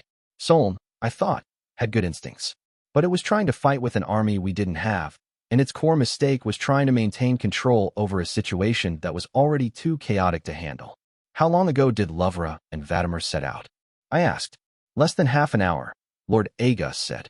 "Right, so we've still got time to maneuver," I frowned. "All right, here's what we'll do. The entire force holding back the Hushu and their cabal is to collapse immediately and flee towards the center." The 2 drow stiffened with surprise. "The casualties dash," Lord Solon delicately began. "Will sting, I know," I said, "but your way is as likely to lead in a slugging match we can't afford as it is to drive them to the center. So instead of forcing them, we'll bait them. That many sigils in a rout. They'll come after them with everything they have, eager for the harvest. And we are to simply look upon the situation and wait." Lord Aegis asked, with what I suspected to be a hopeful tone. "Not the fiercest of fighters, this one." "No," I said. "You 2 and the 2 sigils Lord Solon sent out are to attack them from behind once they've committed." I paused, meeting the Lord of Shallow Graves' blue eyes. "Lord Solon, force them into the center," I said. "With everything you have." The drow softly laughed. "And I believe myself to be ruthless," it said. "It will be as you say, Queen of Lost and Found." Lord Aegis was a lot less sanguine about essentially throwing both our allies and several of our sigils into a boiling broth, but kept its dismay largely off its face. "Will you be accompanying us in this, Losera Queen?" it asked. "Sadly, I suspect I'll be needed elsewhere," I said. If only because the last thing I wanted was to be surrounded by my own warriors when the Longstride cabal showed up. "Do either of you know where Mighty Jindrik is?" I continued. The Ramina angered it enough it grew wroth before they were driven back, Lord Soln said. It was last seen heading out in their pursuit, its mind lost to rage. Find the largest concentration of wreckage and corpses, it shall not be far, Lord Agus noted. And mighty Ramina? I asked. Has yet to take the field against us, Soln said. Though there is word it might have participated in the taking of the central district. It is largely under that sigil's control by now. So the dance awaits me in the middle, I mused. Fitting. Lord Soln, I trust you'll be able to carry out your orders here. That much I can promise, the Lord of Shallow Grave smiled. Then wade in their blood, my lord, I said, and translucent wings burst out of my back. I was thousands of miles away from any orc, but their traditional farewell had hardly ever been more appropriate. I shot back up into the sky and wasted no time before heading out towards the front we'd named the woods. That district had been the center of ancient great SDRYCHD in senses more numerous than the geographical one. Even a swift glance made that clear. It was a labyrinth of temples and great halls, each its own little island surrounded by a deep canal and tied to other structures by curved bridges and arches of stone. The sheer vividness of it startled me, for until now I'd seen drow tastes run towards mostly colors gray and dark. Here, though, strange and half-faded patterns of blue, red and white covered every surface. Orange and gold served as the color of the sky in sprawling mosaics where the moon was depicted as a feathered wheel of white-tipped red, the stylized heads of snakes, and drow gazing down at the bloodletting from every corner. The depredations of time and abandonment were easy to find, collapsed roofs not since repaired, and broken walls serving as makeshift doors, but I was surprised to see some of the paints had been freshly touched up. Some of those mosaics were splattered with grayish red, though, and that wasn't paint. A square tower with colorful turrets on the corners burst open at the base, and just like that I'd found mighty Jindrik. The drow was massive, the largest of its kind I'd ever seen, and covered from head to toe in a featureless carapace of pure night. I watched, reluctantly impressed, as its fingers sunk into the sides of the same tower it had just ripped up, and it repeatedly smashed the whole thing down on a pair of mighty until there was nothing left but bloody paste. Then it tossed the whole thing into a temple and screamed monstrously before leaping into another fight. This was, I thought, my primary ally in this battle. I sure knew how to pick them. I was almost distracted enough that I didn't see the javelin coming, but not quite. There were fires all over the district and trails of smoke going up into the sky, but as the projectile sailed through a large plume, I caught sight of the stir it caused and dipped below with a bat of my wings. I raised a brow when I realized there was no hint of power in the toss, save in how far it had been thrown, and that even if I'd not moved it would likely have missed me. Had some enterprising Zulu decided to bag Queen and Glory with the same throw? I'd be sure to praise their guts before the messy retaliatory murder. I flew around the plume of smoke and found where it should have come from, eyes landing on a single drow standing atop one of the tallest towers in the district. That was strike one. Even far as I could make out the looks of it. It was well old. Its gray skin was deeply creased, its pitch-black veins visible through it, and though tall it had grown visibly stooped. It held no weapon, attired in a strange belted tunic of obsidian rings. Almost like mail, I thought. Its hair was long and white, going down almost to its waist. That was strike two. Its dim silver eyes met mine all the way across the distance, as if it could see me just as well, and I could not feel a single speck of power from it. That was strike three, and so the drow might as well have dangerous, take caution tattooed glaring red on its forehead. It did not attack a second time, simply waiting. Not an attack. I corrected. A way to grab my attention. My eyes dipped to the large cloth belt it wore, and the crepuscular I read on that only confirmed what I was already suspecting. Wings narrowing behind me as I dove, I landed smoothly in front of the mighty Ramina. Mantle of woe fluttering as I rose to my full height, which was, rather unfairly I felt, still shorter than the bent old drow, my wings folded behind me. I wasn't dismissing those before I got a clear idea of what was taking place here. I'd read a lot of faces in my time. I'd watched humanity slide off my teacher's true face like water off clay, the utter blankness of fae bereft of stories. Shades of contempt by the dozen, angers both principled and personal, too many flavors of hatred to count. Irritation from creatures considering me an insolent child, pity from the likes of the Grey Pilgrim, and even casual dismissal from the Saint of Swords. Mighty Ramina stood out from that multitude, because all there was in its gaze was attention, pure and unfettered. as if the weight of it left no place for anything else. It was uncomfortable to have someone take in all of me so deeply. It didn't feel like scrutiny, and I realized the source of my unease a moment later. I'd seen that look in another pair of eyes, Masego's, when he'd come into his aspect in Arcadia, when he'd witnessed it all with impossible clarity. "Mighty Ramina," I said, "your invitation was received." Losera Queen, my foe simply greeted me. It had a calm voice, I thought, unruffled, unhurried, like nothing could really affect it. It was old and powerful enough it might not even be wrong about that. It glanced down at the messy fighting below, the screams and blood and fire swallowing up the district. "I remember this city," Ramina said, "from when it was at its height. The jewel of the south, second only to Tferigu in beauty. It brings me no pleasure to layer ruin over ruin. And yet," I said, "here we are. There are only a few of us left, Losera," the mighty said. "Those who knew this land before night fell upon it. In Strychd, Jindrik is the only other, and it was young when we lost the wars.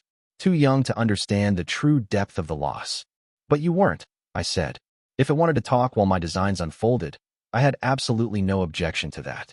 If we engaged, it was going to be the kind of mess that'd make devils blush, and while my forces below weren't winning exactly, they were carrying out my plan perfectly. It was hard for them not to, when the entire plan was to create chaos, and that was the natural state of the Everdark. I was a general, honored twice for victories won in the burning lands by the Twilight Sages themselves, Ramina said. One of them, I think, against a people whose blood you hold. The look has little changed since those nights. My fingers tightened. It was implying it had fought the Wraith at some point, and there was a little problem with that. Neither the kingdom nor the later Duchy of Daoin had ever come under Drow assault in recorded history. There was the golden bloom in the way, after all, which meant I was talking to an entity claiming it had been alive before the elves arrived on Calernia. 3,000 years old, I thought at least. Gods, it might be the single oldest thing I'd ever met save for the dead king. And now you're a sigil holder in the remnants of the old empire, I said. My army followed me, the mighty said. Already they were Rilla and Jar, though the titles had different meaning then. None of them survived the passing of the years. The night is not a forgiving sacrament. Sacrament, I thought. Not just a domain, some names power manifest. It had always felt too large, hadn't it? And I had wondered why no drow seemed to be born a mage. This whole time, had I really been looking at an entire people wielding Belos equivalent of light? Miracles of the darkness, purer in nature than even the stuff devils were made of. You saw it happen then, I said. What Save NOC did. I knew one of the sisters, Ramina said, and now know her better still. She is in my blood, in my soul. Sisters? My eyes narrowed, and it had called the Save. Her. There was something significant about that, I thought. A detail I was missing. They broke you, I said. Your entire civilization. The drow shook its head. Not them, Ramina said. The Twilight Sages, in their wanton arrogance. How tall stood their pedestal and proud they were of it, until the Nerazim cast them down. Only then did they regret the height. My blood ran cold. For a creature that old and powerful to call something. Wanton arrogance. How terrible must it be? What did they do? They sought to kill death, the mighty said, but leashed it instead. We were to live forever, you see, as gods. And we did, for a time. The old drow's lips twisted into a bitter smile. Then we lost the wars, Ramina said.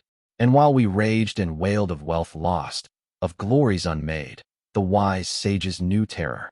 For the Nerazim put entire cities to the sword, and our immortality narrowed. They had borrowed from what would never be. And with every defeat the debt grew closer to that moment where it could no longer be repaid. They didn't make you immortal, I spoke slowly, piecing together what had been laid out for me to find. Did they? They stole years from children not yet born. That would never be, because their parents were slain by the dwarves. It was one of the fundamental laws of sorcery, wasn't it? That you couldn't make something out of nothing. I had not forgotten that glimpsed conversation between Neshama and the bard, where she'd implied the Twilight Sages had been mages. And so our end loomed, Losera Queen, the mighty said. The balance dipped closer to irredeemable disaster with every fallen city, until the two of them took action. The sisters, I said. They made the gloom. They made the night. Before the point of no return was reached, there was a long moment of silence between us, as the sounds of the slaughter below drifted up to our ears. Before, mighty Ramina smiled. O Queen of Lost and Found, did you not come here to rob a corpse? I shivered. The old creature laughed. Dead, Every last one of us, the drow said. You thought save NOC the cause of our ruin, and you were wrong. You thought them the cure to our disease, and you were wrong again. Our most beloved betrayers did not save a single soul. They delayed. It makes no sense, I said. The gloom, yes, but the night? It incited slaughter. If instead they'd encouraged childbirth, raised your population, you might have gotten out of it. You've had centuries to recover since those wars. You could have even the scales. You do not understand, the mighty said. It was too late, Losera Queen. We were already dying. But those clever sisters, the wicked and the merciful, they struck a bargain. And I grasped it. Then, what it was that I was being told. The night is the only thing keeping any of you alive, I whispered hoarsely. And the slaughter isn't a mistake or an unforeseen consequence. It's the entire point. Every kill is a sacrifice. Willing, eager, even. Merciless gods. Archer was right. This entire realm is an altar. The greatest in all of creation, Ramina said, ruinously proud. Witness and weep. Losera, the glory of the firstborn. We alone, of all peoples in the world, have cheated death. Twice. But it couldn't last, I said. You had to have known that. The dwarves were going to come sooner or later, and it was all going to fall apart the moment they did. The night was not an answer, the mighty said. But it could be understood as a question. And another part of the puzzle fell into place. Apotheosis, I said. Through brute force. Trying every possible application of power through hundreds of thousands of mighty, so that a path out could be found. And I had thought myself inelegant, for merely blundering my way into my mantle. The sisters were trying to force the lock by trying every possible key. Was it? I asked. Did they find a path? Pale silver eyes considered me calmly. Come now, Ramina said. Why would the shrouded gods grant such a boon, when our base terror kept their altars slick with blood? So they failed, I said. Ramina, there's another way. I can help with this. We don't need to fight. Winter Dash. I bit my tongue. You knew that already, I finally said. And you still struck. You are right, Queen of Lost and Found, the mighty said. You can help with this. As a sacrifice, one last to finally even the scales. And I'd been a good sport, hadn't I? The Everdark entire might be an altar, but I'd consecrated great SDRYCHD with thousands of dead, just so save NOC could properly open my throat over its ashes. Even as my alarm mounted, part of me could not help but admire the game of the gods below. They'd played their hand flawlessly, hadn't they? It didn't matter to them whether the drow rose from the dark as the winter court reborn in shadow, or if the priestesses of night devoured my mantle whole and unleashed madness on creation as a two-faced goddess. No matter who won, they won as well. That was their way. I was beginning to understand. They didn't move like above, trying to force a victory in every fight. They only ever fought when they couldn't lose. Why tell me any of this, if we're going to fight? I asked, warily backing away. To give them time to surround us, mighty Ramina said. The roof exploded beneath our feet, and the long-stride cabal entered the fray. Book 4, Chapter 76, Storm Surge. Quite literally not what I was aiming for, but I can work with this. Dread Empress Regalia too, as her flying fortress began falling on lore. Why was it always explosions? Everybody always tried to blow me up. Acqua, Pilgrim, too many Summer Fae to count. Even William, and he didn't even have powers that made it easy for him. He'd used God's damned munitions. Was there some manual you got when you became named that set it out as a preferred tactic? Just once, for diversity's sake, someone should start with fire, or ice, or even bloody lightning. Sure, I dabbled in the explosion method myself, so some, viper tongues one and all, might call me a hypocrite for complaining, but in my defense this was reaching a point where I'd received a lot more explosions than I'd dealt out. Once more, this savage world of ours was proving to be deeply unjust at its core. I was probably going to be blamed for this too. This tower would prove to be some deeply holy place to the drow, and good ol' Catherine Foundling would be charged with desecration of some fancy night temple. It was getting as bad as the goblin fire, which for the record I didn't use nearly as often as some people implied.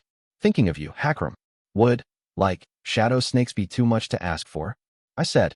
Sure, there's a lot of phallic symbolism involved, but dash. A hole the size of a watermelon formed in my torso, scattering my organs in a shower of gore even as I fell. The long strides either had a very dark sense of humor or they weren't the most stirring of conversationalists.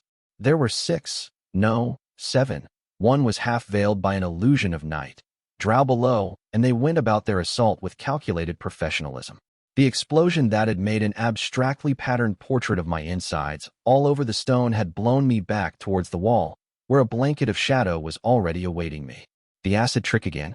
Best not to test it out, I decided. My wings were smothered in strands of night the moment they tried to move and take me out of freefall, but I had other options. The gate opened under me, and after a few heartbeats of falling through Arcadian sky, I gated back out atop the now roofless tower. Mighty Ramina was still perched at the edge of it, standing unruffled with its hands folded into obsidian ringlet sleeves.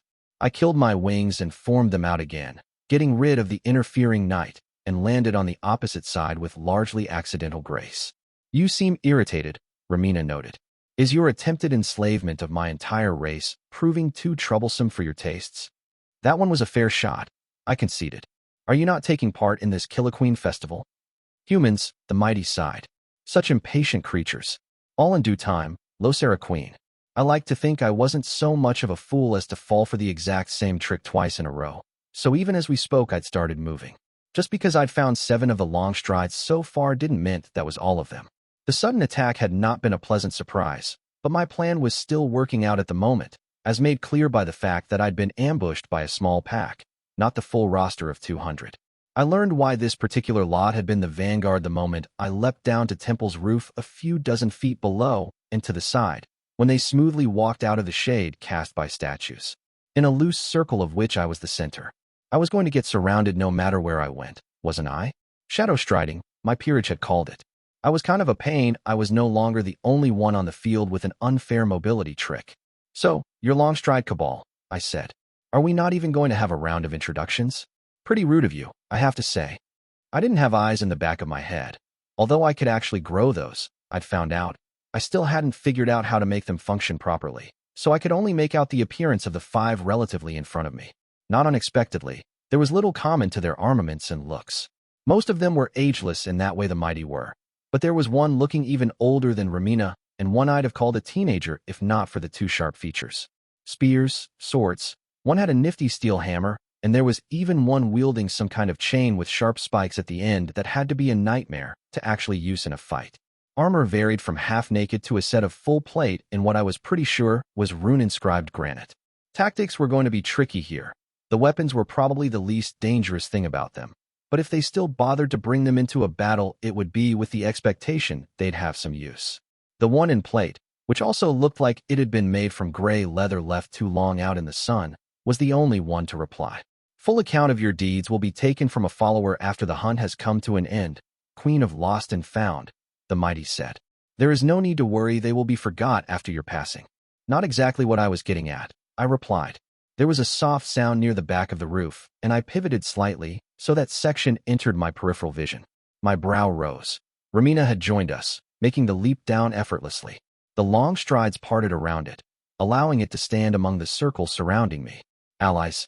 I hadn't thought this lot, or even drow in general, the kind of people to stick to a pact past its immediate purpose being fulfilled.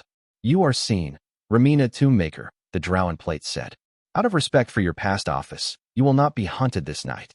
Depart without strife. Tombmaker, huh? That was the kind of epithet only people you didn't want to fuck with ended up earning. The drow, stooped old creature that it was, straightened its back with a nasty crack. Make me, mighty Ramina said, voice utterly serene. Damn.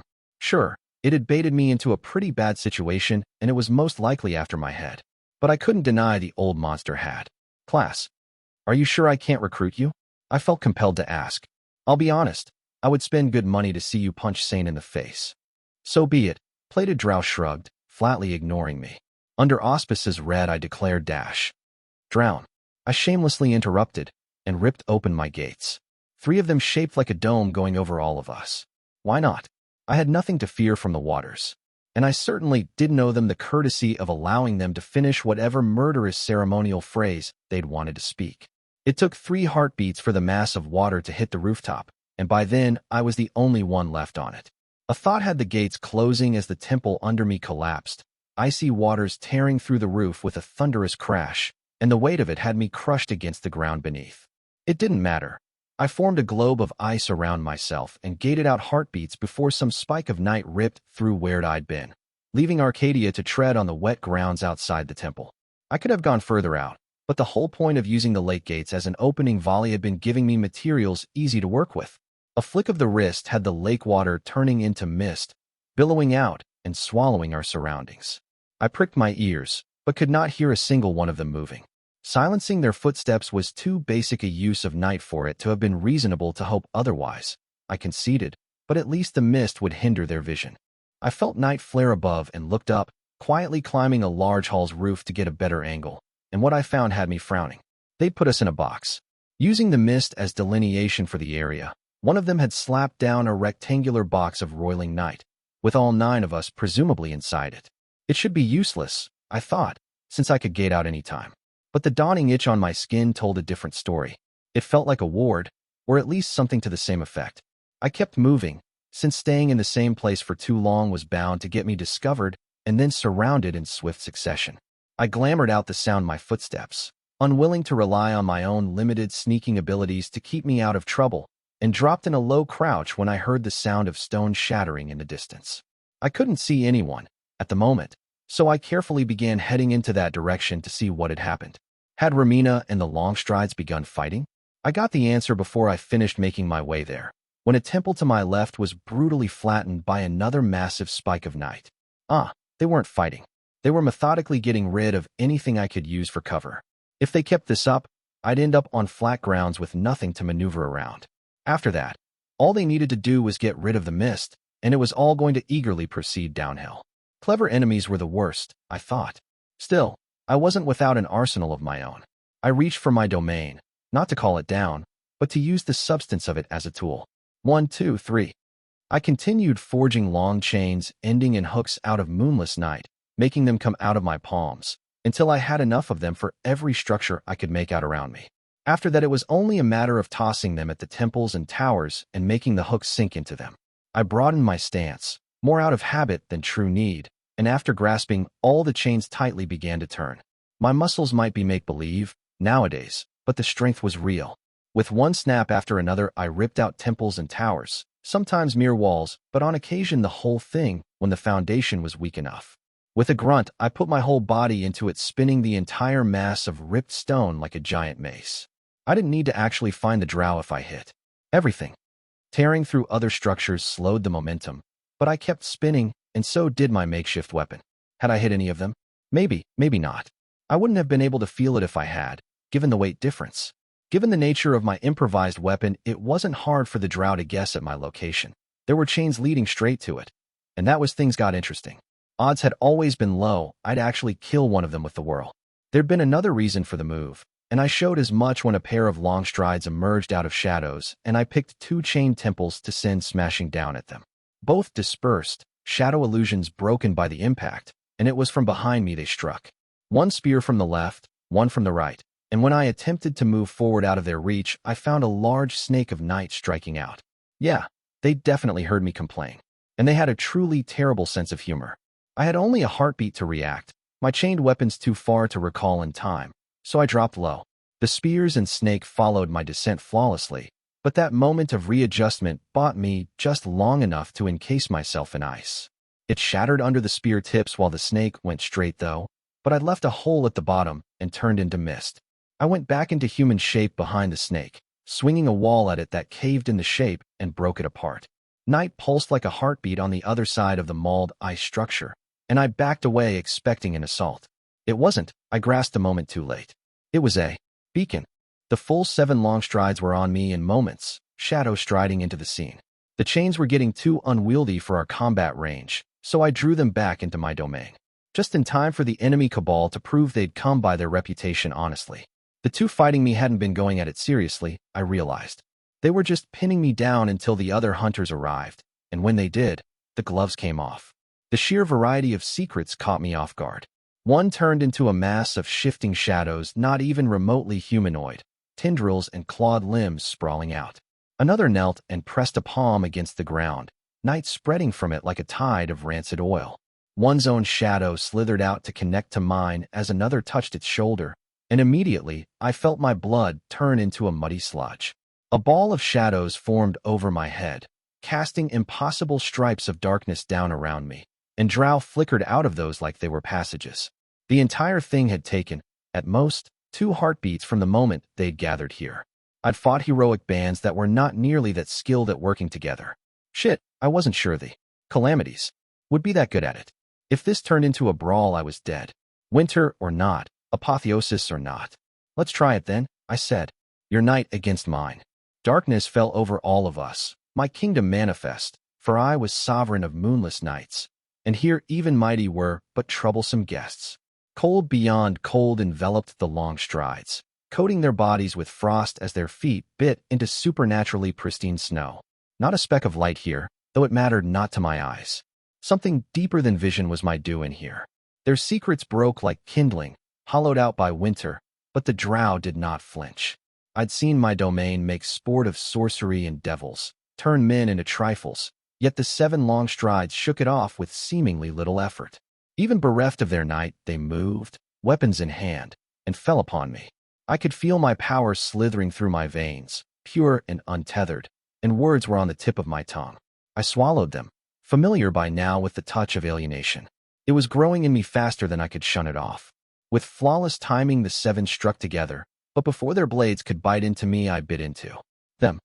There was warmth at the heart of them, flickering candles, and with a pluck of my fingers I smothered the flames. One after another they dropped, puppets without strings. Oh, but we are far from done, I murmured as the last fell. I have a use for you. If I was forced to use my domain this early, then I would at least get the full value out of it. Silver eyes turned blue, a brilliant droplet spreading and devouring the irises whole. My long strides rose to their feet. There was still night in them, but it was cowed, tamed by the looming power of winter holding primacy inside them. How many secrets would they retain, I wondered. It would be interesting to find out when I sent them out to war. There were still 173 to add to my cohort of monsters, after all. The one wearing plate. Seger. My mind whispered, suddenly shivered. Surprise stilled my hand, just as I'd been about to shatter the domain and return to a marred creation. It was no longer living. I'd killed it myself. So why did it feel cold? Glorious, the corpse laughed. Deeply, unspeakably glorious. You stole half the garden from their hands, Losera. It is. All there. Tendrils of silver spread through blue eyes, clawing back ownership. You have no power here, save an OC, save that which I grant you, I said. And I grant you nothing. Will against will, we struggled. I would have been crushed in an instant, were this creation. But here she was trying to thread an ocean through the eye of a needle. I drove her back, inch by inch. But you did, the corpse said. You let me in. You gave me an anchor. And so I stand, within and without. Only the smallest sliver left. She was desperately trying to keep it in her grasp, but she did not belong here. I did not simply rule this place. It was me, my soul, or whatever was left of it, given shape. The dead drow turned to face me, the last pinprick of silver dying. Let it be one and the same, save, NOC laughed. All is night. I won and lost in the same moment. Chased her away just as she struck. My world of moonless night screamed, a cut appearing in the endless sky. It spread quick as lightning, splitting the starless firmament in half, and I screamed along my domain at the inhuman pain of it. A touch like fingers whispered through the opening, grasping the sides, and like curtains being opened the sky was pulled back. I stood kneeling, forced back to creation, as the whole of winter was unleashed upon great SDRYCHD. It was a merciful thing when the darkness took me. I woke up in a monstrous amount of pain, shivering. My eyes opened to a moonless sky, and a scream ripped itself free of my throat. It was wrong, wrong, wrong, wrong. It should not be there. There was no ceiling behind it. Only an endless void that was no longer mine. My limbs were numb from the heinous throbbing that had claimed every speck of my body, feeling nothing but the pain. My fingers clawed at the ground, and it gave. Were they bleeding? It was like they'd been scraped raw. I forced myself to sit, but my arms were shaking, and I fell back. I swallowed the scream, but my throat bulged, and I found myself spewing on the ground. I had to crawl away not to drown in it. Nothing but clear water leaving my mouth. But the taste of it, gods, nothing tasted like that. It was like life leaving my wretched body. I was surrounded, I finally saw, by ice and snow, as if some divine blizzard had ripped through the city, sparing nothing. I could not hear a single living soul. I couldn't. My body seized up, and I twisted like a worm against the frost. I could hear only my own breath. I couldn't hear far away, not anymore. I could no longer sense the heat of living things, or see flawlessly in the dark. She's taken all of it. I was just Catherine Foundling, and might as well have been blind. I could feel my heart beat, my real heart. My blood flow from my veins. I had never in my life felt so vulnerable as I did then, stripped of every bit of power I'd clawed my way into owning. Made just a bag of blood and meat, one racked with feverish shivers. The pain was going away, replaced by a cold numbness, and that was when I realized I was dying. Gods, I was tired. I tried to crawl again, but my leg flared with agony even through the numbness. My limp, I thought, almost drunkenly. My bad leg. The wound I'd cheated my way out of so many times, but it seemed that dance could only be danced for so long. I fought to keep my eyes open, but the entire world was forcing them to close. I had lost. Some part of me rebelled at the thought. The same voice that had kept me going through butcheries and catastrophes, through every dark hour I'd ever faced. It shouted, but the sound was dim, muted, dying, like the rest of me. The thought came guilty, but it would not go away. It would be a relief, wouldn't it? To sleep. To finally rest. I tried to think of Callow, but found nothing there to make me stand. I had brought so much destruction to my home, every day claiming I was saving it. I'd given so much, without a single clean victory to show for it. I wept into the snow, tears and dark laughter choking up my throat. Snot dripped down, to my visceral disgust. How long had it been since I'd had snot? The thought startled me by its inhumanity. I'd died long before today. Perhaps that was the harsh truth of it. My eyes closing here would just be a formality, a final curtain. I buried my face in the cold and waited. No footsteps came. No sharp memory drifted to the surface of my fevered mind. No vision filled my unseeing gaze, some mentor or foe chiding me or raising me up. Not a single damned thing. I was dying, and the world answered with resounding silence. But we all died alone, didn't we? That was the secret at the heart of winter. I had worn grandiose plans in place of the regalia I disdained, and a single defeat was enough to shatter all of them. Was it like that with everyone? Or had I simply been building on sand all this time? There were no answers to be found, I knew, and the questions rang empty when I asked them. Would they mourn me? Some, I thought. Few, I admitted after. It would hurt the handful I'd found it in me to love, but that knowledge did not stir me as much as it should have. I was in pain as well, and for all that I had tried to be a better woman, in the end my own pain mattered most to me. I'd stood for hours at the edge of the roof, as a child, back at the orphanage, because I'd been afraid of heights and hated it. Maybe there had been wisdom in that fear, I now thought. Maybe deep down I'd known there would always be that voice whispering taking the drop, oh so temptingly. I waited and did not die. My face was warm again, I realized. I'd melted the snow enough I could breathe. I laughed. I couldn't help it. Even through the painful convulsions I laughed, until a spasm had my cheek lying against the snow. Do I have to do everything myself? I croaked out. I fell into another fit of laughter at that. The sound of it was ugly to my ears, but then everything was. Gods, this entire world had gone from a master's work to a child's scribble. It almost felt beneath me to stay in it. But no, they wouldn't get to have that. That was your chance, I said, to no one at all. I was already dead, wasn't I? Or close enough. A goddess had ripped open my soul and let the contents spill out. I was mortal as an insect, and there was no changing the ending striding towards me. I should have broken me, that knowledge. The inevitability of it. But it didn't. It was liberating. There were no stakes. Now, nothing left to lose. Whether I rose or not would make no difference. So why bother? A voice insisted. Why not? I whispered. My arms gave again. Twice I fell back into the same patch of ice, stuck there watching it until the pain ebbed low and I could stomach moving again. But I managed to sit the third time, and that felt like something. My bad leg folded like parchment when I tried to stand, and the fall that followed had me weeping like a child for the ache. So instead I crawled in the snow until I reached a broken wall and slowly hoisted myself up. To my hilarity, there were only about 4 feet of wall left to prop myself against until I'd have to stand on my own. I had crawled to the wrong fucking wall. I was choking on a mouthful of laughter, and bile, I was still dying, while considering where I should crawl next when a silhouette walked out of the dark. I couldn't make it out, at first, or hear it move. But eventually the face swam into focus, and I found the pale silver eyes of mighty Ramina watching me. Ah, finally, I drawled, regally flopping my wrist at it. I was getting bored and crippled, but that one's admittedly not your fault. Choosing my words with great care, I grinned and met its gaze. Take me to your leader, I ordered. Book 4, Chapter 77, What Goes Around. In trying to beat a fool at her own game, I have only made another. Theodosius the Unconquered, after the maddened fields, apocryphal. Not to nitpick, I said, but being carried this way is doing great injury to the inherent dignity of a woman of my station. Mighty Ramina had, after sundry misadventures, hoisted me over its shoulder and was now lugging me around like a sack of cabbage.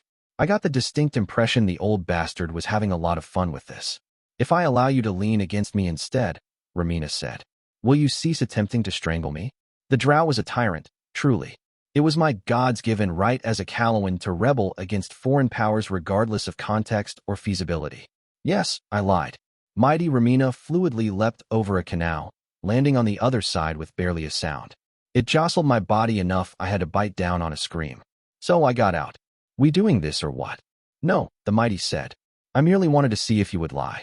That prick. I'd gotten my hopes up, thinking of looking for something sharp to stab it with instead of having another fruitless go at strangulation. My fingers were too shaky to have the requisite strength, and to be honest, I wasn't sure it actually needed to breathe. Fine, I said. Obviously you're a man, drow, of deep cunning and perception. I'll level with you, Ramina. I was going to try to murder you again. I am aghast at this unexpected turn, Mighty Ramina said. Oh, so crepuscular.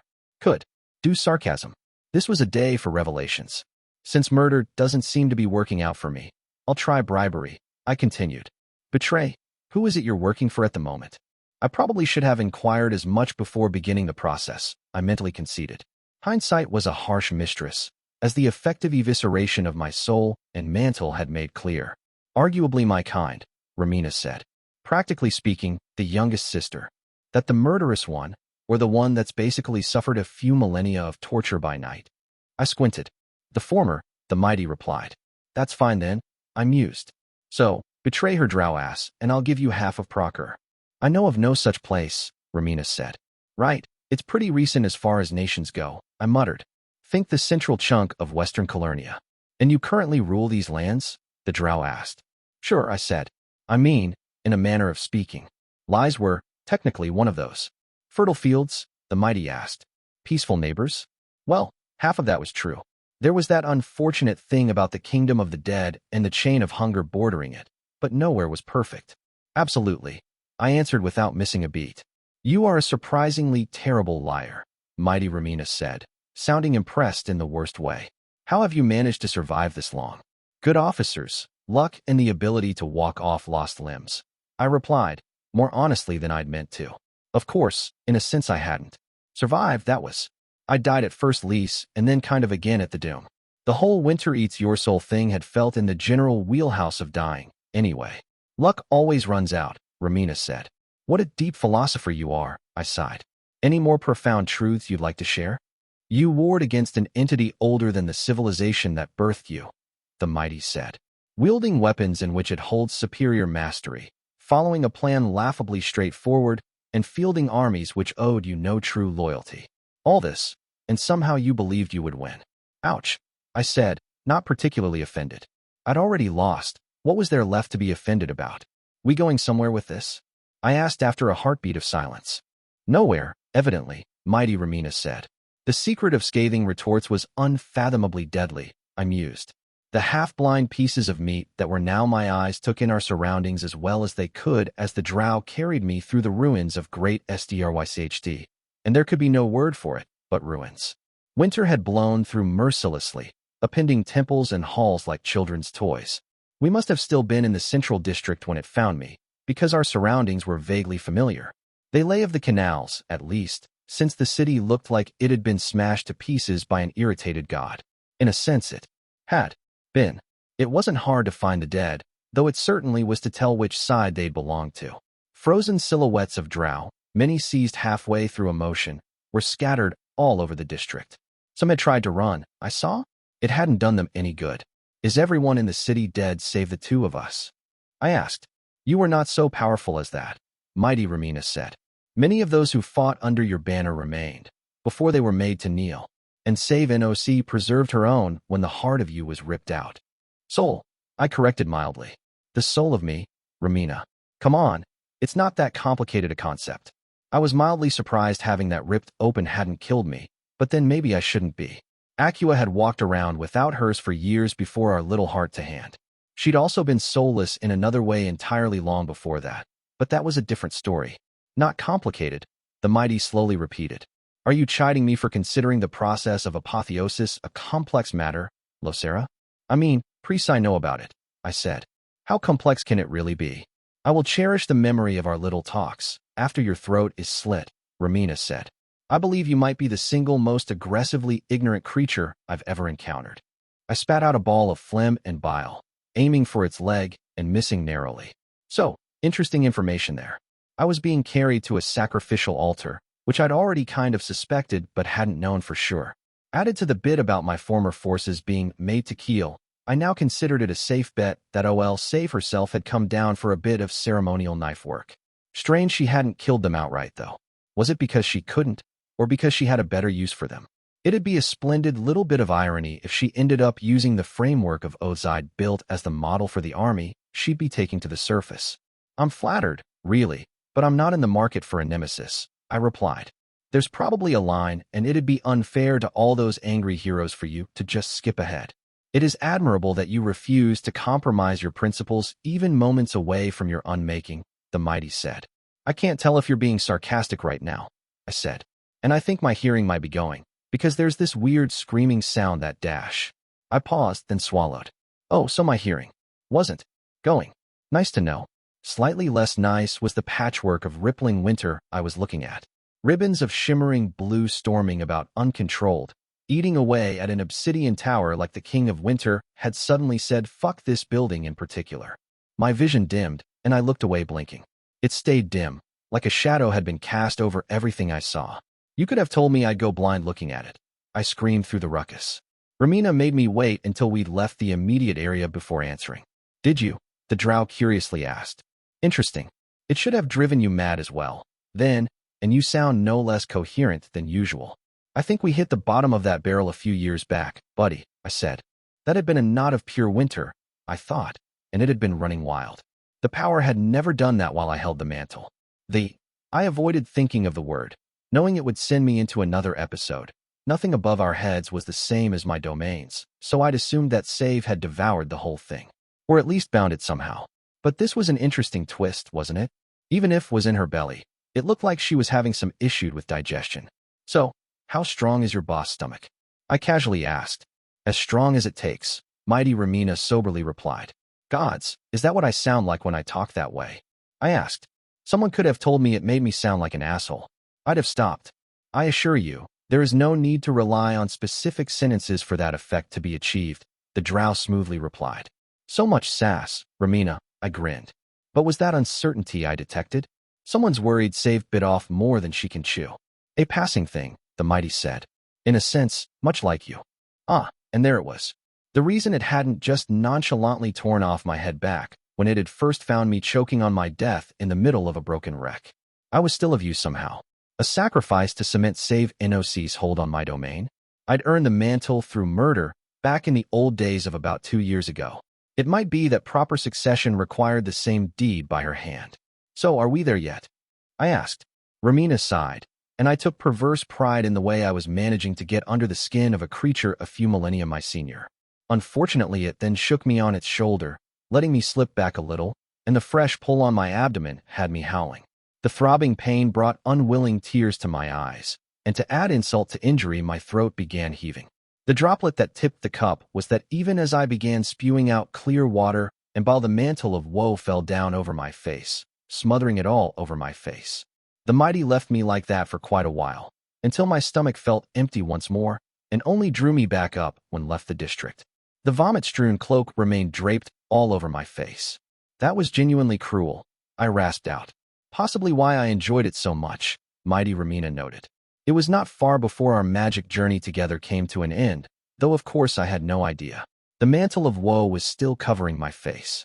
I was carefully set down on solid ground, propped up against something that felt like stone. My legs didn't pain me at all, which I took as the opposite of a good sign.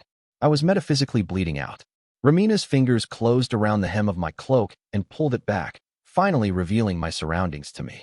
It was a hill of barren stone, one that must have once been an island. My mighty friend was at my side, but we had other company. Over 100 drow were scattered around us, weapons in hand. The rest of the long strides? Without my otherworldly senses, I had no way to tell them apart from any other drow. Ahead of me lay a broke stele of obsidian, the symbols on it faded, and the better part of it laid down as a makeshift altar. All of that paled, though, in comparison to the silhouette standing over it. A perfectly androgynous face larger than my entire body stared down at me, descending into a neck that melded with the robes of pure night beneath it. Eyes of unbroken silver shone bright, but it was the hair that drew my attention. Long strands of darkness that went up into the nothing above like puppet strings. "Save NOC," I said. "Good of you to finally show up." I cleared my throat, spat another bit of bile to the side. "You may kneel," I allowed. There was a heartbeat of silence, and then I was drowning. Thick, cloying terror buried me, the kind I had not known in ages, that screamed so loud it drowned out every thought. It was a primal thing, old as the nights where mankind had first huddled around fires for fear of what prowled outside. It was, I thought, almost religious. I began laughing in delight. "That's the stuff." I grinned, body shivering uncontrollably. "Gods, you wouldn't believe how long it's been since I felt this much like a person." Did she think this would break me? She had. Ripped open my soul. There was not a goddamn thing left to break. The sea around me ebbed, and still the tinkling pleasure of real emotion stayed in my every extremity. "Alone and lost," the priestess of night said. "As promised, Catherine Foundling." "Please," I said, waving a shaking hand. "Call me your majesty." My half-blind eyes drifted around her, while body was the closest word to it. And the revelations of the day continued, for there were threads in her robes that seemed more solid than others. Whatever she was doing, it wasn't finished. Considering the altar in front of me, the shape of the conclusion was rather obvious. "Queen of nothing," save NOC said. "And so no queen at all. Am I?" I mused. "Then why bring me here at all?" "Tools wear no crowns," save NOC said. "Clearly you've never met Cordelia," I said. "From the fact that my throat has yet to be slit, I take it we've a little while still before we get to the good stuff?" "Your doom is writ," the creature said. Yes, yes, very ominous," I snorted. "Ramina, be a dear and find my pipe, will you? No point at making this uncivilized." The mighty had moved a few steps away from me while I traded barbs with its goddess, but not entirely left. It glanced at Save and found no answer there. She seemed a little miffed by my refusal to take this seriously, so in the end it strode forward to rifle through my cloak pockets. I took the opportunity to clasp its ringlet tunic and wipe my face somewhat clear of vomit. You know, for appearance's sake. Ramina stuffed my pipe half-heartedly and offered it. I clasped it between my teeth and leaned forward. "A light?" I asked. The drow's fingers lit up with black flame, and within moments the wake leaf was burning. Black flame, really? Did every single application of night have to color appropriate? There was such a thing as taking an aesthetic too far. I breathed in the smoke with a shiver of pleasure, letting it stream out of my nostrils. "Oh," I murmured around the shaft. "So that's what it used to taste like." I'd almost forgotten. To my utter delight, the little moan I let out after made Ramina visibly uncomfortable. I leaned back against my stone. "I don't suppose any of you folks have a decent bottle of wine?" I called out at the long strides. It's been ages since I could properly enjoy one of those. There was some confused shuffling, but no answer. "And they call Callow a backwater," I sighed.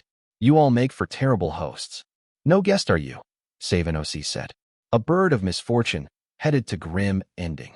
Bold words, coming from a woman visibly fucking up her apotheosis, I replied. "How's winter taste, Save?" "A bit too much to swallow." It was a true shame and Ronnie wasn't there to make a ribald joke out of that, I thought.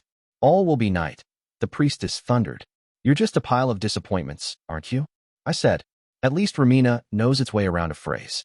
"You're just yelling threats and platitudes. It's pretty common with old monsters, you know?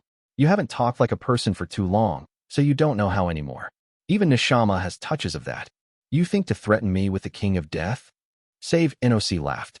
"You know nothing." I pulled at my pipe, eyes almost rolling into the back of my head at the pleasant sensation. I'd become so much less, but what I had left was so much more. Alive. Something as simple as the burn of smoke in my throat felt like the finest of wines. "I know some things," I retorted mildly, spewing out the smoke. "Like, for example, that winter is a hard stallion to break in. It's not really meant to give. You get me? It's not flexible the way a name is. Now, if I had to guess, you're too far gone into whatever the fuck you actually are to worry about something as paltry as alienation." So the issue would be that you're just as static as the power you're trying to eat. You can't change to match it, like I did, so you can't align either. You have to bludgeon it into obedience, and that's proving a little trickier than you'd like. Crawling, wretched thing, Save NOC said. Still trying to escape your fate, even now. Stripped of every ounce of stolen power, tumbling through death's door. Oh, Save, I said gently, a grin tugging at my lips. You poor thing. It's already too late. You see, this was all part of my plan. In the absence of an actual scheme, it seemed like I was going to have to bluff a living goddess. Odds were I was going to bite it regardless, but if I was going to die, I was at least going to shit-talk the opposition on my way out. Your deception is feeble, the priestess said. Your plans are known to me. Convenient, isn't it? I'm used. That you knew them all. That you crushed me so easily. Almost like I let you. Mad and desperate, Save NOC said. You resort to flimsy lies. I inhaled the smoke, closing my eyes, and let it out.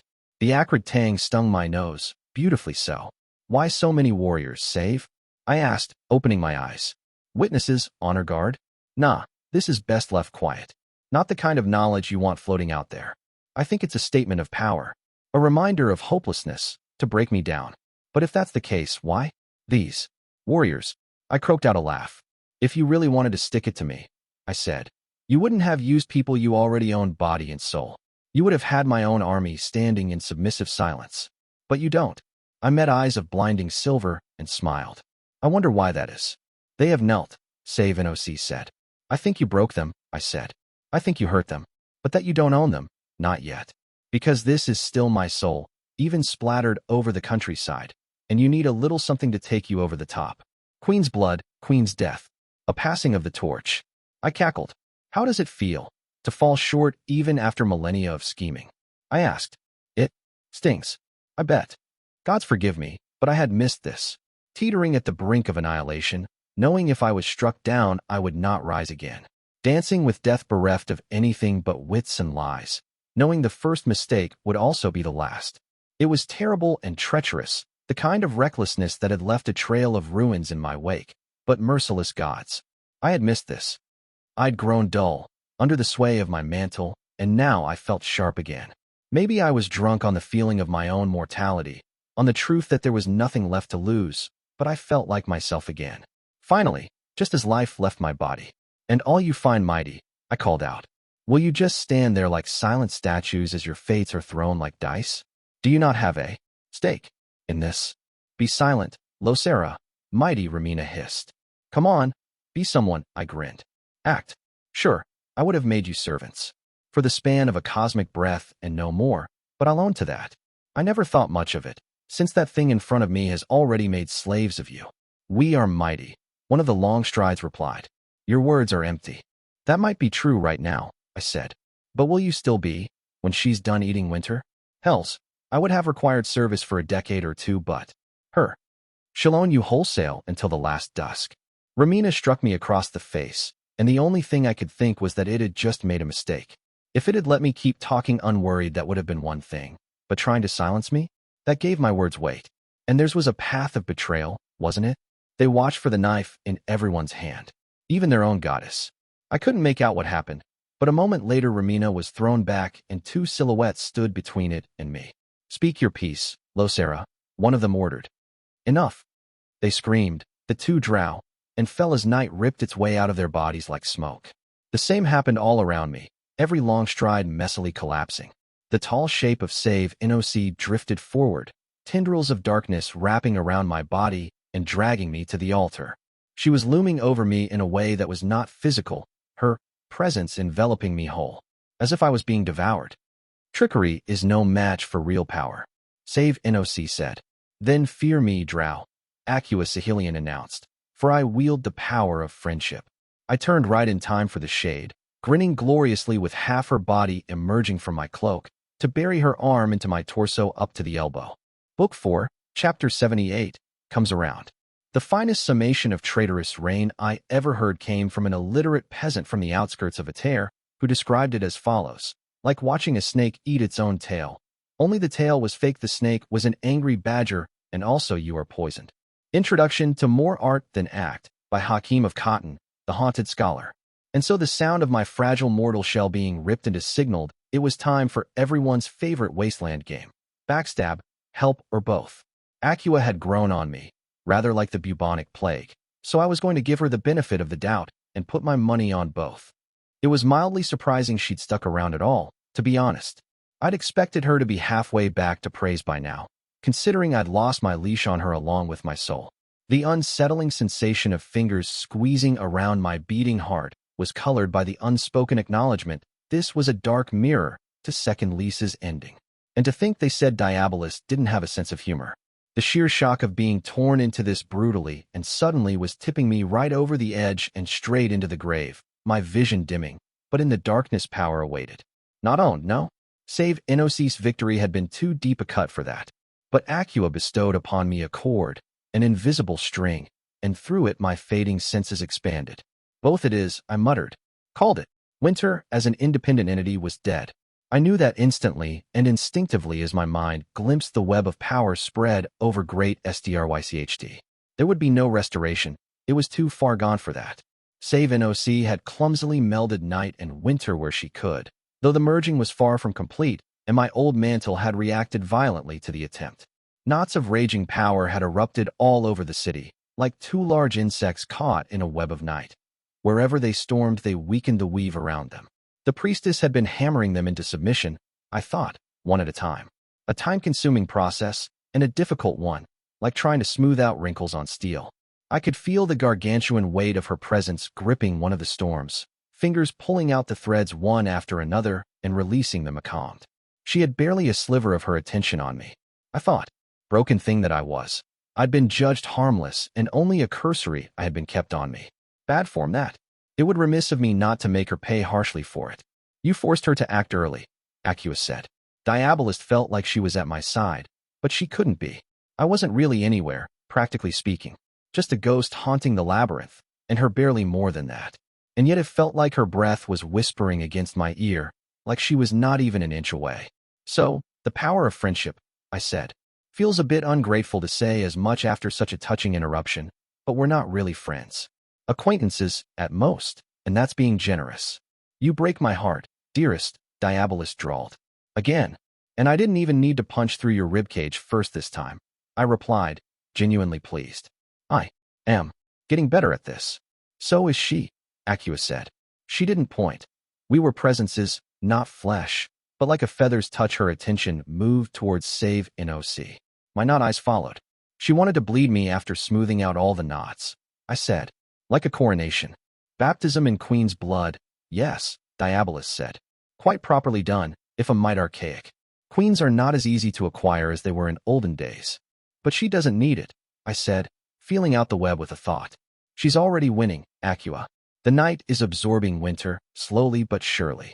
This situation should feel familiar, my heart, she replied. You are a claimant once more. The lesser one, certainly, but a claimant still. For what? I asked. That rather depends, I think, on which of you successfully presses her claim, Acqua said. Before, I would have wagered it was sovereignty overnight. But now who knows? The shade laughed. Interesting times, dearest Catherine, she said.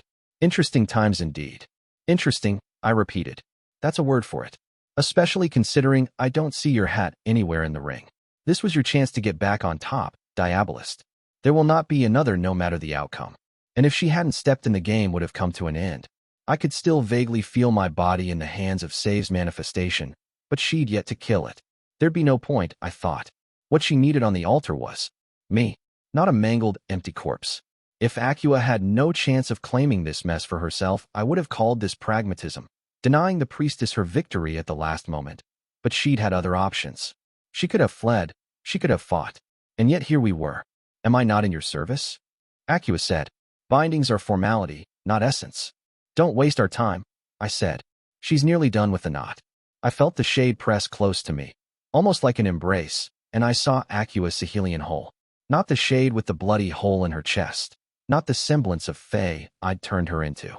The same woman I'd met under the name of Eris, who'd schemed her way into becoming the Diabolist and vaingloriously raised her banners against the entire villainy of the East. Golden eyes set in a sculpted face, her long tresses falling in a curtain behind her. adorned in a crimson gown set close against long legs, belted high on her waist in rubies and gold. She'd always been gorgeous. Even when I'd first met her, before I'd learned to truly hate her, I'd thought as much. This was not Acua as she was, but as she still saw herself, and I could not call her anything but the culmination of centuries of wasteland breeding. As beautiful as she was terrible. I have grown tired, she said, of iron. There's no walking back the folly, I told her. Not even for this. I'm one life, Acua. That's the weight I have on the scales. I consider myself something of a theologian, she said. And yet I still lack the answer to one question. Perhaps you can answer it for me. Which matters most, Catherine, when it comes to doing good, the conviction or the act? There was a beat of silence as the enormity of what she'd just said sunk in. You can't be serious, I said. I was not sure whether to be amazed or appalled by what she was implying. Acua might be the single most amoral person I knew, which was saying something considering I was acquainted with the fucking king of death. And she was talking of redemption? No, I realized. Not redemption. The conviction or the act. She'd said. I hated to even think it, but it fit with how she'd always done things. I used stories as an arsenal, taking up and discarding what was of use to me, but Acua? She rode them into the storm like a warhorse. It had killed her, in the end, the flying fortresses and the monologues. But before it had, she'd matched an entire empire blow for blow. But I am, she smiled. I shall be, Catherine, the most terrifyingly heroic woman in the history of my kind. And in the end, together we will learn the answer to my question. It's not the gods you have to convince, I hissed. It's me. Would you snuff me out for observing your own principles? Acua asked. I will do nothing but what you have demanded of me. They won't take you in, I said. You have to know that. You can't fake being a good person. I have learned much from you, darling one. Acua Sahelian smiled. I may fail, true. In my hour of judgment, I may, most likely will, be unmade and cast into the deepest burning pits. But until then, oh, what a glorious ride it will be. She spun away from me, presence parting in full.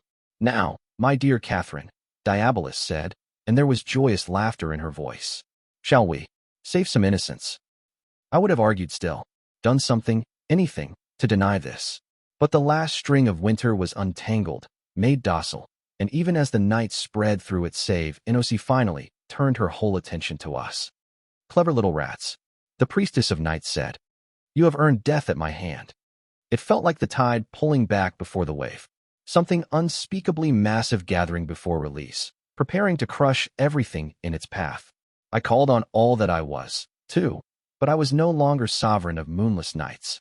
There were no bottomless depths of winter to stand behind me, no stolen mantle to make me anything more than I was. In the face of a living deity, I stood a mere mortal, one with a claim, perhaps, but no less frail for it. If she crushed me here, I thought, would die, unmade so thoroughly there might not be enough of me left for the afterlife. And so we began the dance one last time, for keeps.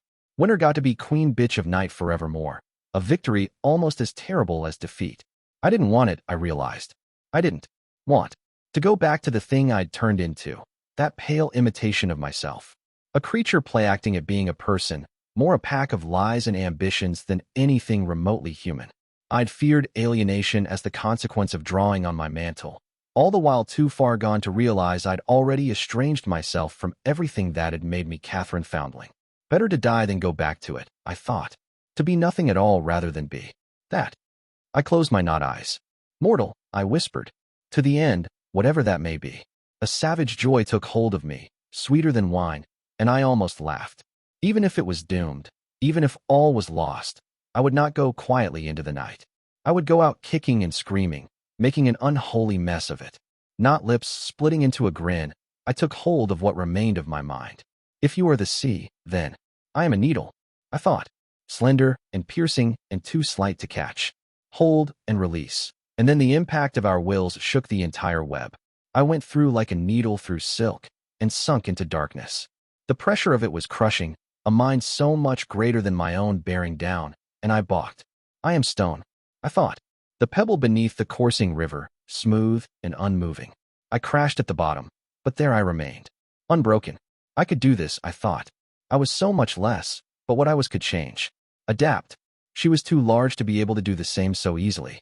The sea withdrew, and I let out a relieved breath. The web was frittering, I saw. Parts that had been calmed grew riotous as Save NOC exerted herself against me. Winter was not so easily tamed. Fumbling child, the priestess of night said. You but delay the inevitable. Hell save, I grinned savagely. That's my life in a sentence. I had become unto stone, and so she became a chisel. She struck down, lumbering and unstoppable. She had become a chisel, and so I became wind, shapeless, coursing around the might of her. The chisel broke into a storm, taking hold of me, and so I became a bird. I rode the winds, and she turned into a hand. Fingers closed around me, but I was smoke and slipped through them. It was a game of riddles, where the first mistake would be the last. Smoke was inhaled by gaping maw. The maw escaped by a scuttling rat. The rat crushed by boot only for mud to stick at the bottom of the soul. Shape to shape we went, ever-changing and never twice the same. I knew, instinctively, that repetition would be barred to me. Always forward, or there could be only death. I had become a snake, coiling around a narrow spike, when Save NOC screamed. There was a flicker, and I saw her long-haired silhouette again, with Diabolus stabbing away at her neck, dagger in hand. Taking your eyes off the priest, huh? Always a mistake, that. Acua was swatted away angrily, her shape shattered by the sheer force of the blow, but I was already moving. I am a sword, I murmured. Sharp and merciless, I. Cut. My will struck out against hers, and finally I drew blood. And here was the pit fight Archer had promised, I thought. Two beasts in a hole, tearing at each other, devouring. I was to eat what I had carved out, grow stronger from it, ascend through this hallowed cannibalism and strike again, until one of us had consumed the other whole. That was Belos' game, its promised and certain victory. Mortal, you meddling fucks, I snarled. To the end. I crawled into the gushing wound, spite warming me down to my petty core. It is forbidden, Mina. The vigil must be held alone. The suddenness of the sound had me twitching. There had been the warm darkness of blood, until I crawled out dripping onto a floor of stone, and immediately the woman had spoken. I rose to my feet, eyes wary. It looked like a temple, that was my first thought. The ceiling was tall and curved, held up by arches and columns. The stone beneath me covered in strange scriptures similar to crepuscular, but only in part. Older, I decided. What few words I understood among them seemed to be in the vein of astronomy, about celestial orbs and their movements.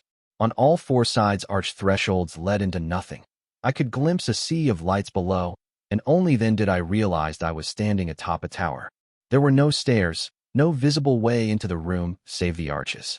Rich laughter drew my attention sharply, and my eyes moved to watch a pair of drow. Both young, truly young, not like the mighty were, and long-haired, though their appearance was starkly sexless. One sat with her legs folded, in the center of the room, while the other lounged against a pillar. She'd been the one to laugh. So many rules, the drow called Mina gently mocked. Why apprentice to the sages at all, if you intend on following all of them? Neither of their eyes were silver, I realized with a start. Both a deep amber, identical in every way. As if sisters. My blood thrummed with excitement. I'd been right then. It was Save NOC's soul I had cut open, and it was her memories I crawled my way into. And if I got to the bottom, found the right path, my way out, the victory denied. We are the enemy of death, the sitting drow replied, almost chiding. It is great honor to be chosen to stand among those who hold back twilight. Shrouded gods, Andronike, her sister said, rolling her eyes. You could at least wait until after the ceremony to start with that.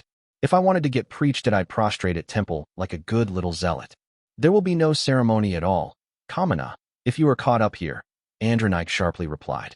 I will be sent home in disgrace and mother dash. We'll have to take the war oath or be forever disgraced, Kamina interrupted. I've heard that song before, sister. You say that like it'd be such a disaster. I'll be taking the very same oath this year, and it'd be nice to have kin at my side. The other drow's face softened. You know I would follow you, she said, if I had not been called to higher purpose. All hail the mighty twilight sages, Kamina said, smile too serrated to be genuine. May we forever kiss the hem of their robes. I didn't mean it like that, Mina, Andronike feebly said. There is great honor in war service. Just not quite as much as in this, her sister said. The other drow's eyes tightened. You have the talent, Kamina, she said. Our fathers both have sorcerer blood. Do not blame me simply because you never had the discipline to sharpen your skills. Much good they will do you. These precious skills, Kamina said, cloistered in some hidden shrine, debating magic with crazed half-corpses. At least my lack of discipline. We'll serve the firstborn against our enemies. Fetching human servants for the Rilla? Andronike ridiculed. Squabbling with the Nerazim over some empty tunnel? How well you would serve our people. How gladly you mock the same blades that keep our minds full, that keep the Nerazim from making goblins of us, her sister snarled. At least we act, inglorious as our lot is. Provide for the empire ever dark. You talk like a colonist, Andronike said, wrinkling her nose. The king under the mountain will slay us all. Every firstborn must take the oath. There will be peace, sister, as there has been for over a century. War is only ever waged for petty glories. I coughed into my fist. Well, you couldn't get them all right. Probably the single worst thing she could have gotten wrong. But in her defense, she didn't seem alone in her assumption. If the drow in charge had really all believed that it was no wonder the dwarves had wrecked them in the following wars. That did not sound like an empire ready for a hard fight. The two sisters continued to argue, but I let the noise wash over me. There was something. There it was again. A tremor. I knelt, wincing as my lame leg flared, and pressed my ear against the stone. It came again, louder, and my fingers clenched. Not a tremor, a footstep, and one getting closer. Time to move on. Then, I'd learned all I could from this anyway. There was no obvious way out, I thought, save the one I'd rather not take. I breathed out and got up. Oh gods, this better work, I muttered, and took a running leap off the tower. I thought I'd failed, at first, because I stood in utter darkness.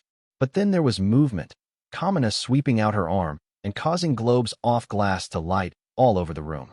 She'd gotten older, I saw. There was nasty scar on her neck, but it was the sharper features and braided hair that drew my attention. She wore armor, too. Good steel mail, with pauldrons of sculpted obsidian. The sword at her hip was without a sheath and glinted cold blue. Enchanted, for sure. As she began unstrapping her armor, I allowed my gaze to sweep our surroundings, reluctantly admitting that the woman who'd become Save in OC had taste and coin to burn, apparently, because much of the furniture in here was wood instead of stone, and that was a rare thing in the Everdark. I froze when she did, only the noticing that there was someone seated in the corner. Who it was I could not tell for sure, though I had a decent guess, because they were masked and covered by a thick cloak. It was an ornate thing, the mask. Forged iron, the upper half of it a sun setting while the bottom was half the moon. Kamina drew her sword without hesitation. I know not your intent, sage, but I am a jarrer of the southern army, she coldly said. I will not be. Disappeared. So easily. The twilight sage slowly raised a hand and took off the mask, revealing the very pair of amber eyes I had expected. Andronike hesitated, worrying her lip. Mina, she quietly said. I know we did not part dash. The sword clattered against the ground, and I had to admit I was touched at the sight of Kamina embracing her sister without the slightest hint of hesitation. The two drow remained like that for a long moment, and I saw their arms tightening against each other like they were afraid of letting go. Nike, the younger sister said, after finally releasing the other. Gods be kind. I have regretted many things since taking the oath, but none half as much as the last words we spoke. I'm sorry, Kamina, Andronike whispered. I was too proud to reach out after. I have sown sorrow where there needed be none. The other drow touched her shoulder, almost shyly. It does not matter, she said. It could have been 100 years instead of 20, and still it would not matter. Heart of my heart. Heart of my heart, Andronike whispered back, voice shaky. Kamina shook herself, as if trying to wake. She smoothed out her already pristine armor out of nervousness. I am being a frightful host, she said. I have senna, if you would like a drink, or I have this bottle of this drink they call Wenna, from the Burning Lands. Very exotic. You wouldn't believe how many fingers I had to break to get it.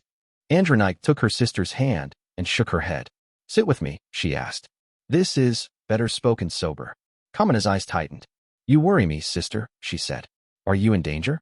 I now striking a sage is sacrilege, but I will not dash. We are all in danger, I fear, Andronike croaked. Mina, what I want to tell you. It is a crime for me to speak it. Even if all you do is listen, they would dash.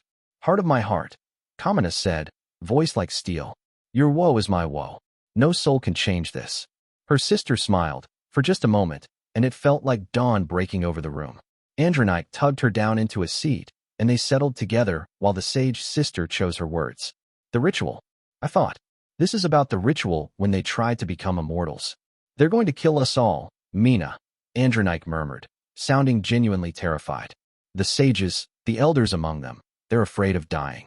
The alchemies work a little less every year, and their minds have begun to fray. So they now plan a ritual. A ritual, Kamina repeated slowly, trying to understand her sister's fear. And failing, though I thought she was a decent hand at hiding it. They will borrow from the years of every firstborn yet to be, the drow said. They say they have it charted. They've used oracles, the old rites as well, but they're wrong. Kamina, there are too many uncertainties. There will be revolt, if this comes out. Kamina said, face gone grim. I can reach out to other officers. You don't understand, Andronike said. They are proud. They threw it. We will all be made immortal.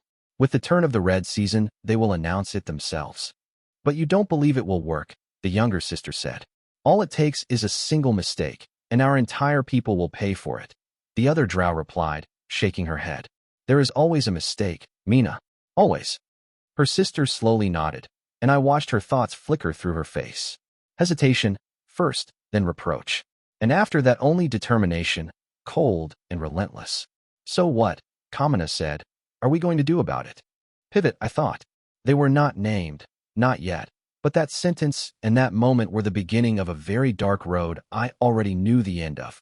In that moment, I loved her more than I have ever loved anyone or anything. I froze. She'd not made a sound, until the moment she spoke. Not a breath, not whisper of foot on stone. I turned, and there she was, standing at my side. The cloak I recognized, for she wore it in front of me as well, but there was no mask now. She had grown, I thought, beyond such petty symbols. Strange, she said, head cocked to the side. That even after all these years, I grieve that more than all the rest. Andronike, I said, meeting eyes of pure silver. Catherine Foundling. The other half of Save NOC greeted me calmly. I believe you were looking for me. Peregrine I. Of all choirs, beware of mercy. The hand so patient and kindly. Of any sacrament, it is the last, and ever the most harshly cast. Extract from the Hymn of Hymns, Atalantian sacred text, declared heresy in Procure and Callow. Levant had swelled thick with death, birthing an unending parade of horrors. For 6 months now the Red Plague had tormented the city, spreading through every nook and cranny. It took the young and the old, rode those it did not kill only to rise again the moment it was believed to have been ended. There had been rumors it was an Assuran ship that first brought it to the capital, though that kind of talk was harshly stamped out by what remained of the city guard. The Dominion was too deeply in the debt of the thalassocracy to be able to afford the squabble that would come of such an accusation. Debts of gold, debts of protection, debts of knowledge. Some days it felt like the true rulers of Levant lived across the sea, assembled in some hidden committee. Tariq Isbalai was too deeply exhausted to resent the assurance for it, and what little disgust he had left he reserved for his own kin. Even as the people of Levant died in droves, the old city had remained closed, healers obsessively scrutinizing even the bushels of wheat that passed the walls. Yet his honored mother, the holy Seljun of Levant, was no fool. She knew it would look ill for the blood of the pilgrim to remain hidden in such dire time, and so she had chosen some of her issue to venture into the jaws of death. There had been 5 children to the honored mother when the decision made. 3 now remained, Tariq's second eldest among them. His elder sister Yasa, as honored daughter and heiress presumptive, had been spared. So had his distinguished younger brother Bakri, as his exploits in the Brocelian forest brought much-needed luster to the blood. Tariq himself had been commanded to remain, but left without reply out of sheer contempt for the order. Of all his siblings, he was the only one to have learned sacraments and the lesser ways of healing. Honored mother, he knew, wished to preserve him in the hope he would one day join the ranks of the Lanterns and provide useful ties to their lodges. A petty desire.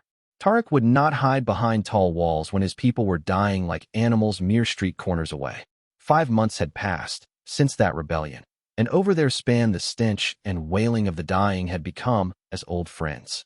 He had gone from charnel yard to charnel yard, wielding cleansing light until his vision swam and his hands trembled. The other healers had handled him with care, at first, trying to keep him away from the worst of it. He'd ignored their attempts and headed where the plague struck hardest, and as the weeks passed the attempts became rarer and rarer until they ended entirely. They looked to him for instructions. Now, for most the men and women who had given these had since died to the sickness. His 2 younger brothers had been lost as well, even if they'd been relegated to safer duties like commanding the city guard and overseeing the city's quarantine. Idhari has survived a riot of the plague-ridden only to take sick himself, and after the plague sunk deep into him, no amount of light was enough to save his life. Tarek himself had nearly died, pouring all he could in his brother's feverish body, weeping as he held his Adhari's corpse. Just a boy, he'd thought. He was just a boy. Sanja had escaped the Red Plague, but not the knife. As overseer of the quarantine, he'd been taking bribes in exchange for allowing wealthy individuals to flee the city. Word of it had reached their honored mother, and secret decree come down. Sanja had heroically died, attempting to prevent his greedy right hand from breaking quarantine in exchange for bribes, slain when he confronted the desperate man. Those who knew better would hold their tongues, for one did not lightly lay accusations at the feet of the Grey Pilgrim's own bloodline. Tarek dug the grave himself and wept for the man his brother could have become, if not for the one he had turned out to be. But he had wiped away the tears and returned to his duty, waiting in a sea of death, putting out the last embers of the disease. 6 months from the first known Red Death, and finally the calamity came to an end. The healers kept vigil another fortnight, for they had been fooled before, but no flare followed. Tarek walked through empty streets, a ghost among a city of ghosts, and nearly retched at the lingering scent of the pyres. His silver robes, the privilege of holiest of bloodlines, had darkened with grime and ash. He felt like a carrion bird looking upon the corpse of a once thriving city, some wicked omen of death. Eventually his steps took him to the docks, and there he stood in the sea breeze watching an Assuran trading ship make shore. Disaster had passed, he thought, and now their allies to east returned. First the merchants, to look upon the destruction, but soon enough some committee would send envoys. Quiet offers of loans and restitutions would be made. The world would keep on spinning like nothing had happened at all. He was still watching when they found him. Armed guard, their breastplates inlaid with silver, the holy Seljun own guard. Honored son, the sole captain among them said, "You are recalled to the old city. The gates have been opened." Honored son. An angry shiver went down his spine at the words. He knew very well the meaning of them, and his wrath only grew for it. Tarek mastered the sentiment, for these guards did not deserve his anger. They were only messengers. He followed them in silence, until his threadbare sandals were treading the palace grounds. He was ushered into a cleansing room, large bowls of lukewarm water awaiting for him to clean himself up. Yasa awaited him there, her young face unreadable. "We are all children," he thought, his only sister eldest among them, and barely 20. She wore the long ornate braid of a woman married, though it did not suit her features. The custom was half abandoned, nowadays, but Yasa was not one to abandon tradition for the sake of vanity. "Honored brother," she said, her smile rueful. Tarek strode forward to wash his hands clean of grime, and only after shook his head. "Honored sister," he replied, denying it. "There is no point in fighting it, Tarek," his sister said. "The entire city sings your praises, and mother prizes reputation most of all. She sent us to die, Yasa," he replied quietly. Sanja's end was of his own making, perhaps, but Idhari? God's Idhari. His voice broke. "You were not there to see him pass," Tarek whispered. A shadow of himself. Terrified, his mind wandering. "I do not care what she wants." Yasa's hands were shaking, he saw. She'd been closer to him than any of them. Honor to the blood, she got out. Though unworthy of bestowal, he passed a true heir to the Grey Pilgrim. "Fuck the blood," Tarek hissed. "They were our brothers, Yasa, and she threw them away for what? Appearances? Neither was ready for the duty. It should have been us from the start. You cannot speak like that anymore, little brother," she cautioned. "Honored mother has expressed her intent to name you custodian of the rolls." He almost spat. The rolls were almost as holy as the book of all things itself, in Levant. The sprawling genealogies of the bestowed, beginning with the founding heroes of the Dominion. It had since grown to encompass the bloodlines and issue of every bestowed in the history of their nation, all tracked along with great deeds across the myriad pages. To keep the rolls was the duty of the Holy Seljun, but the granting of custody over them was now often used to informally name an heir. "You have prepared to rule your entire life, Yasa," he said. "This is not only unjust, it is absurd. I have not the learning nor the inclination." "It'll be all right, Tarek," his sister reassured him. "I will stay at your side. We are not Arlesites, to sunder kinship over titles." He looked at Yasa's face. Then, the hurt in her eyes she was setting aside for the sake of their people.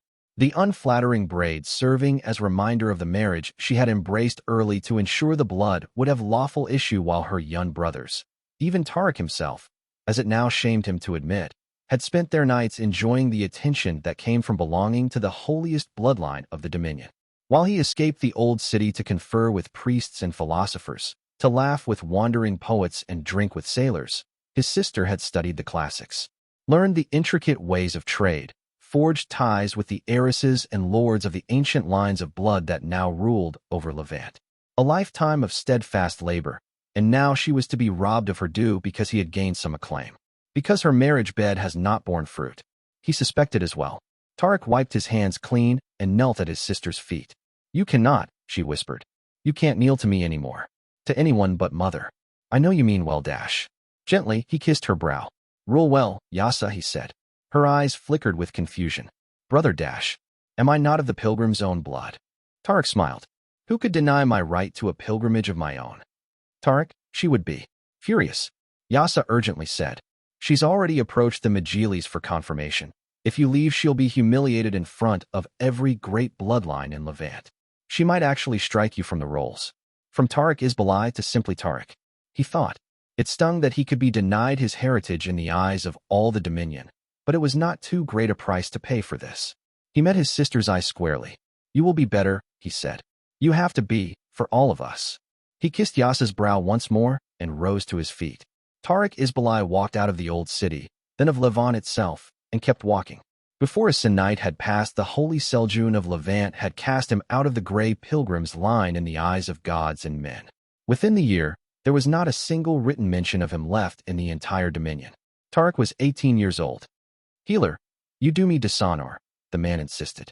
Tarek shook his head, smiling to take away the sting of it, and refused to close his fingers around the handful of silver coins. He pressed them back into the older man's palm.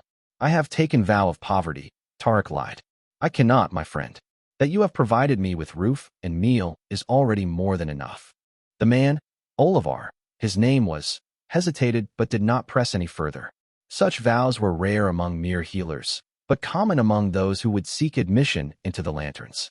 The warrior priests of Levant disdained all earthly possessions save glory itself, and none could enter their ranks without discarding all riches.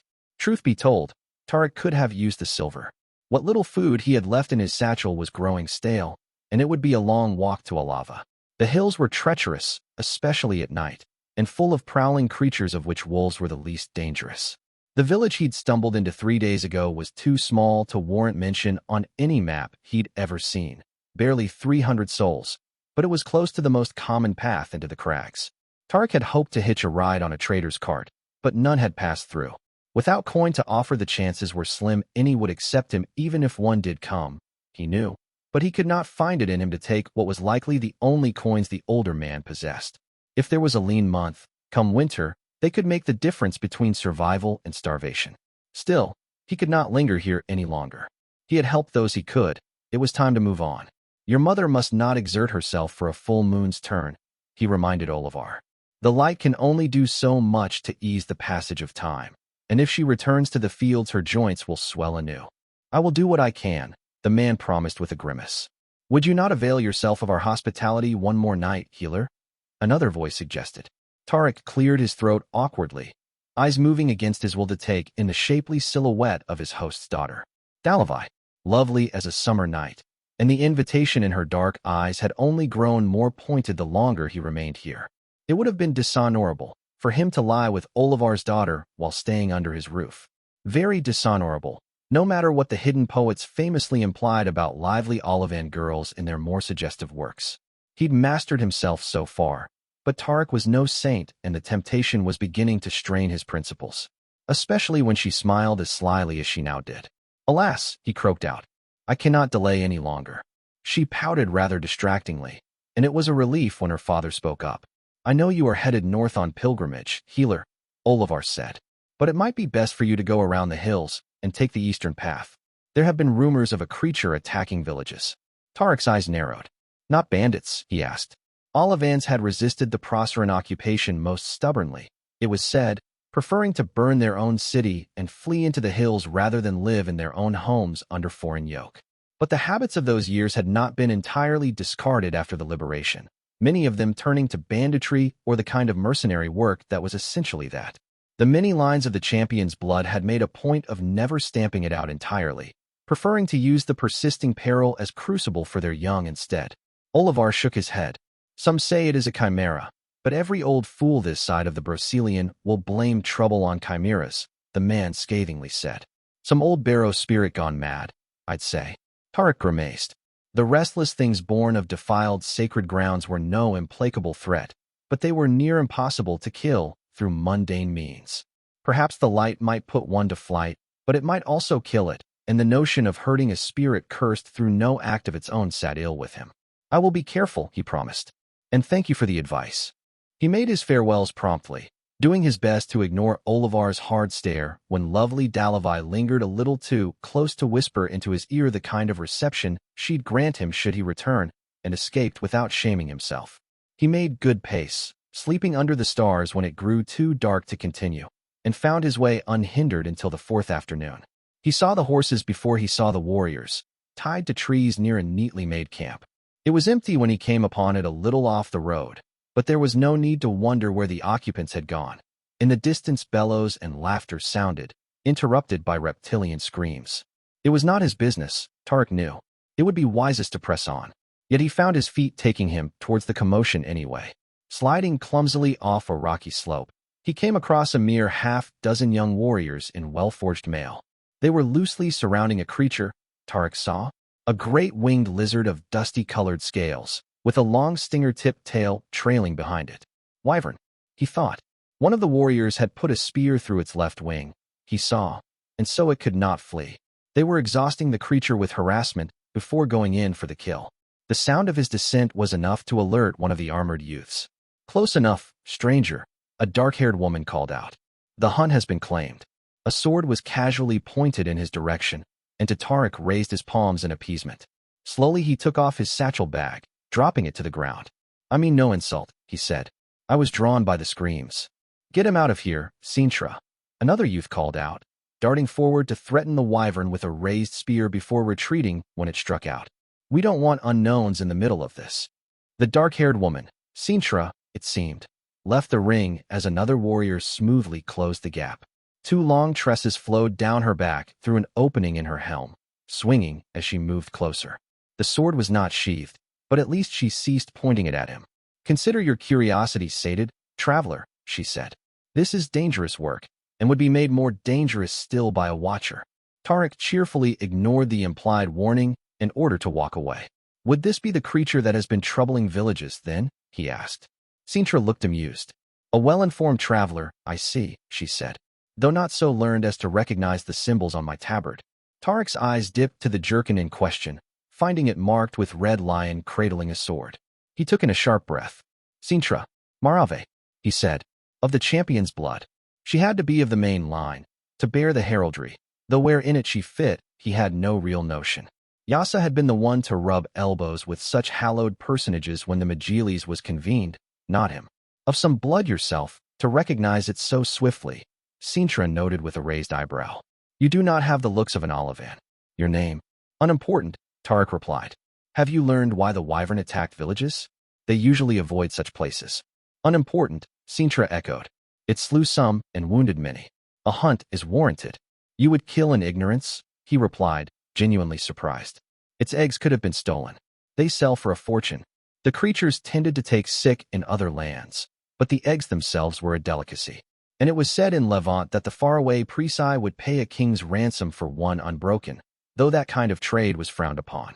It has killed children of the heavens, Sintra said. I know all I need to. There is no honor in this, Tarek insisted. Their conversation was interrupted by a pained cry.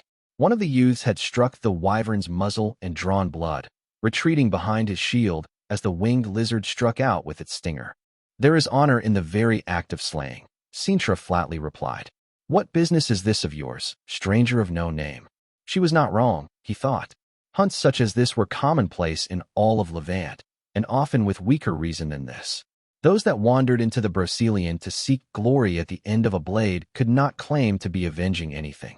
Yet Tarek looked at the creature, the pierced wing clutched around its body, the dark blood dripping down on the earth, and he felt restless. Perhaps if it had been cleaner he could have made his peace with it, but there was something wrong about this. It reminded him of children tormenting a cat. I dislike, Tarek eventually said, unnecessary suffering. This is no land for the faint of heart, Sintra replied, a hint of contempt in her tone. Let me try, someone said, and to Tarek's surprise the fool had the same voice as him. Oh, he realized. It had been him. Fool and speaker both. The dark-haired woman stared at him in surprise, then laughed. You, she said. You do not even have a blade. It'll gobble you in a moment. Then you may use my death as a distraction, Tarek drily replied. Sintra eyed him anew, this time without the contempt. No coward, at least, she said. And it might save us an hour. She turned towards the others, raising her voice. Our friend wants to have a turn at it, Sintra called out. Make room in the ring. The youth who'd spoken earlier turned in surprise, backing away from the wyvern. You can't be serious, he said. Sintra dash. You are not so grown I cannot put you over my knee. Is shock, she interrupted flatly. Move. The others obeyed without backtalk, after that, and slowly the ring parted to allow for passage. Sintra glanced at him expectantly, and Tarek wondered if it was too late to change his mind. Not even 6 months away from Levant, and he was already going to get himself killed. Bakri was right. He should have petitioned the hidden poets to join their ranks. His verses were no treasure, but it would hardly be the first time one of the pilgrims' line crawled into a sinecure and disappeared from the writ of history. Tarek warily advanced until he'd passed the ring, and slowed when the wyvern turned its bloodshot eyes on him. The stinger rose fluidly, of a height with his head. Easy now, he said, raising his palms to show he bore no arms. Carefully, he took a step forward. I mean no harm, Tarek said. Are you hurt, old one? I am a healer. The stinger drew back, and he stopped. No harm, Tarek repeated in a soothing tone. The stinger drooped, and he took a step forward. The wyvern struck without warning, but he threw himself into a roll, and the stinger missed him by mere inches. Behind him, he could hear Sintra ordering her warriors to hold, but he had no time to spare for it. He called on the light, let the gentle glow fill him, and shaped a simple wreath of it around his hand. I am here to help, he said, and the stinger stopped an inch away from his forehead. The wyvern stared at the light, as if hypnotized, and let out a plaintive scream. Tarek laid a light hand on the tail and nudged it aside, advancing carefully with the light ahead of him. Another 4 steps, and suddenly the creature was on him, enfolding him inside its wings, and he was faced with rows of dagger-like teeth. He breathed out, ignoring his heartbeat going wild. Fear would only get him killed. 2 clever eyes considered him, and the wyvern let out another cry. It made his ears ring, but he worked through it. You're hurt, Tarek quietly said. Show me where. It sniffed, but then it lowered its head. It was easy enough to find the wound. Right behind the crest, there was an almost hand-sized thorn biting into the soft space between scales and flesh. The young healer touched it, and the wyvern screamed. He withdrew his hand, studying the thorn instead. The flesh around it had begun to rot, turning black, and even the closest scales were falling out. No, not rot. This was poison, corrupting the flesh. This is from a barrow tree, isn't it? He said. That which is rooted in the grave bears its fruits. The wyvern did not reply, patiently waiting with its head lowered. Tarek had studied healing, though not as deeply as one who intended to make it their vocation would, and he knew there was no brew or spell that would cure such a wound. Not certainly. Anyway, no 2 barrow trees were the same, as no 2 barrows were. Some caused violent madness if the bark was partaken of, others a death-like sleep should the fruits be eaten, and the leaves of others were said to preserve flesh from the ravages of time, if made into paste and applied, though at the cost of a deathly pallor. This one had borne poisonous thorns, it seemed, and the wyvern been imprudent enough to be stung. Perhaps it had been lured by the prospect of eating a barrow spirit. Legends said great wisdom could be gained from such a thing. Fanciful tales of creatures growing into dragons formed the consumption abounding. He suspected, regardless, that it was the pain of the spreading poison that had driven it to attack villages. Tarek pressed his hand slightly to the side of the wound, pouring light into the flesh. The poison was thinned, though not entirely dispersed, and the flesh purged the rot some. What was left behind still looked sickly, but the wyvern let out a soft cry of relief. The pain was, for now, being kept at bay. This time when Tarek's fingers closed around the thorn, the wyvern did not protest. The light was calming it, almost putting into a daze. I am sorry, old one, he murmured. I cannot cure you. The poison will have spread into your blood by now. The pain will resume as soon as the light ends. He breathed out raggedly. Peace to you, my friend, Tarek sadly said, and suddenly pushed the thorn all the way into its brain. The wyvern screamed, wings batting wildly, but the poison was a violent one. It drew back, trashing around, and after a mere 10 heartbeats it fell over dead. He'd been thrown to the ground, and his arm was likely strained, but he rose to his feet. Kneeling before the wyvern's head, he gently closed its eyes. A shadow was cast on him, Sintra standing by his side. "I thought you were going to heal it," she said. He felt it then. The answer this begged. Like a whisper in his ear, a comforting hand on his back. The first step on a journey he did not yet understand. "I could not," Tarek said, "and I dislike unnecessary suffering." Book 4, Chapter 79, as above. Hubris and wearing a helmet are not mutually exclusive. Here, allow me to demonstrate. Dread Emperor Abominable, the thrice struck. "I'll be honest," I said. "I kind of expected to get to the bottom of memory lane before we ran into each other. You, took me by surprise." Andronike, save NOC's slightly less unreasonable half, or at least that was the hope, did not lean into the feeble attempt at defusing the tension. "Fine, I thought be that way. We can be all grim about this, and not even mention that right now in a very real sense I'm inside your sister." There was room for an even filthier joke in there. "And really, where was Indrani when you needed her?" "I expected you to move from shadow to shadow until you reached Tfarigu," the entity mildly replied. "Not to raise an army of slaves and declare war upon my entire race. This has been, one might say, a year for surprises. I was really taking a verbal beating on the whole slave thing tonight, huh? Was this what it felt like to be the Acua of a situation? Subtle has never been my strength," I admitted. "It was a bad habit even before winter filled my veins with pure walk-off dismemberment juice. Not sure I can shake it at this point. Or even that I should, to be honest. I'd run into one dead end after another since I started trying to play queenly games with my opponents. It wasn't that I was awful at those. With the woe at my back, I'd made sport of my opposition within Callow, so much that my enemies were just outright better at them. It was no excuse to cease learning. But on the other hand, had it not been a kind of arrogance to believe that with so little schooling I could stand on equal footing with the likes of Hazenbach or Militia when it came to their preferred methods? My own were brutish and clumsy things, but in the end I'd accomplished more with bastard ways than proper ones. "It seems like tonight it is your flaw that will be doing the shaking." Then, Andronike indifferently commented. "Night's not over yet," I said. "Fascinating," Savin-OC said, though she didn't sound fascinated in the slightest. "Even knowing that my sister pursues you, you would still waste your time on idle banter. You are quite peculiar." My fingers clenched. "You're not stopping her," I realized. "Or stopping my time, whatever the hell's this is. She's still coming, and will annihilate you the moment she finds you." Andronike agreed. "It is inevitable. Even if you flee, eventually there will be nowhere left to run." "Could you not?" I eloquently said, gesturing vaguely. Silver Eyes flicked at me, unamused. "Why should I?" she replied. The memory was still unfolding in front of us, the two sisters speaking conspiracy in hushed whispers, but that wasn't the fire I needed to be paying attention to at the moment. "I want to make a deal," I said. "So I assumed," Andronike said. "That is usually the way, when one is staring defeat in the eye. What I wonder is why you'd presume I would be willing to indulge you." "This isn't going to go like you think it is," I said. "If she eats Winter Dash. The sum of your knowledge on this matter is animal instinct and second-hand crumbs of understanding from the air to over a millennium of abject failure." Save NOC cut in. "While your fumbling attempts to sow discord and ignorance might amuse another, I am not fond of such crude forms of humor." I grit my teeth. "First off, Hierophant is a fucking treasure," I said. "Sure, he's not perfect, but he's kind and smart as a whip, and he tries his best. Don't shit-talk my friends, it's rude." Andronike simply stared at me, then shrugged. "The hourglass is emptying," she reminded me. "I'll be expecting an apology later," I said, equally unmoved. "As for the other thing, it's no secret I'm not the most learned in things sorcery. But you know what I do have a knack for? Stories. And we're treading one right now, Andronike. You want to guess how it ends for the two of you?" "This is pure ill," Save and OC noted. "You are the one who sought me out for conversation." "It's been along my whole life," I grunted. "Humor me." She did not reply. I sighed, and was I about to prod the conversation forward when I felt the reason she'd not spoken up. A tremor shivering across the ground.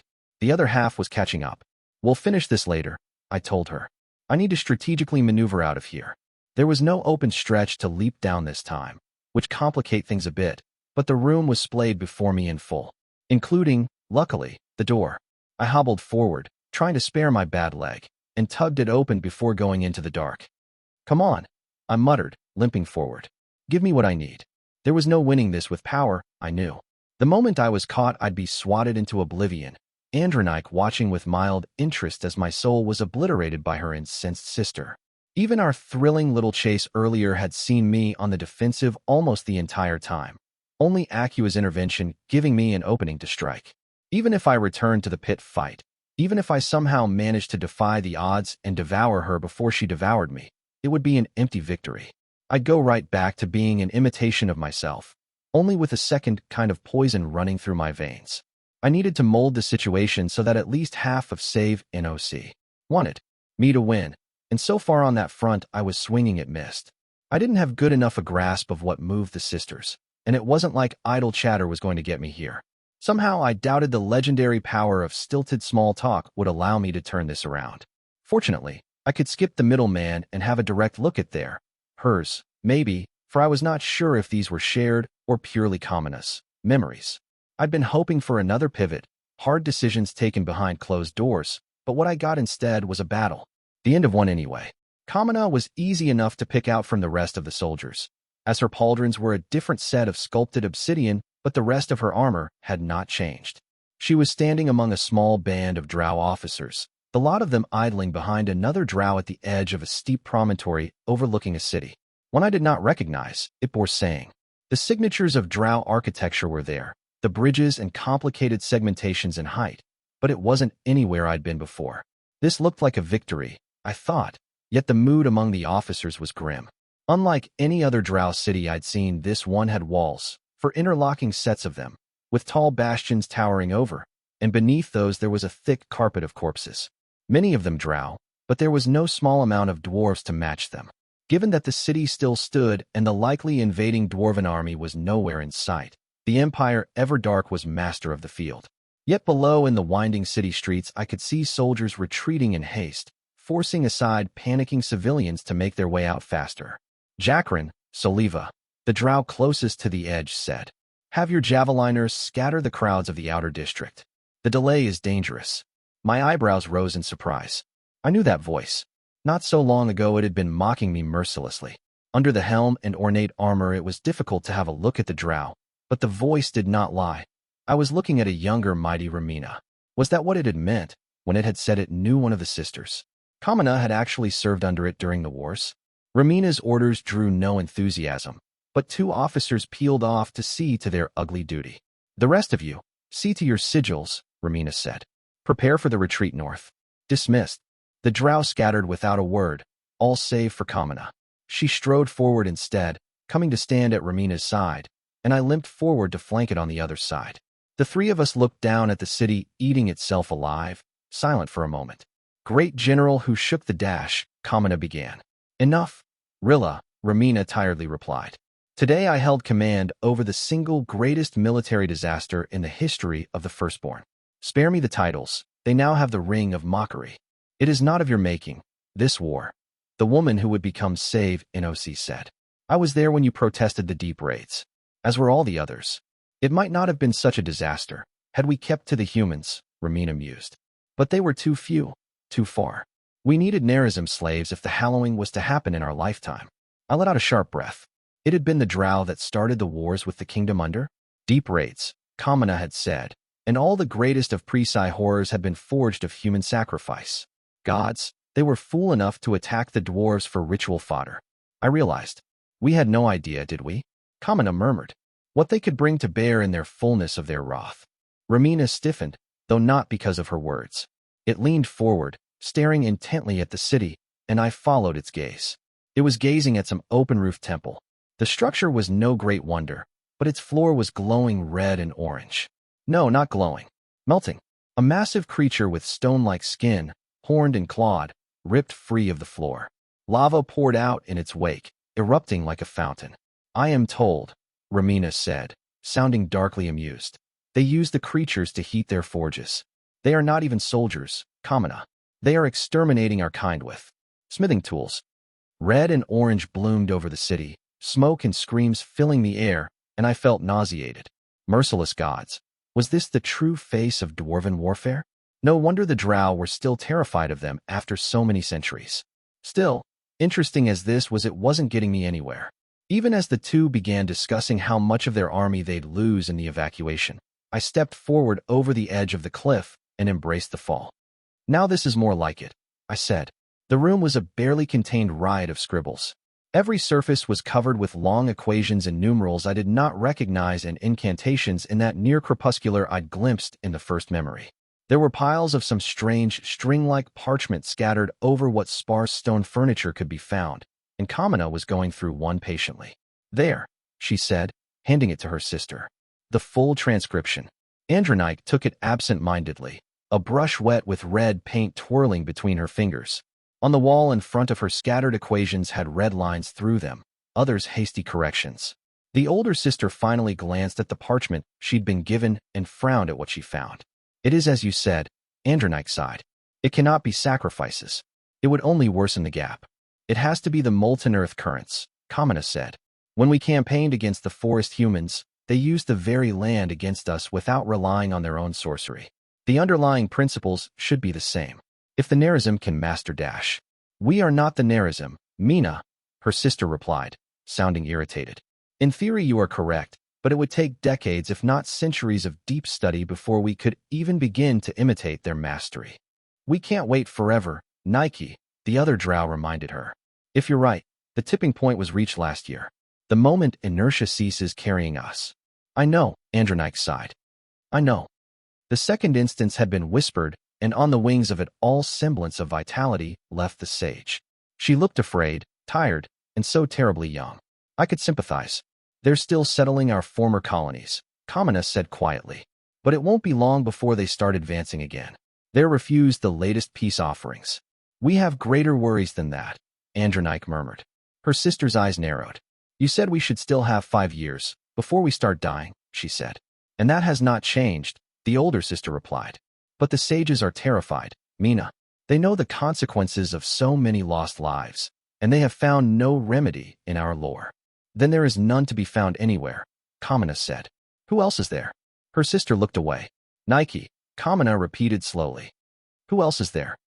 They have, the other drow said quietly, sought the advice of the king in Keter. Shrouded gods, Kamina snarled. Have they gone mad? That thing destroyed an entire human realm. And survived, Andronike said.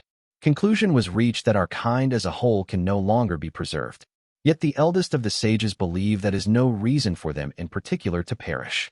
How many times can a single band of fools damn an entire race? Her sister cursed. They have to die, heart of my heart. I know you hesitate, but we can no longer mass support in the dark. We must strike before they do. If we kill them before we have our remedy, we have slain the firstborn through them, Andronike said. Gods take them all, Kamina said, passing a hand through her long hair, as if they hadn't done enough damage already. Her sister paused. After a long moment, she put the parchment back onto the stone table and refreshed her brush with red paint from a pot. Striding forward under Kamina's bemused gaze, she slashed through another few equations, and then from that drew lines leading towards a rare empty spot on the wall. On it she wrote a single word in ancient crepuscular, and this one I knew well, night. We had never considered it before then, Andronike said. Neither of us were all that pious, and the shrouded gods have even been a capricious lot. I didn't freeze this time.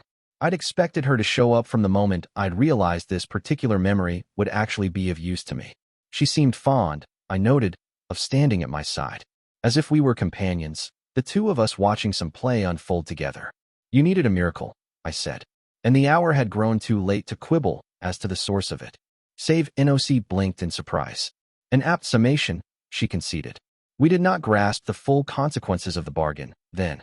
We still believed it was a cure we would wrangle. But what you got was a stay of execution, I said.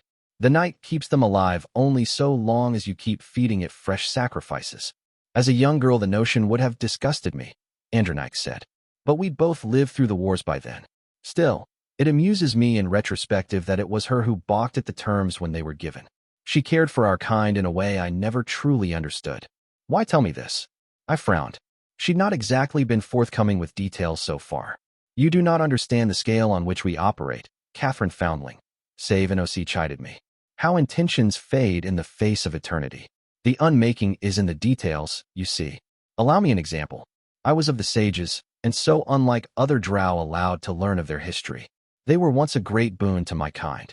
The same crowd who doomed you once and then tried to have another go at it, I skeptically replied. They were necromancers. At their inception, Andronike faintly smiled. Not for conquest, but for peace and learning. They called on the wisdom of our ancestors, allowing the spirits to speak through them. Death, in their eyes, was the only sin, for it robbed the living of the wisdom of those departed. I'd seen the later meaning of those words with my own eyes, and it had little to do with that gentle sentiment. Justifications only matter to the just, I mockingly thought. Sometimes you looked back and wondered what kind of madness had moved your lips. You wonder why I burden you with such tedious history. No doubt, Savinosi said. I lead to a question. You held great power for years, Catherine. What did you build with it? Silver Eyes studied me. What shape will your creations take after your passing? She said. My lips thinned. Legacy. She was speaking of legacy. And what would mine be? Some things transient, other less so. I had changed the face of rule in Callow, left the old nobility to lie in the grave Black had dug for it. But there was no guarantee it would remain there in the decades to come. Tradition had a stubborn pull on my people. The army of Callow had learned the wasteland ways of war, but that was Juniper's work more than mine, and without a war college of our own to keep the torch lit, the reforms would die with our generation. I'd fought wars, and liked to think most had been worthy of being fought. But that was to preserve, was it not? It was standing still, not advancing. I tried to bind more than humans to the kingdom of Callow, more than born Callowans as well, but the numbers were few. A single goblin tribe, a few legions worth of foreign soldiers and officers. Not enough, I suspected, to truly change the threads the Callowan tapestry was woven from. Unpleasant as the thought was, perhaps the most consequential change I had brought to my home was receiving the oaths of the Wild Hunt. And that will die with me. Andronike, I thought, had been inviting me to ponder how what I'd created would twist and turn with time. Instead, I'd found I had created little and less. But there was one thing, I thought, that I would count as legacy if I could, though it was so very far from done. One dream I was trying to bring into the world. I imagine the Accords will grow warped in time, I said. And yet I have faith that even in their worst incarnation, they will be better than the current face of Calernia. Faith, half of Savinosi said, is ever a costly affair. Is that how you live with this? I asked. You tell yourself you were had, you were beaten, and that's all there is to it? You should choose your words more carefully, Andronike coldly said. Was that emotion peeking through? Finally, we were getting somewhere. You seem under the impression I'm afraid of you, I said. Best discard that. It'll make this easier on both of us. Do you believe your little shade will save you? Save, Inosi said. It has hidden well, but not flawlessly. Whatever her scheme, it will end, and there will be no salvation through her bloody hands. Not half as clever as she thought herself to be, in the end. Now, there's a lot of harsh stuff to say about Aqueous Sahelian, I said. Believe me, I've covered a lot of that ground, and I'm still discovering fresh pastures. But I'll say one thing for her. Even at her very worst, at least she wasn't a spineless sack of whining like you. This, I reflected, was not my finest attempt at diplomacy. Well, too late to take it back, so I might as well roll with it. Are you truly so arrogant as to believe I cannot destroy you here? Andronike said. That's beyond my control, I shrugged. You're pretty much a goddess at this point. You could snuff me out like a candle at any point, and there's nothing I can do about it. But hey, not even an hour ago, I lied down to die in the snow. As far as I'm concerned, every moment from now on is an unexpected turnout. So if I'm about to be sent below, I might as well speak my mind first. You're getting on my nerves. Why see? Because behind all the bluster, you're a coward. Your opinion is less than dust, Save NOC frigidly replied. So you got screwed by your deal with the gods below? I said. Surprise. Who could possibly have seen that coming except literally anyone who ever read a history book not written by the violently mad? Still, I'm in no position to cast stones for bad bargains, given my record, so there you get a pass. Were you? Don't.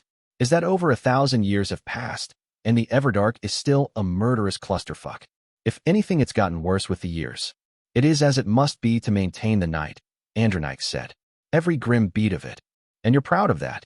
I said. Of maintaining this. It's one thing to make a desperate mistake, but you've kept it going ever since. Until today, Save NOC harshly replied. Until you delivered yourself into our hands. Can you not learn? I hissed.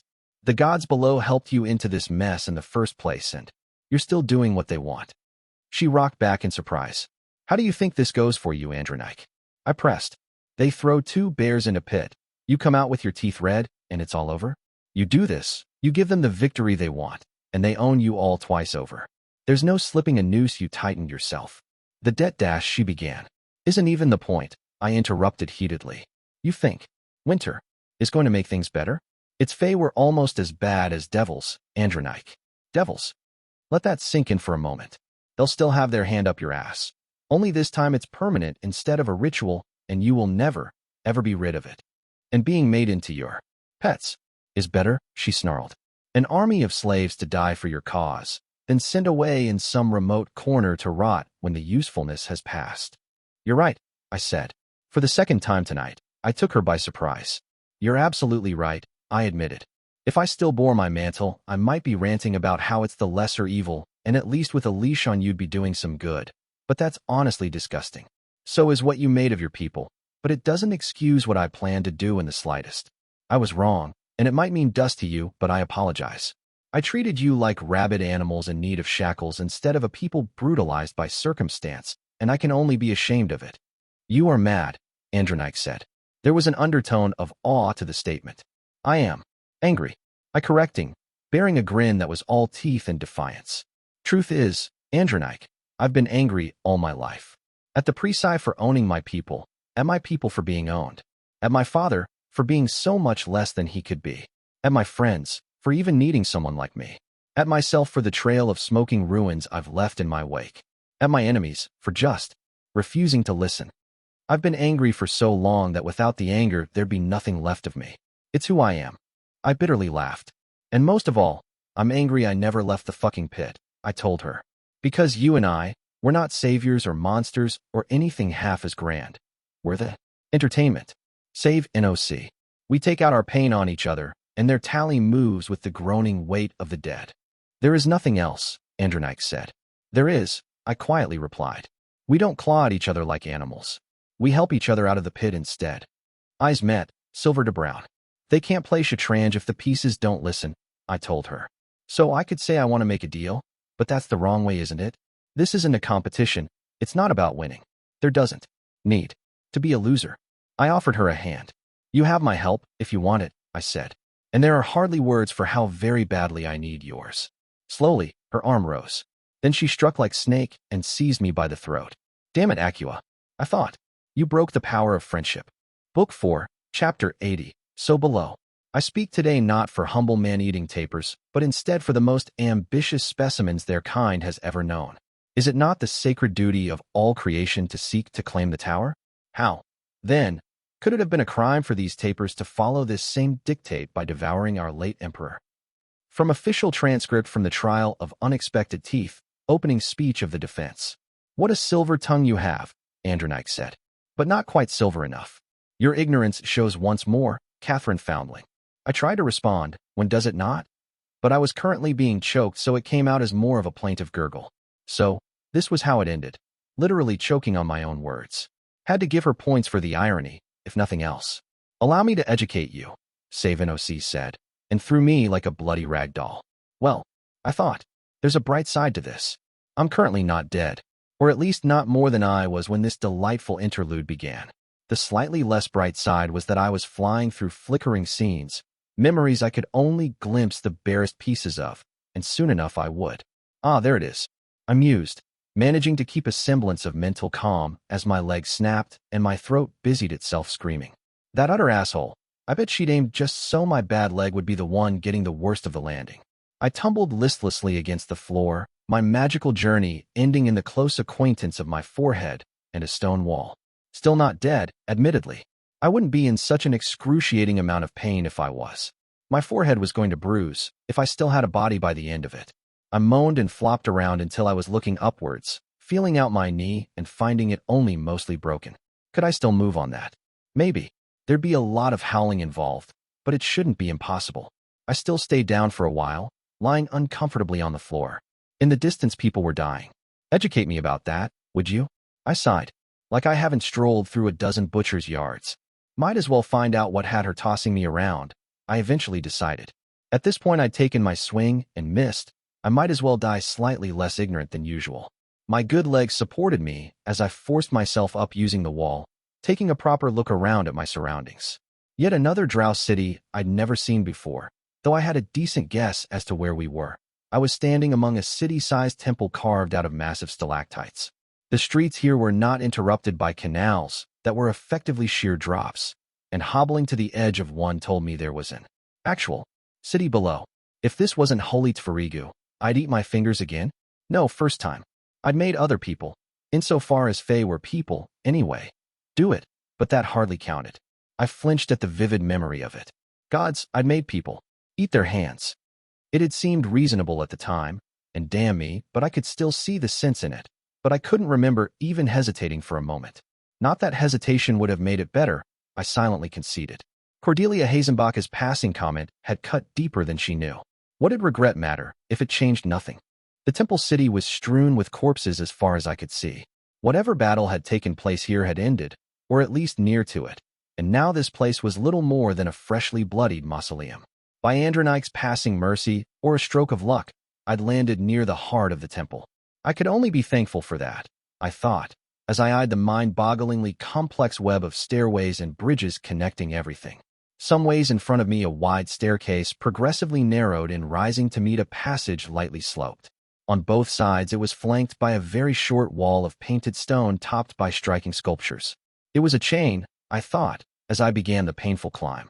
At the head of the stairs, two androgynous drow of marble painted red and yellow roared out with curved blades in hand.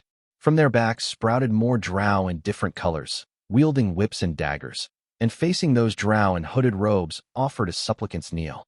The whirlwind of colors and faces and poses continued all the way to the end of the passage, where the heart of the temple city awaited. It took me far too long and far too many bouts of yelling to make it up the stairway, but the view when I did was almost worth it. Wouldn't keep me alive, but that was probably asking too much. The riot of vivid pigments should have turned it ugly, but there was something almost hypnotic about the sight before me. More ziggurat than pyramid, though that failed to truly catch the essence of it. It was almost a stairway of giant steps, but a triangular mouth going all the way to the summit struck out from the rest of the structure, which was roofed, at that narrowest point, by some sort of cylindrical tiled pavilion. At the four cardinal directions, pale or redstone made up the life and death of celestial orbs, sun on the rise and fall, moon ascendant and passing. It was like looking at 100 rainbows made into stone and woven into a single tapestry. There was hardly a trace of such wonder left in what I'd seen of the Everdark. The thought shook me out of the trance, and I resumed my advance. Halfway through the passage, I finally noticed I'd not been alone for some time. Hidden among the statues were drow, armed and armored. They'd been so utterly still I'd never noticed. I continued limping until I entered the Heart Temple, and there I found what Andronike had meant for me to find. Inside were burned made of what must have been all precious materials in existence, from ivory to a massive hollowed-out emerald, and every single one of them was wafting thick trails of scented smoke. At the center of the shivering columns, the two sisters were kneeling in front of simple carved piece of obsidian. A star map, by the looks of it. Andronike finished unfurling a large scroll filled with equations and incantations I'd already seen before, then passed her fingers over to smooth it out. Ready? Kamina asked. How could anyone be? Her sister replied. Yet here we are. She breathed in loudly. We request audience, Andronike said. We request bargain, her sister said. I hobbled forward with an expectant gaze, strangely eager to see the moment where they'd sold out their race with the best of intentions, but nothing happened at all. Stillness held the room. Damn me, Andronike said with quiet horror. I have killed us all. Her sister opened her mouth to answer, but was interrupted by an unholy ruckus. A dozen burners had been tipped over, by the sounds of it, and for a moment I thought it had been me. But no. I turned, and there was someone in the middle of a set of spilled burners who'd quite evidently tripped on them. A drow I saw. It rose hastily, pretending nothing had happened, and retched a little before slapping away the thick smoke. Gods, the drow retched again. That stuff is foul. Both sisters went still. Oh, shrouded God, Kamina said hesitantly, but the newcomer's hand rose. Give me a moment, girls, it rasped out. It patted at its dirty robes and produced a flash of polished copper. My heart skipped a beat. The wandering bard uncorked her flask and took a deep drink before gargling it and spitting out the liquor. The sisters traded an appalled look. A little less godly than they'd been aiming for, I supposed. The bard took another swallow of liquor, wiped her mouth, and went looking through the tipped burner before triumphantly snatching out a broken lute. Apparently, she'd mistakenly spat some liquor on it, because with a shoddy attempt at discretion, she began wiping at the wood with her sleeve. Good enough, the bard announced. Right, so on to business. You are no deity, Kamina flatly said. Well spotted, Bard cheerfully replied. And to think they told me you were the stupid one. For the purposes of this conversation, you might consider me an envoy of sorts. You claim to speak for the gods, Andronike frowned. Oh, I wouldn't go as far as that, she said. I've never been quite that much of a fool. But you called and here I am. Are you a devil? Kamina pressed. Would it matter if I were? The bard shrugged. Regardless, I hear the two of you are looking for a loan. The sisters stirred, Andronike picking up the scroll she'd unfurled. A miracle is what we would bargain for, she said. The specifics are known to me, Bard replied, waving the words away and accidentally sloshing some booze onto the floor. One of the burners caught fire, and everyone delicately pretended it was not actually happening. Even the parts you got ambitious with, she continued, lifting a finger off her flask to wag it chidingly. Making it reusable? Now, that's trying to inflate the value. Just because you shove old skills and power into new heads doesn't mean the following deaths are worth as much as the first. We sought only to offer the finest possible tribute. Kamina baldly lied. I can't believe I'm rooting for you right now, I muttered. Still, if the opposition was the wandering bard, then all is night was most definitely the banner of the moment. More need than brains, huh, Bard drawled.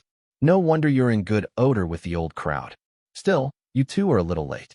They've been a lot more careful about where they put their money since Nessie ate the hand that fed him.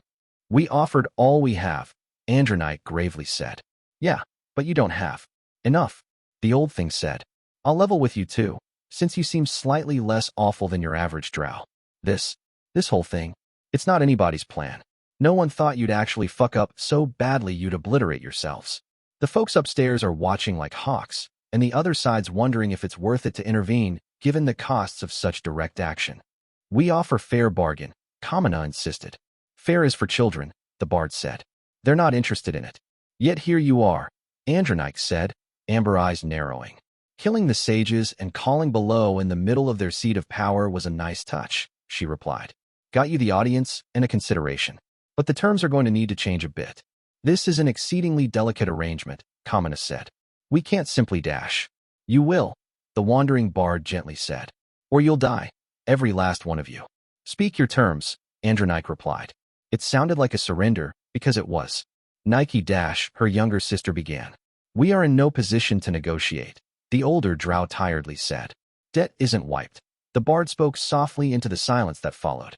The night will keep you all alive, but you too will need to keep it going. And if you stop, the ancient entity grimaced. Well, they're not above cutting their losses, Bard said. Let's leave it at that. Should we even bother to accept? Kamina harshly replied. Or is even that formality unnecessary? I wish you wouldn't, the wandering bard murmured. There are some things worse than death, and what this will make of you is one. She drank once more, then offered a sharp grin. But we all know better, don't we? She said. I'd known how it would end from the start. I'd seen what had become of the Everdark and the two sisters, after all. And still, watching the light dim in the eyes of the two true drow in the room, I felt my stomach drop. Was there a single horror in this continent's history the wandering bard did not have a hand in? The thing was, I understood why they'd made this choice. It was uncomfortable to even think it, but if offered the same terms with my own people on the line, I would very likely make the same choice. Passing a hand through my hair, I gingerly lowered myself down to the floor while leaning against a pillar. So which part of this had it been that Andronike wanted me to see? Even odds it was either the bard's very presence or that threatening little bit at the end. They're not above cutting their losses, the intercessor had said, was a gentle way to speak of genocide. Was that what Andronike was afraid of? That the moment she and I made common cause, a snap of the fingers below would destroy her entire race? But it shouldn't work out like that, I thought with a frown. The gods were, well, exactly that. All-powerful.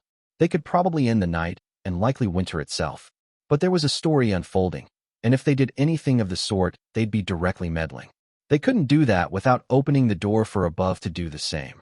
And the heavens should be taking a brutal beating right about now. The dead king was on the march. The last thing below would want was above getting a free swing at him. So it's the bard you wanted me to see, I said, raising my voice. The bard, save NOC repeated, walking out from behind the pillar. What a quaint name. We knew her as the envoy. Neshama called her the intercessor, I said. And I suppose if anyone's got her number, it's him. The king in Keter wears a crown of lies, the silver-eyed drow replied. No creature born of this land has ever been half as skilled at the art. She moved to lean against the pillar I was sitting back against, standing above in both the physical and metaphysical sense. Well, at least one of those was new. He's her enemy, I said. Trusting him would be foolish, but he wants her to bleed. That much can be believed in. Trust is always foolish, save NOC smiled. It is faith writ small, and almost as dangerous. So did you throw me here for a game of riddles? I drily replied. Because I can roll with it. The more you make, the more you leave behind. What dash? Footsteps, the goddess said. I might not win this, I reluctantly conceded. I only know, like, 5 riddles, and that one was the best. If we made this about body jokes, instead my years at the rat's nest would finally pay off, though. Worth a try? A riddle of my own, then, save NOC said. Why share what can be taken in full? I frowned, twisting to look up at her. You're not Andronike, I said. I never said I was, Kamina calmly replied. I've been over this with your sister, I said. But what the hell's, maybe the second time's the charm. Just give me a moment to think of an insult to get you angry before this gets going. Your offer has been made known to me, save NOC contemptuously said. There is no need to reiterate. I was partial to the notion of immediately crushing you underfoot, but request has been made that you be allowed to speak your piece first. Well, wasn't that promising? I gazed ahead, honestly at a loss as to where to begin, and only now noticed the memory had stopped. Frozen. Maybe it really was only Kamina's memories, I thought. She certainly seemed to have greater control of our surroundings than her sister had. My eyes lingered on the wandering bard, the flask halfway to her mouth as she opened her mouth. She can be beaten, you know, I said. You have not, save NOC said, and yet would demand that we throw in our lot with you. I haven't, it's true, but there's a villain down south called the Tyrant, I said. I have it from 2 rather reliable sources that he screwed with her plans in a major way last year. It can be done. I lacked fear, once, Kamina said. As you so foolishly do. I have since been taught better. I just heard a woman try to lie to what she knew to be envoy from the gods, I said.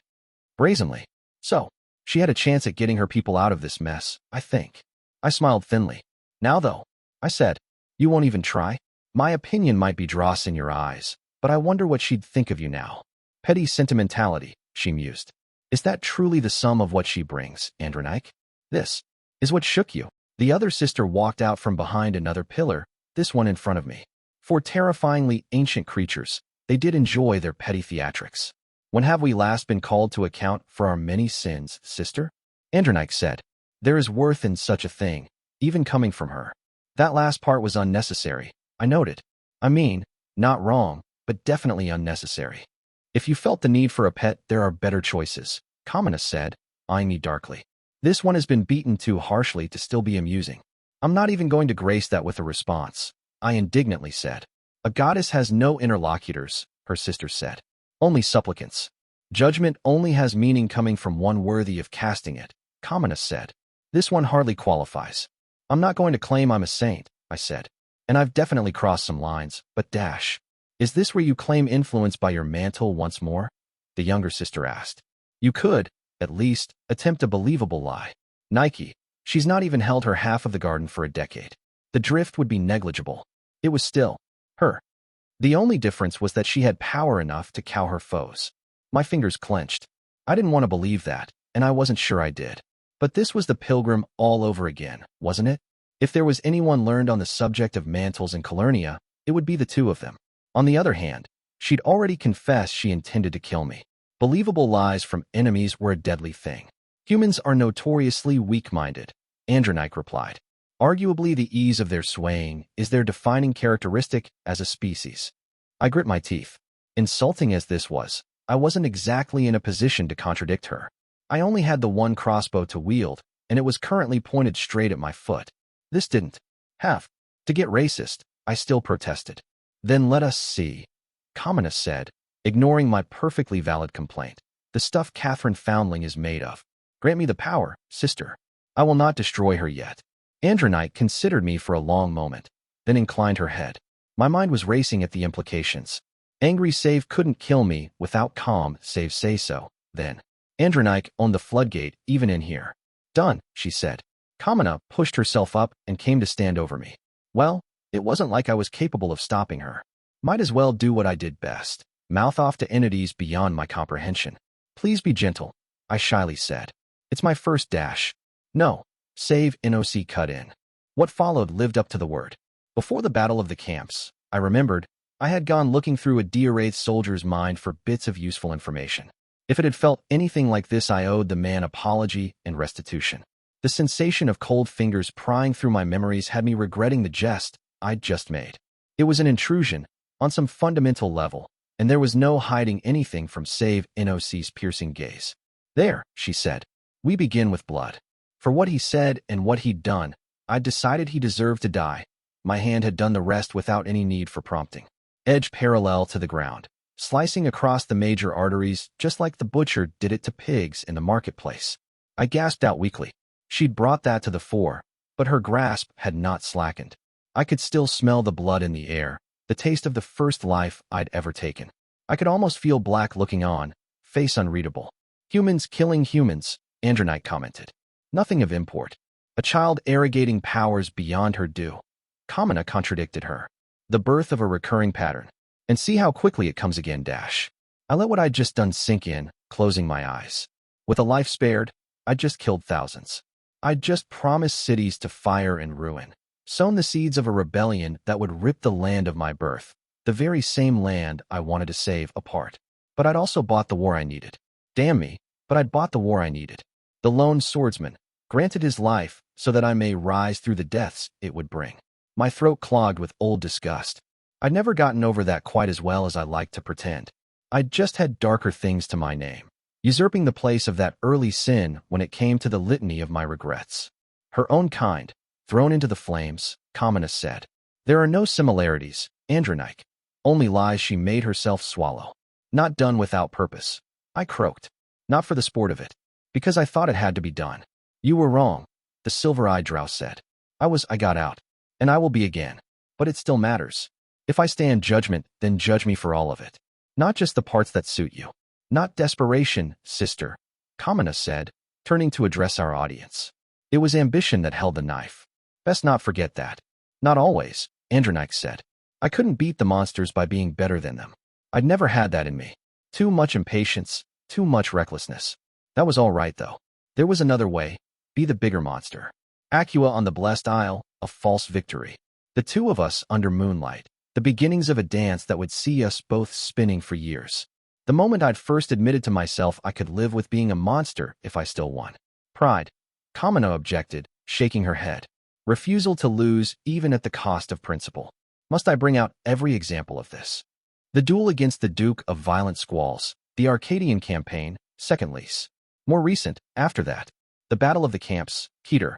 The moment I bestowed a title on Iva and bound it by oaths. Always another sliver shaven off, Kamina said. Another compromise. How long would it take before we became the sacrifice? Andronike did not answer. She was, I thought, being convinced. This is most irregular. Both halves of Save NOC jolted in surprise, and the younger sister's grasp slackened for a moment before tightening twice as hard. I craned my neck to look at the source of the sound and winced. Finally you crawl out of your hole, Shade. Kamina smiled. I will enjoy this a great deal. Aqua Sahelian stood among us, her scarlet dress flowing down to her feet, and managed to convey utter disdain without ever significantly moving her face. There are proper forms to observe, you grasping savages, Diabolus scoffed. This is not at all how a rigged trial is held. I see an accuser yet no defense. You can, and indeed should, bribe the defender, but you cannot dispense with the office entirely. It is simply not done. Sister, Kamina began, but the other raised her hand. She is less dangerous here than out there, stirring trouble, Andronike said. I find the shallowness of your understanding deeply offensive, the Shade retorted, wrinkling her nose. This is the finest your misbegotten race has to offer? Even the least of tyrants would have made matching cutlery sets of you. I know you think this is helping, I began, then paused. Wait, do you? Are you trying to help? You test my patience, Shade. Andronike warned. You test mine, chattel, Acua replied. Even a devil is owed an advocate. Kamina laughed mockingly. And you would be hers? She said. Why? Diabolus smiled, extending her arms. I only want to see justice done. Shall we begin? There should be a rule, I decided, about last-moment rescues not being allowed to make a situation worse. Book 4, Chapter 81, Only to the Just. Thus the gods granted us the second boon. Beyond the veil of death lies a land of always plenty, which will only be open to the just. The Book of All Things, 5th verse of the second hymn. Why was a trial taking place at all? I kept my face expressionless even as the question consumed me. I knew why Acua would want one. Given long enough, she could probably convince a circle it was actually a square. I also knew why Kamina wanted one, or rather didn't. She simply didn't have the power to do anything about it at the moment. What was tripping me up, though, was why Andronike had boarded this ship. She'd already implied Diabolist might be troublesome if allowed to continue whatever folly she'd been up to out there, but that couldn't possibly be enough of a reason to indulge this farce. I gave it better than even odds that Acua had come in here with an exit strategy, a way to flee if this turned sour on her, but why not simply hang me on a crook and temporarily devote their energies to taking care of the Diabolist issue before resuming? There was, I decided, a deeper game afoot. True to form, I was the only player involved unaware of the stakes and the rules. Could I feel out the shape of it by figuring out what the older sister was after? No, I decided after a short beat. Even now she was too hard to figure out. On the other hand, I knew Acua like few others. Her I might be able to use for the purpose. So, Diabolist, I thought, what are you actually up to? You claim the role of defender, Andronike said, silver eyes unblinking. Proceed, Shade. As a titled noble of the dread empire of praise, Catherine Foundling is owed trial before a jury of her peers, Acua mused. Yet I suppose you will have to do. The insult I immediately discarded as unimportant. She'd never been quite as above trash talk as she liked to pretend, a tendency that exposure to the woe had only worsened. She was establishing my stature as a pre-sign noblewoman, which technically was true, since militia had years ago titled me Lady of Marchford, even though greater titles had since eclipsed that grant, but also recognizing that the older half of Save NOC had right of judgment over me. One or both parts of that were useful to her purposes, I decided. There is no empire here save ours, Kamina denied bluntly. Your laws and dues are of no worth. Thrust and parry. I frowned. Had it simply been an attempt to make Presi laws apply to whatever the hells this was turning into? She'd certainly be more familiar with them than anyone else here, and that opened the door to a multitude of exploitable technicalities. But it should have been fairly predictable that wouldn't work. We had nowhere near enough leverage in this to make that hold. My eyes flicked to Andronike's calm face. Arguably no leverage at all, I thought. And yet here we were. She was getting something out of this, something separate from the offer I'd extended. What? The answer to that question was the key to surviving this. Then you stand here in your role as shared rulers of the Everdark, Diabolus said, with all attendant duties and privileges. I knew that faintly indifferent tone of voice all too well. It was the same she'd used every time she was making sport of me before an audience of fellow wasteland vultures. She'd laid a trap and Kamina had fallen for it. Establishing stakes? If the sisters were here as rulers of their kind, the outcome of this might apply to all Drow, which meant that the outcome of this bad play mattered somehow. There'd be no point in pushing for this if it didn't. I bit my lip. Why would it? We had no way of enforcing anything. The power disparity was to the point of the absurd. It would take something. Oh, fuck me, I murmured. Something even stronger to do that. Like a story. Acua was trying to screw them the exact same way I'd screwed her. At first lease. Except this time I was theoretically on her side and essentially blind as to the specifics of what she was trying to accomplish. The moment I opened my mouth to say anything, I might very well be striking a match in a munitions warehouse. That is so, Andronike replied without hesitation. I stand in judgment over an invader. Think, Catherine, what does Nike get out of this? Why does she play along? This ended either in my acquittal, which I suspected was what Acua might be going for, or in my conviction.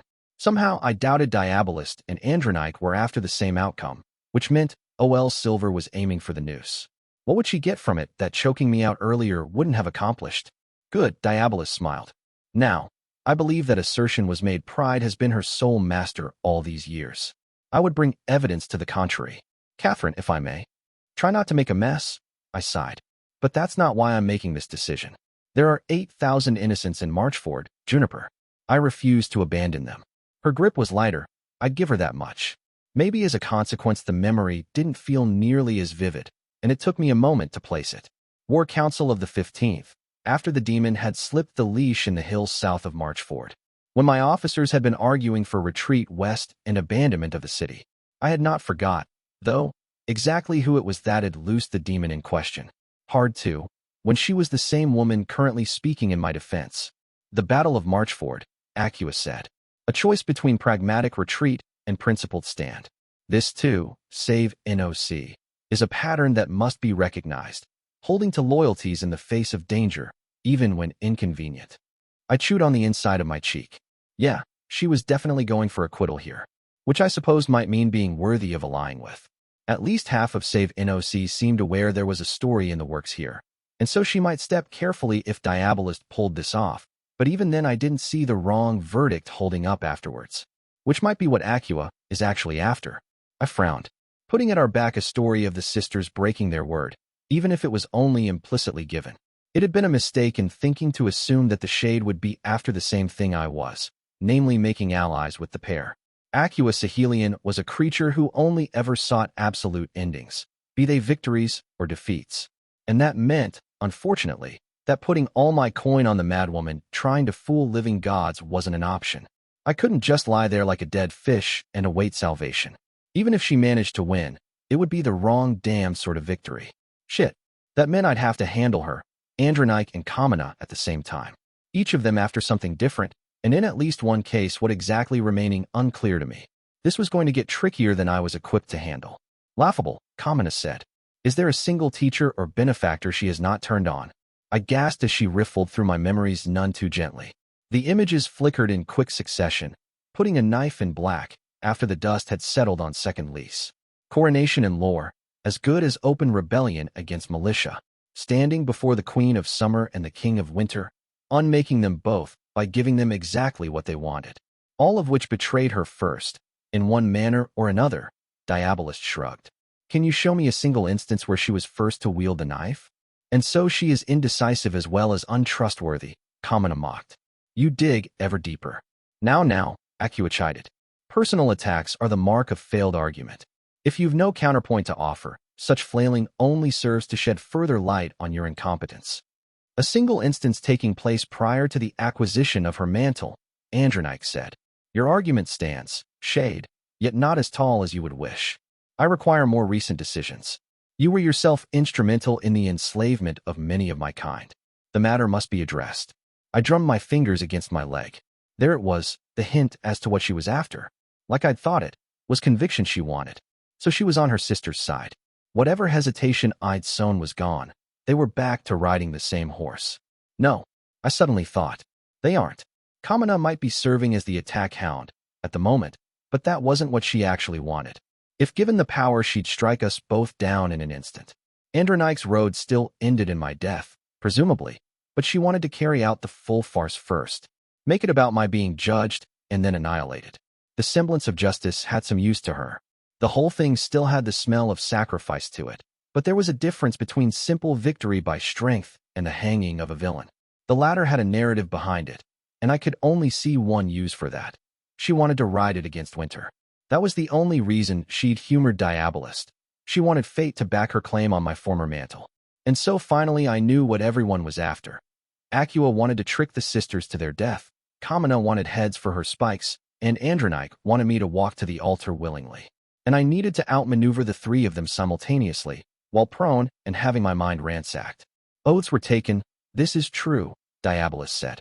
Yet willingly, in fair bargain. Death or kneeling is no bargain, Kamina said. It is conquest by another name. Most damningly of all it is. Failed. Conquest. There is no victory to redeem the outrage. Can one be made a slave twice over? Acua denied. Were the firstborn not already owned? Then the offense of theft is to be added to insult, the younger sister replied. You concede, then, that the drow were and remain slaves, Diabolist pressed. Kamina hesitated, smelling the trap. I could have taken the moment to try to unfold Acua's latest trick, but there was no point to that. I wouldn't get through this by following her lead. Two outcomes to a trial, conviction or acquittal. That it was rigged from the start mattered little. I thought it was only play acting to strengthen a story. Could I break this, then? Refused to recognize the authority of my judge. No, that'd only give Kamina what she wanted. Heads, spikes, the usual. It irked me that the proceedings themselves were largely meaningless. It was all just squabbling for the right position in the eyes of the story. Diabolist and Andronike were fighting over the knife they both wanted to wield, the being in the right. But I suspected the moment it was clear save NOC would not get what she was after she'd discard the pretense and turn to violence. You're still trying to win according to the rules. I remembered, when you should be trying to win despite them. Gods, it would be so much easier to be rid of him if his lessons were not so useful. Even now, years later and hundreds of miles away from anything he'd ever seen. As in so many things, Black had the right of it. Nowhere this trial would lead to suited me, and so there was no need for me to play along with it. I closed my eyes and the talk washed over me. Kamina walked back her first claim, terming her people as servants instead, and Acua argued that servants finding other employment was no crime. They went around in a circle, save NOC claiming the service was to below, and so meddling in the matter was blasphemy. Acua arguing that as a villain I was equally in below service, and so no blasphemy was had. The Shade was better at this. They'd put up their soldier against my schemer. And while we were fresh off our wars with Above, they'd been stewing in a hole of their own, making for millennia. We had the edge, by the slightest of margins. That edge just wasn't being used for what I wanted. I croaked out a laugh, opening my eyes. Do you hear the sound, Andronike? I said. There was a pause in the argument. Catherine Dash, Acua began, but I shook my head. I met her gaze. Trust me, I silently asked. I have taken us from one mess to another, and twice you've had to save my life tonight. Trust me anyway. Slowly the Shade nodded. She had been my nemesis, once. There had been understanding in that as well as hatred. I hear a trial, Andronike replied. Not me. I mused. It's just this awful patter I can make out. Click, click, click. Claws and feet. For crabs in a bucket. She eyed me in confusion. Not familiar with those, I take it. I said. They're these dash. I know what a crab is, Catherine Foundling. Save NOC flatly replied. They trap those, in the city I was born, I said. In cages, then they take them out, and put them in buckets.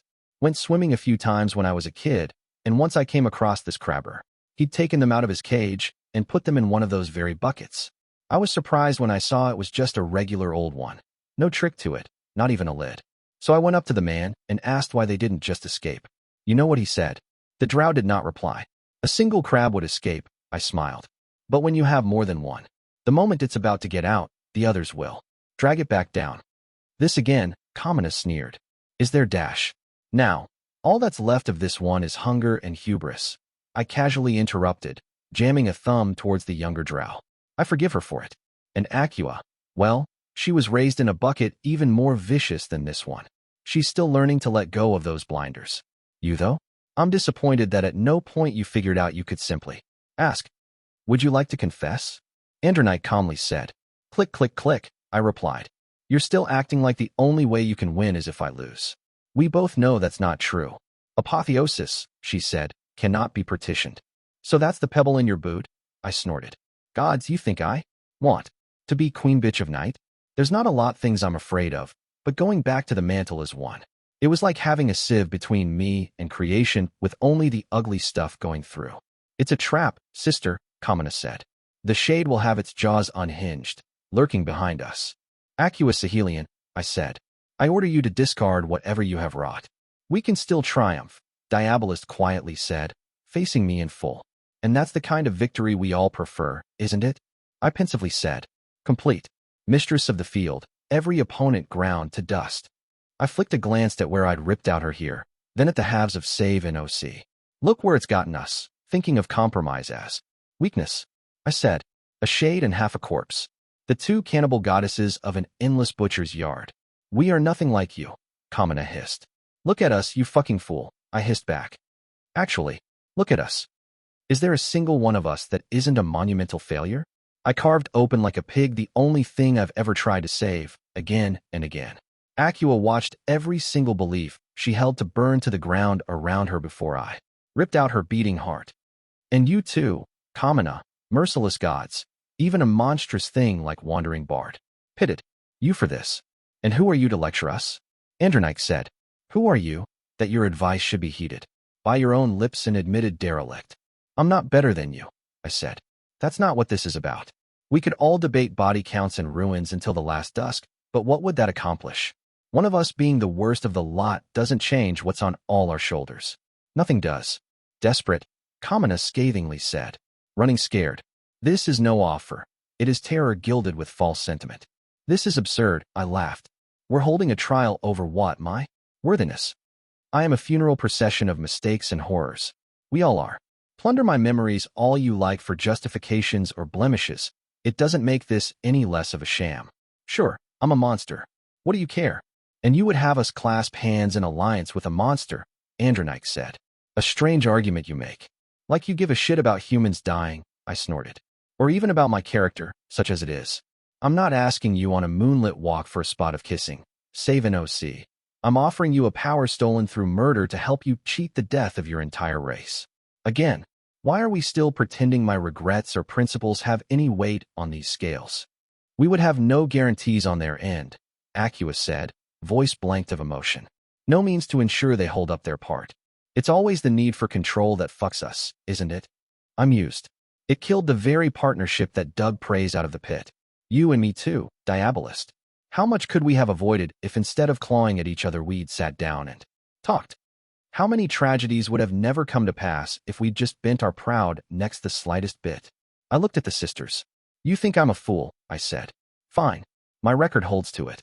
But ask yourselves this, a century from now, while you watch the essence of winter turn your people into animals despite your best efforts, will you not regret this even a little? That one moment where you could have done it differently. Different is not better, Kamina said. It could be worse, I agreed. I won't deny that. Devouring winter is an agony assured, but this could turn out worse. It's still a chance though. I clenched my fingers then unclenched them. It's an unknown, I said. It's terrifying and dark, and it could be the single worst thing any of us has ever done, but it's not impossible to get out of a bucket. You need to own that, deep down. That if we're the crabs were that because of fear, and not because there was no other way. The silence that followed hung heavy over all of us. There was a song in it, I thought, for monsters assembled in a room that wasn't.